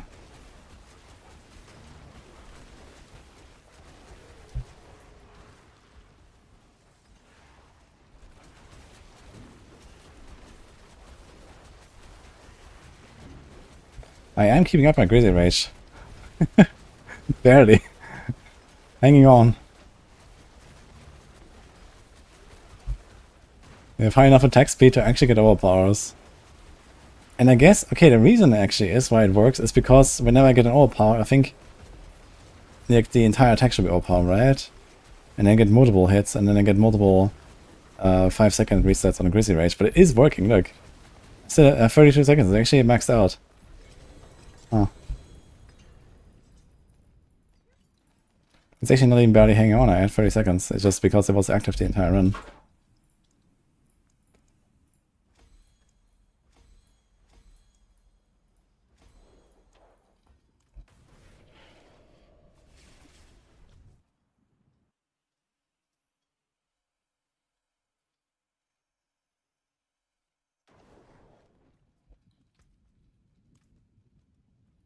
That's the spirit. Use it well.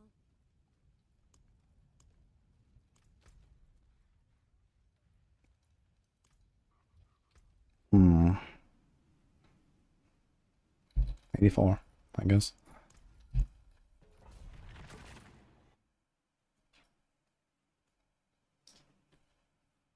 Is that a 3-day beard? More like a 1 week angle.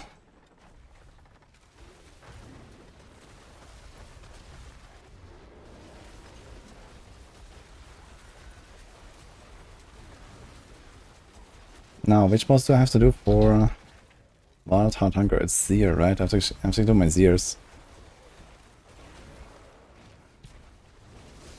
We should be killing the bosses pretty fast, I think. Or maybe just go back to the pool real quick and blast some bosses. A bit of Wild Heart Hunger.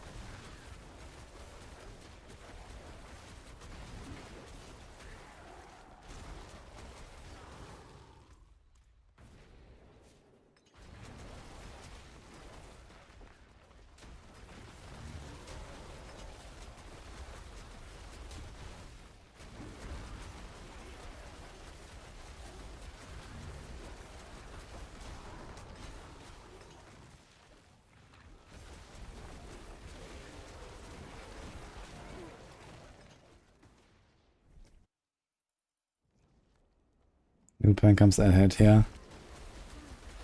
And if it does, we don't need the Bulwark Rune. Which is kinda neat. And we can go different boots as well.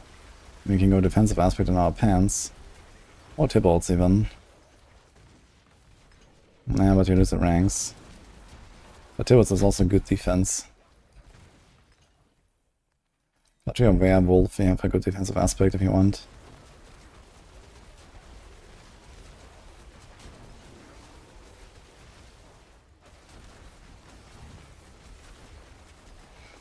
I mean, Wild Heart Hunger plus Bestial is 90% damage, 40% and 80% attack speed.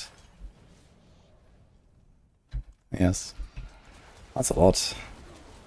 And Lupine is just 75 damage, no attack speed. But you get a pair of boots, basically. How's that better?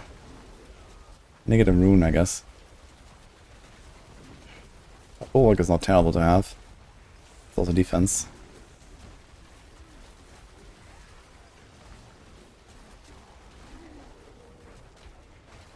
I mean, Tybalt's will should be roughly a side grade to just having a pants of skill ranks. In terms of DPS. Resources doesn't matter, we don't want adaptability.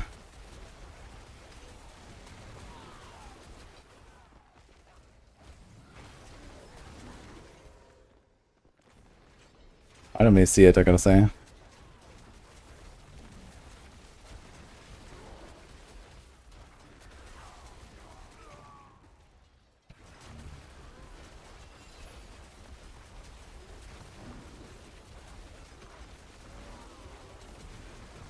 Did 101. That's pretty nice.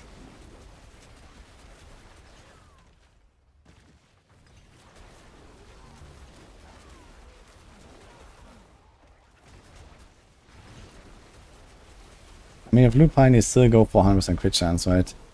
You just ignore this every third hit as a crit effect. And just go for 100%. And then you also have to go Tempest Roar, no? Wait a minute, you need Tempest Roar for that.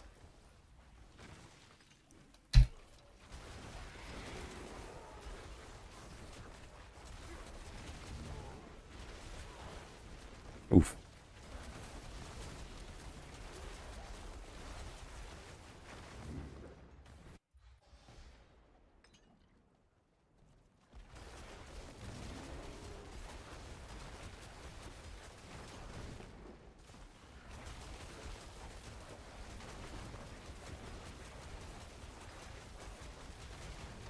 I wonder if there's like multiple targets that can chain back to the boss. Wasn't there something about it in the patch notes? I think so, right? So you need ads and then we get chaining.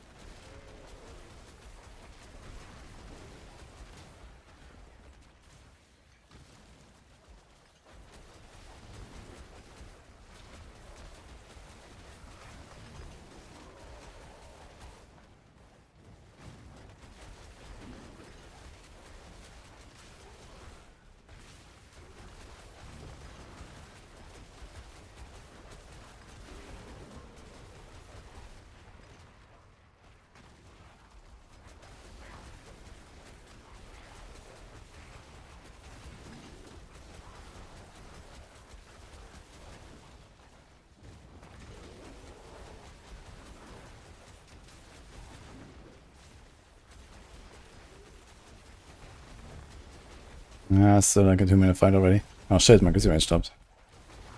That was not in the part of the plan here.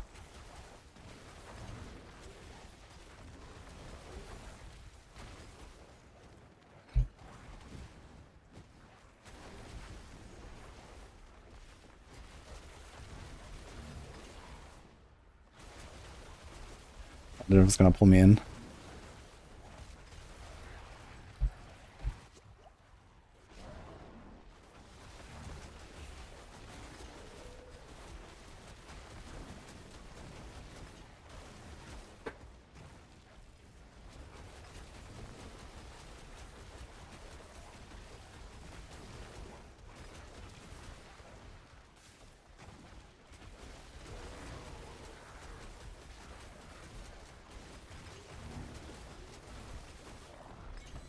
Hmm.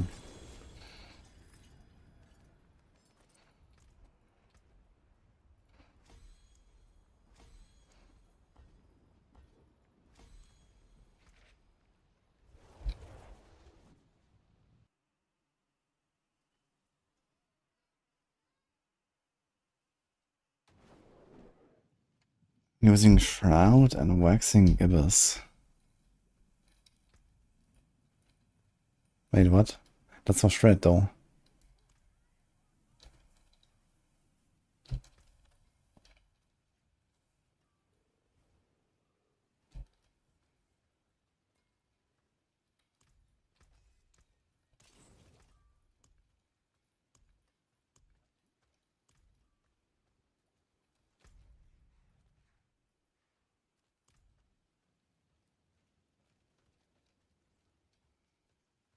What is the reason behind the rollback? I think the reason was just they restarted the servers and reverted the patch. And yeah, somehow people started crashing and stuff. You don't go straight all this time, that's funny. Okay, so we can't like fully like brain AFK with consideration on the boss. Especially when I have to keep dodging. It does run out at some point if I don't press it.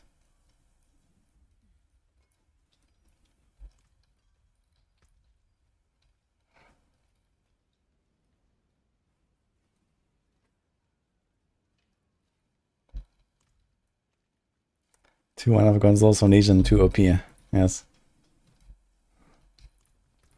I guess I can do 60% runs now, just do 75.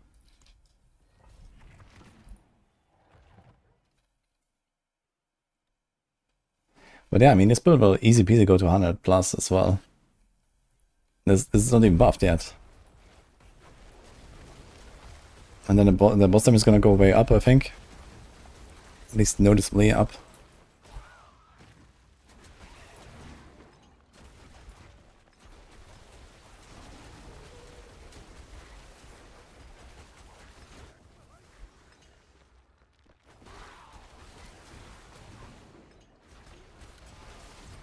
Hey, DC. How have you been?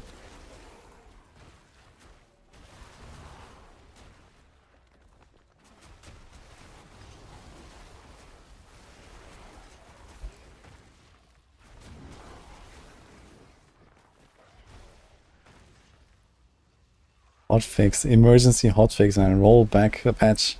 People are getting 200 Forgotten Souls from the Legion. Quickly.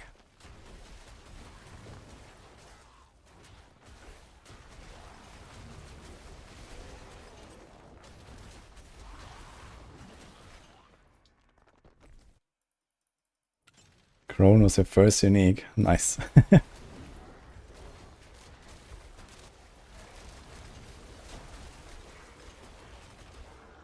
Yeah, you get a Crone and you get a Pain Gorger and you're blasting, I guess.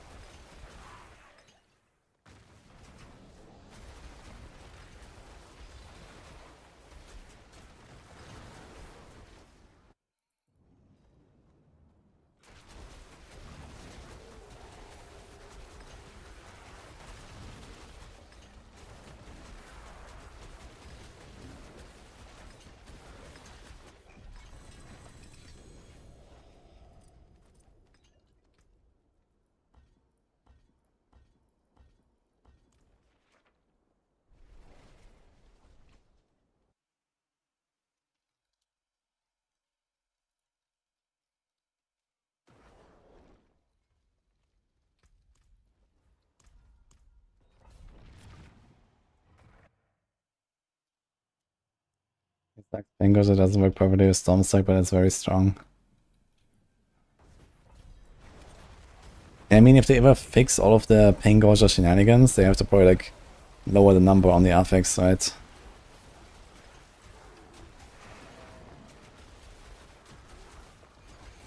But maybe they're just like, okay, close enough. We're just gonna leave it there.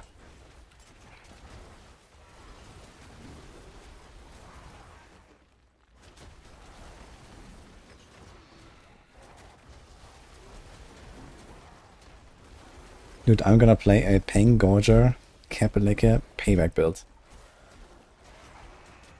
Logging in. This might actually be pretty good. So I'm excited to see what's gonna happen.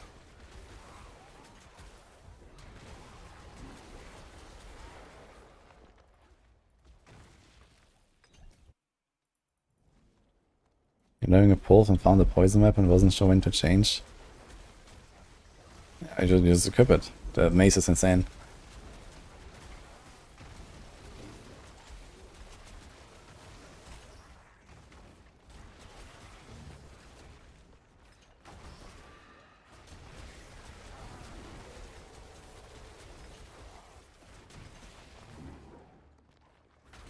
Let's put a Stormclaw, Namando. A very old school build for druids. And it's back.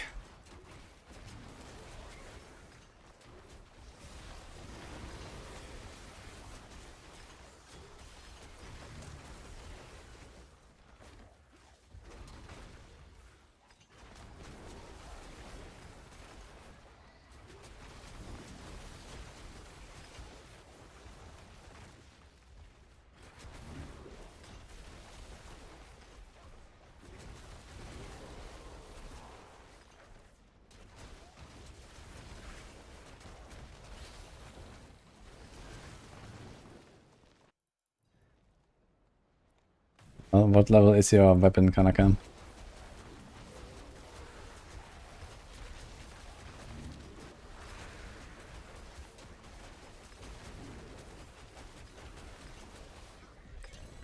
mean, if your Nightbringer has like, I don't know, 300 DPS or something, we just gotta keep that until we get the next one.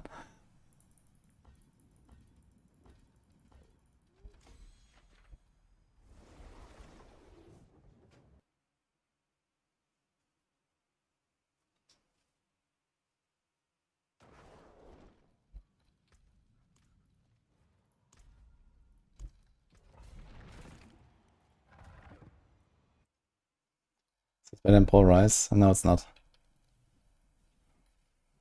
Polarize is pretty tough to beat. But, I mean, it's solid. Definitely a solid build, I would say.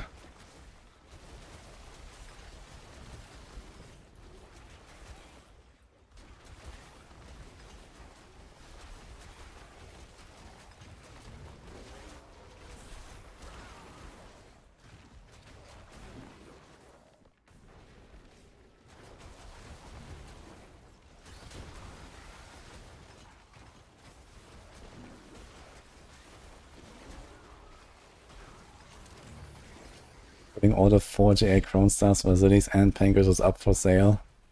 Big monies. All of the 4 GAs, okay. How many of them you got?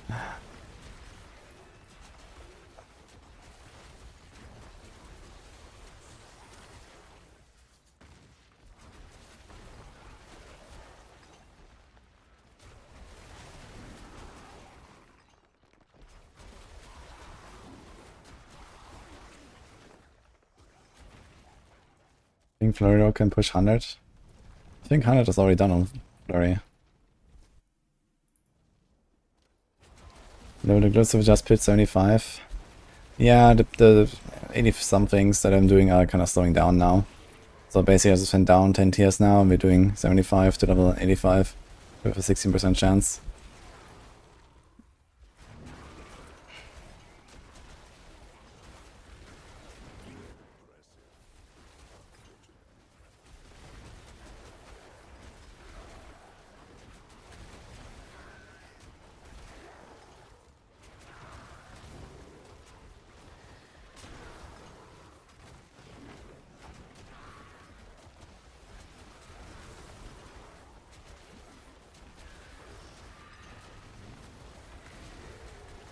Actually want to math out how many runs it will take doing the strategy that I'm doing to Level versus just like sticking to the same tier all the way. Never changing.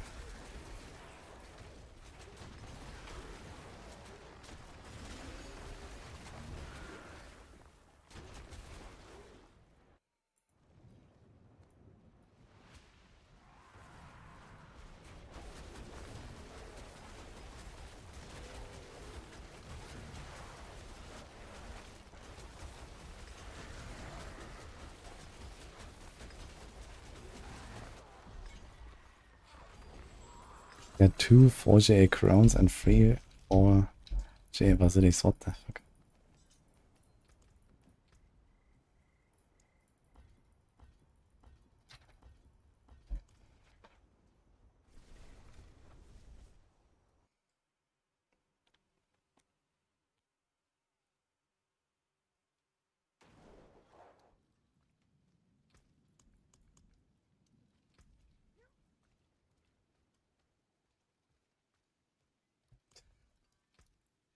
He's a guy in chat. Want to sell Grand Skull 250 million gold. Wrong season, brother.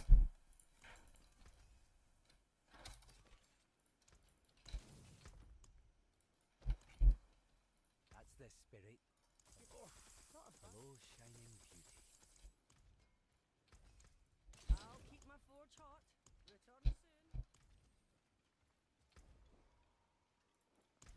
soon. The power is the most important on the Nightbringer. And then the pole fits twice. Any new possible builds? Not from this patch. But it does bring, you know, some of the underused stuff a bit more in the spotlight, I guess. They mostly buffed pretty underperforming stuff. But, you know, nothing is really new, it's just like a slightly higher numbers.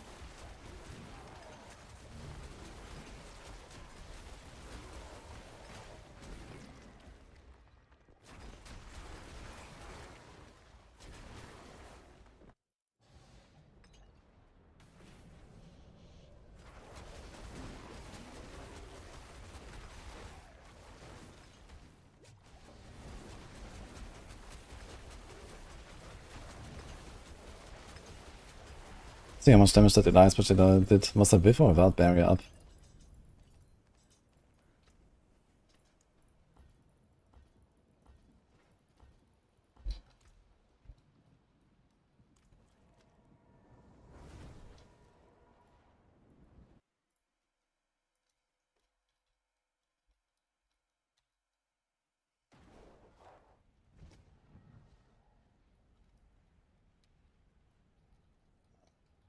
See, quite little.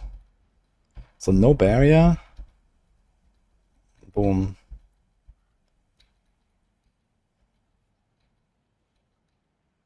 Why did my fortify drop more than my health though? And also I got instantly healed from something. Okay. Not too dangerous though, almost like a 20%.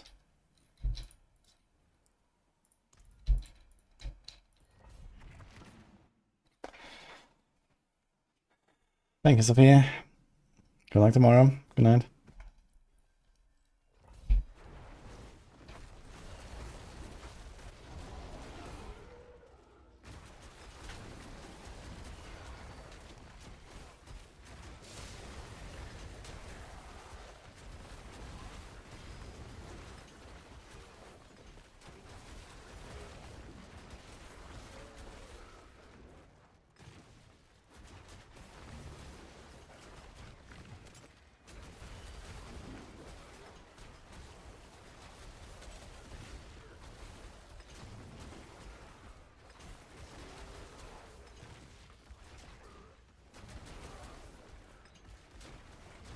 I wonder if I can actually speed this up by kind of just like, you know, rabies, Pangorza, buffing them. Like drive by and then like fly into the pack and actually hit the elite only. Like this. And just kill the pack. Maybe I should try this a bit.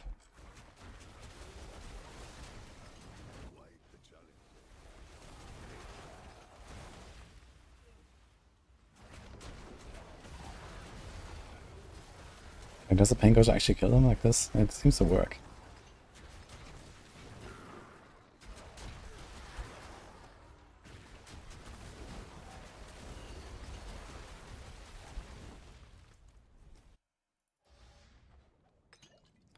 Seems worse than Tornado.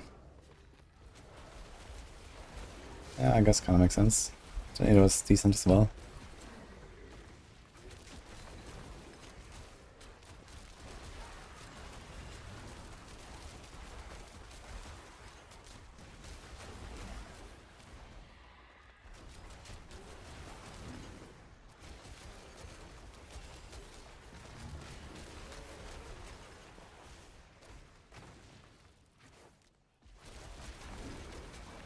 Stuck in Nurse going to the pit.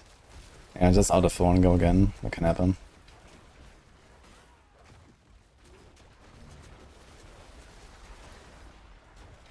No, patch is not live after all, Chris. They reverted it.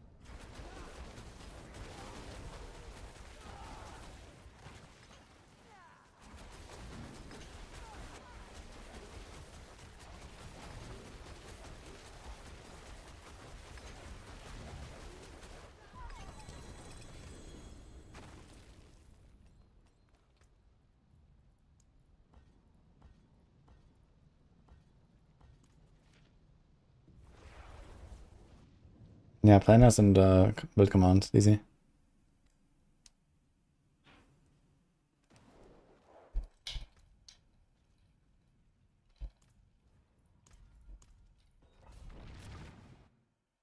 Also have it here.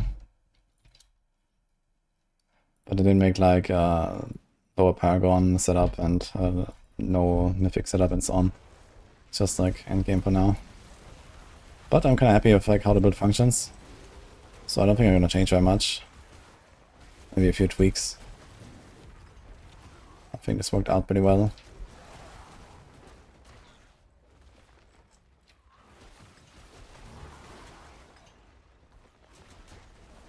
How is Shadowblight Necro? That's one of the best Necro builds, or maybe the best Necro build.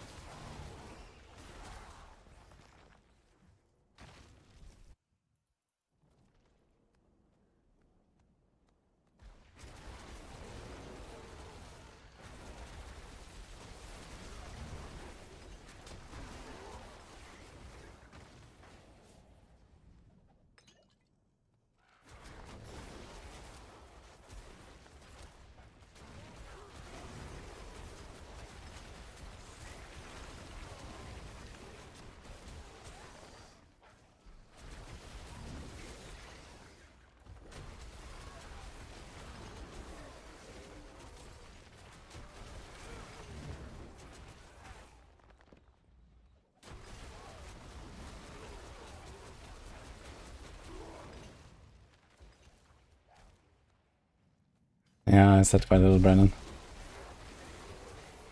I'm gonna go back soon, so I can catch up a bit.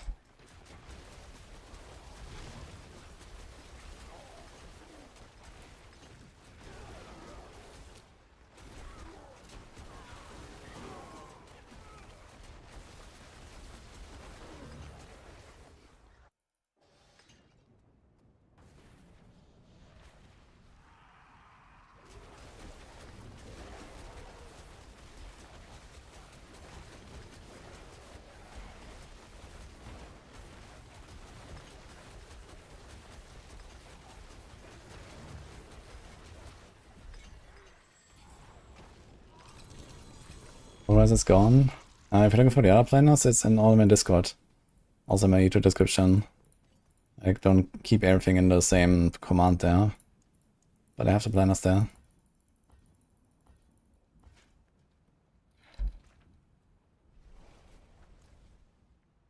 What time do I normally wake up? Yeah, lately it has been like around 10, 11. Yeah, today it was like 10:30. But I went to sleep at like 6:30 or something. So, unlucky. I forge more than horseshoes and nails. You need.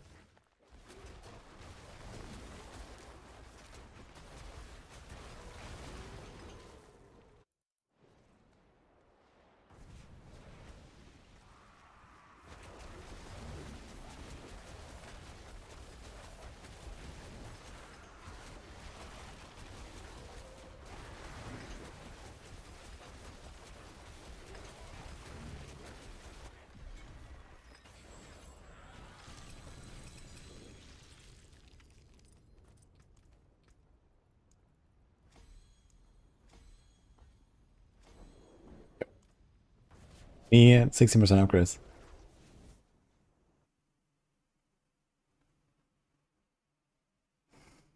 Should you wait to log in on console? I mean, you can play if you have to patch. I'm not sure exactly what's happening now on console. I heard from some people that they have to reinstall the whole thing or something. So, yikes. But, I mean, if you have to patch, everything's fine. You can blast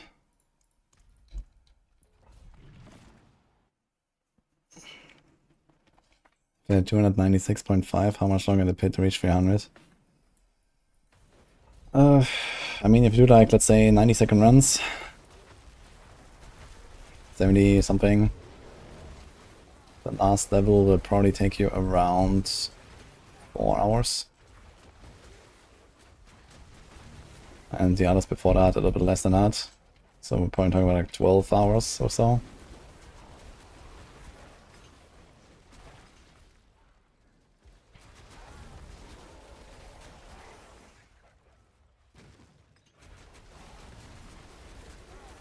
That's her famous at. Yeah, she's like, I know exactly, probably like 80% of the way or something. Or 85, maybe.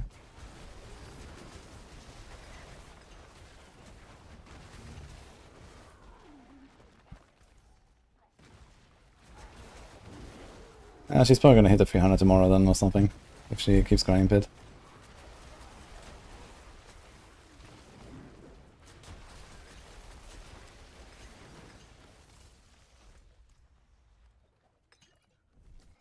You exhausted leveling Paragon, you're only 254. Yeah, it does slow down. A lot.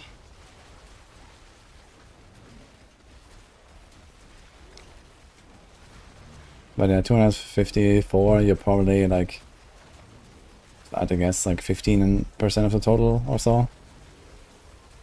Like I think you have roughly the Paragon that Fame still needs. Or something like that.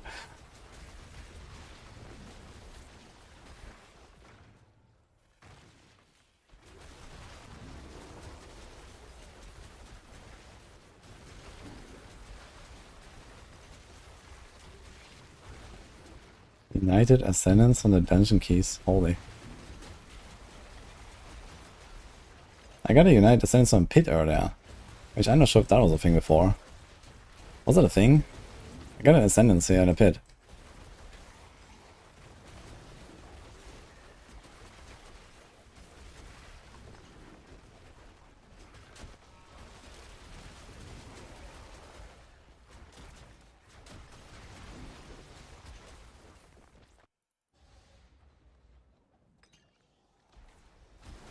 The 293 on Eternal, hopefully get 300 with 254. Yeah, I don't think so.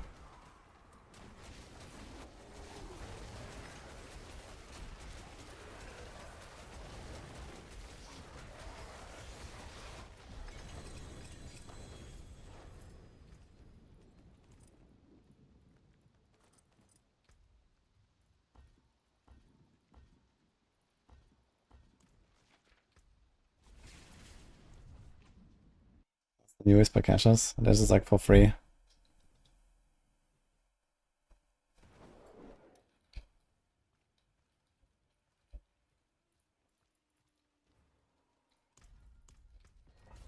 I need to get some water.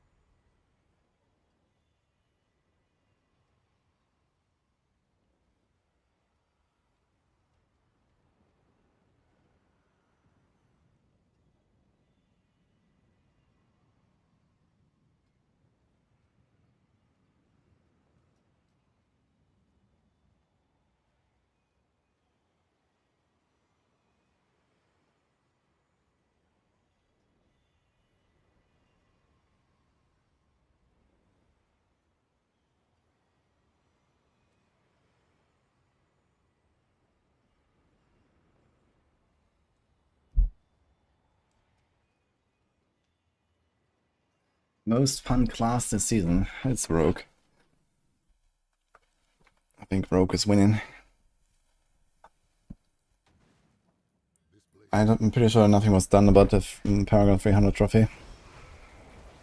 card for many people that is missing right now. At least previously, there was no mention of it.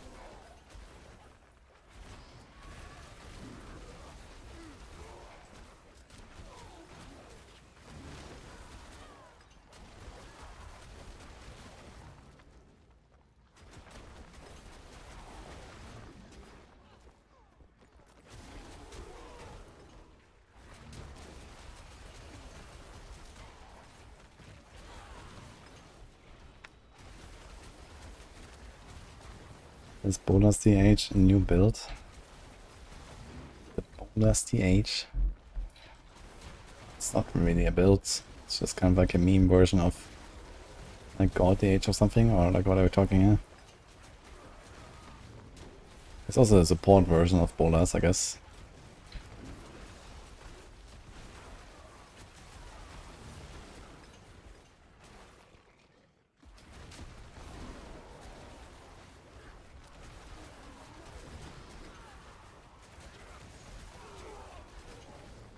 Bolas God DH. Are people pushing with that? Maybe because of the theme.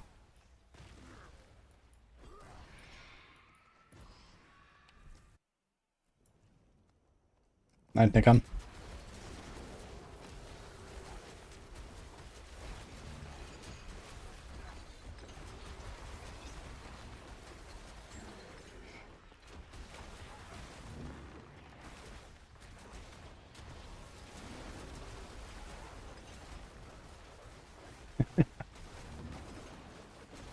Yeah, you can do funny stuff in this theme.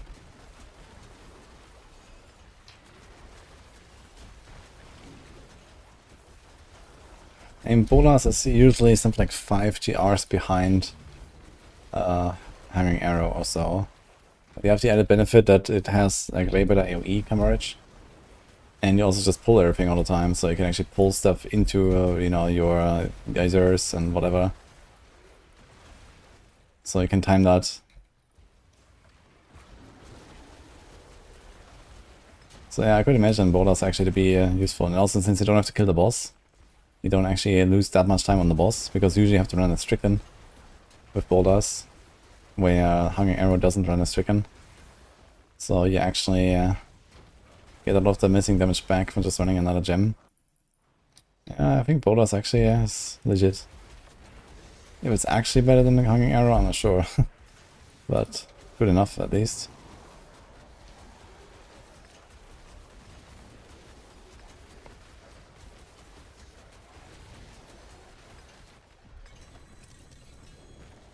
Interesting. Yeah, it's like the exact same build, it's just with Bolas basically. So use the bow and the Bola quiver, and the rest is basically the same.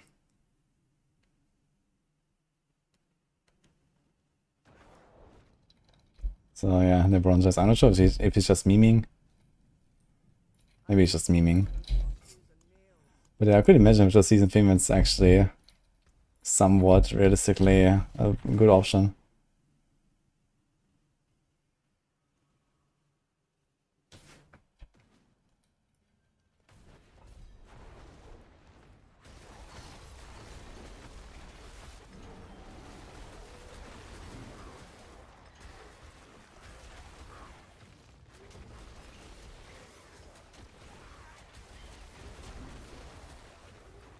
Crazy how bad the loot is. Joke's on you, I just got an Ascendance Tribute earlier. That's actually nuts. And that makes me wonder, did they just add that? I don't remember finding Ascendance Tribute in the pit. I thought it's usually world bosses and whispers. But I just got one in the pit.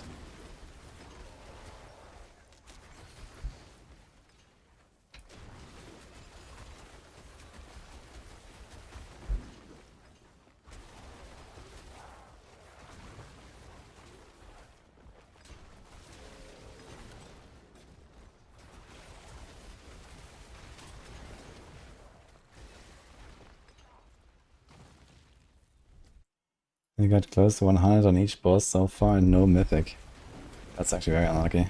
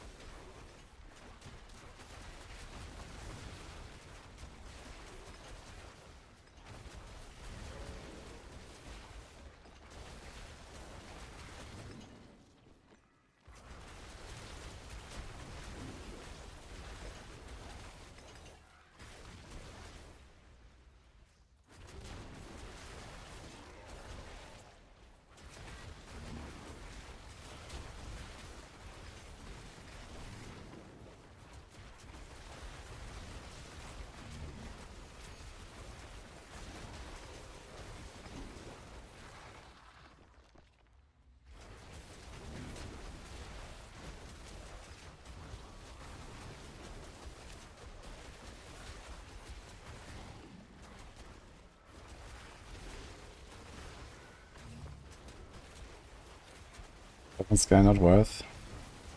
I mean, the buffing Claw. This guy does not help with that. If anything, Fang and Claw is what you want to do.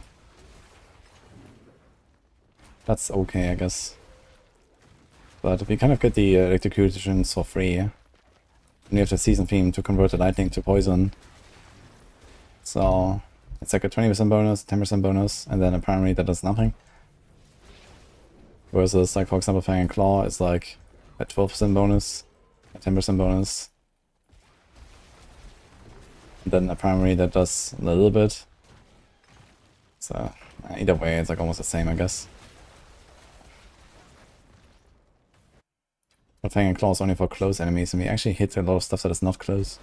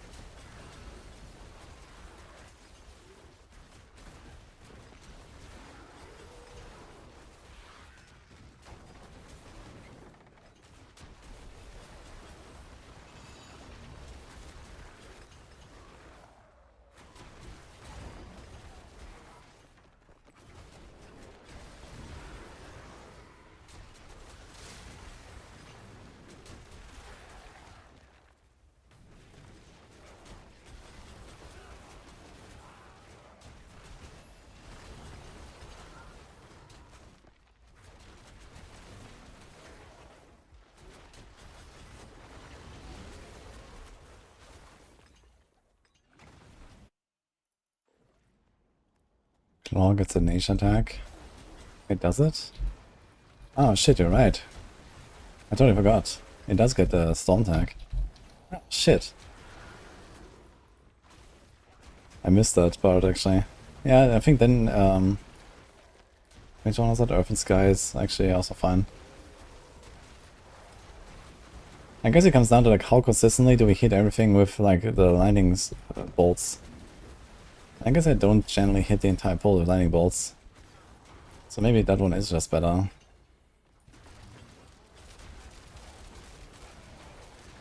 Which means you can also remove the overload, since you poison everything with Rabid Bear anyway.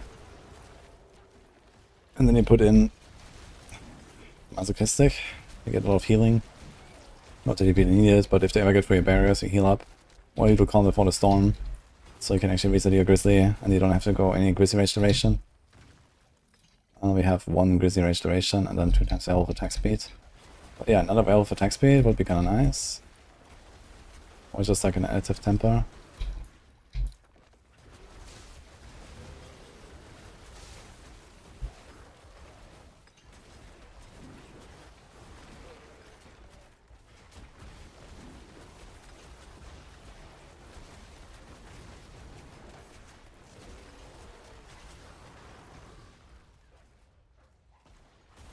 Oh, it's now also a Storm skill. So it has Nature Magic, Storm. Yeah, let me check that again.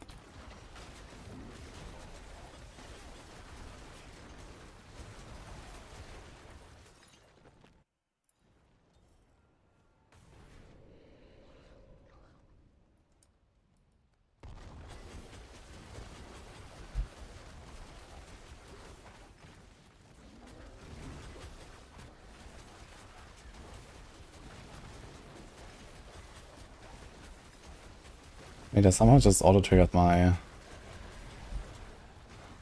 quacks. I'm not sure how. How's it triggering? Wait, for the anomaly?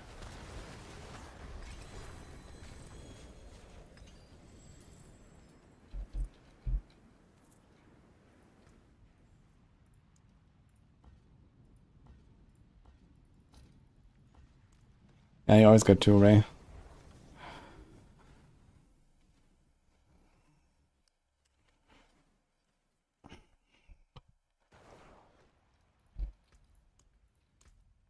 Yeah, I totally forgot about the stun tag, so this actually works.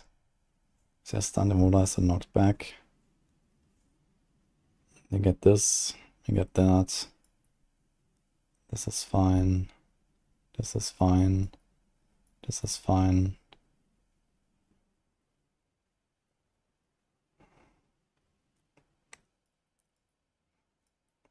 Okay, I have no idea if Nature's Reach actually works with Pain Gorgers. Like, if I hit a guy in melee range, and then the Pain Gorgers hit something outside of melee range, will it get the buff? Somehow my gut feeling says no. But Storm Strike chaining will definitely get the buff. But that's like a relatively weak thing, I guess. What about the resists here? We are 7.3 over cap.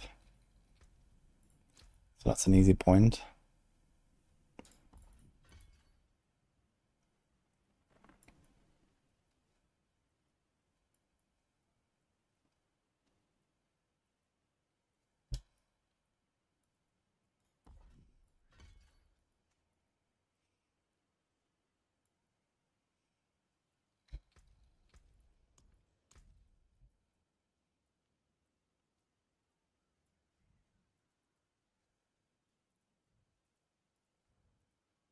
So this works then. This works. This works. And this is, yeah, it is what it is, I guess.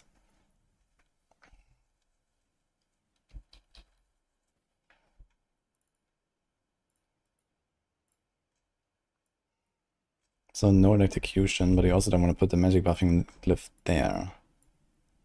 There's 69 int on this. So you could take Undaunted. This has a Storm and Close, which is fine. It's also this, but we want Spirit there.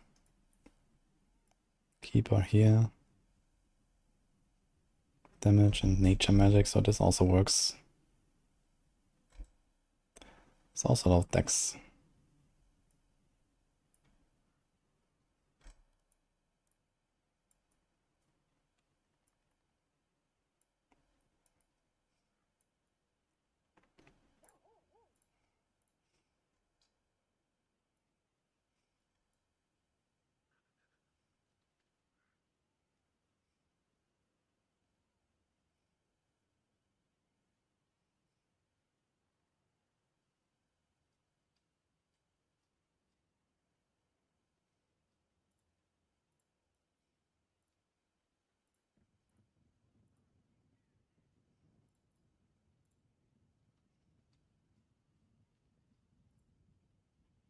So this is 10 and 10 and then the magic bonus.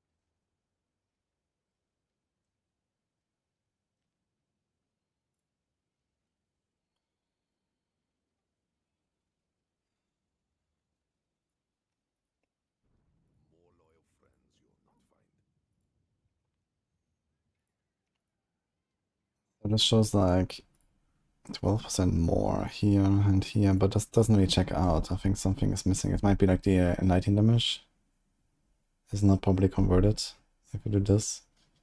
Yeah, this is missing. So this doesn't do anything.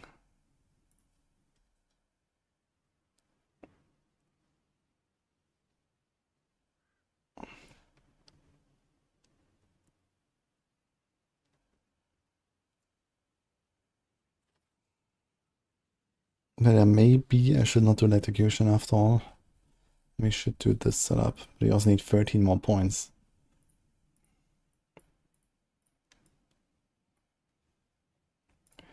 Now I want to make a new variant here of this, where I swap the glyphs around a little bit. So maybe not undaunted here, because it's kind of like we path everywhere. At the least we can path out there for 4 points.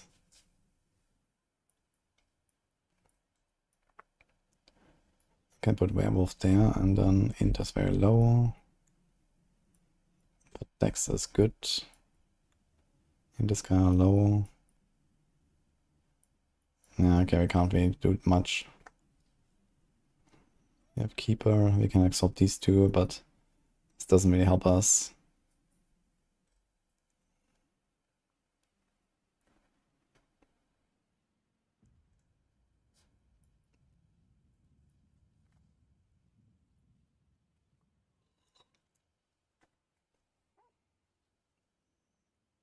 Yeah, I think I should do this actually, with the Earth and Sky. And then we can path out here. So what is the longest path out? That's 4, 5.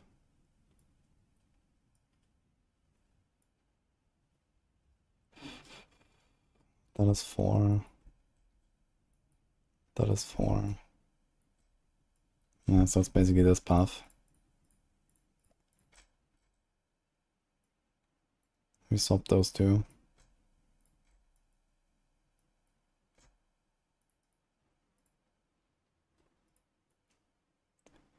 Let me save 1 point.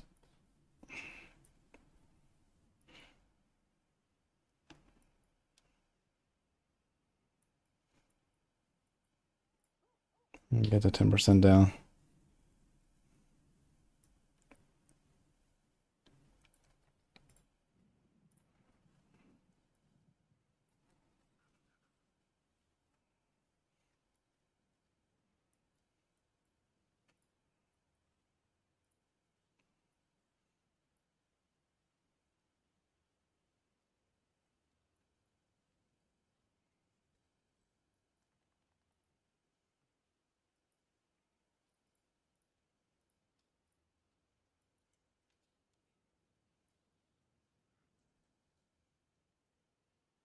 It's against crowd controlled and vulnerable.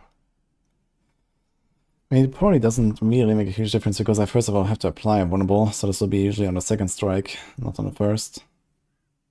And then not even on all targets. Same as electrocution, we just not really hit all targets. But I guess there's the other advantage. We don't now have to run the poison thing anymore. We can go with something else. So we can do the DR. We can do chill.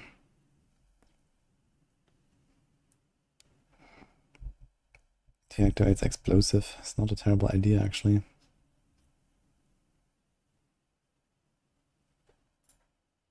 So maybe we'll do that.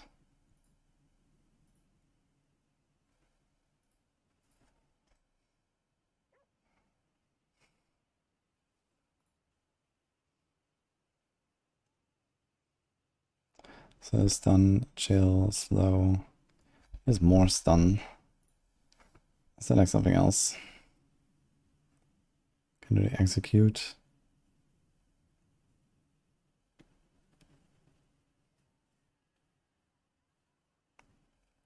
Should I try the floaty bubble? Let's see what floaty bubble will do for us.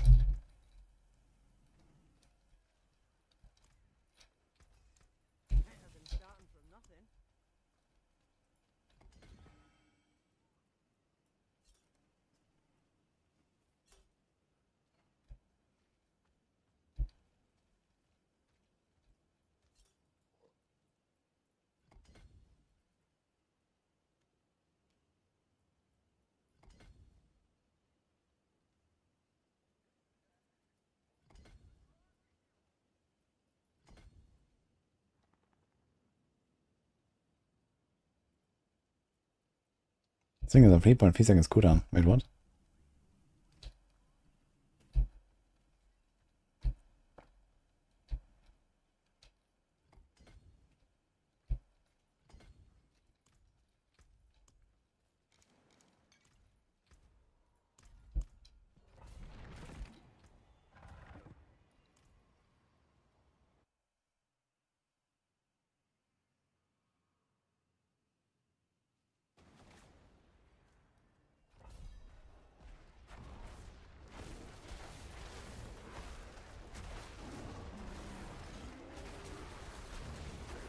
And even fucking Stormclaw runs Wolf. Can never escape the Wolf, man. Okay, the knockback is way too much, man. What the fuck? From the propulsion. Stuff just flies everywhere.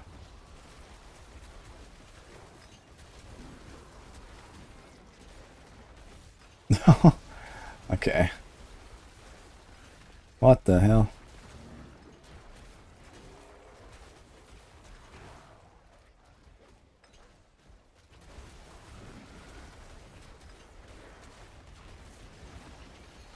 Uncle Gigoar in under 2 minutes on Nudging Strike. And then you should definitely do Tier 3 for the start. Until that gets better.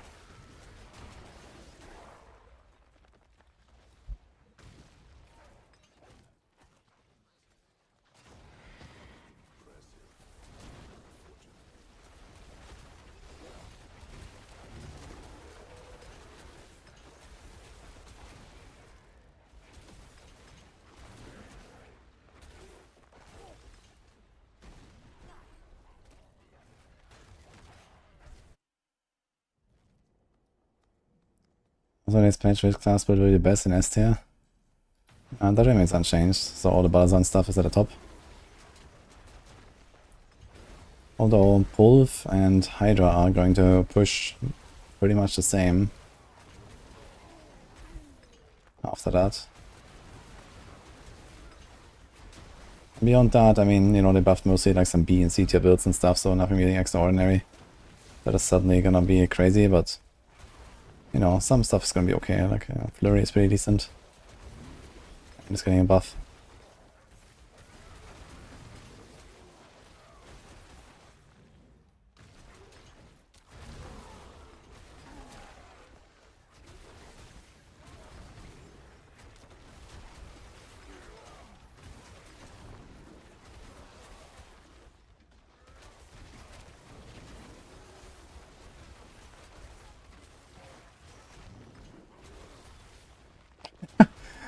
Guys just fly away, man. What the fuck? The propulsion.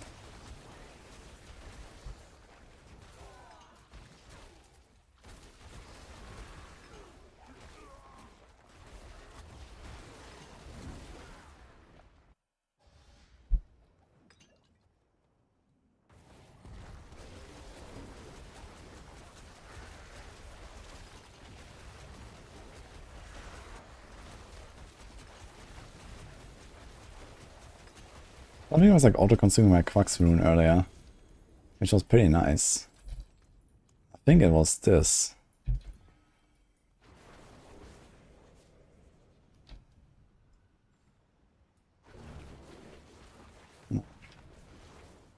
Hmm.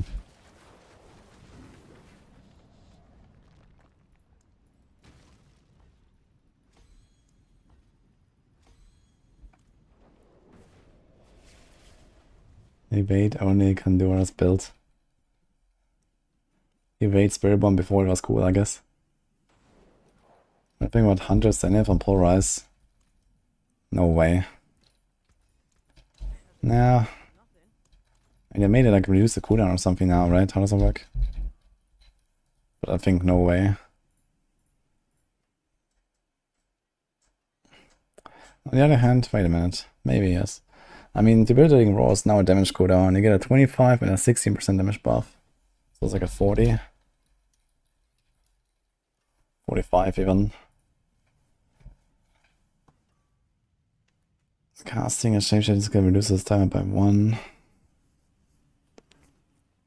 Okay. I mean, the stats are alright to decent. It's like some defense, some speed, bunch of crit, bunch of whale, bunch of damage reduction, and a bunch of damage from quick shift. So this is kind of nice. We can do something like this. 6 to quick shift, huh? So that's like roughly half an aspect or so. And then you have this, which is like very rare to happen. So basically this does nothing.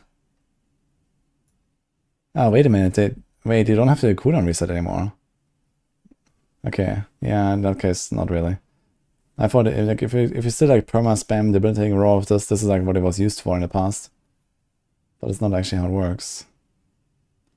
Yeah, so we don't do this.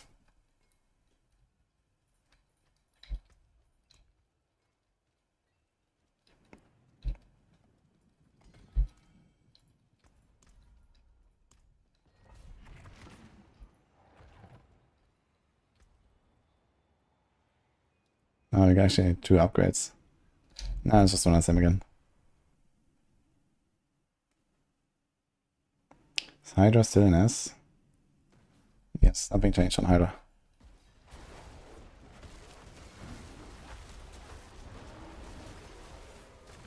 Okay, let's see how this like Blink floaty bubble will work here.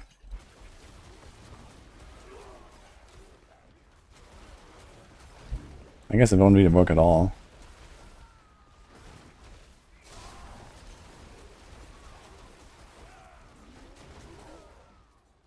If I have to on right click at least.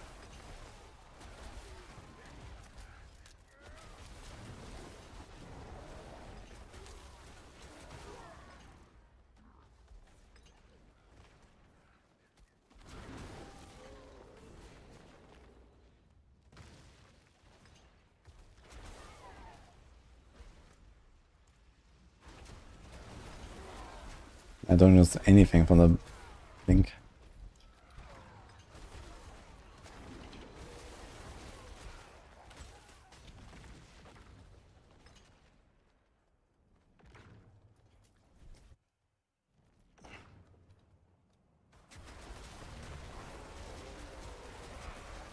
And the only times I ever used Hunter's Zenith was when it still had the old effect.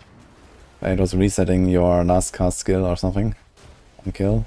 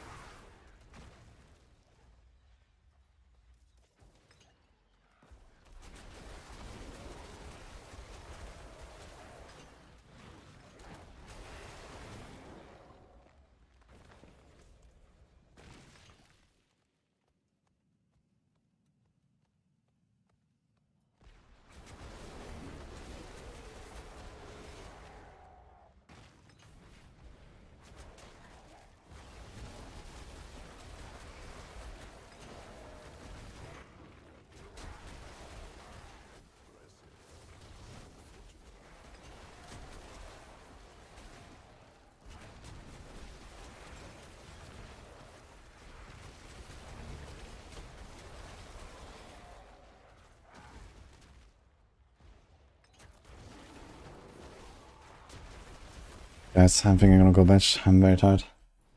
Patch is not coming anyway, so screw it. I'd rather start blasting tomorrow. We're gonna see the upgraded Stormclaw. But I'm very happy with the setup.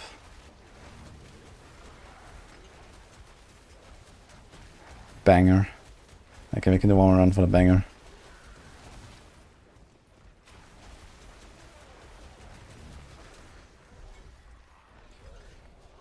For science, I guess.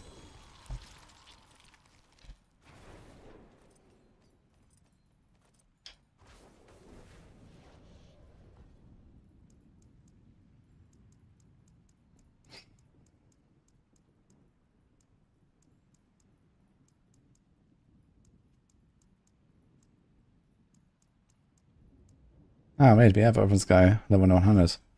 So we don't need to deal with a glyph. Easy. So we can just take that if you want.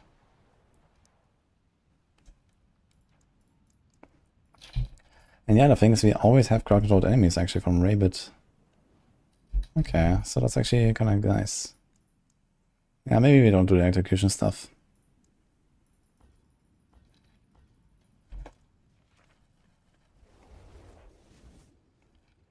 Yeah, I made this Paragon board here.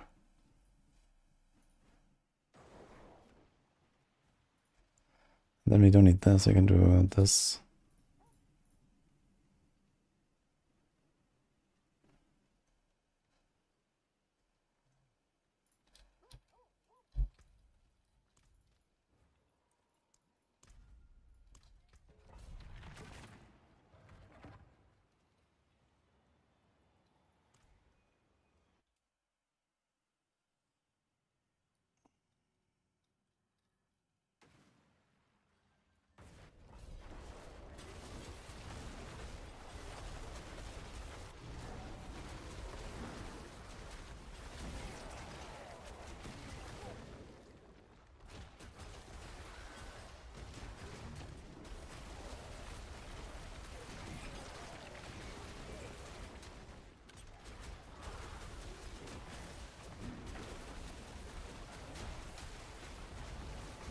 I mean, I can't really say I noticed anything of the floaty bubble teleporting around. I think it just like doesn't work with like a melee attack properly or something. Or it dashes me, but just on the spot where I am anyway. I don't think it dashes me like towards a target. Even if I try.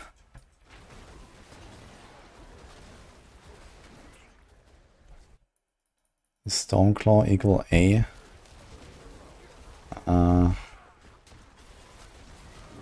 Maybe? I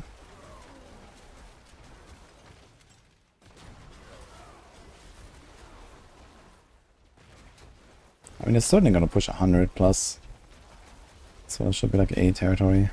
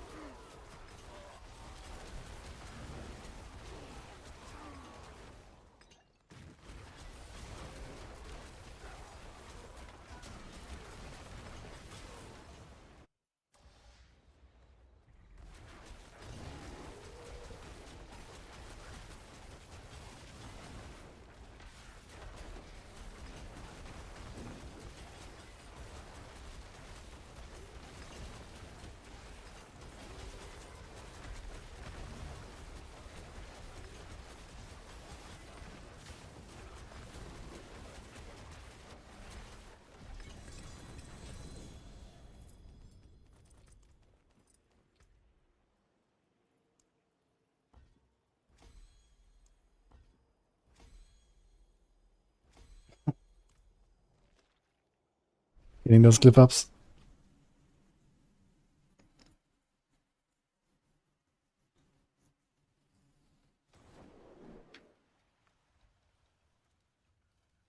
Can't attack a foe when you click on them sometimes. Maybe you're out of resources, Millis.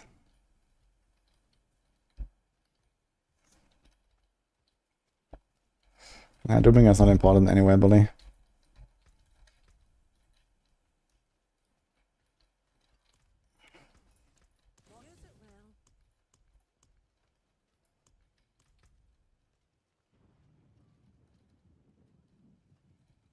Thing is will armor.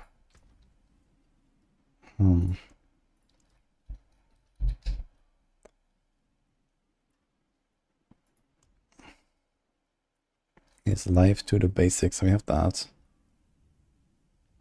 Maybe we're gonna go for like the basic, basically. Roll will. No, roll armor, right?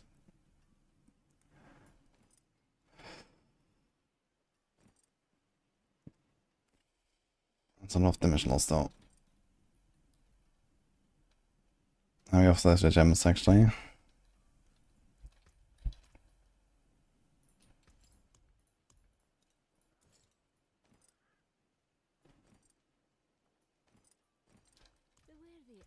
It's like 15% DPS.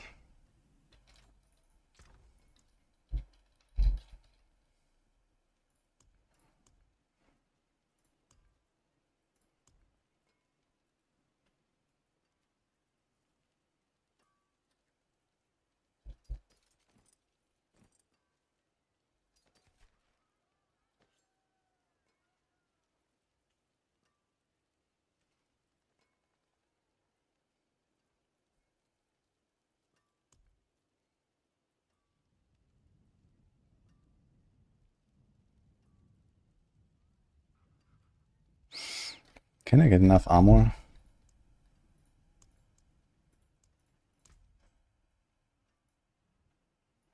There's 2 nodes. And that's it.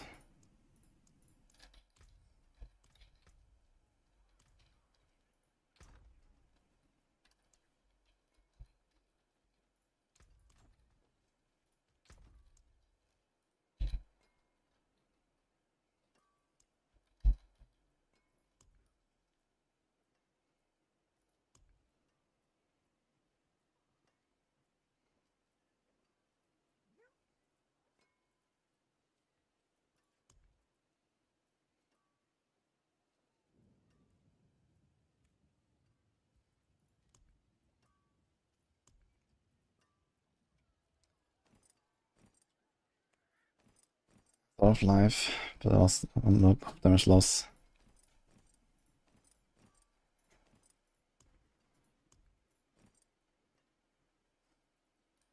But it's basic ranks instead of storm ranks.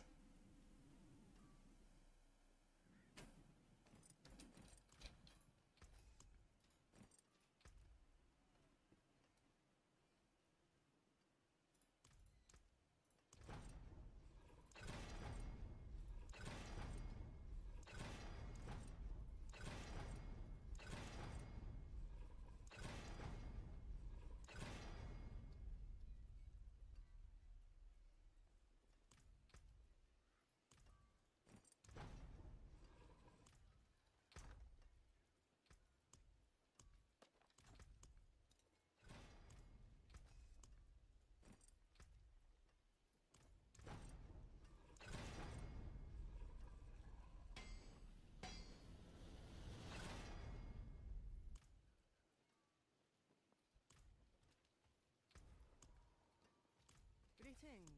How shall I guide my hand? Solid bits here.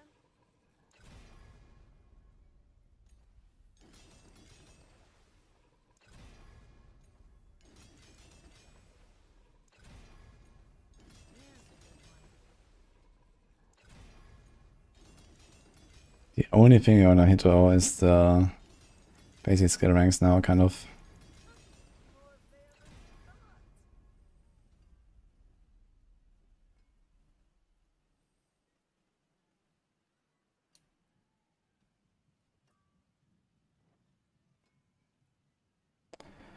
Would be maybe nice to replace one of these light rolls with a will roll or so, since you have these pants. My hammer sings on your return.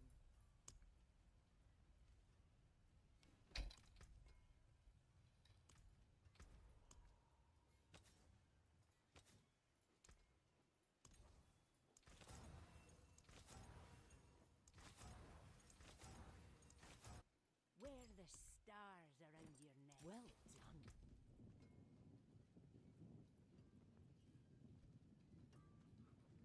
There is magic in all things. Let me show you.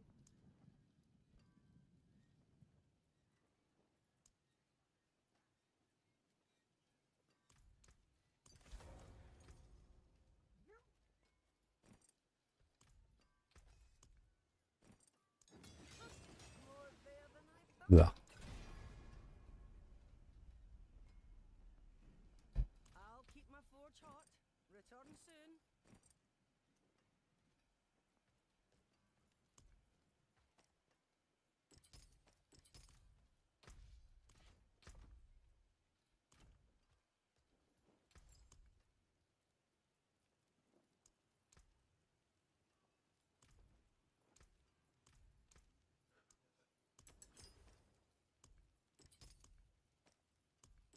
Stars guide you.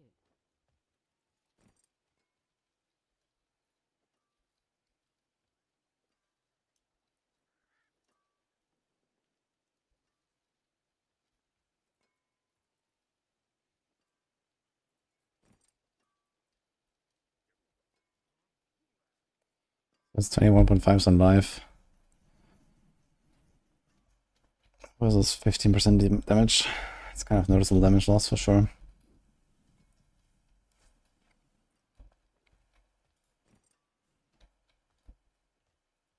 But we also get basic ranks.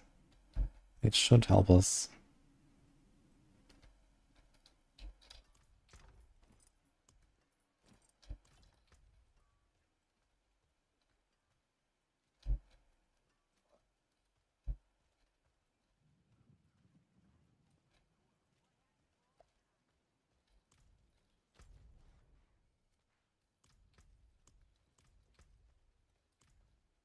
I forge more than horseshoes and nails better than starting from nothing. Okay, anyway. I started blasting. I mean, I'm going to bitch.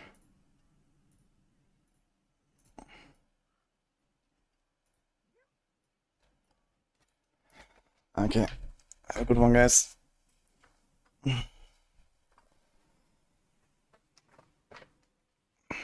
500 is good, Nagato, but the unique effect is the most important thing.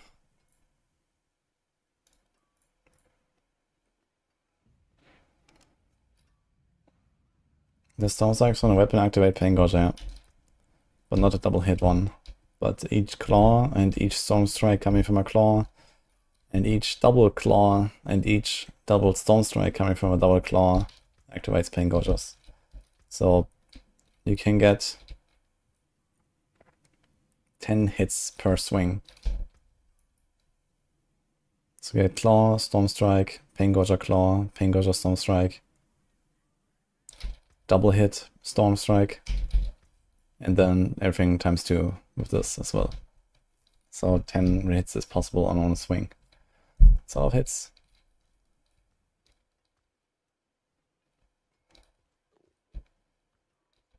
Now I just need to find a way to equip an Azurath in the offhand.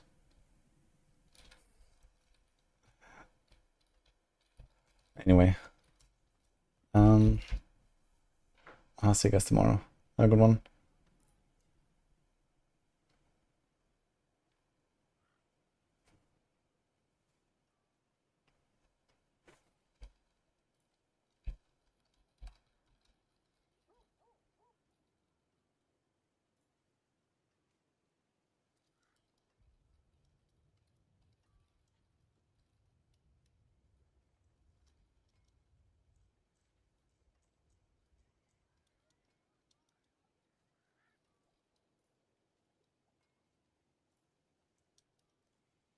Alright, Eva. Rogue lead on Maxroll. Have a good one, guys.